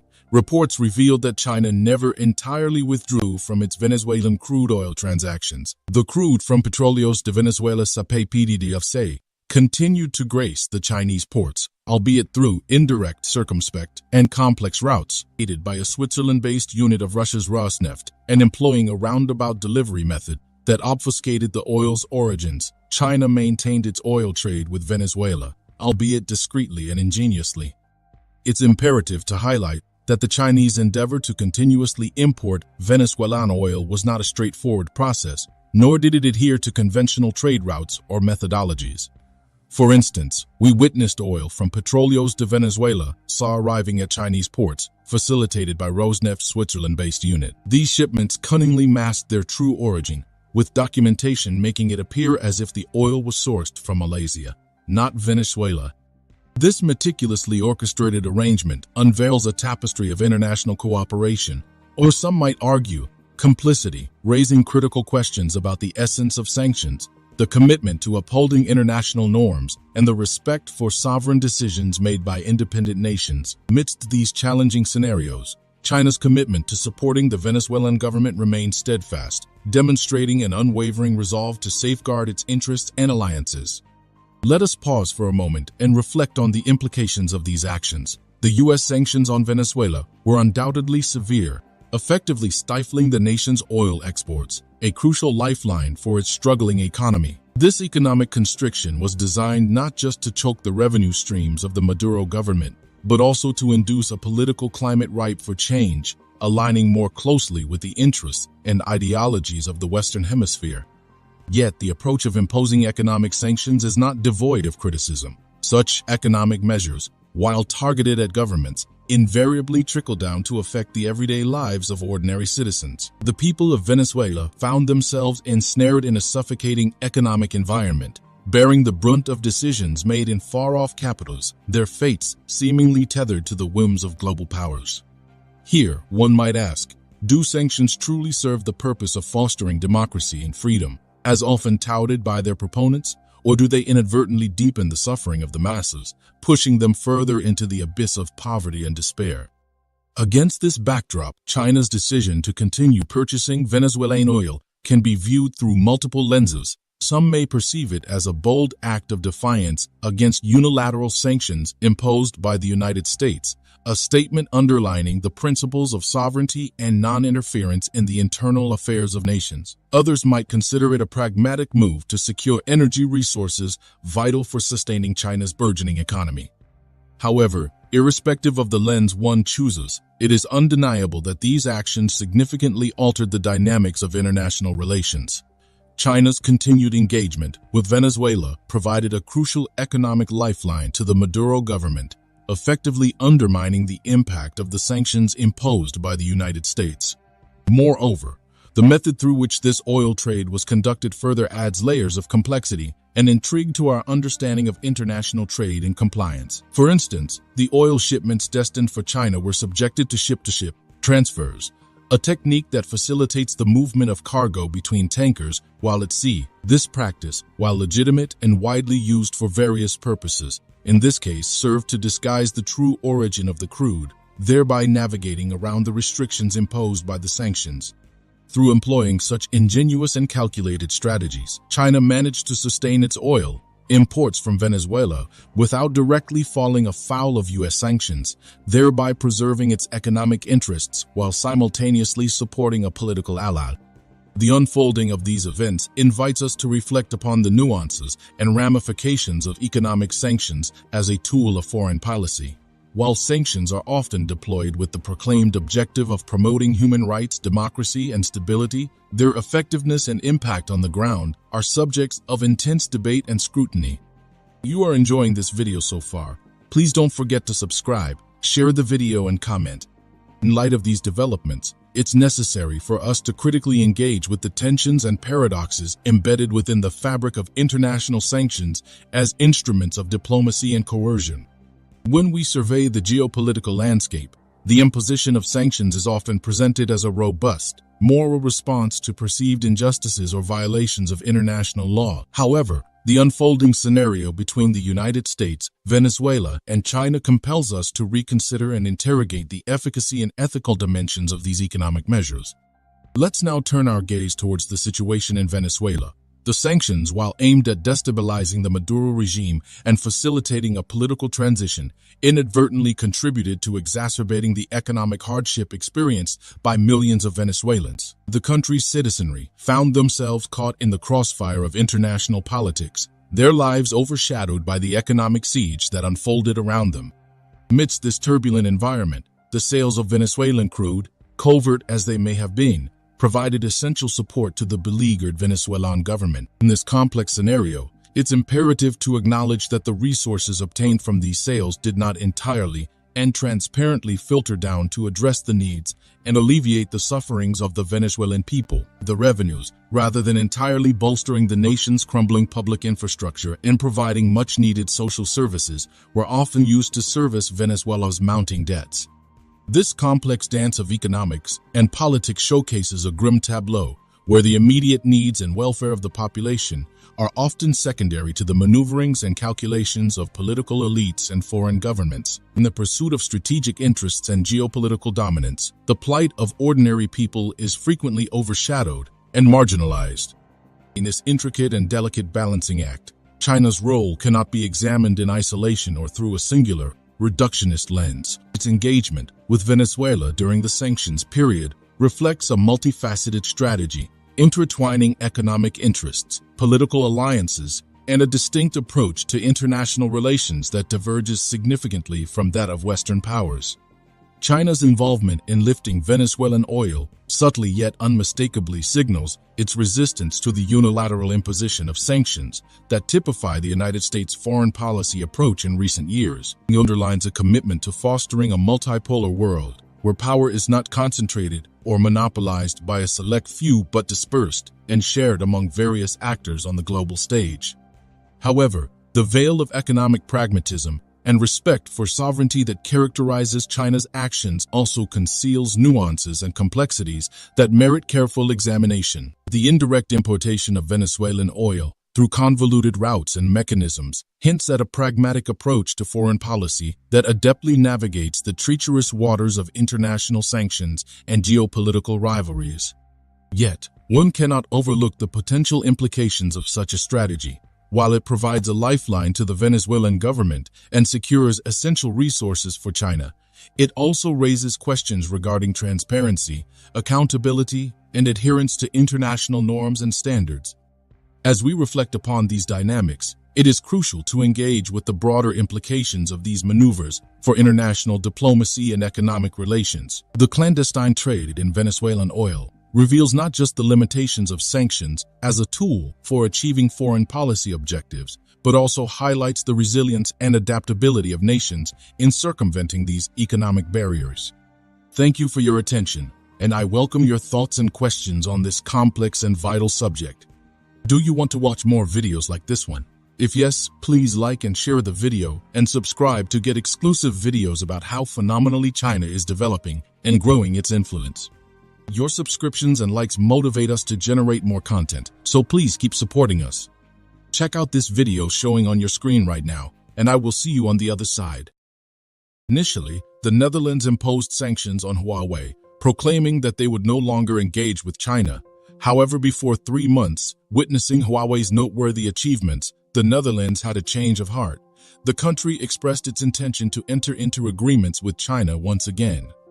This shift in behavior prompts several questions. What were the driving forces behind this sudden change in attitude? Were there external influences that catalyzed the Netherlands' decision to renew their collaboration with China? Interestingly, the Netherlands was not alone in this endeavor, as Japan also indicated its desire to rekindle its working relationship with China.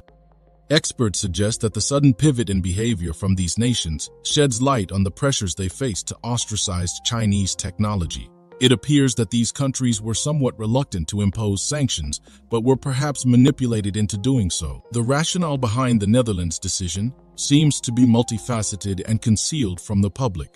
But who exactly orchestrated these moves?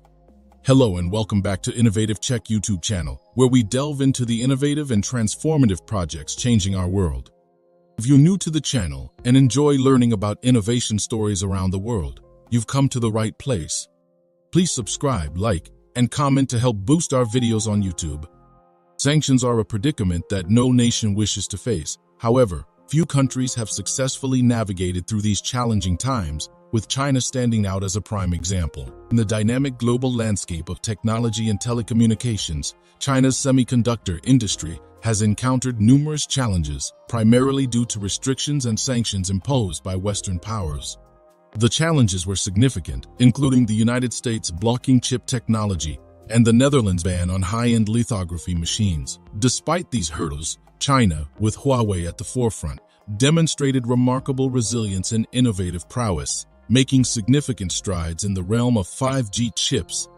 China's ascendancy in the technological sector, spearheaded by giants like Huawei, has been viewed with apprehension by Western nations, notably the United States. The rapid strides China has made across various sectors have not only caused consternation, but also raised doubts regarding the U.S. technological capabilities. This anxiety has been a catalyst for concerted efforts by the Western world to curb China's meteoric growth, with a significant spotlight on the semiconductor field.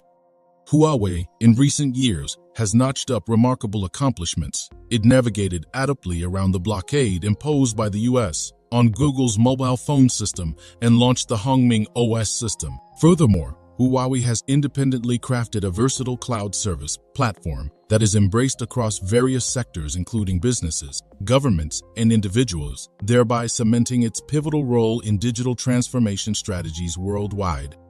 The astonishing pace of China's development has, seemingly, matched decades of American effort within a few short years, leading the U.S.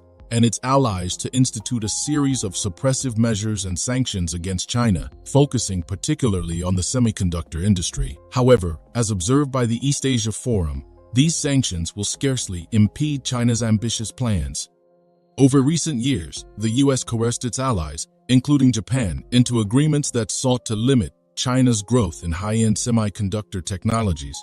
There was also collaboration with the Netherlands to restrict the export of crucial technology and equipment to China, including a ban on high-end lithography machines. These sanctions were expected to pose formidable challenges to Chinese technology companies, especially in the fierce competition on the global stage.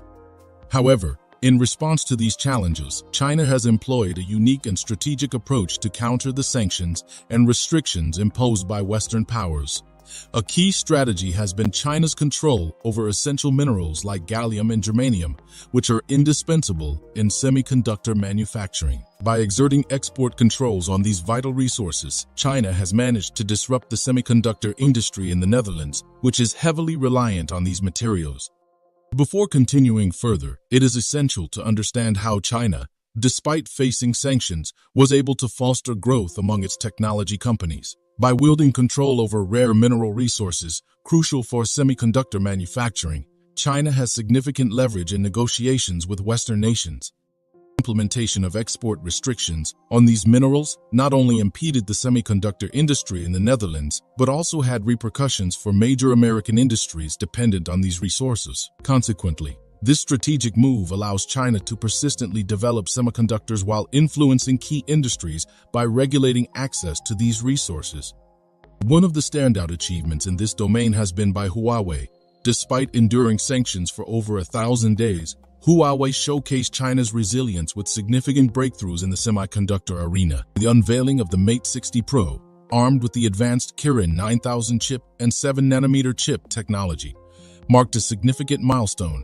This achievement underlines China's successful navigation around technological blockades imposed by Western nations, paving the way for mass production of 5G chips. The initiation of mass production of 5G chips by China carries profound implications for the global semiconductor market. It is not only a testament to China's scientific and technological prowess on the global stage, but also an illustration of its capacity to withstand external pressures. Moreover, it underscores the inefficacy of the sanction plans orchestrated by the United States in alliance with Japan and the Netherlands. A noteworthy development ensuing China's breakthrough in the semiconductor industry is the Netherlands' altered stance towards China. ASML, the Dutch lithography machine giant, has expressed its willingness for China to recommence imports of high-end lithography machines, signaling a reversal in its earlier position. This shift in approach raises questions regarding the motivations underpinning the Netherlands' policy adjustments. What factors have contributed to the Netherlands' willingness to re-engage with China in the semiconductor sector? The answer may lie in examining the economic interest at play. If you are enjoying this video so far, please don't forget to subscribe, share the video and comment. The decision of the Netherlands to seek renewed cooperation with China within the semiconductor sector can primarily be understood through the lens of economic interest. In the past, the Netherlands had stopped selling high-end lithography machines to China, aligning with U.S. sanctions. However, this cessation didn't yield any beneficial outcomes for the Netherlands. Instead, it resulted in substantial financial losses. ASML, a dominant entity in the lithography machine industry, generates a significant portion of its revenue from high-end lithography machines.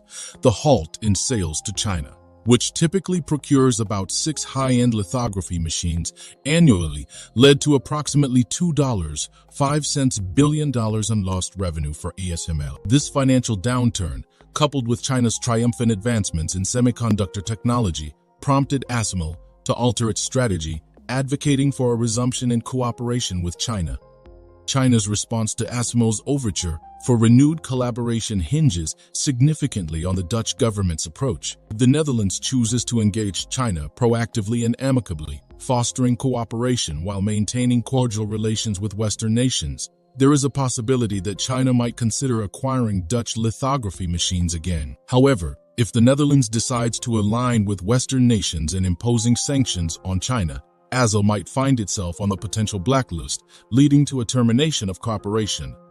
The unfolding scenario around China's semiconductor industry offers valuable insights and lessons. It underscores the limitations and inefficacy of using joint sanctions as a diplomatic tool. Far from hindering China's developmental trajectory, these sanctions have inadvertently catalyzed its growth.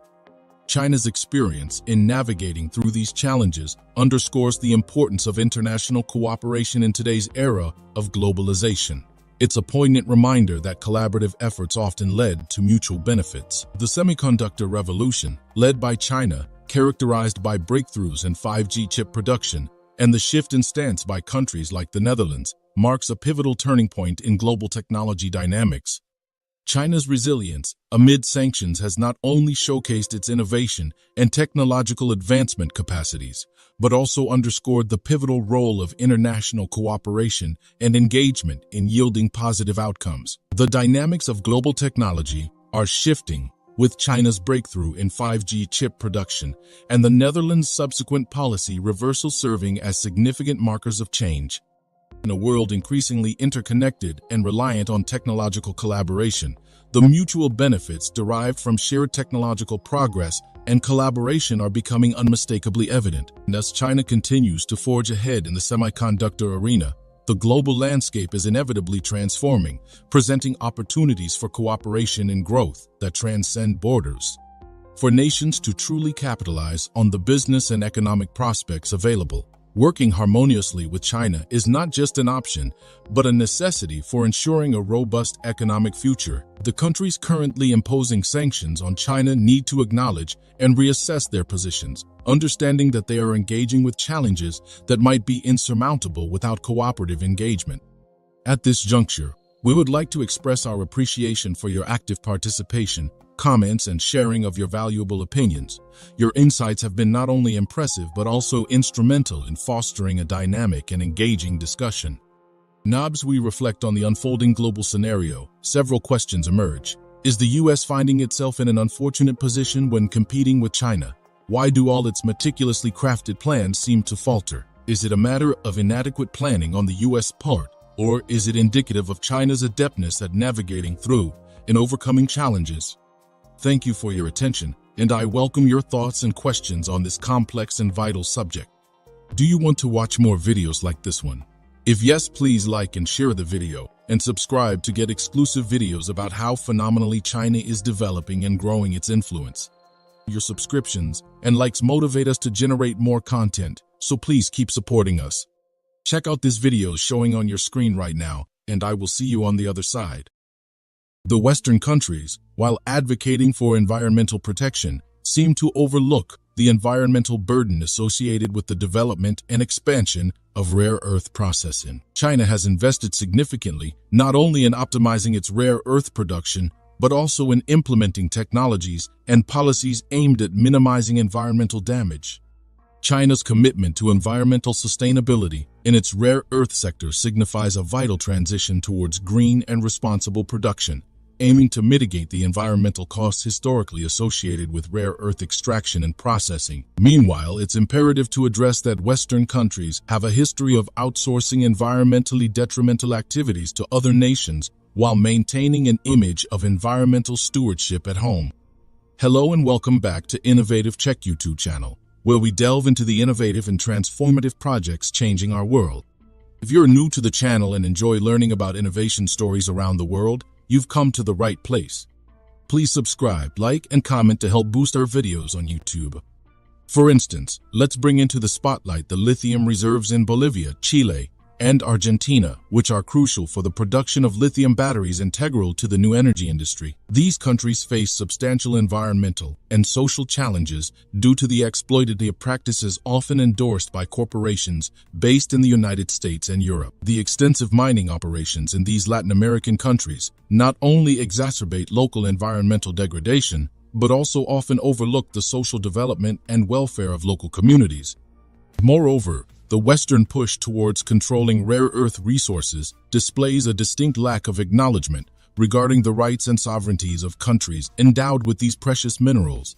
Every nation has the indisputable right to harness its resources for its economic and social development. The attempt to control China's rare earth resources isn't just an economic strategy.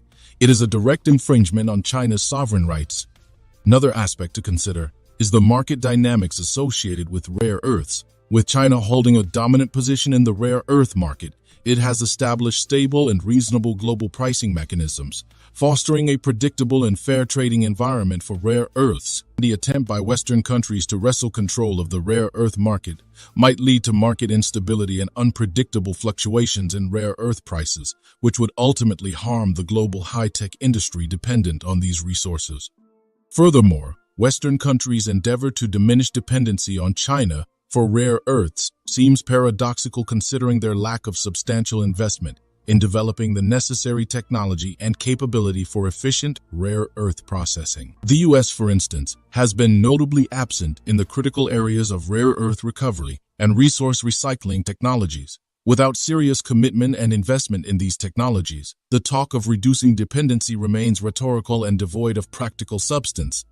In light of these considerations, it is clear that the statement by European Commission President Ursula Gertrude von der Leyen isn't just about controlling rare earth resources. It is about economic dominance, technological dependence, and geopolitical strategy, woven intricately with the issues of environmental protection, resource conservation, and social development. However, the road to achieving a sustainable and fair global rare earth resources framework is through international collaboration, not control or dominance. International collaboration means engaging in constructive dialogue and partnership with the Chinese government and companies, acknowledging and respecting each country's rights and contributions to the global rare earth sector. It is about fostering a global environment where technological patents are shared and accessed equitably, and where every country, regardless of its size or power, can participate in and benefit from the global rare earth market. Moving forward, Western countries, instead of endeavoring to control, should consider engaging more deeply with China in addressing the global rare earth issue. They should also rethink their strategies and approaches in dealing with other resource-rich countries, ensuring that their policies and practices promote sustainability, fairness, and collaboration rather than dominance and exploitation. If you are enjoying this video so far, please don't forget to subscribe, share the video, and comment. The U.S. CHIP Act, while aiming to fortify the semiconductor industry within the United States, inadvertently shines a spotlight on the nation's significant reliance on global partnerships and indeed on rare earths, which are integral in semiconductor production. However, it's of paramount importance to acknowledge that endeavors like the U.S. CHIP Act, while ambitious, often neglect the intricate global tapestry of technological development and resource sharing that has been meticulously woven over decades. The semiconductor field, for instance, is not the dominion of a single nation, but rather a symphony of international cooperation and expertise.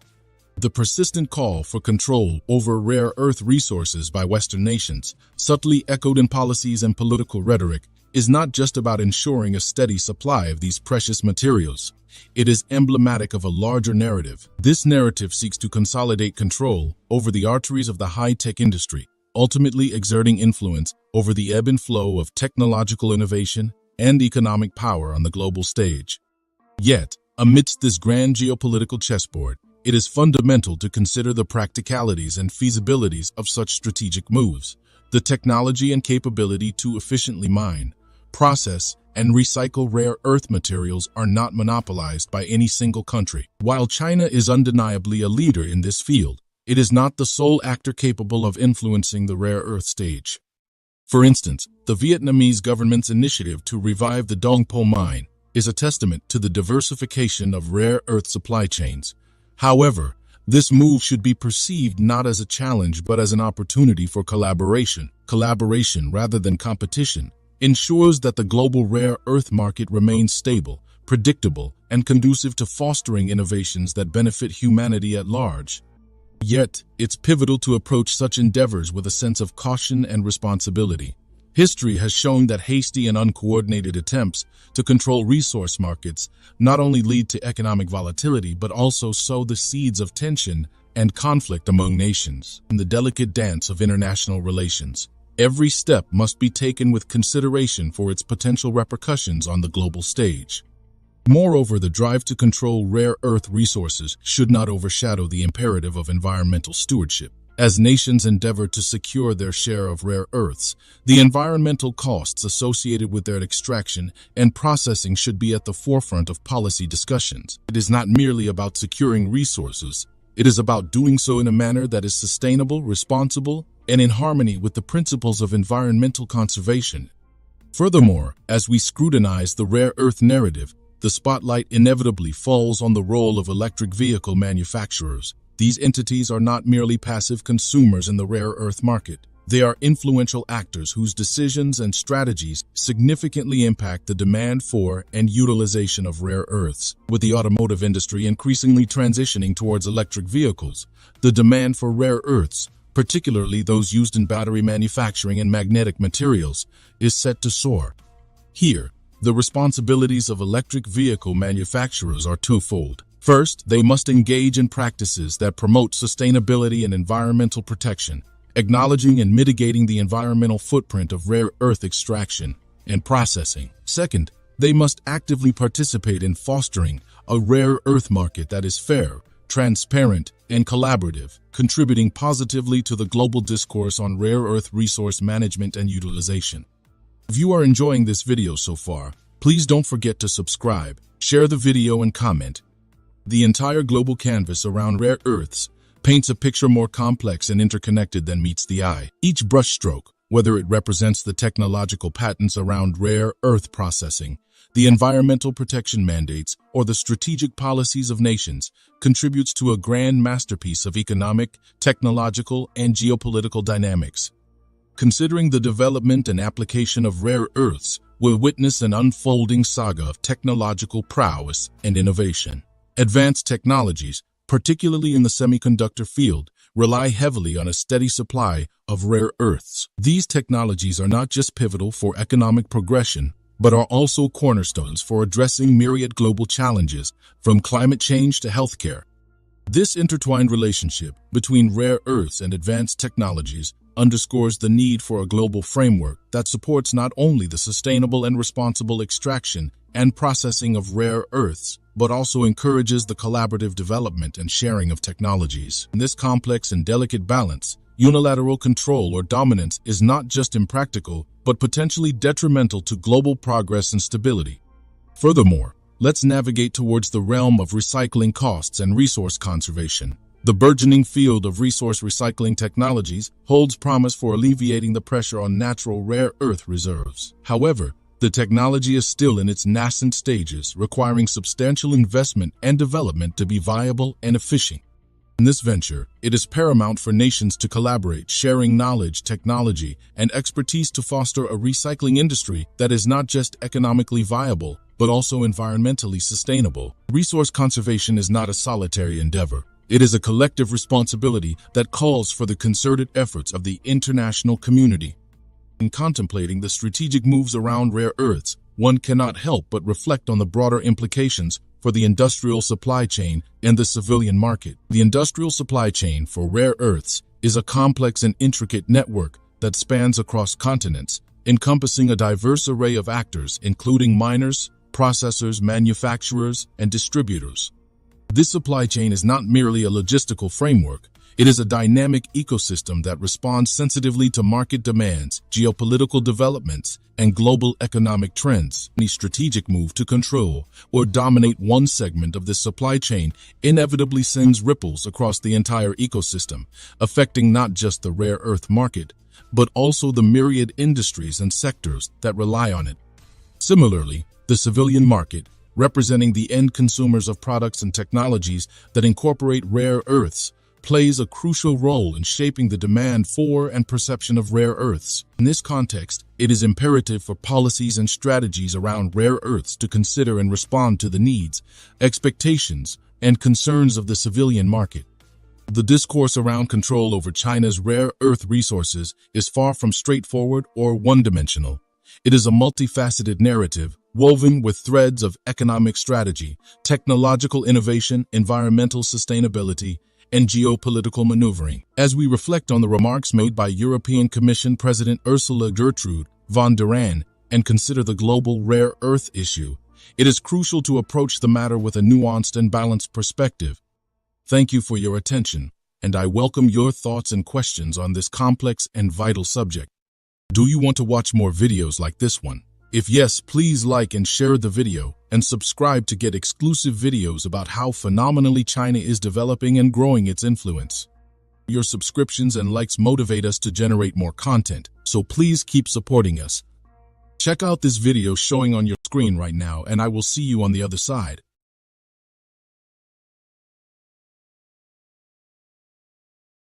Recently, the world witnessed a significant event, namely, the attack on Israel by Hamas militant group. This attack claimed more than 900 Israel citizens, and China, United States, and other countries have condemned this attack by Hamas, a group supported and funded by Iran. Hamas, a militant group from Gaza, launched an unprecedented attack on Israel. Over the weekend, Hamas worked with Iranian security officials to plan the attack, according to senior members of Hamas and Hezbollah, another Iran-backed militant group. Western leaders have denounced Saturday's assault and offered support to Israel. Because of this attack, the United States and Israel has urged the People's Republic of China to stop the $400 billion agreement with the Islamic Republic of Iran. Does the West have any moral high ground to tell China what it should do? What is the significance of the current $400 billion deal with China? How will this deal affect the Middle East, and should China stop this deal? Hello and welcome back to Innovative Check YouTube channel, where we delve into the innovative and transformative projects changing our world.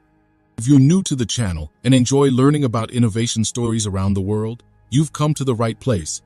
Please subscribe, like, and comment to help boost our videos on YouTube. Prime Minister Netanyahu promised revenge on Gaza. Iranian security officials helped Hamas plan a surprise attack on Israel. Senior members of Hamas and Hezbollah said the green light for the attack, which included air, land, and sea incursions, was given at a meeting in Beirut last week. A spokesman for Iran's mission to the UN said Iran stood in support of Gaza's actions, but didn't direct them. Hamas is considered a proxy group of Iran.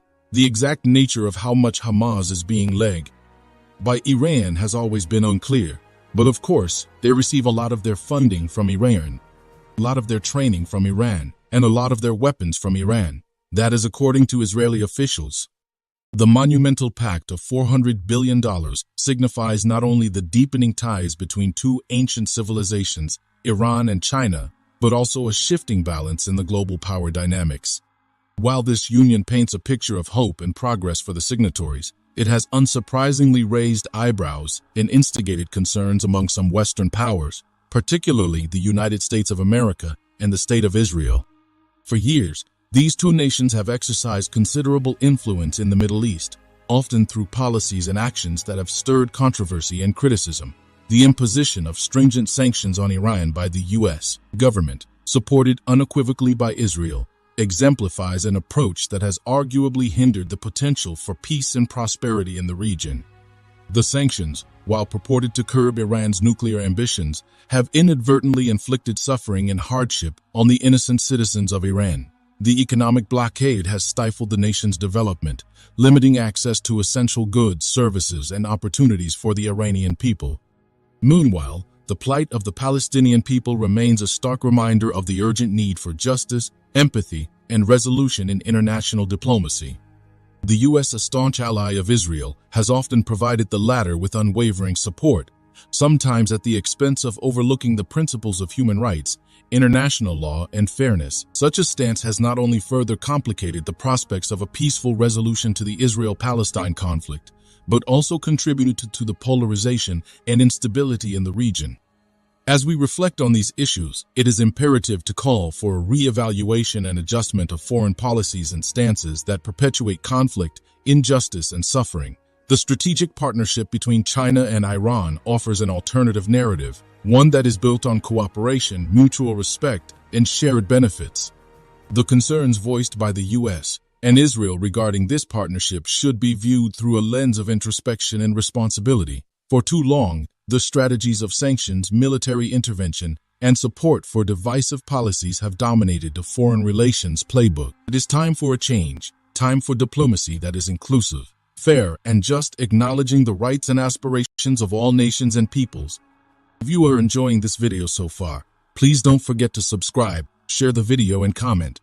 To comprehend fully the trepidation exhibited by the US and Israel regarding the Iran-China agreement, we must revisit and understand the context of the ongoing dynamics in the region. The American and Israeli governments have persistently viewed Iran with suspicion and concern, often highlighting Iran's nuclear program and its regional influence as substantial threats to stability and security in the Middle East.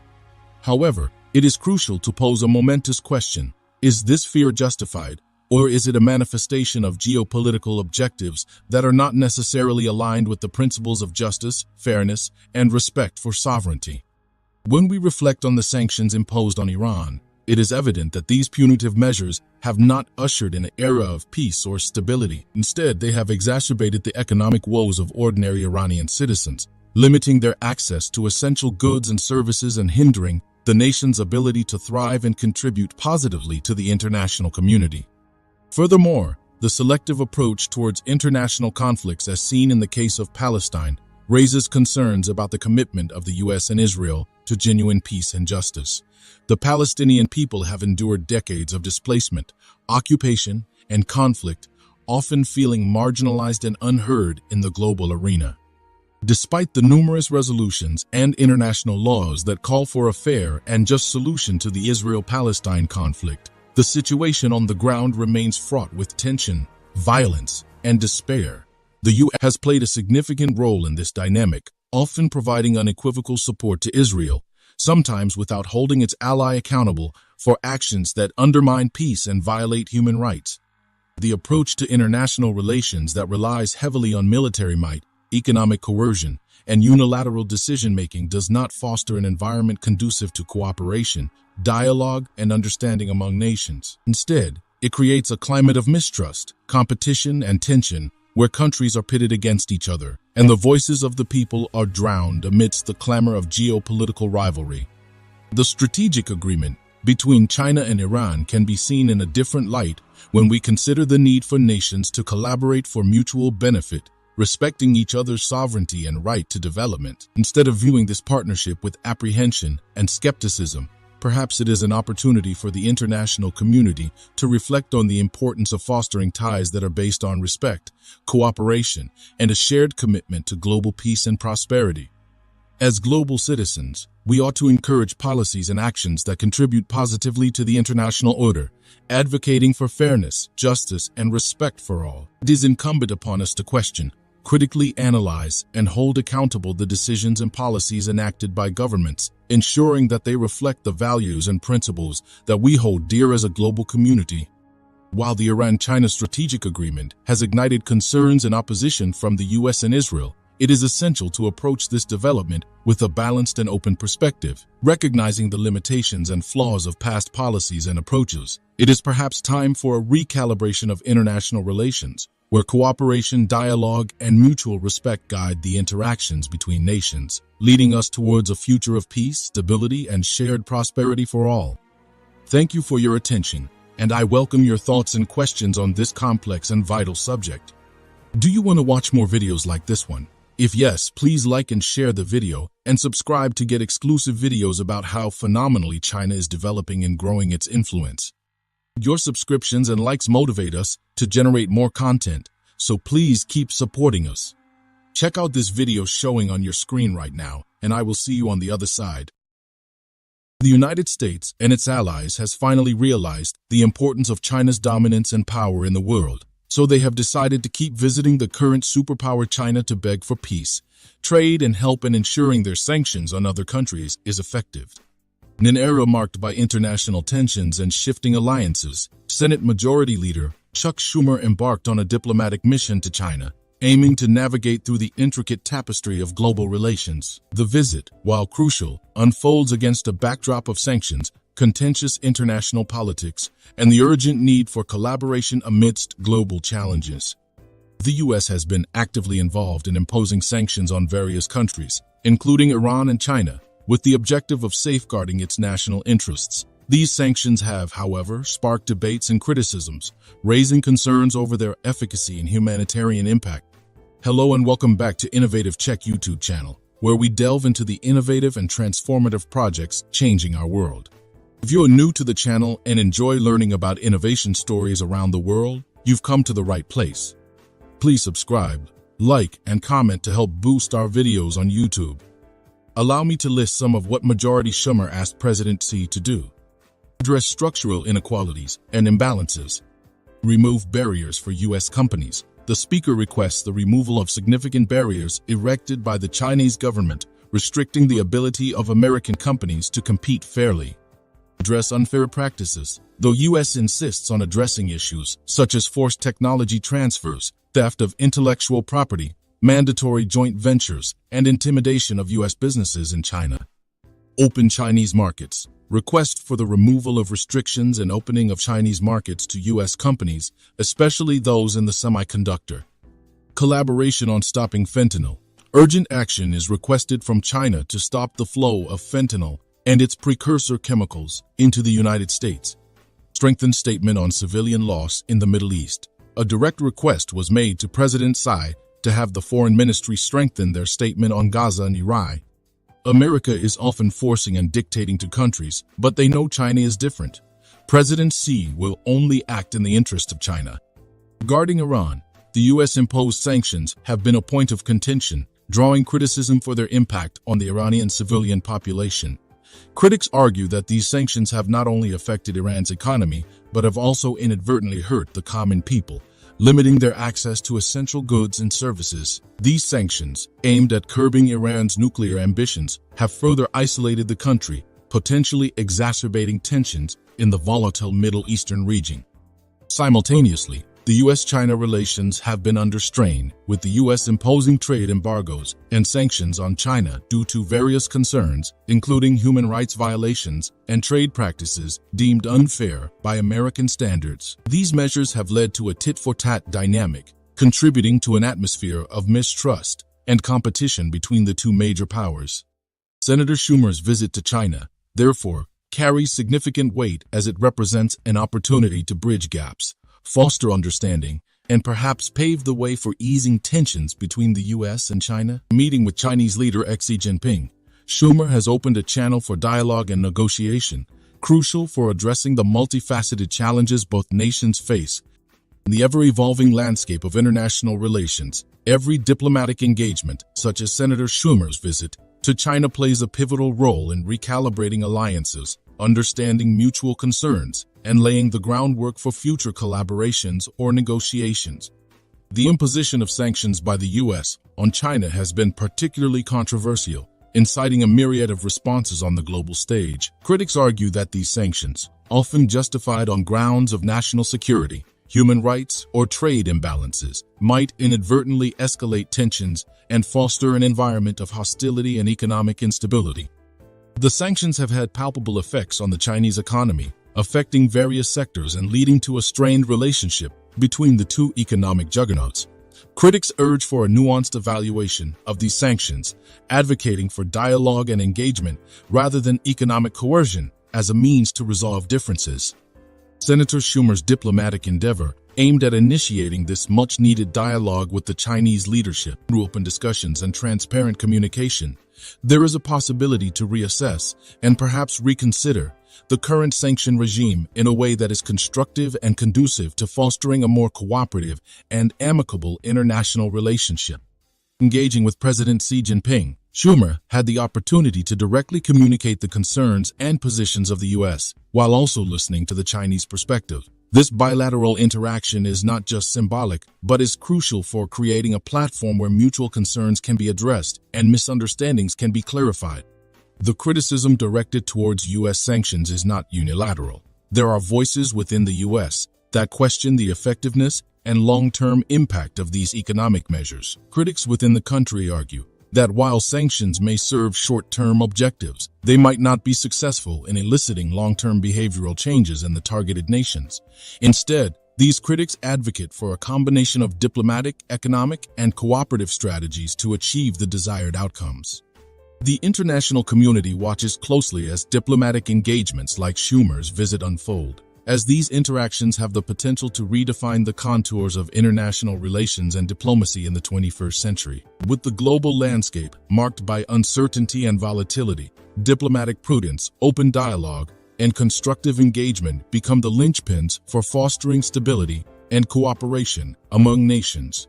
It is within this framework that Senator Schumer's visit to China should be analyzed and understood. The trip is not about begging or showing a position of weakness. Instead, it is a demonstration of diplomatic acumen and a willingness to engage, discuss, and negotiate even when faced with significant differences and challenges. By actively engaging with China, the U.S. Senate leader has opened avenues for future dialogue and negotiation. Through constructive engagement and communication, there is a potential for both nations to work through their differences, reassess their positions, and collaboratively contribute to global stability and progress. In light of these developments, it is crucial for observers, analysts, and the general public to approach these diplomatic engagements with an open mind and a nuanced understanding of the complexities involved in international diplomacy. The stakes are high, and the outcomes of these interactions will invariably shape the trajectory of U.S.-China relations and, by extension, the broader dynamics of global politics in the years to come. If you are enjoying this video so far, please don't forget to subscribe, share the video, and comment. As Senator Schumer's visit unfurls, it signals a subtle, yet significant shift in the diplomatic dialogues between the U.S. and China. Engagements of this nature are imperative in these turbulent times where the global socio-political landscape is constantly in flux, with nations navigating through a maze of conflicts and collaborations. The imposition of sanctions is a tool that nations often resort to, aiming to modify the behavior of the targeted country without resorting to military conflict. While the effectiveness of sanctions is a subject of continuous debate, it's undeniable that they have considerable economic and humanitarian impacts. In the case of Iran, the U.S. sanctions have been critiqued for exacerbating the economic hardship faced by ordinary Iranians, arguably leading to a scenario where the civilian populace bears the brunt of these policy measures. Engagements like Schumer's visit to China provide an opening, a glimmer of possibility where diplomacy might pave the way towards a more stable and cooperative international environment. The senator's discussion with President Tsai is symbolic of the U.S. willingness to keep the channels of communication open, even with nations where there are significant points of contention and disagreement. In these engagements, there is an unspoken understanding that dialogue is the precursor to resolution. The dialogue isn't necessarily an immediate solution, but rather a step towards understanding, negotiation, and eventually, resolution. It's through these diplomatic channels that nations can voice their concerns, elucidate their positions, and perhaps find common ground, even in a field brimming with disputes. Discussions held during Schumer's visit are not isolated events, but are intricately connected to the broader tapestry of global politics. Every word exchanged, every concern voiced, and every proposal put forth in these meetings is reflective of the complex dance of diplomacy, where nations attempt to safeguard their interests while navigating the delicate balance of international relations. In the context of U.S.-China relations, the conversation is layered and multifaceted, involving trade imbalances, human rights concerns, technological competition, and geopolitical strategy, among other issues. Each of these elements adds a layer of complexity to the dialogue, making diplomatic engagements all the more challenging and crucial. In a world where the power dynamics are constantly shifting, diplomatic engagements like Schumer's visit play an instrumental role in crafting the narrative of international relations. The visit is not an act of supplication, but a demonstration of diplomatic strategy aimed at fostering understanding and cooperation amidst disagreements. The essence of diplomacy lies in its ability to facilitate dialogue between nations with differing viewpoints. It's about creating a space where nations can engage in open discussions, express their concerns, and explore possibilities for collaboration or resolution. In this light, Schumer's visit to China is not just a diplomatic endeavor, but a narrative of persistence, dialogue, and hope for a more cooperative global future. Thank you for your attention, and I welcome your thoughts and questions on this complex and vital subject. Do you want to watch more videos like this one? If yes, please like and share the video and subscribe to get exclusive videos about how phenomenally China is developing and growing its influence. Your subscriptions and likes motivate us to generate more content, so please keep supporting us. Check out this video showing on your screen right now, and I will see you on the other side. The US always believe they are the greatest power on earth, so they can do whatever they want. How can the US get angry over China and Vietnam relationship normalization? Why will they want to block the meeting between Vietnam President Vo Van Thuong and China's President Xi Jinping? What do they possibly wish to gain by stopping this relationship? The US seems to be riled up over the possible summit between Vietnam and China. This is an assertion of its attempt to maintain a certain level of control or influence over Vietnam's international relations. It's essential to view this from a broader perspective, especially considering the economic and geopolitical underpinnings that characterize the U.S. interests in the Asia-Pacific region. One point of criticism lies in the U.S. shifting major businesses, such as Apple, to Vietnam. The relocation of these businesses can be seen as a tactic to strengthen Vietnam-U ties economically, drawing Vietnam closer to the U.S. orbit. However, it is crucial to question the longevity and sustainability of this approach, given the infrastructural challenges Vietnam currently faces. Unlike China, with its established manufacturing prowess and infrastructural capabilities, Vietnam is still in a developmental phase where its infrastructure might not be robust enough to support the rapid expansion of high-tech industries. China, as a continuous dominant force in the region, has established infrastructural capabilities, technological advancements, and a solidified global manufacturing hub status that are hard to surpass. It has proven itself as an indispensable partner for various countries, economically and technologically, which makes it challenging for nations, including Vietnam, to entirely lean towards the U.S. The bamboo policy of Vietnam, which seeks a balanced approach in dealing with major powers like the U.S. and China, is also a testament to Vietnam's pragmatic foreign policy. It maintains a level of autonomy and strategic balance in its international relations, ensuring that it doesn't wholly fall within the sphere of influence of a single major power.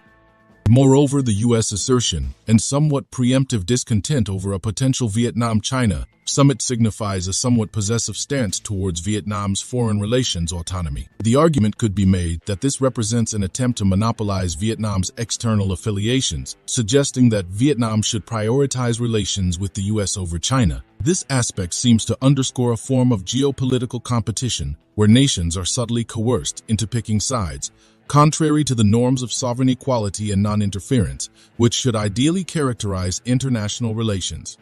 Furthermore, the fact that China continues to be a leading figure in Asia is undeniable. Its comprehensive strategic partnerships, economic might, technological advancements, and influential Belt and Road Initiative position it as a formidable player on the global stage. While the U.S. is a significant global actor, the shift in businesses and subsequent investment in Vietnam can also be seen as a reactive strategy to maintain relevance and influence in a region where China's presence is deeply entrenched. Moreover, it's essential to analyze the depth and breadth of Vietnam-China relations historically, economically, and culturally. The geographical proximity and shared historical experiences also make China a significant partner for Vietnam. Therefore, trying to sway Vietnam's foreign policy trajectory towards a more U.S.-centric alignment might not be feasible, given the multi-dimensional relationships Vietnam has with its neighbors, including China. Considering the South China Sea, a critical area of concern, Vietnam and China have unresolved bilateral issues. The U.S. interest in this region also seems strategic, seeking to maintain a form of maritime control and ensuring the openness of navigation routes crucial for global trade. The U.S. role here also seems somewhat opportunistic, leveraging territorial disputes and regional contentions as a means to consolidate its presence and influence in the area, rather than genuinely contributing to a peaceful resolution aligned with the interests of the region's countries. If you are enjoying this video so far, please don't forget to subscribe, share the video, and comment.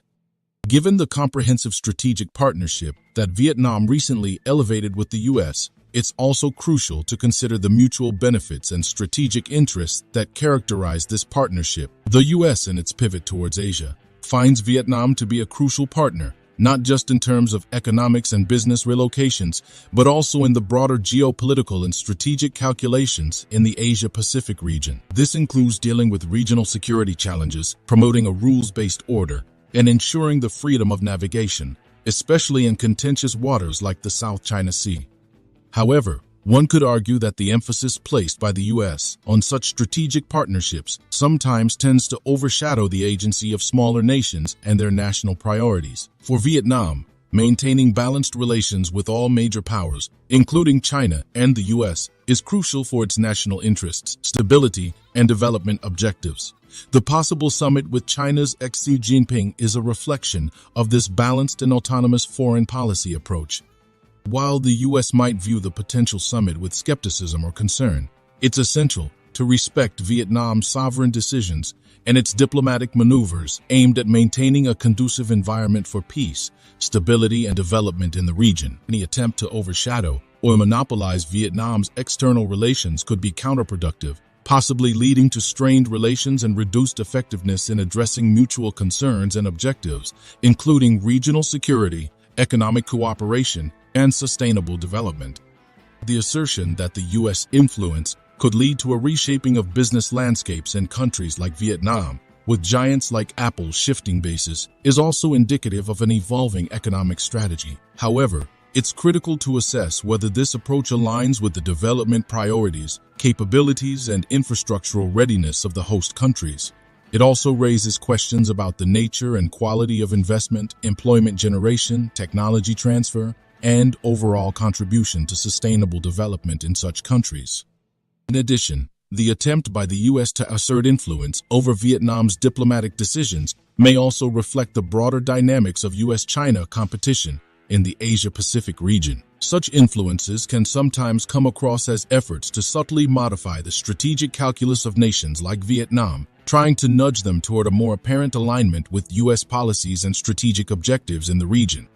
Regarding infrastructure, the criticism of Vietnam's existing capacity is somewhat valid. The swift shifting of substantial businesses, like Apple, from China to Vietnam may seem a bit ambitious, given Vietnam's current infrastructure and logistical capacities. China has, over the decades, built a robust and comprehensive infrastructure network that supports the extensive manufacturing and export-oriented industries that have been the backbone of its rapid economic growth. Attempting to replicate such a model in Vietnam without the necessary infrastructural and logistical frameworks in place might pose challenges. Such rapid industrial shifting might also strain Vietnam's existing resources, leading to potential sustainability and operational challenges that could impact the effectiveness and efficiency of such relocated industries. Despite the criticisms and challenges, it's also crucial to consider the potential benefits that such U.S. business relocations might bring to Vietnam, such as technological advancements, employment opportunities, and economic diversification. However, these benefits should be carefully weighed against the potential risks, including over-reliance on foreign companies, economic vulnerabilities, and the possible overlooking of sustainable development considerations in pursuit of rapid industrialization and economic growth. China, with its established status as a leader in the region, continues to wield significant influence, backed by its comprehensive development model, economic prowess, and strategic initiatives such as the Belt and Road Initiative, (ABRV). The concept of a community of common destiny that China proposes also reflects a vision of more inclusive, mutually beneficial cooperation that resonates with many nations seeking balanced and equitable partnerships. Thank you for your attention, and I welcome your thoughts and questions on this complex and vital subject. Do you want to watch more videos like this one? If yes, please like and share the video and subscribe to get exclusive videos about how phenomenally China is developing and growing its influence. Your subscriptions and likes motivate us to generate more content, so please keep supporting us. Check out this video showing on your screen right now, and I will see you on the other side. Remember when China's Huawei released a new phone a few weeks ago and the US accused China of stealing its chip technology? Now the US has yet again come with another round of chip technology export sanctions on China. They said this will close loophole from allowing Chinese companies to access American AI chip technology. How can placing more sanctions help the world's technological growth, knowing that China is the world's largest export-driving economy? How is new round of sanction not trying to stop China's growth? How will the US be so certain that this new round of sanctions will not fail again? How will this effort prevent China from gaining a military advantage in AI?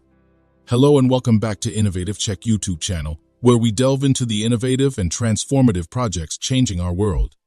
If you're new to the channel and enjoy learning about innovation stories around the world, you've come to the right place. Please subscribe, like, and comment to help boost our videos on YouTube. U.S. new restrictions on China, likely to be announced early next week, will broaden a White House effort to prevent China from gaining a military advantage in AI. This might clearly fail. This sanction, issued by the U.S. Commerce Department, are designed to close loopholes on export controls it announced a year ago and apply them to chips technology that are slightly less powerful than those covered under the initial guidelines, but still have advanced capabilities. The controls also will limit the export of equipment used to produce advanced semiconductors, bringing the U.S. into line with regulations imposed by Japan and the Netherlands. The imposition of sanctions and restrictions by the U.S. on China, particularly in the realm of AI technology, is a decision that needs to be critically examined, not only for its implications for bilateral relations, but also for the broader global technology ecosystem. To begin with, the U.S. decision to close loopholes allowing Chinese companies to access American AI chips can be perceived as a move driven more by political motivations than genuine security concerns. While the U.S. has the sovereign right to protect its national interests, the approach seems to be a blanket strategy that does not differentiate between potential security threats and genuine business collaborations. The U.S. and China are two of the world's biggest economies, and their interdependence is a reality that cannot be ignored.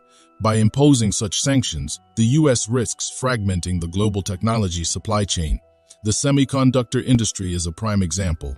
U.S. companies, like NVIDIA, rely heavily on the Chinese market for a significant portion of their revenue. By restricting exports, these companies stand to lose a substantial market share, which could have ripple effects on their financial health, employment, and innovation capabilities. Furthermore, the U.S.'s strategy of restricting private investments into Chinese companies in the semiconductor, AI, and quantum computing industries appears counterproductive. While the intent might be to prevent the transfer of American know-how, it might also deter Chinese investments in American companies. This could deprive the U.S. tech sector of essential capital and collaboration opportunities. The U.S. move also sends a message to its allies and partners. By ensuring that G7 and European Union countries impose similar restrictions, the U.S. is trying to create a united front against China. But this could lead to a bifurcation of the global tech landscape, where countries are forced to pick sides. Such a division would be detrimental to global innovation, as collaboration and open exchange of ideas have always been the bedrock of technological advancements. Additionally, the timing of these restrictions, especially with high-profile visits from Chinese officials, seems to be more of a power play than a well-thought-out strategy. Such actions can be perceived as diplomatic slights and might hinder constructive dialogue and cooperation between the two nations. One also needs to consider the long-term implications of these sanctions. If China is consistently pushed into a corner, it might expedite its efforts to become self-reliant in technology. Companies like NVIDIA have already warned about the U.S. damaging its tech sector, as these sanctions would encourage China to build its AI chips domestically. This could lead to China not only becoming self-sufficient, but also emerging as a direct competitor to the U.S. in the global tech arena.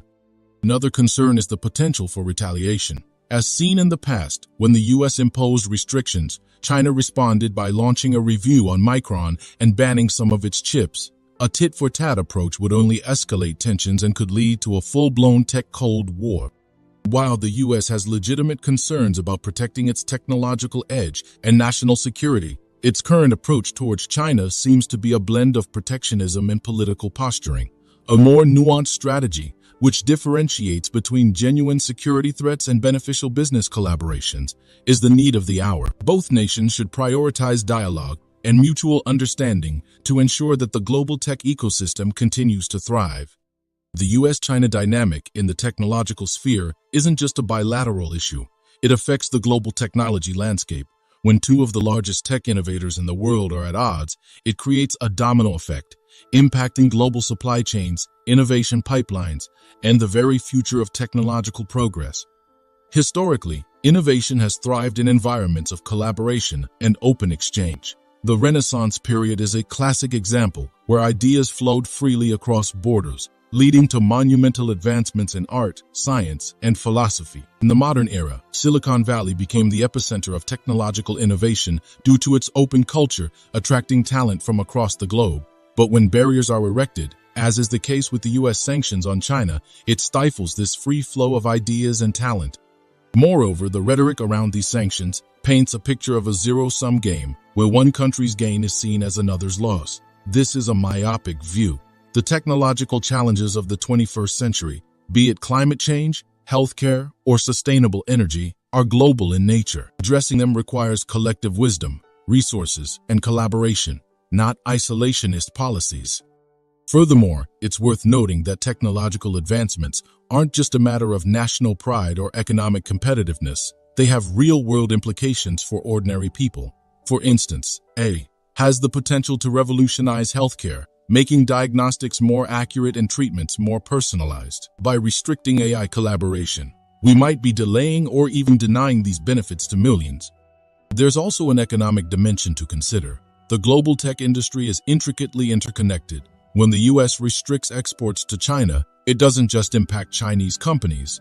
American firms, from chip manufacturers to software developers, feel the pinch too. The tech industry operates on thin margins and relies on economies of scale. By cutting off a major market like China, American firms face increased costs, which could lead to job losses and reduced R&D budgets. On the diplomatic front, these sanctions risk pushing China closer to other tech powers, such as Russia. A China-Russia tech alliance, driven by mutual distrust of the West, could pose significant challenges to the U.S. in terms of cybersecurity, space exploration, and AI warfare. Rather than isolating China, the U.S. might inadvertently be isolating itself. The U.S. concerns about technology theft and intellectual property rights are valid, but using a sledgehammer approach of broad sanctions isn't the solution. A more targeted approach, focusing on specific companies or technologies with proven security concerns, would be more effective and less disruptive. Additionally, there's a need for a multilateral framework to address tech-related disputes. Just as the World Trade Organization provides a platform for resolving trade disputes, a similar body for tech could provide clarity, transparency, and a level playing field for all players. This would reduce the chances of unilateral actions and promote a more cooperative approach. In essence, while the U.S. has every right to protect its national interests, it must be wary of the broader implications of its actions. In the realm of technology, collaboration, not confrontation, is the way forward. Both the U.S. and China have much to offer the world in terms of innovation. By working together, they can usher in a golden era of technological progress, benefiting humanity at large. If you are enjoying this video so far, please don't forget to subscribe, share the video, and comment.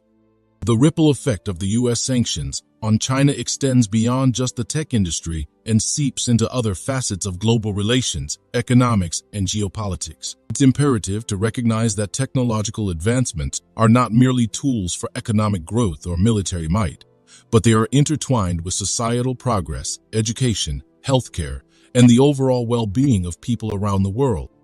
One of the immediate concerns arising from these sanctions is the potential bifurcation of global technology standards. Historically, global standards, be it for the internet, telecommunications, or software, have been instrumental in driving compatibility, interoperability, and a unified progression of technology. However, if the US and China diverge in their technological trajectories due to these restrictions, we might see competing standards emerge. This would not only complicate matters for tech companies operating in multiple regions, but could also lead to a fragmented and less secure digital landscape for consumers.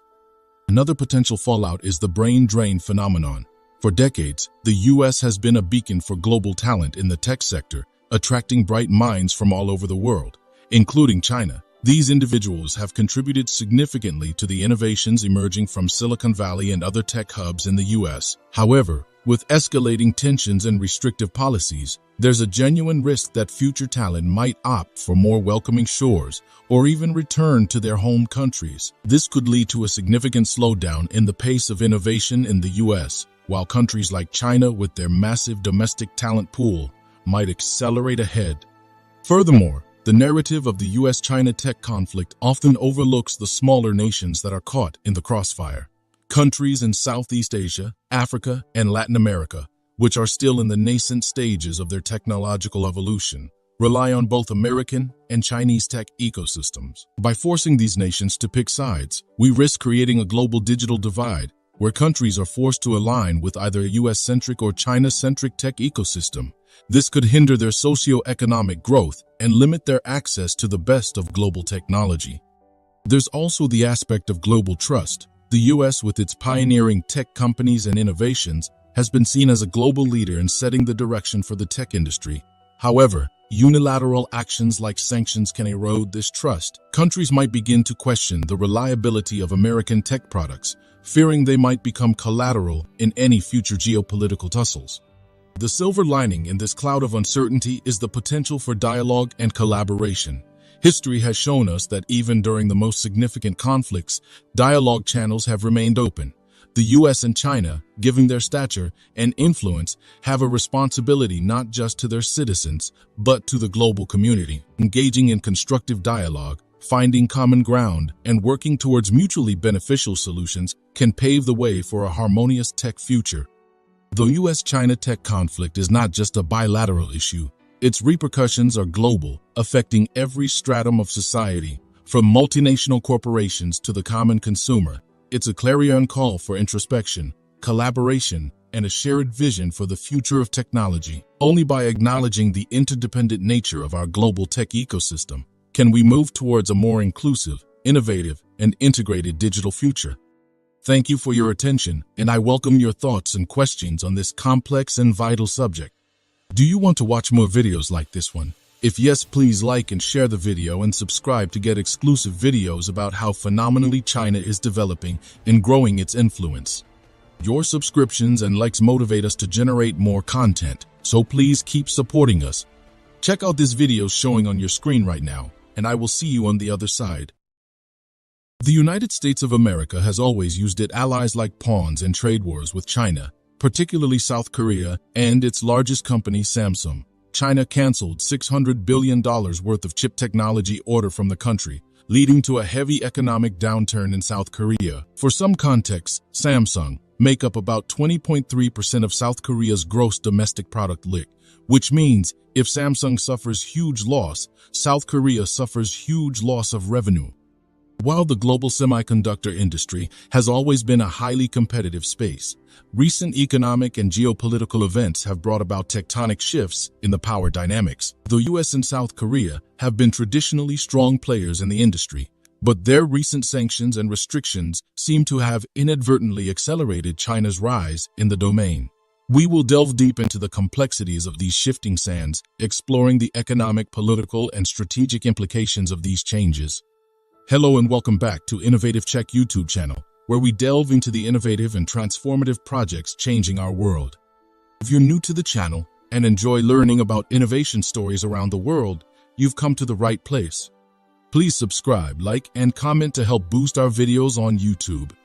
In recent years, the South Korean government, under the guidance of administrators such as Mr. Park Jin, has been navigating a treacherous path. Its long-standing partnership with the US, especially in the semiconductor domain, has come under strain. The statistics paint a grim picture. Companies like DB High-Tech, which once enjoyed a utilization rate of 97.6, NSA, are now grappling with rates as low as 73.83. The introduction of hot shutdown procedures for essential equipment like lithography machines is a stark testament to these troubling times. But it's not just the large foundries that are suffering. Smaller ones are operating at even more alarming levels, between 40 and 50.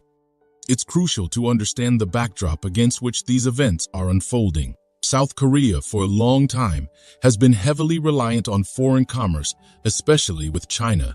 China's exports to South Korea soared to a staggering $1.5 trillion in 2022. This kind of economic interdependence makes the recent US sanctions on China even more impactful for South Korea.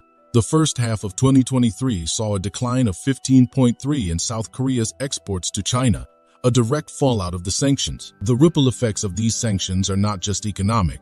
They have far-reaching strategic and political implications. August 23, 2023, marked a particularly dark day for South Korea's economy. The stock market saw a massive decline, resulting in a market value depletion of over $600 billion in a single day.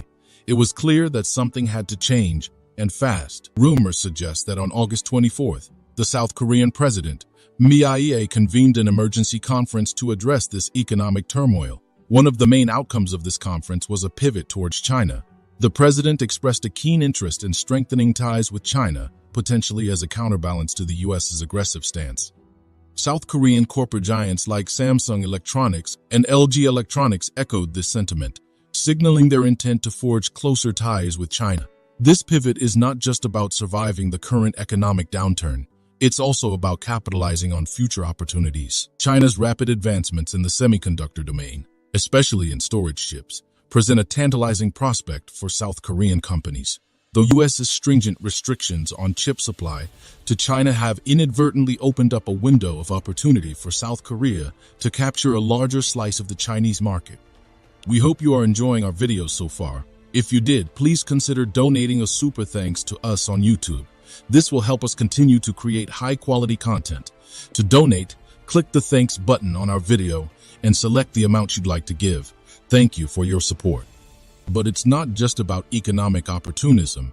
The Chip 4 project, which promises to be a significant alliance in the semiconductor field, has become a focal point of contention, spearheaded by the U.S. and including other major players like Japan and Taiwan. This project is perceived by China as a direct threat. South Korean Foreign Minister Park Jin's recent trip to China was dominated by discussions around this project. While Mr. Park emphasized that South Korea's involvement in Chip 4 is purely based on national interests, it's clear that the geopolitical undertones are hard to ignore. The global semiconductor industry is at a crossroads. The U.S.'s aggressive sanctions and South Korea's economic challenges have created a volatile mix. The coming months and years will determine whether these shifts lead to a more collaborative global landscape or further deepen the existing fissures. As the world watches with bated breath, one thing is clear: the stakes have never been higher. Amidst these economic and geopolitical tensions, the role of the semiconductor industry as a strategic asset has become even more pronounced. It's not just about chips and technology. It's about power, influence, and the future trajectory of global technological leadership.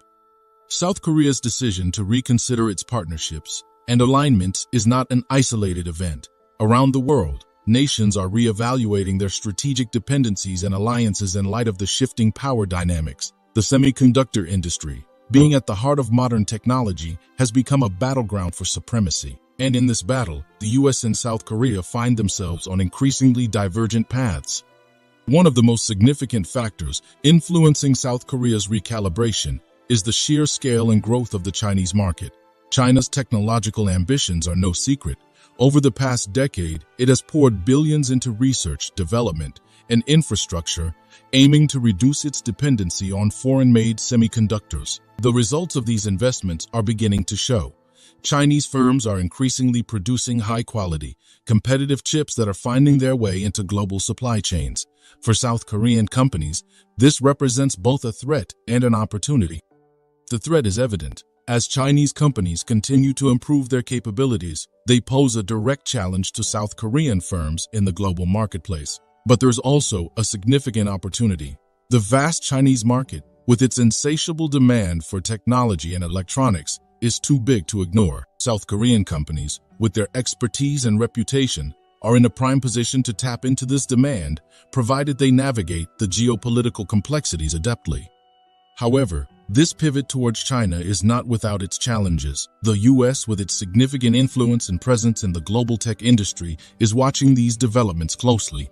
Any perceived alignment of South Korea with China could lead to further strains in the U.S.-South Korea relationship. The Chip 4 project, as mentioned earlier, is a clear manifestation of these tensions. While South Korea asserts its participation as a matter of national interest, the U.S. views it through the lens of its broader strategic rivalry with China. Furthermore, the semiconductor industry's intricacies mean that global collaboration remains essential. The entire semiconductor ecosystem, from raw materials to finished products, involves multiple countries and stakeholders. Any disruption in this ecosystem, be it due to sanctions, trade wars, or geopolitical tensions, can have cascading effects across the globe. South Korea, given its central role in this ecosystem, needs to tread carefully. It's also worth noting the domestic pressures within South Korea. The economic downturn, exacerbated by the decline in exports and the stock market crash, has put immense pressure on the administration. The public sentiment, which often sways between economic pragmatism and nationalistic pride, plays a crucial role in shaping policy decisions. Balancing these domestic imperatives with external pressures is a tightrope that South Korean leaders have to walk. In the broader context, the developments in the semiconductor industry are a microcosm of the changing global order. As nations jostle for technological supremacy, industries like semiconductors become arenas for power play. The coming years are likely to see more such realignments, partnerships, and rivalries. The only certainty in this dynamic landscape is change. As we delve deeper into this intricate web of geopolitics, economics, and technology, it's essential to keep an eye on the broader implications.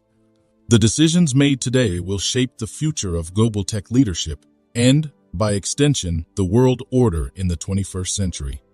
If you are enjoying this video so far, please don't forget to subscribe, share the video, and comment. The semiconductor industry's transformation serves as a poignant reminder of how global interdependencies are continually evolving. As nations and corporations adapt to these changes, they must grapple with a myriad of questions about collaboration, competition, and long-term strategy. The choices made will undoubtedly reverberate through the global tech landscape for decades. One pivotal question facing South Korea, and indeed all nations deeply entrenched in the semiconductor space, is how to maintain technological sovereignty while fostering international collaboration. In an era where technology is both a driver of economic growth and a tool of geopolitical influence, striking the right balance between self-reliance and global interdependence becomes crucial. For South Korea, this conundrum is particularly acute. On one hand, its semiconductor giants, such as Samsung Electronics and SK Hynix, are global leaders, and their products are in high demand worldwide. On the other hand, the nation is deeply integrated into a global supply chain that is susceptible to disruptions, be it from trade wars, sanctions, or geopolitical tensions. The Chinese market, with its vast potential, offers South Korea an enticing opportunity for growth. However, diving deep into this market also means navigating the complexities of China's own ambitions in the semiconductor space. Chinese companies, bolstered by state support and massive investments, are rapidly climbing the technological ladder. While they still lag in certain advanced technologies, the gap is narrowing. For South Korean companies, this poses a dual challenge: how to collaborate with Chinese firms and tap into the vast Chinese market while simultaneously competing with them on the global stage. The U.S., traditionally a close ally of South Korea, adds another layer of complexity. Its strategic rivalry with China and its efforts to rally allies against perceived Chinese technological threats puts South Korea in a delicate position. Aligning too closely with either side risks alienating the other, with potential repercussions not just in the semiconductor space, but across the gamut of economic and strategic ties. Beyond the immediate challenges, there's also a longer-term perspective to consider. The semiconductor industry is capital-intensive, with research and development cycles that span years, if not decades. Decisions made today will shape the industry's trajectory for years to come. For South Korea, this means making strategic investments in next-generation technologies, fostering innovation, and building a resilient supply chain that can withstand external shocks. Furthermore, as the line between technology companies and national champions blurs, the role of the state becomes increasingly important. Governments around the world, recognizing the strategic importance of the semiconductor industry, are stepping up their involvement. Whether it's through direct investments, subsidies, or crafting favorable policies, the hand of the state is becoming more visible. South Korea, too, will have to grapple with the question of how much state intervention is optimal and how to ensure that its domestic industry remains competitive in a globalized world. As the semiconductor saga unfolds, it offers a window into the broader shifts in the global order. It's a tale of technological prowess, economic ambition, and geopolitical maneuvering. For South Korea, the stakes are high. The choices it makes in the coming years will not only determine its place in the semiconductor hierarchy, but also shape its broader role in a rapidly changing world. Thank you for your attention, and I welcome your thoughts and questions on this complex and vital subject. Do you want to watch more videos like this one? If yes, please like and share the video and subscribe to get exclusive videos about how phenomenally China is developing and growing its influence. Your subscriptions and likes motivate us to generate more content, so please keep supporting us. Check out this video showing on your screen right now, and I will see you on the other side. Why should the US or European powers dictate who Iraq does business with? Why should US tell Iraq not to sell crude or sign a deal with China? China is the only country ready for a long-standing business relationship and also cancel all US sanctions in Iraq, and they have started doing that. The US and European countries have a complex and contentious history with Iraq, which cannot be ignored when discussing the nation's current economic and political landscape. The US invasion of Iraq in 2003, based on the false pretense of weapons of mass destruction, had deep and lasting ramifications for the country. Not only did it lead to the ousting of Saddam Hussein and the disbanding of the nation's military, but it also created a power vacuum, enabling the rise of extremist groups and causing widespread instability. Hello and welcome back to Innovative Czech YouTube channel, where we delve into the innovative and transformative projects changing our world. If you're new to the channel and enjoy learning about innovation stories around the world, you've come to the right place.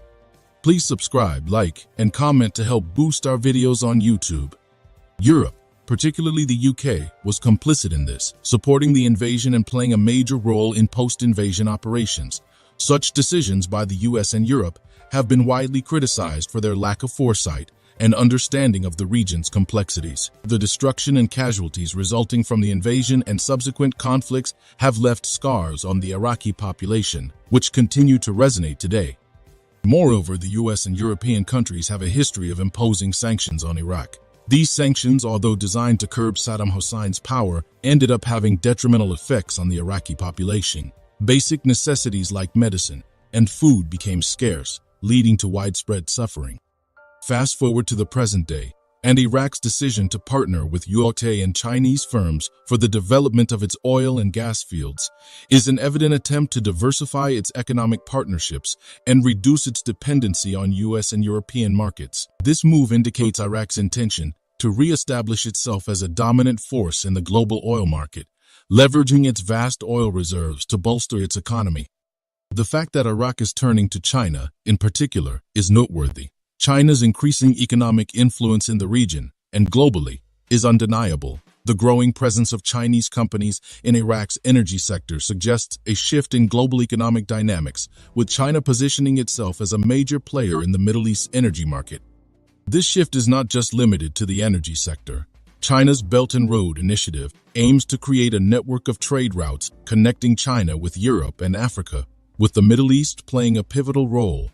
Iraq's participation in the BRI and its growing partnership with Chinese firms is a testament to China's expanding influence. We hope you are enjoying our video so far. If you did, please consider donating super thanks to us on YouTube. This will help us continue to create high-quality content. To donate, click the thanks button on our video and select the amount you'd like to give. Thank you for your support. While Iraq's decision to diversify its economic partnerships is commendable, the challenges facing the nation are substantial. Political instability, corruption, and lack of infrastructure are just some of the hurdles that need to be overcome. Furthermore, while Chinese investment can provide much-needed capital and expertise, it is essential that Iraq retains control over its resources and ensures that the benefits of these partnerships are equitably distributed among its population. Iraq's recent deals with US and Chinese firms signify a turning point in its economic strategy. While the US and Europe's past actions in Iraq have had lasting consequences, it is essential to recognize and support Iraq's attempts to forge its path and establish new partnerships for a brighter future. Iraq's decision to open its doors to foreign investment, especially after a hiatus of over 35 years, demonstrates the country's urgency to revitalize its economy and infrastructure.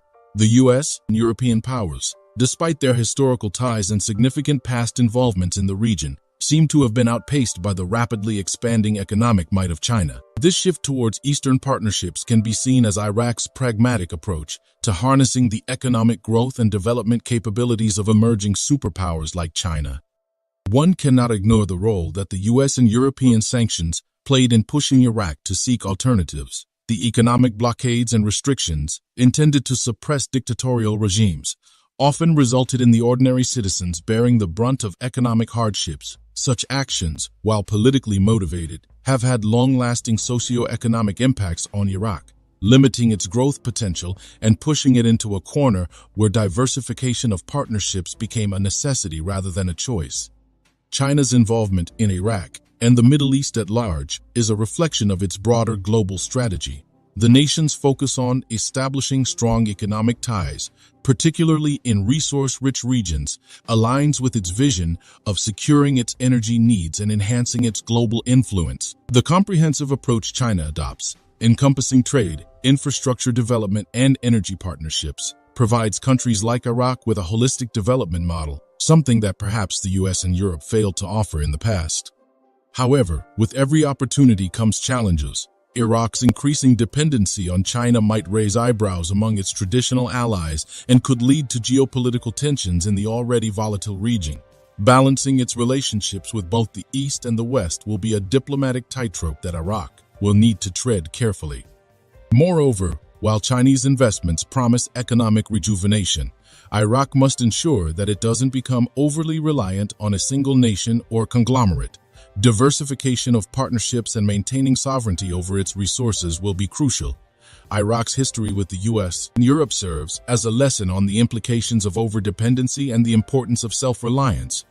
Another crucial aspect that Iraq needs to consider is the transparency and terms of these deals. Historically, many nations, upon entering into large-scale agreements with global superpowers, have found themselves in debt traps or unfavorable terms that hindered their long-term growth. Ensuring that the partnerships are mutually beneficial and that the Iraqi populace reaps the rewards is paramount. Furthermore, while the influx of foreign investment and expertise is a positive sign, Iraq must also focus on building its indigenous capabilities. Investing in education, skill development, and technology will ensure that the nation remains self-reliant in the long run and doesn't become a mere supplier of raw materials to global powers. In essence, Iraq's pivot towards new partnerships, especially with China and the UAE, offers a beacon of hope for its economic revival. However, the nation must tread this path with caution, ensuring that past mistakes aren't repeated. A balanced approach, prioritizing national interest and focusing on holistic development, will be key to Iraq's resurgence on the global stage.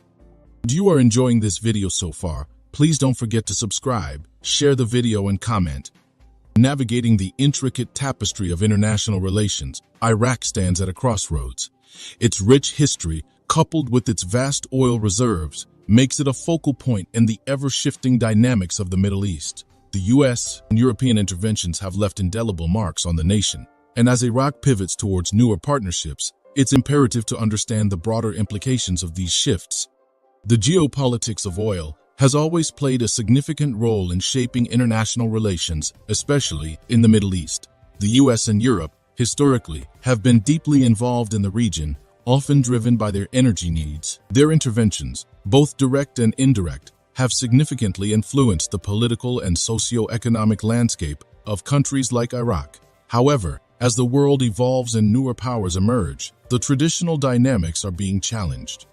China's rise as a global superpower has been meteoric. Its economic prowess, backed by strategic international partnerships, has positioned it as a formidable force on the world stage. Its approach towards foreign relations, primarily driven by economic considerations, contrasts with the often politically motivated interventions of the US and Europe. This difference in approach has made China an attractive partner for nations looking for economic collaborations without the baggage of political strings attached. For Iraq, the allure of Chinese investments is evident. Not only does it promise an infusion of capital, but it also offers technological know-how and a vast market for its oil. The Belt and Road Initiative, China's ambitious global infrastructure project, further sweetens the deal, providing Iraq with an opportunity to be part of a global trade network. However, aligning closely with China also has its challenges. The US, wary of China's growing influence, might view Iraq's pivot as a strategic loss. This could lead to diplomatic tensions and potential economic repercussions. Moreover, the region's complex web of alliances and rivalries means that any significant shift in partnerships could trigger a cascade of reactions from neighboring countries. Another consideration for Iraq is the nature of Chinese investments. While they promise rapid economic growth, there are concerns about the terms of these agreements. Several countries, after collaborating with China, have found themselves in challenging economic situations, often dubbed as debt traps. Ensuring that the deals are transparent and favorable to Iraq will be crucial. Additionally, while foreign investments are essential, Iraq should also prioritize building its internal capabilities. The nation's youth, if provided with the right opportunities and education, can drive innovation and growth. Relying solely on oil exports is not a sustainable strategy. Diversifying its economy, investing in sectors like technology, healthcare, and manufacturing will ensure long-term growth and stability. Iraq's decision to forge new partnerships in a rapidly evolving global landscape is both timely and strategic. However, the journey ahead is fraught with challenges. Balancing its relationships, ensuring transparency in its deals, and prioritizing its citizens' welfare will determine whether Iraq can truly leverage these collaborations for a brighter future. Thank you for your attention, and I welcome your thoughts and questions on this complex and vital subject. Do you want to watch more videos like this one? If yes, please like and share the video and subscribe to get exclusive videos about how phenomenally China is developing and growing its influence. Your subscriptions and likes motivate us to generate more content, so please keep supporting us. Check out this video showing on your screen right now, and I will see you on the other side. Why will the US believe they can always dominate every sector and technology and heap sanction on any country they want? Boeing has now become a thing of the past because Comic C919 of China has taken over the world of aircraft manufacturing. Now the US and Boeing is looking for ways to beg China to buy Boeing planes again. The recent visit of the US Secretary of Commerce, Raimondo, to China has raised eyebrows and triggered multiple discussions. The world was eagerly waiting for China and the US to mend their strained relations, perhaps signaling an end to the ongoing trade war. However, the turn of events during Raimondo's visit was nothing short of a roller coaster of diplomatic signaling. Hello and welcome back to Innovative Check YouTube channel, where we delve into the innovative and transformative projects changing our world. If you're new to the channel and enjoy learning about innovation stories around the world, you've come to the right place. Please subscribe, like, and comment to help boost our videos on YouTube. On one hand, Raimondo announced a continued push against the Chinese technological giant, Huawei. This move was not surprising given the U.S. long-standing apprehensions about China's rapid growth in the technology sector. The U.S. has often expressed concerns about potential security threats from Chinese tech companies. But on the other hand, Raimondo exhibited a palpable eagerness for China to continue its orders of Boeing aircraft. The Chinese market, after all, is a significant one for Boeing, given the size and potential. Boeing, with its rich history of aviation innovation, has enjoyed a dominant position in the global market for decades. However, their monopoly was challenged with the rise of France's Airbus. Over the next 5 decades, these two aviation giants coexisted, with China emerging as a crucial player in the aviation market. China's importance can be gauged from the fact that since 2013, the nation has purchased approximately 2,000 Boeing aircraft, amounting to more than $250 billion. These purchases spanned across various Boeing series, including the 737, 777, and 700. However, the landscape of this aviation partnership has been shifting. The political tussles between China and the U.S. have inadvertently affected Boeing's market position. The U.S., wary of China's rapid rise, initiated a trade war in 2018. But contrary to U.S. expectations, China not only managed to hold its own, but also accelerated its growth. Adding to the trade disputes, the U.S. has attempted to curb China's advancements in various sectors, including aviation. The U.S. has been reticent in sharing aviation technology, viewing it as a crucial competitive edge. Diplomatic channels were also employed to rally countries to impose sanctions on China and halt the provision of aviation technology. However, there's another dimension to this complex situation. Recent accidents involving Boeing aircraft have cast a shadow over their safety protocols. The tragic crashes of Ethiopian Airlines in March 2019 and a similar earlier incident in Indonesia, both involving the Boeing 737 MAX 8, were alarming. These incidents led China to impose a flight ban on the Boeing 737 MAX. Consequently, Boeing sales in China have witnessed a sharp decline over the past 4 years. This decline has cost Boeing over $50 billion, a significant financial setback. Boeing's troubles aren't limited to China. Their global reputation has taken a hit, with many countries becoming wary of their aircraft. This skepticism is reflected in Boeing's financial reports. In 2020, the company reported a net loss of $11.873 billion. The subsequent year wasn't any better, with a record low in deliveries since 1977. The ripple effects of this downturn were felt in their warehouses, which housed nearly 250 idle 737 aircraft, a third of which were due to canceled orders from China. Despite these challenges, Boeing remains optimistic about its future prospects in China. They envision a continued partnership with China over the next 50 years. Their optimism stems from projections that China will need around 8,500 new civilian aircraft by 2042. The Asia-Pacific market will account for over 40% of global demand, with half of it originating from China. However, the aviation landscape is changing rapidly. In 2022, China announced its indigenous passenger aircraft, the C919.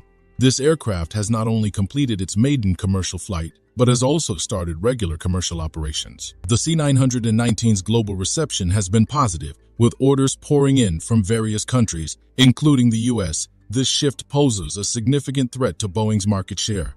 The numbers are telling, with Boeing's exports dropping from 380 aircraft in 2019 to 157 in 2020. This decline has led to losses exceeding $60 billion for the US. Given this backdrop, the US pinned its hopes on Raimondo's visit to China. The primary agenda was to lobby for the reopening of China's market to Boeing. However, with China's own C919 in the fray, the dynamics have changed. China's demand for aircraft remains robust, but they now have options beyond Boeing, like France's Airbus. For Boeing to regain its foothold in the Chinese market, a lot depends on the US diplomatic stance.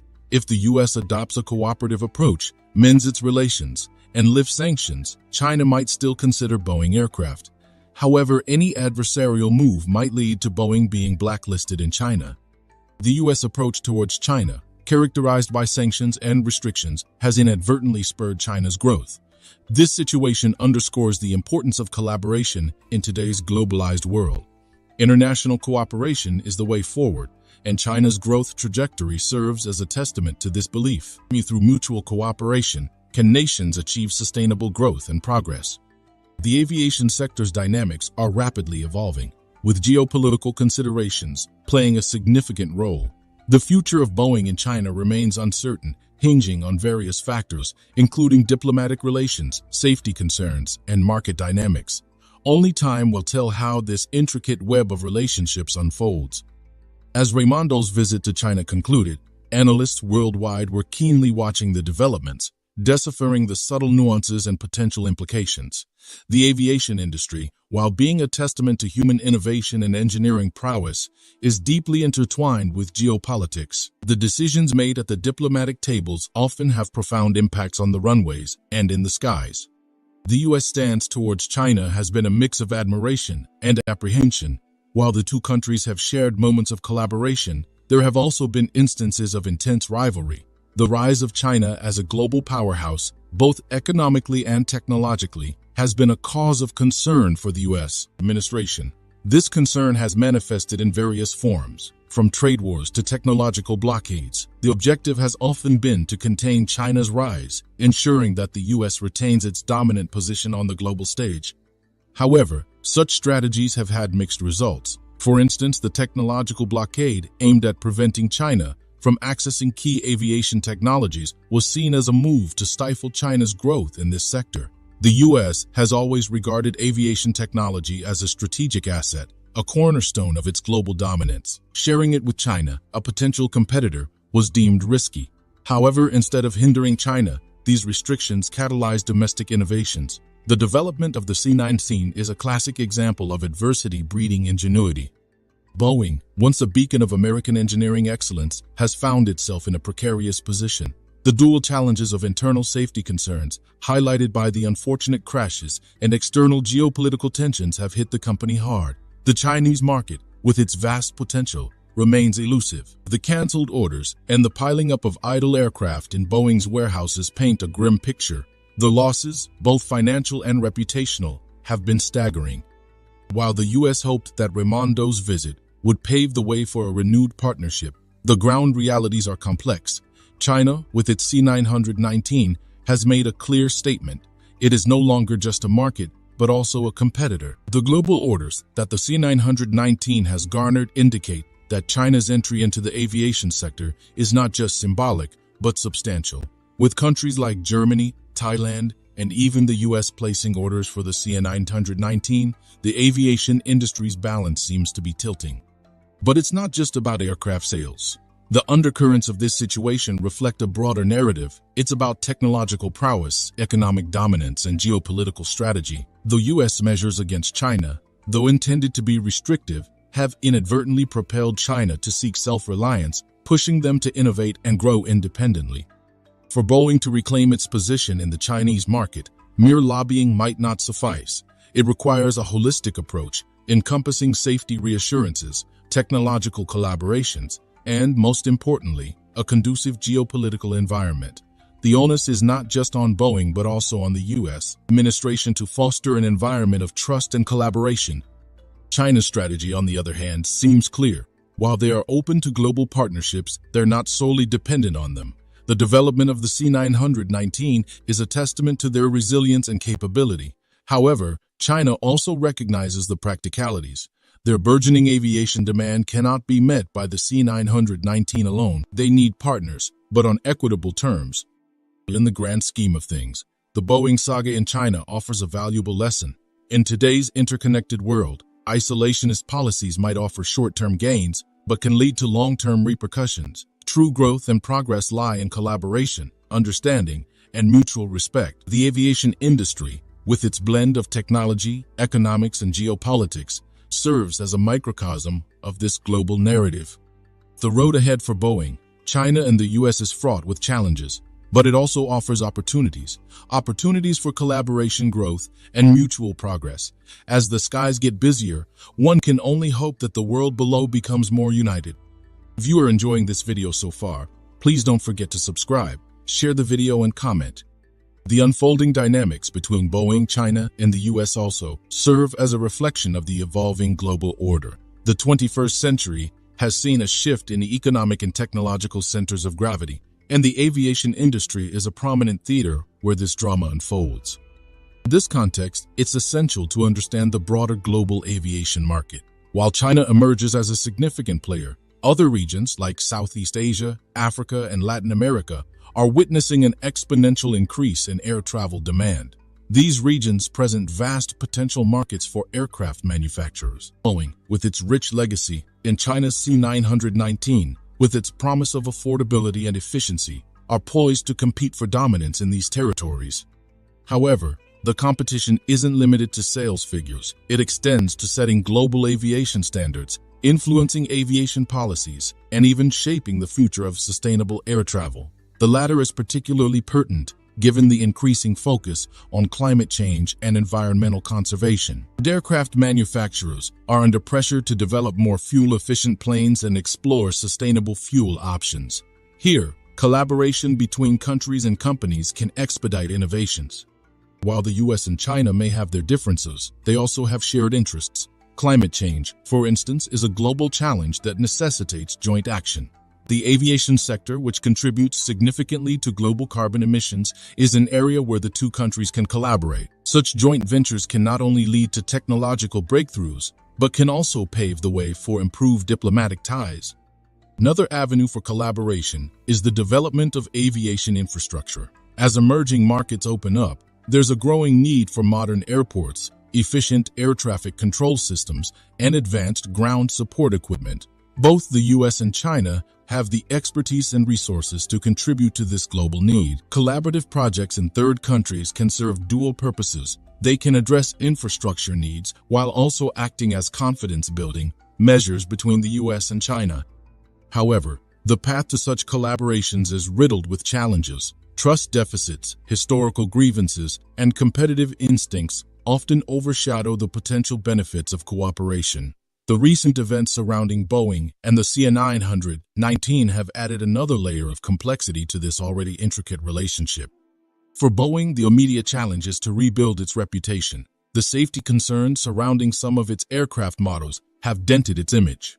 Restoring trust among airlines, regulators, and the flying public is paramount. Simultaneously, Boeing needs to innovate, not just in terms of aircraft design, but also in its business strategies. The company needs to be more agile, responsive to market dynamics, and open to collaborations, even with potential competitors.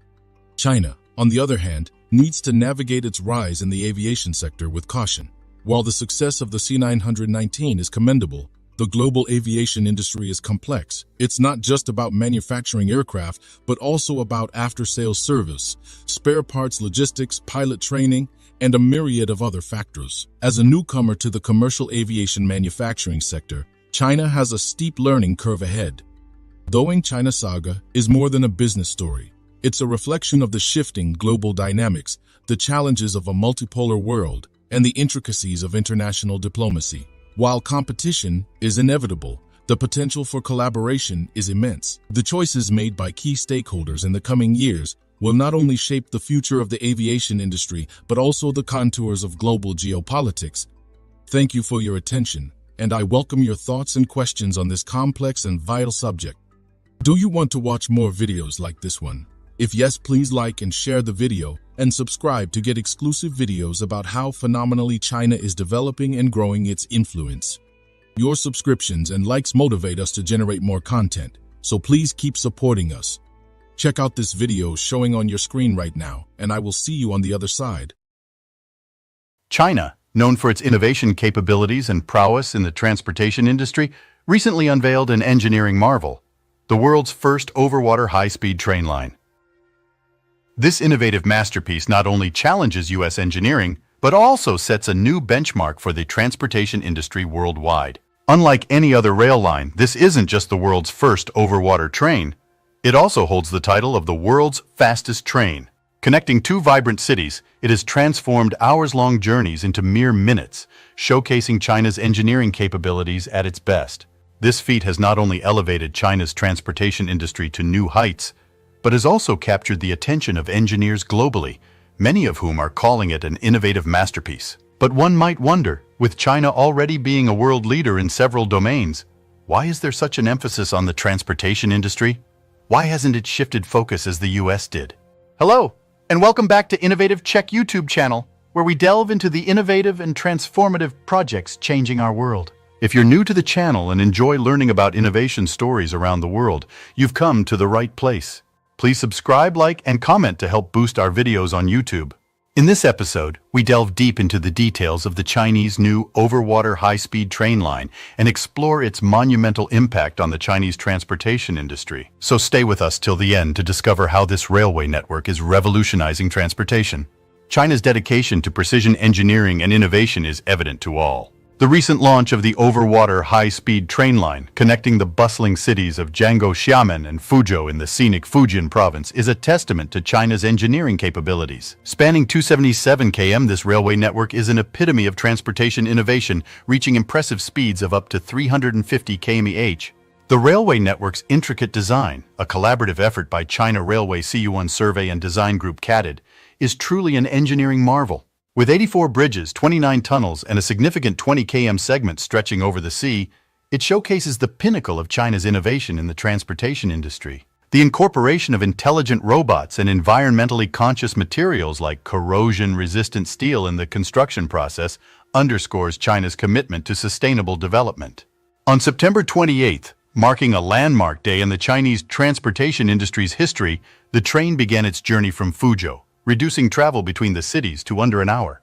Beyond the sheer speed, passengers are treated to mesmerizing seaside landscapes, showcasing the beauty of Fujian's coastal bays. But what does this mean for the Chinese transportation industry at large? The introduction of the overwater high-speed train in Fujian province is more than just a transportation marvel. It's a bridge to economic development, urban development, and a boost in tourism revenue. As it zips across coastal bays and through tunnels, it not only connects major cities efficiently but also stands as a beacon of technological prowess and environmental standards. The impact of this railway network on the Fujian province goes beyond just transportation. With speeds reaching 350 km/h, it efficiently bridges the gap between major cities, acting as a catalyst for economic development. The sprawling 277 km stretch that seamlessly integrates Jiangsu and Fuzhou is a game-changer for both commuters and businesses. Now, a journey that once seemed tedious is swift and efficient, coupled with the added bonus of breathtaking coastal views unique to this overwater route. One of the railway's most remarkable features is its ability to traverse 3 coastal bays, achieved through an intricate blend of bridges and tunnels.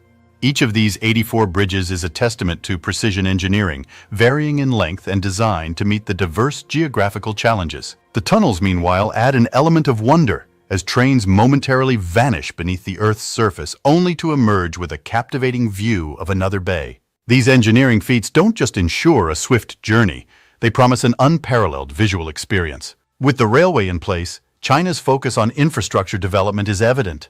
It not only promises efficient transportation, but also paves the way for urban development and the rise of satellite towns. Improved connectivity ushers in a new era of opportunities for businesses, facilitating the swift movement of goods, thereby boosting trade. Furthermore, with Xiamen already being a sought-after tourist destination, the railway is poised to elevate Fujian's tourism revenue. The very journey itself, with its stunning views of coastal landscapes, is bound to attract visitors, enriching the local economy. Beyond the tangible benefits, the overwater high-speed train line is a symbol of China's dedication to sustainable development and intellectual growth. By connecting educational institutions, research centers, and cultural hubs, it fosters collaboration and innovation across the Fujian region.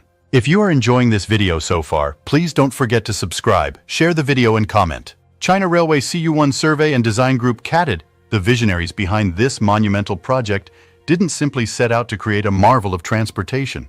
They took on the challenge of ensuring it was both an emblem of modern engineering and a beacon of environmental standards. To this end, they employed a plethora of innovative techniques and materials. One such innovation was the deployment of intelligent robots during construction. These robots, a testament to China's forward-thinking approach, were pivotal in precision welding and assembly. Their inclusion not only sped up the construction process but also minimized risks, ensuring worker safety in potentially hazardous conditions. Another significant innovation was the use of corrosion-resistant steel in the overwater rail sections. This decision not only guarantees the railway's longevity, but also showcases China's commitment to sustainable development and environmental standards. This steel reduces the environmental footprint over time, ensuring that the infrastructure remains robust and eco-friendly for generations to come. This railway isn't just a transportation conduit, it's an artery pumping life into the economic heart of the Fujian province. Enhanced connectivity means increased opportunities for economic growth. The swift transit of goods between key cities can invigorate trade, setting the stage for an economic boom. Furthermore, with the travel time drastically reduced, the allure of Fujian's tourism offerings, from its picturesque coastal bays to its rich cultural heritage, becomes even more enticing. Xiamen, with its historical sites and vibrant culture, stands to benefit immensely, potentially seeing a surge in tourism revenue. Moreover, the railway is poised to be a linchpin in urban and infrastructure development. As it knits cities closer, urban planners are presented with a unique opportunity to envision and execute a more cohesive and integrated urban development strategy. This could lead to the rise of satellite towns, offering residents a blend of urban amenities and suburban tranquility. Furthermore, the railway fosters intellectual growth by bridging educational institutions, facilitating seamless exchanges of knowledge and culture. China's overwater high-speed train stretching from Jiangsu to Fuzhou is more than an engineering marvel. It's a manifestation of China's relentless pursuit of innovation, sustainable development, and a brighter future for its residents. As we reflect on this achievement, we invite you to share your insights. How do you perceive the future of transportation, especially in the wake of such advancements? Engage with us in the comments section as we explore China's continued journey of growth and influence on the global stage. Thank you for your attention, and I welcome your thoughts and questions on this complex and vital subject. Do you want to watch more videos like this one? If yes, please like and share the video and subscribe to get exclusive videos about how phenomenally China is developing and growing its influence. Your subscriptions and likes motivate us to generate more content, so please keep supporting us. Check out this video showing on your screen right now, and I will see you on the other side. The world has consistently seen the leadership of the United States, but now it's fading to China. China has taken over, everyone is now questioning their relationship with the United States. First, it's the military partnership around the world, and second is the economic partnership around the world, which is now increasingly questioned. The potency of the dollar is also falling. What can the United States and European Union do to redeem its falling image? The world has seen the rise and fall of many great empires, and the U.S. is no exception. The dominance it once held over global affairs is now being constantly challenged. The rapid rise of nations like China, the steadfastness of Russia, and the resilience of Iran are just a few examples of the shifting global power dynamics. Hello and welcome back to Innovative Czech YouTube channel, where we delve into the innovative and transformative projects changing our world. If you're new to the channel and enjoy learning about innovation stories around the world, you've come to the right place. Please subscribe, like, and comment to help boost our videos on YouTube. The U.S. has always prided itself on being a beacon of democracy, leading the free world against authoritarianism. However, its foreign policies have often been contradictory to its own principles. The U.S.'s tendency